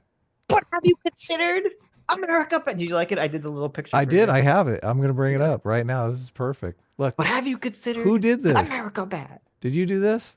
I did do that. It's a guy coming out of the well. It's the guy coming out of the well. But have you considered America bad? Yeah, so I watched it. He had like an hour-long Rumble. Well, he had Mariana Williams on, which I skipped because I don't care about her anymore. But he has like this he does like a 40-minute like Rumble. That's like it's like the most fucking insane bullshit ever, where he's trying to justify, TikTok being, not banning TikTok, not limiting TikTok, not forcing them to be sold away from the Chinese government. And it's like, you're living in a fucking topsy-turvy world. Like suddenly, because it's fucking the Chinese government and not the American government, all of his previous positions fly out the fucking window. Yeah, it's they the do. most insane shit ever. That happens. Look, this is the same thing with that Scott Horton guy. Because he kept saying, Iraq was all about the Benjamins. We were there for the resources. It's all about the money. And then as soon as, Putin invades Ukraine, what happens? Is it about the resources? Is it about the oil and the natural gas? Of course not. No, it's all about America. He's afraid that we are going to give Ukraine weapons of mass destruction. Right. It's like, oh my God, it's the same fucking thing. Right. Look, and I understand that we have a more nuanced position than Scott Horton, but when Scott Horton's position is, it couldn't be anything more than just this cynical ploy. And then it is literally nothing more than that cynical ploy with Ukraine. Then all of a sudden he's making excuses. And why is he making excuses? Why, Sitch? Because America bad. Because America bad. America bad. Did you ever consider that? America can never be the good guy. Well, that's the problem. Once you understand someone's lens and you see, their lens is America bad, you're like, you understand, like everything they're doing makes sense. Like you're saying, okay. I'm dying to find this one tweet. I'm looking for this one tweet of Neil's, because it's just so the oh my God, it's so self-righteous. Like it's straight out of the righteous mind. He basically blames us. That's funny. Hex says, do you have a take on Tucker's take on TikTok? He spends half a video saying TikTok is bad and then pivots to saying it but then pivots to it being not a TikTok ban. I'm not sure, by the way. I don't know. I haven't seen it. I'll check it out. I thought he was very big on the TikTok bad train. Now, there is a different argument about someone saying that the actual legislation that they want to use to ban TikTok is shitty legislation, which may be true. I haven't really looked into that. That could definitely be true. But that was not 100% not Glenn Greenwald's argument. He did not, in the Rumble that I watched, where he talked about it, he did not say, I'm in favor of forcing China to sell itself off, sell its shares off of TikTok or ban it, but this legislation is bad. He never made that argument. He never made that argument. So he was 100% like, oh my God, this is just going to give America more power. Oh my God, we're being such hypocrites. It's actually wild. He was like, like it was so weird. He kept bringing up examples of how China was censoring American social media companies already. Had already done it in the past. And he was saying like that was why we shouldn't censor TikTok, is because China was doing it already to us. And I was like, oh, it's a weird argument, Glenn, but all right. So anyway, this is all about why I blocked V. So Oh, it is? Oh, yeah, so he responded. So I noticed V had been doing this thing. V, who's become like the jilted lover now, I guess. He's pulling an academic agent. He's very upset oh, I that we didn't. know. I He know. really, we offered him to come on the show. and Look, he talk to would us, be a and he- regular on the show. and I he yeah and he Go- refused to come on the show and Yeah. talk to us, and he instead, literally what academic agent did, he's like demanded that we watch his video response Yeah. to our conversation that we had in person. He made a video response to our conversation in person and wants us to watch it on stream and do like a Sunday show commentary on it. I'm like, we're not gonna fucking do that. Like, yeah, we've been telling him this for months because Right. he wanted us to do this like he came on the Sunday show, and he wanted us to do this like immediately after. yeah, we're like, we have no interest in doing this at all. Yeah. We're like, no, well, listen, if you want to come back on the show and air your grievances, we're totally down for that. But we're not going to sit here and just watch you watch us like talk about something. Yeah. Like, that's like fucking crazy. I like that's weird and crazy. And I don't think people really, I mean, you want to have us watch a video about relitigating the fucking Iraq war? Like, Jesus, who gives a shit about this topic? I Yeah. don't even know why it came up when you were on the show originally. I hope, I don't hope we didn't bring it up. I don't know why we were talking about He Iraq. brought it up. Well, it came up Okay. because Ukraine came up when we compared Iraq and Oh, okay. Ukraine. Yeah. And so I don't know, he just got so ass blasted that we weren't going to watch his video and said, no, we're not going to watch your video. And then so he started doing this thing where he would reply to like a bunch of different tweets that I did. He would just reply with the video. And he'd be like, oh, when are you going to watch this video? When are you going to watch the video? And then he started replying to other people. Sitch is not going to watch I this saw video. none I'm of this I'm because I had him muted the whole time. and I was like, what the? Because at first I just had him mute. So this is the only reason I knew this, because after he had his whole big blow up on me Mm-hmm. and his like weird conspiracy theory about like we were mean to him because of Jimmy Dore, Mm-hmm. I just muted him because I'm like, oh, this is like worthless conversation. And then rather serendipitously, because Twitter's been fucked up for the last couple of days, although it seems to be fixed now, the mute on him I put didn't work. Oh, for me. really? I could still see all of his tweets. I even though I unmuted muted him him. deliberately, hoping that he had chilled out and he could become a regular guest on the show. Like, No, that's literally. Not at all. He got 1,000 times worse. But so even though I muted him, I saw he was just replying to all these tweets I would like put up with his video, saying, "When are you gonna stop anyway? Just reply to my video." And I'm like, oh my god, is he just really gonna be? I've had this before. Literally, one of these people that replies to every fucking tweet I put with his stupid fucking video, like, pick me, Sitch. When are you gonna reply to my video? Watch me, please, Sitch. Oh. And I'm just like, okay, I'm just gonna block this guy. Like, this is like, this is pathetic at this point. So then it was weird because then I blocked him. You know what he did? What did he do? He made another Twitter account. You're kidding me. No, you're he made kidding. another Twitter account No, you're and followed kidding me again. And I was like, oh my god, he's so thirsty. He's You're so kidding. thirsty. How for do my you know it was attention. him?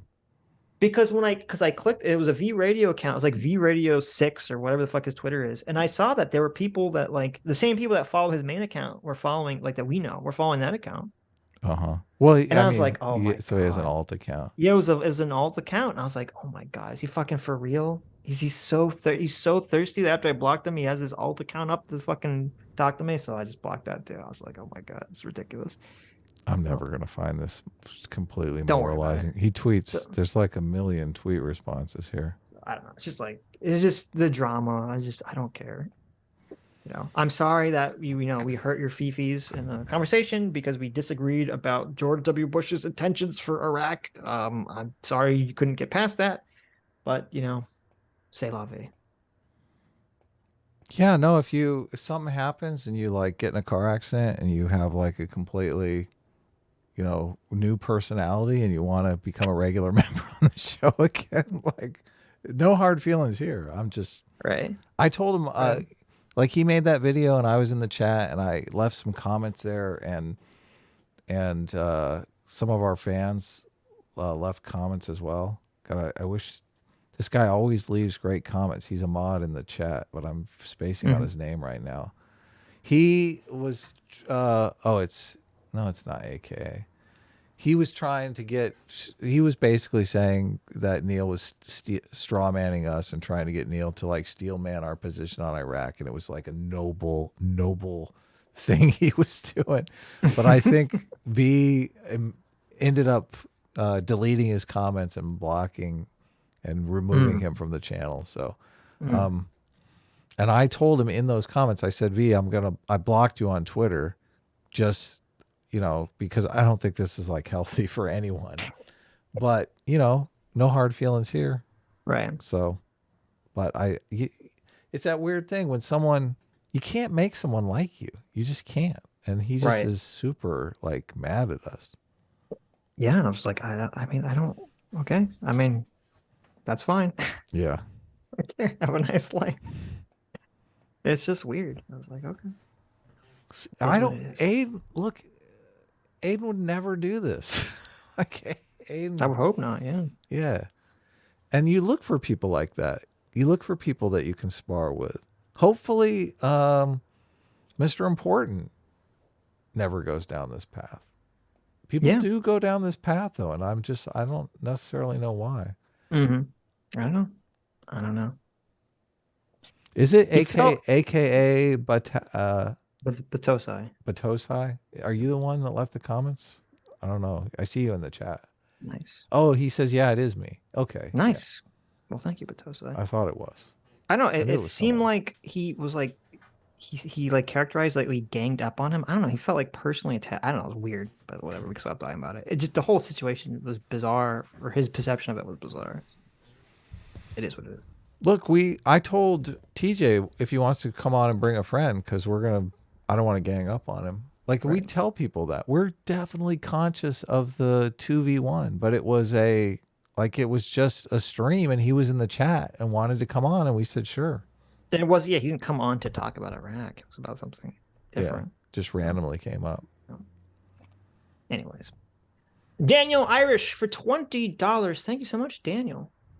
Says, being okay with your significant other having an OnlyFans or being a sex worker is a cuckold type behavior. That's why most of the internet now calls iDubbbz a cuck. Well, there you go. True.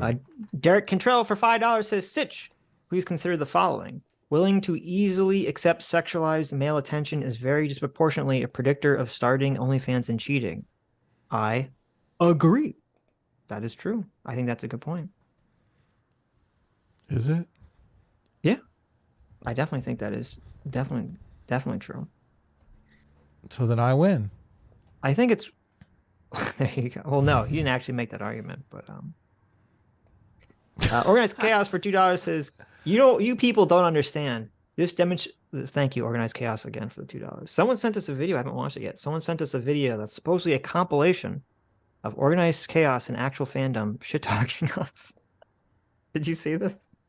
No, what is it? I don't know. Someone made a supercut supposedly, or clips of them shit talking us. I didn't watch it yet because it was like they literally sent it right before the stream started. But They are. I wish they would have just read out the tweets, or had computer voice read it out or whatever. Because their tweets, they were shit talking a bunch of tweets and they were showing them on screen. oh, nice. Well, I'll check it out after this. Look, you knew those guys were gonna shit talk us. Yeah, I think it's funny. I'm not surprised. Should I email them and say, hey, listen, why don't you guys come back on? Sure, if they want to come on, I'm down to talk to them again. Yeah, I totally. mean, to be fair, we were doing some shit talking to them too, so I don't, Tons of shit doesn't bother talking. me. Yeah, what are you talking about? Organized Chaos for $2 says, you people don't understand. This demonstrates a pattern of behavior where Bethany is rude to people. Therefore, it's fair to call her a racist, sexist, transphobe based on her tweets and politics. There you go. Exactly. True. Yeah. Oh, look. It's Cenk Uygur. Cenk Uygur is the again. one and only brown buffalo for $2. Says, you don't understand.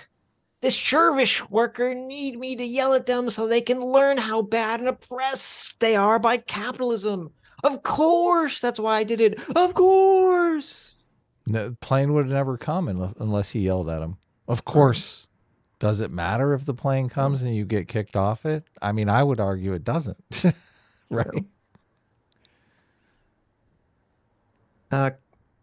Come Mm-hmm. for $2. Mm-hmm.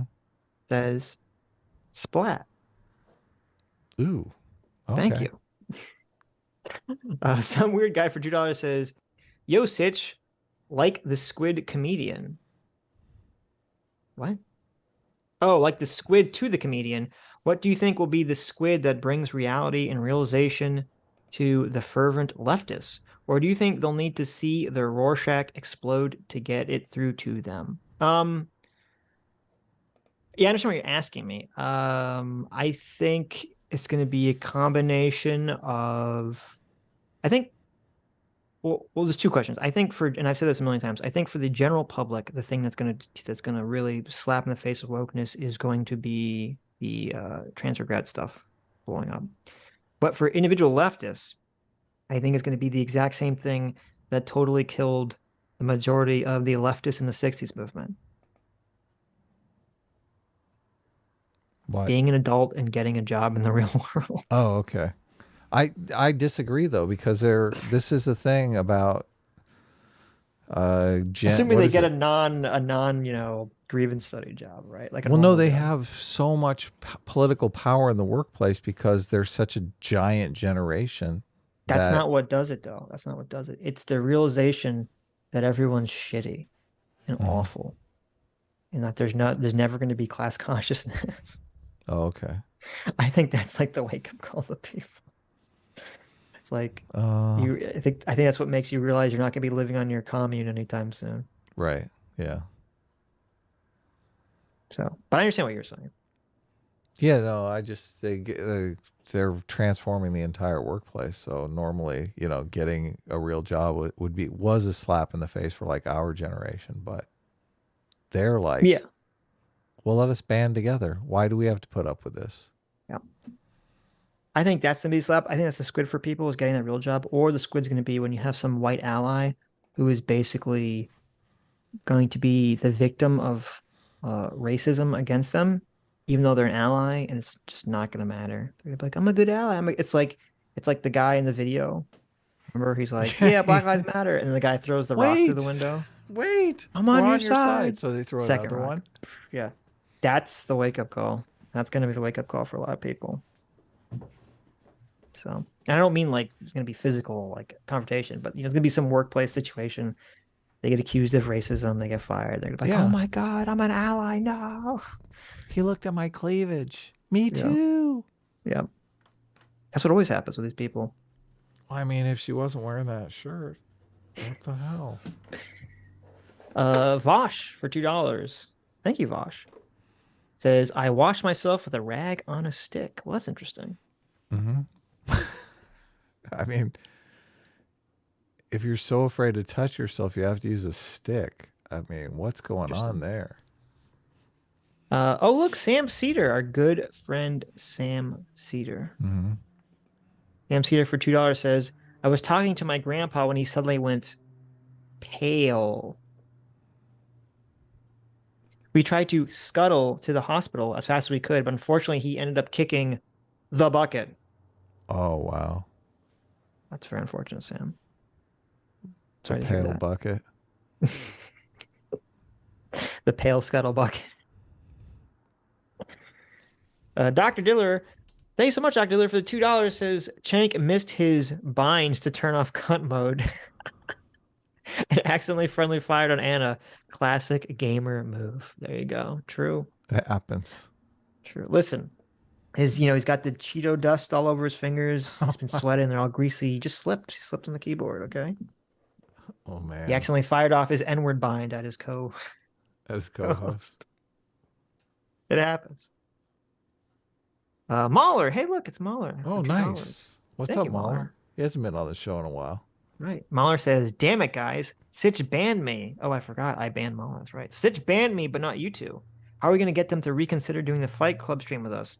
I don't know how they're going to let me on at this point. Should I apologize? No, never apologize, Mahler. But why did you ban him, Sitch? I don't remember. Oh, was it because he thought that continuity was more important than conflict in a? I think it's because he's a proto-American. And Oh, I'm that's just, a tired of horrible them. thing, yeah. think I that's thought it, he was yeah. Canadian, but I didn't. That accent, I get that's not a Tom Mahler Canadian. was Canadian. That's not a Canadian accent. He does have a very Canadian accent. That's true. Now that you say that, yeah. Yeah. Huh. Oh, okay. So he's He's a dirty Britbonger. right. That's Australian, right? No, it's New Zealand, obviously. What's a bonger?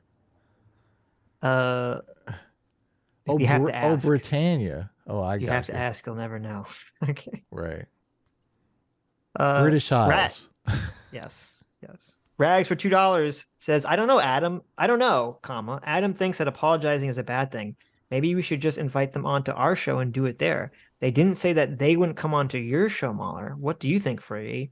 Friggy says, no, I don't agree. I think Mahler should apologize to Sitch and make amends. You don't have to talk to Adam so Adam wouldn't be disappointed in you. We should honor it as their idea and do it on their stream. Well, there you go. Yeah. Thank you, Fringy. Do it up. I agree. I mean, I see Mahler on a bunch of different shows now. So Mahler's a hot commodity these days. Yeah. He's hanging Good out for with him. Critical Drinker all the time, and that guy's Nice. got over 1 million subs. So I did watch someone recommended because we are doing the What is Woke video. I watched Critical Drinker's video on woke. yeah, that's an amazing I don't video. agree with his definition, Hilarious. but Okay. I think it's a great video. Okay, good. I was like, that's a great video, and Sitch is like, that video sucks. No. I don't agree on his definition, but it is a great video. Right. And it's a great video. It's actually wild too, because no one can say, like, if you watch that video, because he talks about both the overuse of the term woke and how he's afraid that people are Yes. slipping too far into this, like, Totally. if something has diversity, if something has a woman in it, calling it woke. Totally. And anyone that's like, because I've heard, when we're talking actual fandom and OC, and maybe we'll bring this up, and they're like, oh, Critical Drinker's fucking Nazi, racist, blah, blah, blah. I'm like, you can't watch that video and say that, because he's You can't. completely Yeah. he's completely centrist in that video. He's 100% enlightened centrist in that video. So, Yep. That would be a good one to watch with those boneheads. right. CT for $2. Stop giving us money, CT. Says, what is better, oatmeal or cream of wheat? I mean, it's a tie. I like them both. I eat both. I have both. I eat Oh, really? oatmeal like almost every day. Yeah. Wow. Okay. And the only thing I substitute for is cream of wheat. Maybe I like the cream of wheat more because I eat the oatmeal more often, so I'm a little just kind of sick of it, but I feel like the oatmeal is better for me. So, I've never had cream of wheat in my entire life. oh, it's delicious. You should What try does it it. taste like? I think isn't it like particleized rice, or is that no? That's grits. It's That's grits. Yeah, I've had grits. Grits particleized are good. wheat. So it's like grits with wheat instead of rice? I don't. It's kind of like grits, yeah, but it is a different taste. Yeah, it's good. I Interesting. like it. Why would it be less healthy than oatmeal? I feel like because it's more processed. Oatmeal. Oh, is you just lose like, some of the yeah, that does happen. if You have like lose some of whole the- grain oatmeal, which is what I Right. eat. It's just Yeah, like yeah. that's good stuff for you right there. Mhm. You Interesting. don't eat Okay. oatmeal. You just drink oat milk. No, I eat oatmeal sometimes. What do you eat for breakfast? I eat oatmeal sometimes for breakfast. yeah. Okay, you Put mix some it up. put some brown sugar in there, I need to start or not counting my brown sugar and calories cinnamon again. into it. Oatmeal's good. I just never had cream of wheat before. Arithmus for $2 says, I've been reading The Murder Next Door. There you go. The Murder Next Door by David M. Buss this week. And based on that book, I think Adam has the psychology right for the husband in the OnlyFans debate, but Sitch has the psychology right for the wife. Interesting. I agreed with Adam though, in terms of that's why people are mad. I do think that is why the psychology behind why the husband's getting mad. So that's Oh, interesting. I'm so glad someone's reading a book. I'm There you getting go. so many like, Adam wrote it in a book, so it has to be true.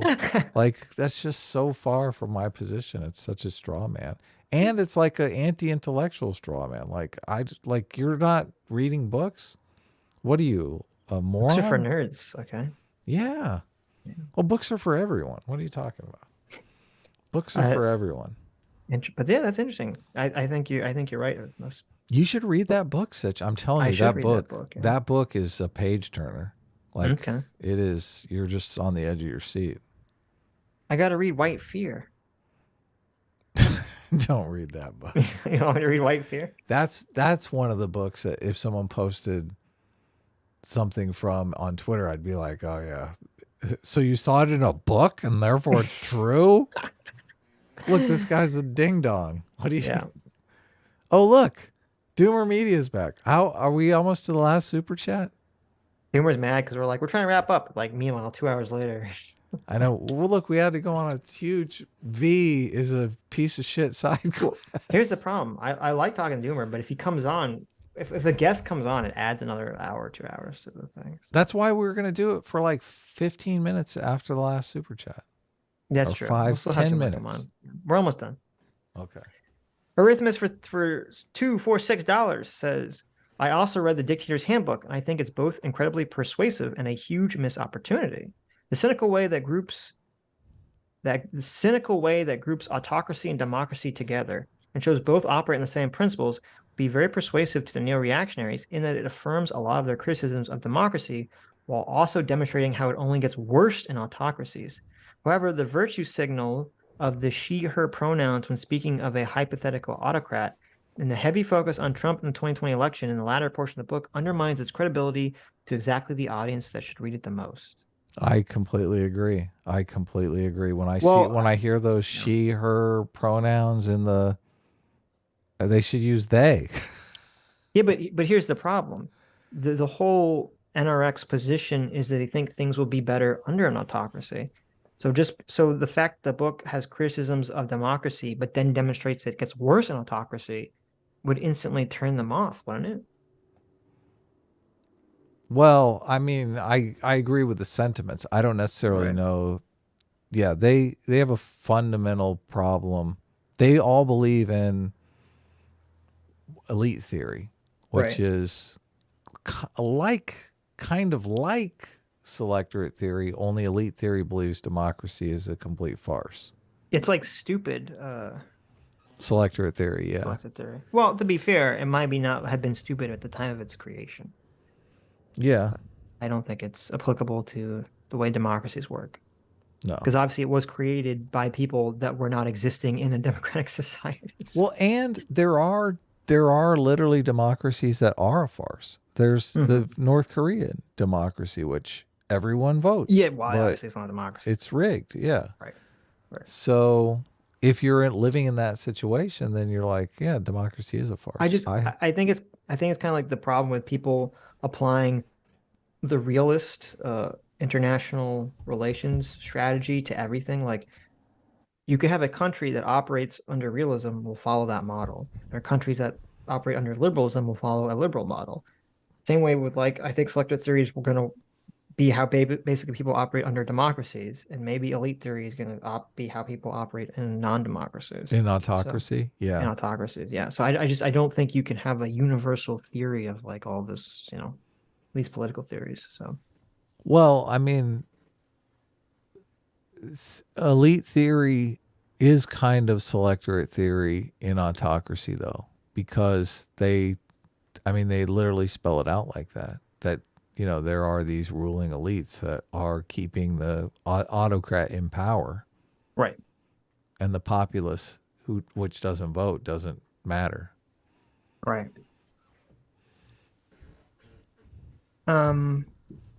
Azert for 1355. Thank you so much. Because I would love to listen to your opinion on Peter Joseph, author of the Zeitgeist movie and movements, latest Facebook post about the word woke. where he rants about how he's so tired of it, and it's hilarious and somewhat interesting. Yeah, V has had Peter Joseph on his podcast and is a giant Peter Joseph fan. And I think Peter Joseph is like a complete moron. And I was like trying to get V to get Peter Joseph on our show for us because I was like, I disagree with everything this guy says. Like he's a total conspiracy nut job. So he says, I don't know if this is the one you're talking about. He says, if I hear one more person use the word woke, I'm going to blow my brains out. How many vague, ultimately meaningless group identifying ideological labels can the society possibly come up with to completely ignore the specifics on an issue? Nobody debates anything of relevance anymore. Everything is this categorical orgy of loose associations and BS. When people argue, they simply vomit these idiotic associations out against another idiotic association. I recently heard the phrase woke capitalism. What the fuck does that even mean? We have become a culture of adjective whores. If we don't like a given fact or issue and are too immature to approach the issue directly, we simply throw out our favorite dismissive adjective on it and move on. I implore the overlord reptilian aliens to please get me off this goddamn woke planet ASAP. The woke stupidity is woke unbearable. yeah, this is the exact same charge with Jordan Peterson only saying word salad because you don't happen to understand what is being said, which just makes you look like an idiot. Well, what he's describing, this sort of adjective horism, where people just throw these like loose associations out of each other to dismiss others' arguments. I mean, isn't that basically the political process since the dawn of human history? Like, I don't think that's anything new in American politics. You can go back in American politics, and I mean, we talked about was it Newt Gingrich, calling someone woke, the label they used instead was like liberal. Remember, he made liberal a dirty word, in the late 80s and the early 90s. Yeah, but it still has a meaning. I No, get right, it. but I'm I just saying, totally like, get it. Right. What he's complaining about, I mean, I fine. Like, first of all, it depends on where your focus is. If your focus is on like random assholes in Facebook posts and Twitter, it's all just like going to be this dumb shit he's talking about. But when we like debate other creators, that's generally not what they're doing because they can't really fill, time by just having this like, you can fill time by being stupid, but you need to actually get into the arguments, pick them apart a little bit. You can't just hide behind these labels. So I don't know where his focus is at. Maybe he's just replying to like random idiot, people on Twitter or Facebook or something. But secondly, that's the way that, these political fights have been going on since, from the beginning of fucking American history. Has been these sort of, that's why this is, Sitch and Adams law. Sitch and Adams law is, both political sides try to point at extremists in the other person's movement and use a broad brush to paint everyone in the movement as that extremist. Yep. That's been going on forever. We need to nail that down. I know. But it's a wonderful, but that's I don't know. It's just weird to me that he's only thinking that that's a problem now.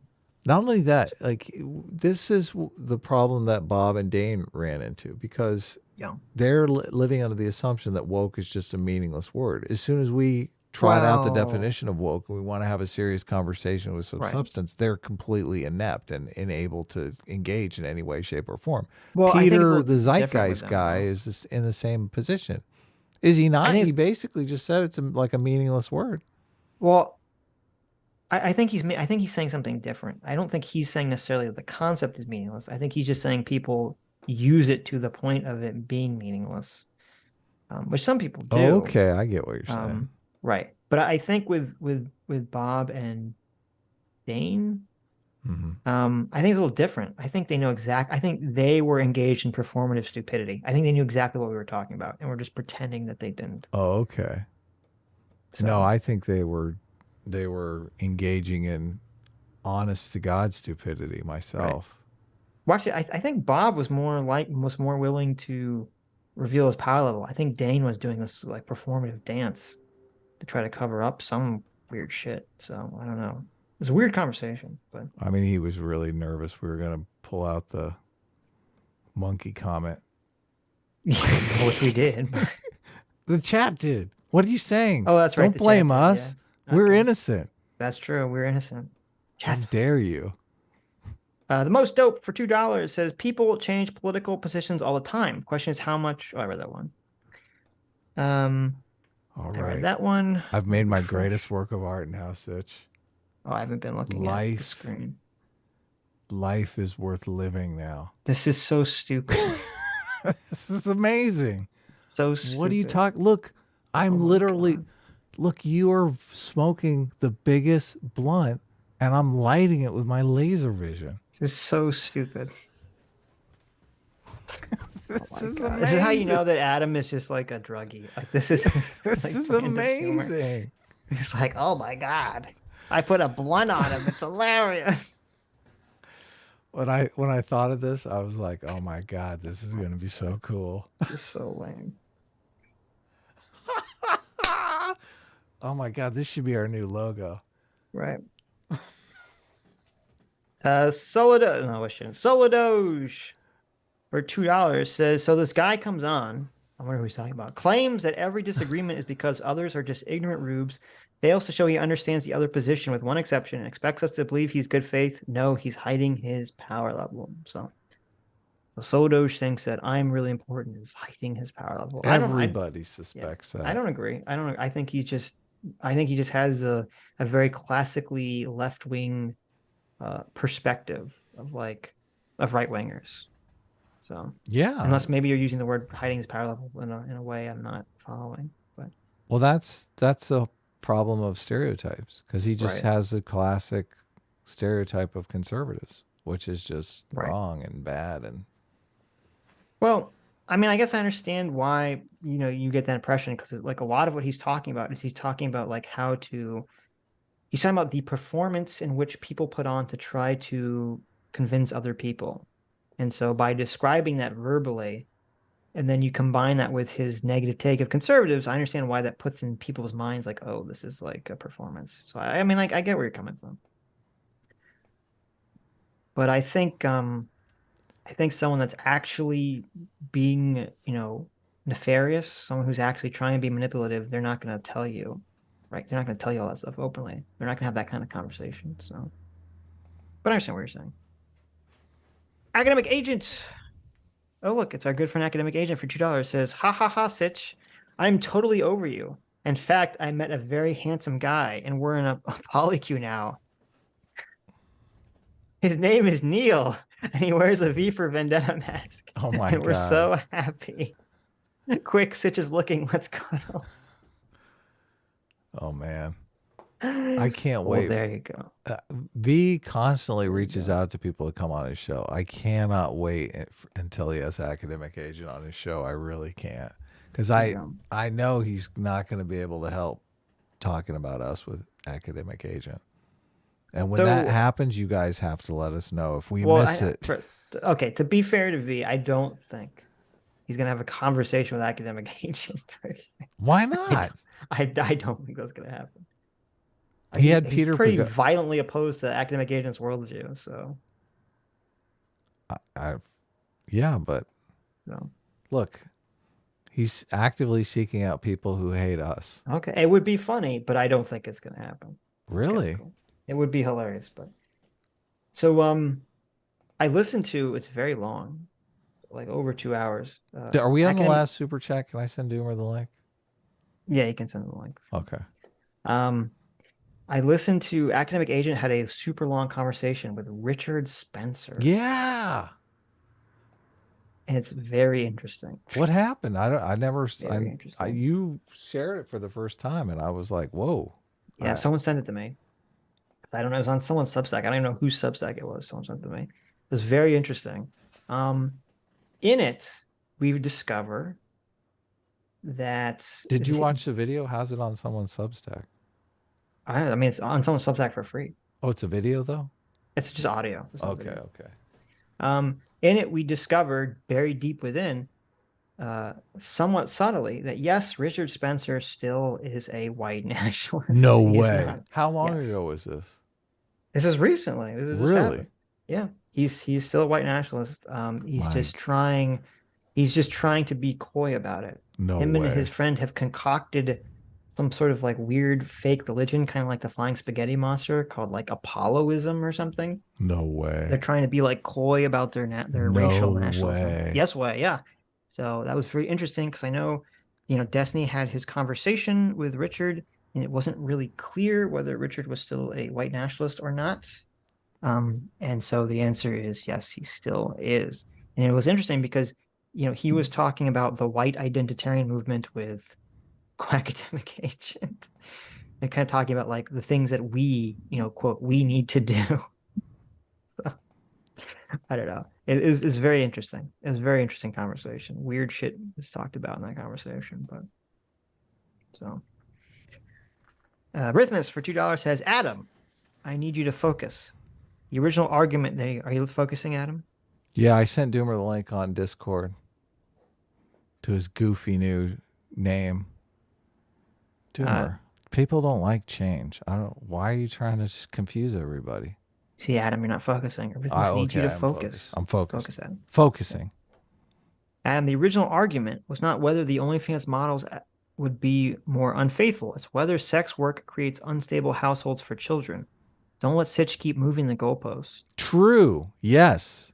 Yes. So, but do you know why the goalpost got moved off of that? Because you wanted to win the argument, and you knew you couldn't win if you kept it in the same place. No, That's because why. I instantly agreed with that and said, yeah, that it would create more unstable children. I never disagreed with that. Okay. Position. So I win. So there you go. You win. that was not something I was contesting. Match. Look at that. There you go. Thank you for bringing that up, because often I do. I think I see something and I'm like, maybe I can put a blunt on this. And I'm thinking about something completely Well, no, I did say I wondered if now with the prevalency of nudes, if that would have an impact on the child school aspect, but I don't know, because obviously I'm not a kid, so yeah, no clue. But obviously it would. Hello, Doomer. Look, he's here already. Nice. How dare Welcome, you, old friend? What do you mean? How dare we what? How dare you? Yeah. Say you're gonna send a link and then not send a link for 2.5, 3 fucking hours. Are you? Well, we're trying to wrap up here. Are you? Yeah, you said that 3 hours ago. Are you using a voice modulator, Doomer? No, wait. Am I on? Oh fuck! I might be on the webcam. Mic, 1 second. You sound like your nose is a little stuffy, like you have a cold.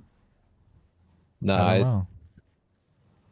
everything's been fucking weird since I installed a webcam. It like fucks my audio when I join shit. Hold on a second. Okay. I did see another video that was, I think, by a guy using this new name that you're using. I don't know if it's secret or not, so I don't know if I should say it, and I was wondering, because I listened to the video and I thought, is this Doomer with a voice modulator? I feel like it might be. And now that you jumped on our stream, Yeah, you're like, oh man. and it seems like that did sound like a voice modulator, did it not? No, it didn't. I don't know what I don't have a voice modulator. Do I sound weird, Sitch? You just sound like your nose is a little stuffy. Okay. I don't know. Do you? okay. So do you make videos, other videos with a voice modulator, and pretend to be someone different? Is that something you've ever done? Videos with a voice modulator. What? Why would I do that? I don't know. It's weird. That's why I'm asking you if you've done it. The answer is no. Okay, Well, good. let's poll chat. Well, Chat, do I there's- sound like I have a voice modulator? Well, there's another channel that's like the new channel name that you're doing that's making videos that are. Wait, who? Hold on, let me check. Are we allowed to say the name or no? Yeah, it's Parallax. Okay, Parallax, yeah. I saw somebody else with my name, but they haven't made a video for like years. Well, maybe that's the one I stumbled upon. I was like, oh, look, it's Doomer finally made another video. I'm dying to see. Look, we want you to make content. We're all artists here, Doomer, and you're lagging on it. I made content today. I just recorded a video, but Adobe fucking After Effects has been fucking me around. So I've been trying to figure out After Effects. waiting for a link from you fuckboys. Yeah, After Effects has better keying. Oh my god. I sound like my mic is fucked. Are you kidding me, dude? After Effects does have better keying. I do agree with that. Yeah, After Effects has key light and Premiere is just Who fucking garbage. cares? But Well, it's there's relevant when you're making green screen footage. Look at this. I still need to What's switch my going mic. This is a $500 mic. Okay, I don't know what's going on. I've talked through fucking OBS and fucking Zoom and Discord, and I don't know why everything gets fucked up. Right. My audio settings seem normal. They're pulling it from my focus rate. The audio sounds fine. Tell It us. doesn't sound. It just sounds like a little. You just sound a little stuffy, like your nose. Tell us But it what's doesn't- on I your don't- mind, Doomer. Why'd you want to come on Wait, the is show? chat? Wait, is chat fucking with me? Of course they are, dude. Oh, fuck's sake! I don't remember, Adam. I had a reason. Fucking 6 hours ago, I asked to come on. Now I don't. Was it fucking something? remember. What did you think of our guest? Do you think he's hiding his power level, or do you think he's sincere? I think he's based in red pilled, and I'm glad Chad is coping, but I have no idea what happened. What was I mean, up he with does. IRA? He does share your conviction about January 6th being worse than 9/11. So Wait. When did I say that? last time you were on, I said January 6th was worse than 9/11. I don't think I said that. You did say that. Did I say it was worse or that it was scarier or something? How are you letting us gaslight you so easily, dude? look, we almost had him, Sitch. Just a couple more rounds. Look, Doomer, do you think you're transgender? I think you might be. First of all, that do you only think- works on 8-year-olds. Okay. Do you think you were born in the wrong body? I was born in the wrong body, but I mean, changing my gender isn't going to help. Yeah, he's stoat gendered. Okay, he's supposed to be a little stoat guy. Do you think you were born in the wrong body? You sound like my dad. There's two YouTube channels. There's Parallax, that's Parallax Media, and then there's Parallax, Parallax- period. Parallax Media was the one that I thought might be Doomer. Wait, the one with the fucking, there's like an Asian guy doing fucking cringe 12-year-old YouTube. Wait, you thought that was me? There's an Yes. Asian guy doing. There's an Asian guy who did a video 3 months ago. Oh no, Parallax Media.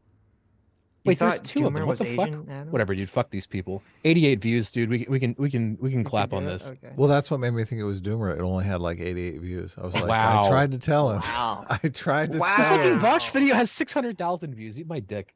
Yeah, because it's Damn, about son. Vosh. You're talking, I want to make, art videos about movies nobody's ever seen. That's not. I'm making a video about Quentin Tarantino. Okay, Well, I'm not that'll get making views. fucking. That'll What? definitely get views. Yeah, Oh, Yeah. man. that's a good job. Why? You had a great question, Adam. Why did I want to come on? Great question. I can't imagine what was going through my head. It happens every fucking time. Come on here and get fucking trolled. Say you're gonna send a link. Don't fucking send a link. Bring me on. Fucking send me up Gas River about some fucking bullshit that didn't fucking happen. Give me shit for not fucking posting content. Fucking compare me to some fucking cringe lords. Say my video's gonna have 88 fucking views, and then you're gonna end the fucking stream. Just go ahead. Do that fucking harmonic at it. End the fucking stream. I know it's gonna fucking happen. Yep. Wait, I'm not sure we're done with all the super chats. Are we done? I wish we were, because that would have been the perfect way to. I know. He gave us a perfect outro. Damn it. Oh my god. Stick around, dude. We're gonna read This a couple record, more we'll super clip chats. that outro and use it for something. Oh my god. Apparently, someone in chat said I'm rocking one video per account. Eat my asshole. Eat my asshole, chat. Listen, go. I Look, see you. All you do is troll. All you do is troll in the chat. Okay. Look, It's a our little- goal is little to have. fair when you come on. What did Our- I ever do to you, chat? We've had a very cordial relationship. Exactly. Look, it's our goal to share our audience with you, Doomer. But if you keep insulting them, that makes it quite difficult. I don't want your audience. I'm gonna go to the YouTube settings and ban Sitch and Adam. Anybody who says that, their comments go into the goddamn shadow realm. Okay, I'll fucking find your accounts and I'll fucking ban the shit. Okay, I don't want Ban why keywords on Doomer's Animal- channel. The animal's Sitch Adam fucking gone. S-Class Living the Doberman's 18. fucking gone. Why would Anton's you do meme's that? Fucking gone. Look, we have Get out. we have a decent sized audience here. That could help. That could give you a leg up. I don't understand why you wouldn't want to take advantage of that. What audience? The last thing. Look, I've already had one YouTube account that gets boosted by a fucking right-wing audience of transphobes. Okay, I've been there once. I don't want to be there again. We need to get an authentic audience of kind-hearted people, not There you these go. fucking monsters that are hanging out in your chat. I mean, okay. I guess you're trying to mirror Vosh's audience, which is ironic considering your first winning video. There you go. There you go. You gotta get rid of this emoji. This emoji is hate speech. Which one? The bird face one? The murder- Everyone loves What's that fucked up emoji, is though. I'm gonna post a video with my face on it in 2 days, and I look nothing Really? like this, and they're just gonna fucking say I do. I know what's gonna happen. You look exactly like Murder Face. I look nothing like a murder face. Doomer, we're gonna show that video on our show. It's gonna be nonstop Murder Face. I know. Oh, IJP says he's my 17th sub. I will absolutely ban you. Let me go.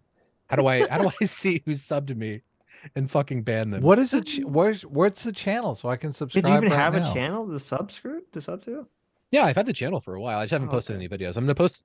So I'm working on a first channel video, but it's super high effort motion graphics 3D shit, and it's taken a while. Wow. I'm gonna start uploading a bunch of second channel videos really soon. Look, you have Is it your second channel if you've never uploaded the first channel yet? Well, eat it, Sitch. what is the I've parallax? no is the patience for you first right now, video- Sitch. Is the first channel? Come on, I'll send you links, Adam. Look, let's put a link in the chat right now. Yeah. Everyone wants to. No, he doesn't want our audience. These fucking monsters, dude. Come on. These gremlins you've got hanging around in chat. These fucking homunculi. No, Is I'm it? good. Is it Listen, don't speak bad of gremlins, okay? Is it the big P or is it? Oh, I guess it's the big P with. No, that's. Here, I'm sending you a link. How many subscribers do you have? 17, because I'm a Chad. Okay. So it's not appearing in search here. Okay. Look, he's got a second channel too. Second Parallax. Parallax Movies. Okay. Why is the name Parallax? You a big fan? Why of not, DC Sitch? comments? Why are you in PSA, bitch? Like We had a conversation about that. the Green your rant, Lantern Sona? supervillain? Like he's the big monster Parallax. No, I don't. Not about fucking Green Lantern. Now I'm rethinking it. There's a fucking comic book character named Parallax. I'm One of the clicking most the famous- bell. I'm literally, clicking the I bell think right now, Doomer. The most famous Green Lantern villain of all time, I think, is called Parallax. Yeah. Oh God. Well, You know this. You must have Googled Parallax before you chose this. not really. So okay. Not really. As for why the name, so there's a reason people are going to assume. So one of the things I'm going to be big on is 3D motion graphics and creating parallax effects with shit. So people are going to assume it's that because of the style of the channel. What does parallax mean? I don't know what that word means. Parallax You don't know is what parallax means? It's a big monster from Green Lantern. I can't no, believe it. parallax is a cinema effect that happens where you get a certain sense of depth when things are moving at different depths of field. It's how they in 3D measure space. distance to stars too. Stellar parallax. I never heard that term. Yeah, it's a cinema term. But the real reason before I even knew that I was going to be doing that is that Johnny Harris said, "Wouldn't parallax be a cool name in a video?" And I was like, it's kind of stuck. I don't know. There you go. There you go. Well, we're gonna call you Doomer. Yeah, I'm not. I'm gonna go by Doomer here because we talk about politics. I'm not talking about politics on the new channel, dude. Fuck that. All Okay, right. yeah. 17. CT for $2 says, "We love your book recommendations, Adam. That Mac and I are reading the book about men you mentioned recently. We're now terrified of men. Thanks, Adam." Good. You should be. That's the proper way to be in the world, ladies. Look, we almost doubled your subscriber count already. What is this Just book? one what is- post in the chat, and What is this look, book, Adam? especially I know some people are here that we're trying to talk out of being transphobic bigots. But if you are transphobic, I want you to subscribe, especially. So run over there. God damn it. Run over there and subscribe. Yeah, sure. Transphobes welcome. Yeah, just Yeah, all subscribe the to Doomer's channel. transphobes, the Trump supporters, you coping motherfuckers in chat that think the 2020 election was stolen. Yeah, Right. pile on in. On Yeah. his first video, you just reply. You get what you need to do is you need to get like a murder face ASCI art. Jesus fuck. Just post it. If you post a murder face ASCII, I will remove you from the channel and report you to YouTube for hate speech. Is there even a murder face ASCII? Oh, that would be awesome. There's got to be somewhere. I'm- there's I, gotta be I somewhere. gotta look that up. Murder Someone's gonna face make- ASCII art. Oh man. Yes, Chad, I kept the avatar. I don't want to hear shit about an avatar from this fucking shadow monkey over here. All right? Don't talk about my fucking avatar. My avatar is great. Why do you have an avatar? Why do you have an avatar of a different person if you're gonna have your face in your videos? I don't know. Why not? Fuck it. Who cares?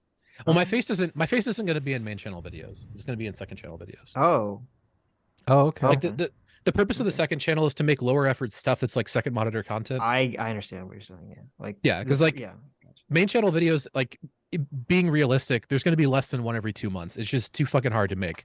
So like I can make second channel videos in a day or less pretty easily and upload those regularly and have a steady stream of content and stuff like that.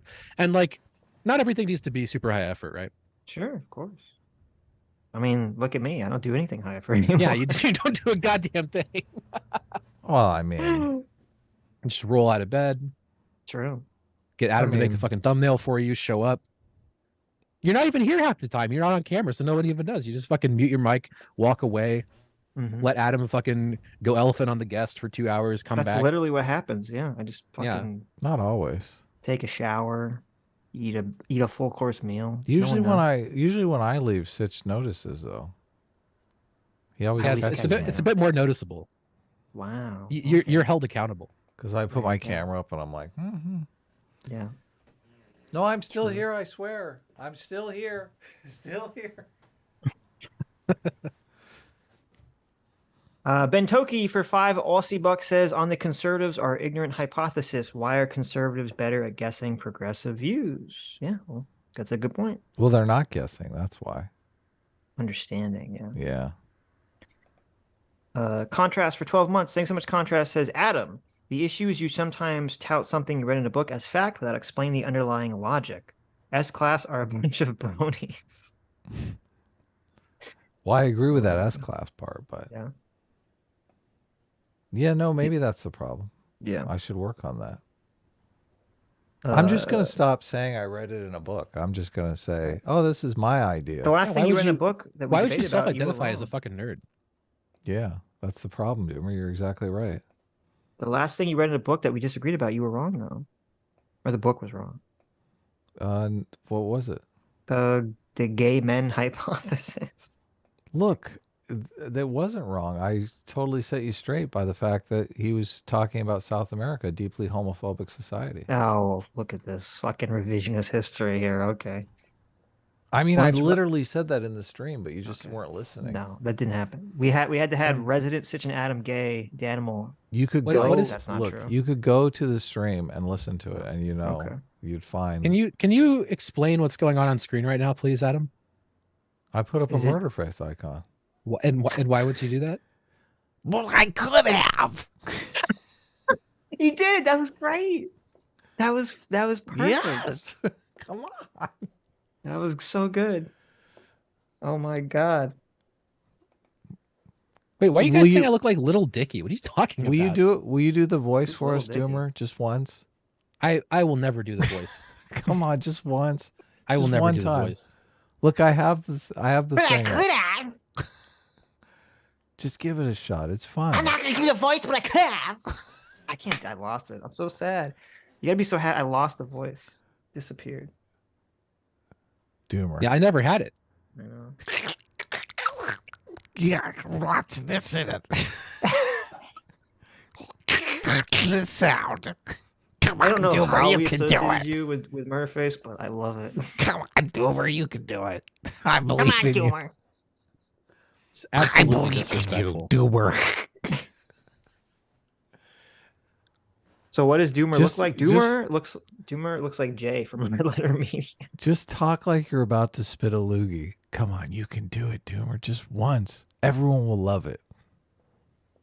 We will all laugh in unison. Everyone will love it. Yeah, I definitely come here to debase myself for the fucking entertainment of your fucking Nazi audience. Yeah, okay. What? Why are you so cruel? If Doomer doesn't do the voice, he officially loves Sitch. That is true.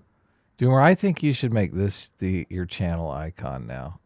I don't know why you're fighting it.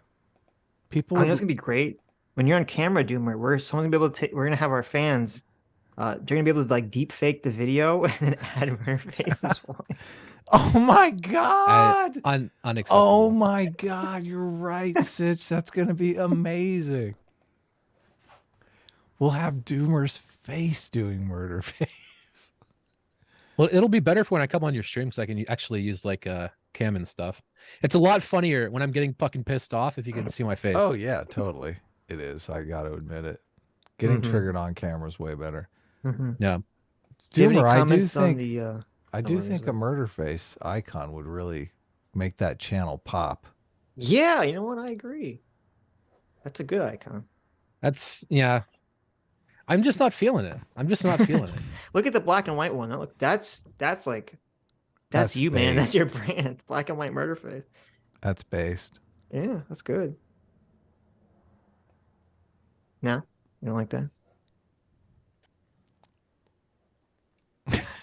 Unacceptable. How do you feel about Mr. Girl's Destiny Manifest? Yeah, what's going on there, Doomer? Oh man, Let's I know talk about the everything about drama. that shit. I know everything Have you about been that shit. following it What do you closely? guys know about it? I I have only been watched- meticulously following it. Okay, I only watched Chud talk about it for an hour and then I got bored. So Yeah, I know. I watched for like 15 minutes, so I got even less knowledge. It's I went on Dev's stream. He had a stream right when it came out, and I ended up just basically explaining everything for like an hour of all the fucking lore. why Like, do you I know don't so even- much about this? Because I'm a drama frog, dude. It's fucking Oh my great. God. Why don't you do a I don't- drama channel? It'd be way more. I mean, that would be Yeah, real fuck popular. movies. Nah. You could be you listen. You basically already have the personality of Keemstar. Okay. True. Excuse me. Okay, first of all, Sitch, I am pretty fucking fast. Okay, I'll give you that. But aside from that, what else do I have in common with fucking Keemstar? I mean, the Holy shit. general energy, right, Chat? He has this very Keemstar-like energy. Just absolutely disrespectful. Okay. So, can you give us like a non-hour long, like a 10-second? I can fucking. There's so many fucking details, but I'll try. All right, so Destiny is a streamer and fuckboy who We know who is a massive Destiny is. tumor. Yeah, so Destiny fucks a lot of people and does dumb shit trying to get laid. And then also there's this whole drama with Mr. Girl. So I so much I have to explain. Okay, so Mr. Girl is this huge orbiter of Destiny, and then like Destiny was like platforming Nick Fuentes. Mr. Girl got really fucking butthurt about that. Mr. Girl's fans were being absolute fucking nonces and Destiny's subreddit. So Destiny's subreddit moderator Forethought banned Mr. Girl and Mr. Girl fans from the subreddit, which led to a massive fucking Based. like spurg fest between Mr. Girl and Destiny, where Mr. Girl like was groveling literally on his knees, begging Destiny to let him back on the subreddit, and Destiny told him to fuck off. And then Destiny said he was going to war with the subreddit and shit, and like, or sorry, Mr. Girl said he was going to war with the subreddit, and Destiny wouldn't fucking relent. So Mr. Girl fucking burned the bridge and said fuck you, then started investigating him for sexual abuse because Lab, a serial liar and dipshit, is Mr. Girl's adopted daughter or some creepy fucking shit, right? And then like wait. Daughter He hasn't that he has adopted sex daughter? with? Or are you just being sarcastic? no, he calls her his daughter. Oh, okay. It's creepy. Anyway, Lab's like a fucking TikTok influencer, musician, fucking dipshit, liar, piece of shit. Like Destiny fucked Lab, and like Lab has alternated back and forth between saying it was sexual abuse and saying that she enjoyed it or some shit. And like Jesus Christ. this started up a big Hold on, fucking what happened investigation. at the time? What do you mean? During the sex. I think Destiny ate her out or something. I know they didn't have like full intercourse. I think Destiny ate her out. I don't know exactly. And now she's saying that he forced her to eat his ass or something. I don't know all the details of the sex they had. There's a lot to this.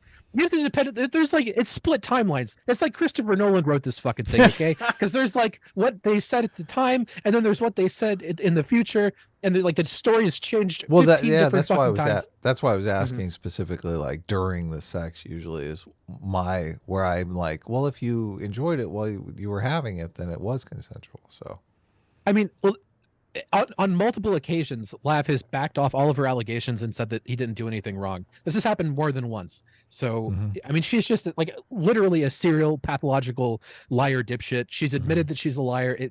She's lied on all. Anyway, Lav is a lying fucking moron. There's a different situation with this girl Ana, where it's a lot more complicated, and like I Destiny know and Anna about had this- the Anna drama. I Yeah, think I know so more about that than. Anyway, Like basically, Anna was Lab- a stalker girl who was stalking Destiny, right? Well, I mean, kind of like for a while that she definitely was kind of a stalker, but it's more Yeah, but complicated. he was than that. actually doing stuff with her, making the stalking worse. Well, okay, there's like so many different timelines. For a while, Destiny was making it worse, and then for like 6 to 8 months, he really wasn't. She was just kind of going nuts all the time, and he wasn't doing shit. And then like they started sexting again or something. Yes, I don't know, it's it's so so fucking fucking stupid. complicated. Yes. Yeah, it's so fucking complicated. But anyway, basically, Lav told Mr. Girl about her situation and the Anna situation. And then Mr. Girl got this idea in his head that Destiny has a sadistic fetish for fucking women, bringing them on stream, and then fucking like verbally beating them up and having his community dogpile them to get off. And then like he confronted Destiny about this on his stream. And then Mr. Girl started messaging every single fucking person, every single woman that Destiny's ever talked to, none and of this messaging is people true, that Destiny right? follows on Instagram. Like Mr. Girl messaged 40 or 50 people. There's so many fucking people Mr. Girl messaged to do this investigation. He was investigating Destiny's quote unquote sexual abuse for 4 or 5 months. He's calling him the Harvey Weinstein of Twitch, making this big fucking deal. And then like 3 days ago, Mr. Girl drops this like gargantuan schizo post. It's twice as long as The Great Gatsby. It's longer than like 3 of the Harry Potter books, literally over 100,000 words long about Destiny, with legitimately no new information. Like Yeah, no new information. hold on. He doesn't have the smoking gun. This is like a big accusation. Like Destiny there's invites girls on his stream to like get off on beating up on them. Well, here's the thing: the goalposts have shifted so many times. Like it started off with Destiny was Harvey Weinstein, and then like that couldn't be justified. Mister Girl didn't find the people, so then he was saying that like it's this power dynamic thing where like Destiny shouldn't be fucking people because he has more power as a streamer or some shit. And it's an unfair power dynamic or something. And then we backtracked even off of that. Right. The claims have changed so many fucking times. And then if you read the like actual manifesto, does he? It's just like fucking. It's batshit crazy. There's so many errors and just like blatant. Like if you just read the summary, that might be a good thing for you to do. Just read the summary of like what he's claiming happened, and you'll see so many errors about like his presentation of the Anna situation, his presentation of the Lav situation. He talks about Vosh for some reason and just like completely misrepresents what happened there. Is there some kind of email or something where Destiny says, if you have sex with me, I will invite you on my stream and promote your channel? Does that exist? No. Nothing. There's no smoking gun. What about it if you make out with me, I'll invite you on my channel and promote your channel? No.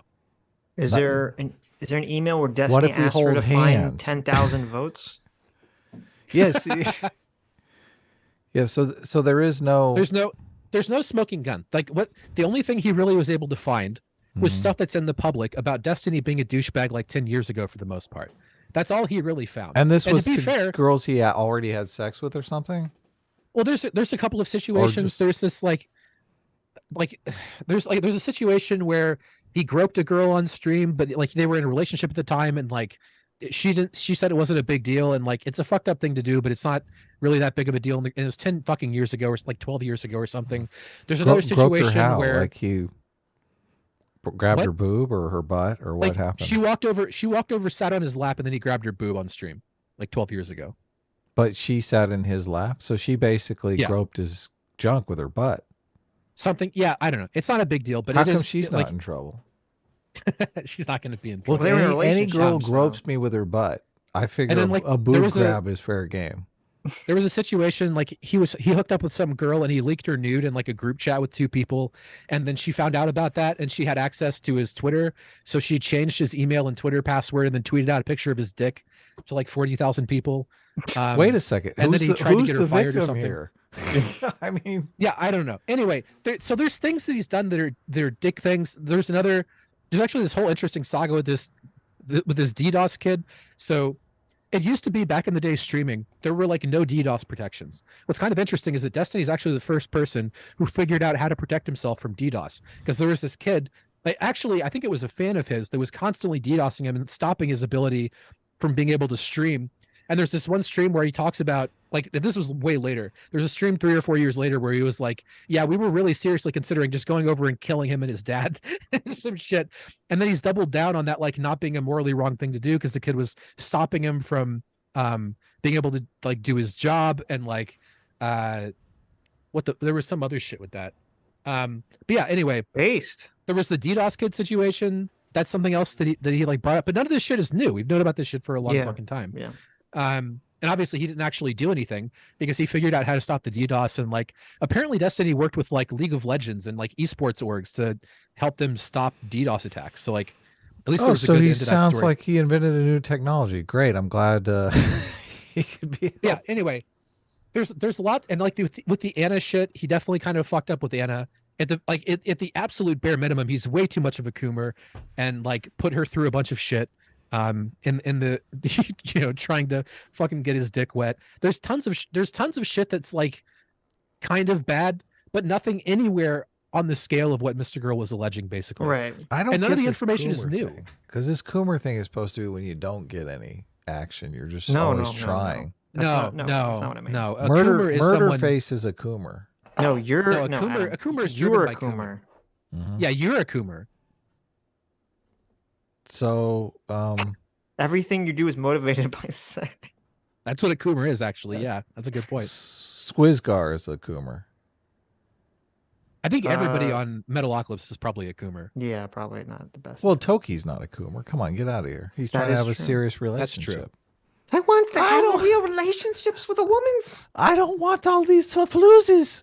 But no, anyway, so moving on with the story. I'm sorry. There's no way to. There's so much. I'm skipping over so That's much, fine. chat. Yeah. Did he discover anything new? No. So anyway, he releases this fucking manifesto. This skit. It's like it's the best schizo posting I've ever seen. It's insane, just how badly formatted and fucked up and long it is. It's full of all kinds of misinformation. It's basically wrong about everything. It's horrible. It's one of the worst things I've had the misfortune of reading. Obviously, I haven't read all of it, but I read some of it. Enough to have a good old chuckle. And anyway, since it came out, he's like the biggest lol cow going right now, and he keeps going around to streams of people who are extremely hostile to Destiny, and everybody is fucking tearing his asshole out. Like nobody is behind this. Literally no one. He All the went people on who with hate President Destiny. Sunday. I saw. I was like, Yeah, he went on oh, with President Sunday, tore him a new asshole. really? Like there's nobody. There are very few people who dislike Sunday more than I do, and Sunday tore Mr. Girl a new asshole. It was brutal. Oh, Um, wow. That's crazy. Sunday straight up told him to delete it because like there's so much fucking like at the beginning of the manifesto there's a section that's like, who am I? And he's like, oh, I'm most famous for like saying that like it was understandable that the Virginia Tech shooter shot up a school, and I'm also the guy who thought the 11-year-olds and cuties were hot. This is like this is him introducing himself at the beginning of the document, and Sunday was just like, dude, I saw that like, part. Yeah. yeah, if you Like, what if the you have to fuck? say that, then you can't be the one to do this. Like you're too toxic. Like this does not help anything. And like Sunday basically told him to fucking delete it. It was crazy. And then like there's been, I think he's had 3 or 4. He talked to Tom Foolery and Wick. Sunday, I think he talked to someone else, and every single person he's talked to is just basically telling him you're fucking nuts. Like this is awful. Like this is a terrible thing that you did, basically. And like all these people that hate Destiny, like Sunday is like Destiny hater number 1. Oh, of course. Sunday's not fucking behind this. White Nervosa basically came out and said everything that Max wrote about her was a lie.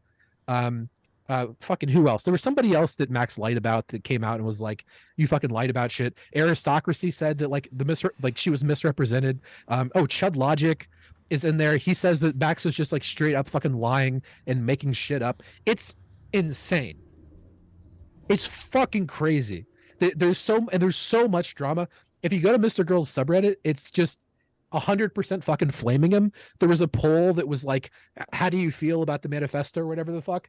It had 2,200 votes and like 2,100 of them said it was terrible. Like it's crazy. Well, he overpromised and underdelivered because he was basically saying, this is going to be devastating. But it sounds like he pulled a bunch of little shit that we already know somehow adds up to this big reveal, which no, it doesn't. Sorry. Yeah, there's just no reveal. Like it, if he had just said like this guy is a bit of a dick, then yeah, I mean, fair enough. But no one can, like everyone already knows that. So Yeah, like, that's what's just the big deal? But he'd been hyping this up for months as like, oh, I'm gonna show you the fucking streaming world is infested with fucking rapists and shit. And what's really crazy is that there are a lot of streamers that have serious like sexual abuse allegations and stuff. It's just not Destiny. yeah, totally. Yeah. Well, Interesting. I'm glad I didn't follow any of this drama. No, it's good. It's some good stuff. I recommend everyone looks into it. Well, I saw Chud Logic I think he had like 3,000 or 4,000 people watching his stream, and I was like, "Go Chud!" So I think he good got up for to like him. 7K at one point. Did had a he lot of people really? watching. Wow. Yeah. Go He made, like, Chud. I'm guessing he made somewhere between 10 and 15K over the course of a couple of days covering the drama. Damn. It was funny because Sitch, the we part I need was to listening cover to- this drama. What Yeah, do we I do? know. The part I was listening to on stream, he was like, Chet, I have to leave. I have a real life engagement. I'm not going to postpone that for online drama. And then it's like 10 hours later, he's still streaming. Yeah. I guess he did. And I guess it worked out for him. That's good. Yeah, good for him. Good for him. Yeah, now he's turning it all into videos, so he's going to get like 10 videos out of it as well because he was streaming for like 24 hours. It's fucking Good. hilarious. Good for him. Wow. He did the 24-hour stream. That's epic. Chud's supposed to come on our show sometime. We just haven't set a date up, so. Oh, that's cool. Yeah, Chud's a cool guy. I like Chud. I, don't like I think his name, Chud's actually the first streamer I ever talked to. It's kinda Really? though. Really? Wow. Yeah. I thought it was President Sunday. funny. Oh, you're right. Well, okay. Real streamer. Okay. You try to block that out of your mind. Someone. Yeah. I'm trying to forget about You that. talked to Chud before you talked to me because you talked to President Sunday, then you talked to me pretty close after that. Well, I talked to Chud like a day after the video came out. I don't think I talked to anybody else before I talked to Chud. Okay, so you talked to Chud, then you talked to President Sunday, then you talked to me. I think I talked to President Sunday the day the video came out, and I talked to Chud the next day. Oh, in but the you, morning. Okay, so Wow. you might have talked to me right after you talked to Chud. Because you came yeah. on my It stream might have been the like same the day. next day. So Why would you talk to President Sunday the day the video came out? Well, first of all, I didn't know. Obviously, I didn't know that I was walking into a schizo den of snakes. Like, what was going to fucking happen if I talked to this fucking guy? President Sunday was just. it's not that I hung out on a bad. Discord server. Do you know who Perspective Philosophy is? Lewis No. Hogarth. No. Yeah, the name Sounds sounds like- familiar. Well, he's a streamer. I used to hang out in his Discord, and President Sunday was also in there. And I'd been talking to them about the video because there's a philosophy section. I don't know fuck all about philosophy, so I was like asking them questions to make sure it wasn't stupid. So Sunday knew it was coming out, and then like when it came out, he was just, I mean, he was doing the thing that now is very well established, where he just basically performatively disagrees with every single thing that you say and cedes no ground and starts being pedantic and annoying. Which I did not know was going to happen, but he knew the video was going to come out, and then it did come out and it started blowing up. So he was like, oh, I can leech onto this and fucking, siphon off some clout. So he was like, I challenge you to a debate or some shit. And I was like, yeah, sure, whatever. Cause I didn't realize, how fucking annoying it was going to be. What day of the week did your video come out on? I don't remember. What Oh, question is that? well, because I was streaming September on. 3rd, 2021. Jesus. Okay, are you just guessing or? No, I know it's September 3rd, 2021. I just forget what day of the week it A is. day that will live in infamy. September. Can I put that in Google and find out what day it is? September 23rd, 2021. You said? Yeah. Is that it? That darn kid says, is Doomer nice to other people's chats? Is it just this one he's ugly to? This is the only chat that I have utter contempt for. Now, are you sure it's September 23rd, 2021? Are you sure about that? I think it's September 3rd. Well, September I'll go 3rd. I'll go check in my YouTube studio. I'm pretty sure it's September That's, 3rd. who cares? Oh, Why does look this at matter? this. I don't fucking know. Well, because I was streaming on Thursday, and Doomer came on my Thursday stream. Okay, whatever. Adam really wants to be able to say it. I'm the first person you talked to. I mean, I'm pretty sure I was. Yeah, but- September 3rd. But if it came out on September 3rd, and I was talking about it a week later because September 3rd is a Friday. So Yeah. Well, there you go. Kenneth, did you see the picture CT drew for you? It was pretty based. You had the shade fan and everything. Playing skateboarder for $2. Kenneth? That pictures of Kenneth? The cat. Yeah. Oh, it is? Oh, okay. I'll bring it back up. I said that when you brought it up. Were you? Oh, Do you know who? I didn't know. Do you know who Vadim is? Yeah. Vadim Newquist. Yeah, I blocked him recently. Why? Yeah, you want some even more deep doomer lore? No, I didn't. I didn't block him. I unfollowed him because he Vadim was is like, creationist cat. Yeah, creationist cat. So the reason that I went on Chud's stream first is because we actually had a history of me annoying the shit out of him in DMs. Because basically I had made a hit piece on Vadim Newquist for being a fucking psycho, and Chud was interviewing him, and Vadim was just fucking lying through his teeth, like just absolutely making shit the fuck up. And I was in Chud's DMs like, dude, he's fucking lying to you. And Chud's like, what the fuck do you want me to do about it? And I was like, here's the proof. And I just started like dumping fucking screenshots. I was like, here's all the fucking evidence this guy is lying to you. And then he started using the fucking things I was DMing him to fucking ask Vadim questions, and he started like blowing up. He ended up crying. It was fucking cringe. You made God. Vadim goddamn cry? cringe. What was Vadim lying Vadim about? cried on Chud's stream. This is That's like deep lore. This is crazy. from back in June 2021 What or was some he lying shit. about? I forget exactly what they were talking about then, but what I had covered was the Hippy Dippy Championship drama where Vadim had just gone off the fucking deep end for some reason. Honestly, I would have to go back and rewatch my video to figure out what the fuck. Wait, was even that the happened. drama about like who really should have won the Hippy Dippy? Yeah, tournament? yeah. Okay, that was like the dumbest drama of all fucking time. I can't believe that constitutes as drama. That was the I lamest shit remember ever. that. Well, the real drama wasn't the fucking belt. The real drama was Vadim spending the next 4 days on Twitter going fucking insane. Yes. Yes. Yes. Like lighting up Dylan and shit. Anyway, that's why me and Chud knew each other, which was pretty funny. Mm-hmm. I remember that drama. That is hilarious. My favorite right. interaction with Vadim was he was like, Sean had tweeted something and they were having some kind of Twitter spat.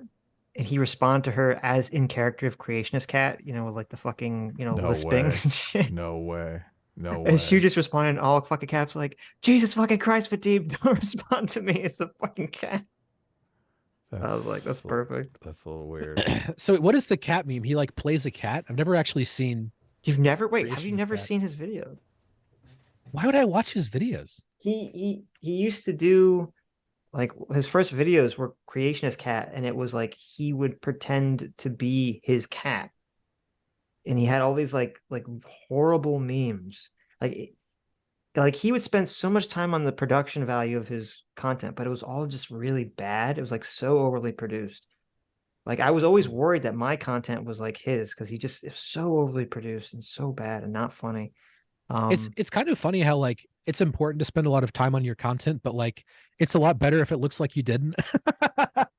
Yeah, well, just if it was Like, most of funny, the I time. it would be fine. It's just it was so cringe. It was very Yeah. cringe. And he would talk with a lisp when he was his cat. It was just awful. So he's like a murder face cat. Essentially, yeah. It was Jeez. really bad. But anyways, speaking tree Blaine's escape quota for $2 says, "Here I am trying hard. These lazy YouTube royals." True, that is true. And Speaking Tree for $20. Thank you, Speaking Tree. Says, "Hey guys, it's my birthday today." Well, happy birthday. That's awesome. Says, "I just want to thank you, not Doomer, for the great content." Listen, chat. Don't tell me about bad content. There's nothing you like more than hating me, chat. Okay. Don't You're lie like- to yourself. I know what you like. Your boost mean nothing to me. Exactly.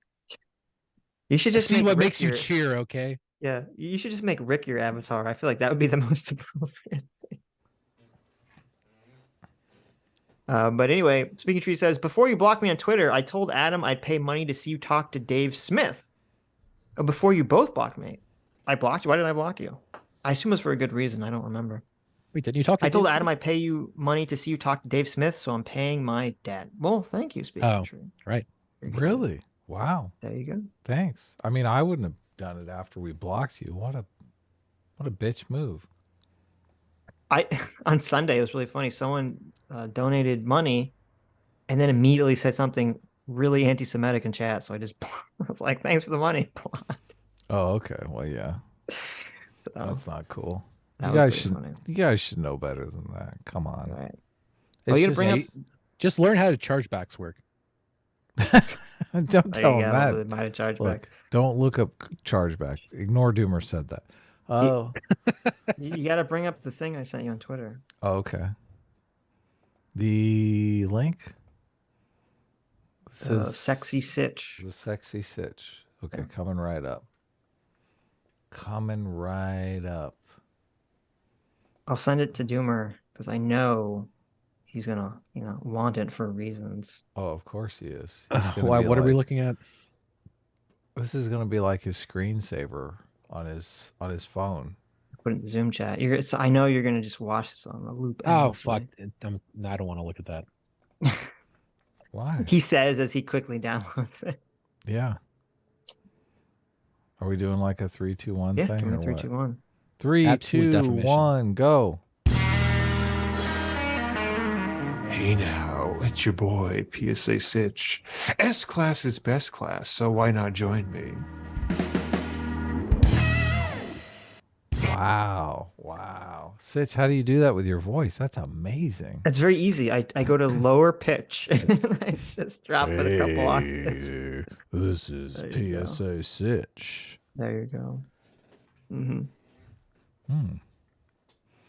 Doomer, do you need this in a what kind of file format do you like for your phone? MP4. Okay, yeah, MP4 coming right up. Are we good? How'd that make you? Oh wait, we have to give credit. Credit for what? Vincent Martin? Vincent Martin. They did this with, I believe, Sammy G's other art. They animated it. I don't know how they do that, but that's very cool. Very cool, Vincent. Even though it's degenerate. But I still approve. Yes. Yeah, nice. Animated lips and everything. Doomer, you have anything final to say before we sign off? One thing I'd like to say is that I'd really appreciate it if Adobe would support the MKV file format. I don't know why the fuck You're it not- doesn't. It pisses look, me the fuck Isn't off. that the You're fucking not worst? saying it right, Oh dude. my It's so stupid. God. Yes. Really appreciate it if After Effects would do You're their mean. program Adam, correctly. I pay them $30 a month and they won't open. I pay all them those fucking $30 a month and I video can't fucking even file get their formats, fucking okay? program You asked, correct. you asked me if I had anything to say, and I did, and I said it. Okay. Come on, Doomer, just once. Come on, it's fun to do. Just kill us. Adam, I will not debase myself for your entertainment any more than I already do. Okay. Okay. Anyway, thank you all for coming. Thank you all for your crazy donations. Thank you, Adam and Cenk, for coming on. Thank you, I'm really important for coming on. It's a good conversation. Thank you, Doomer, for coming on. For us to make fun of you for like 20 minutes. Thank you for telling us all the Destiny Max lore. Thank you for all your incredibly generous donations, guys.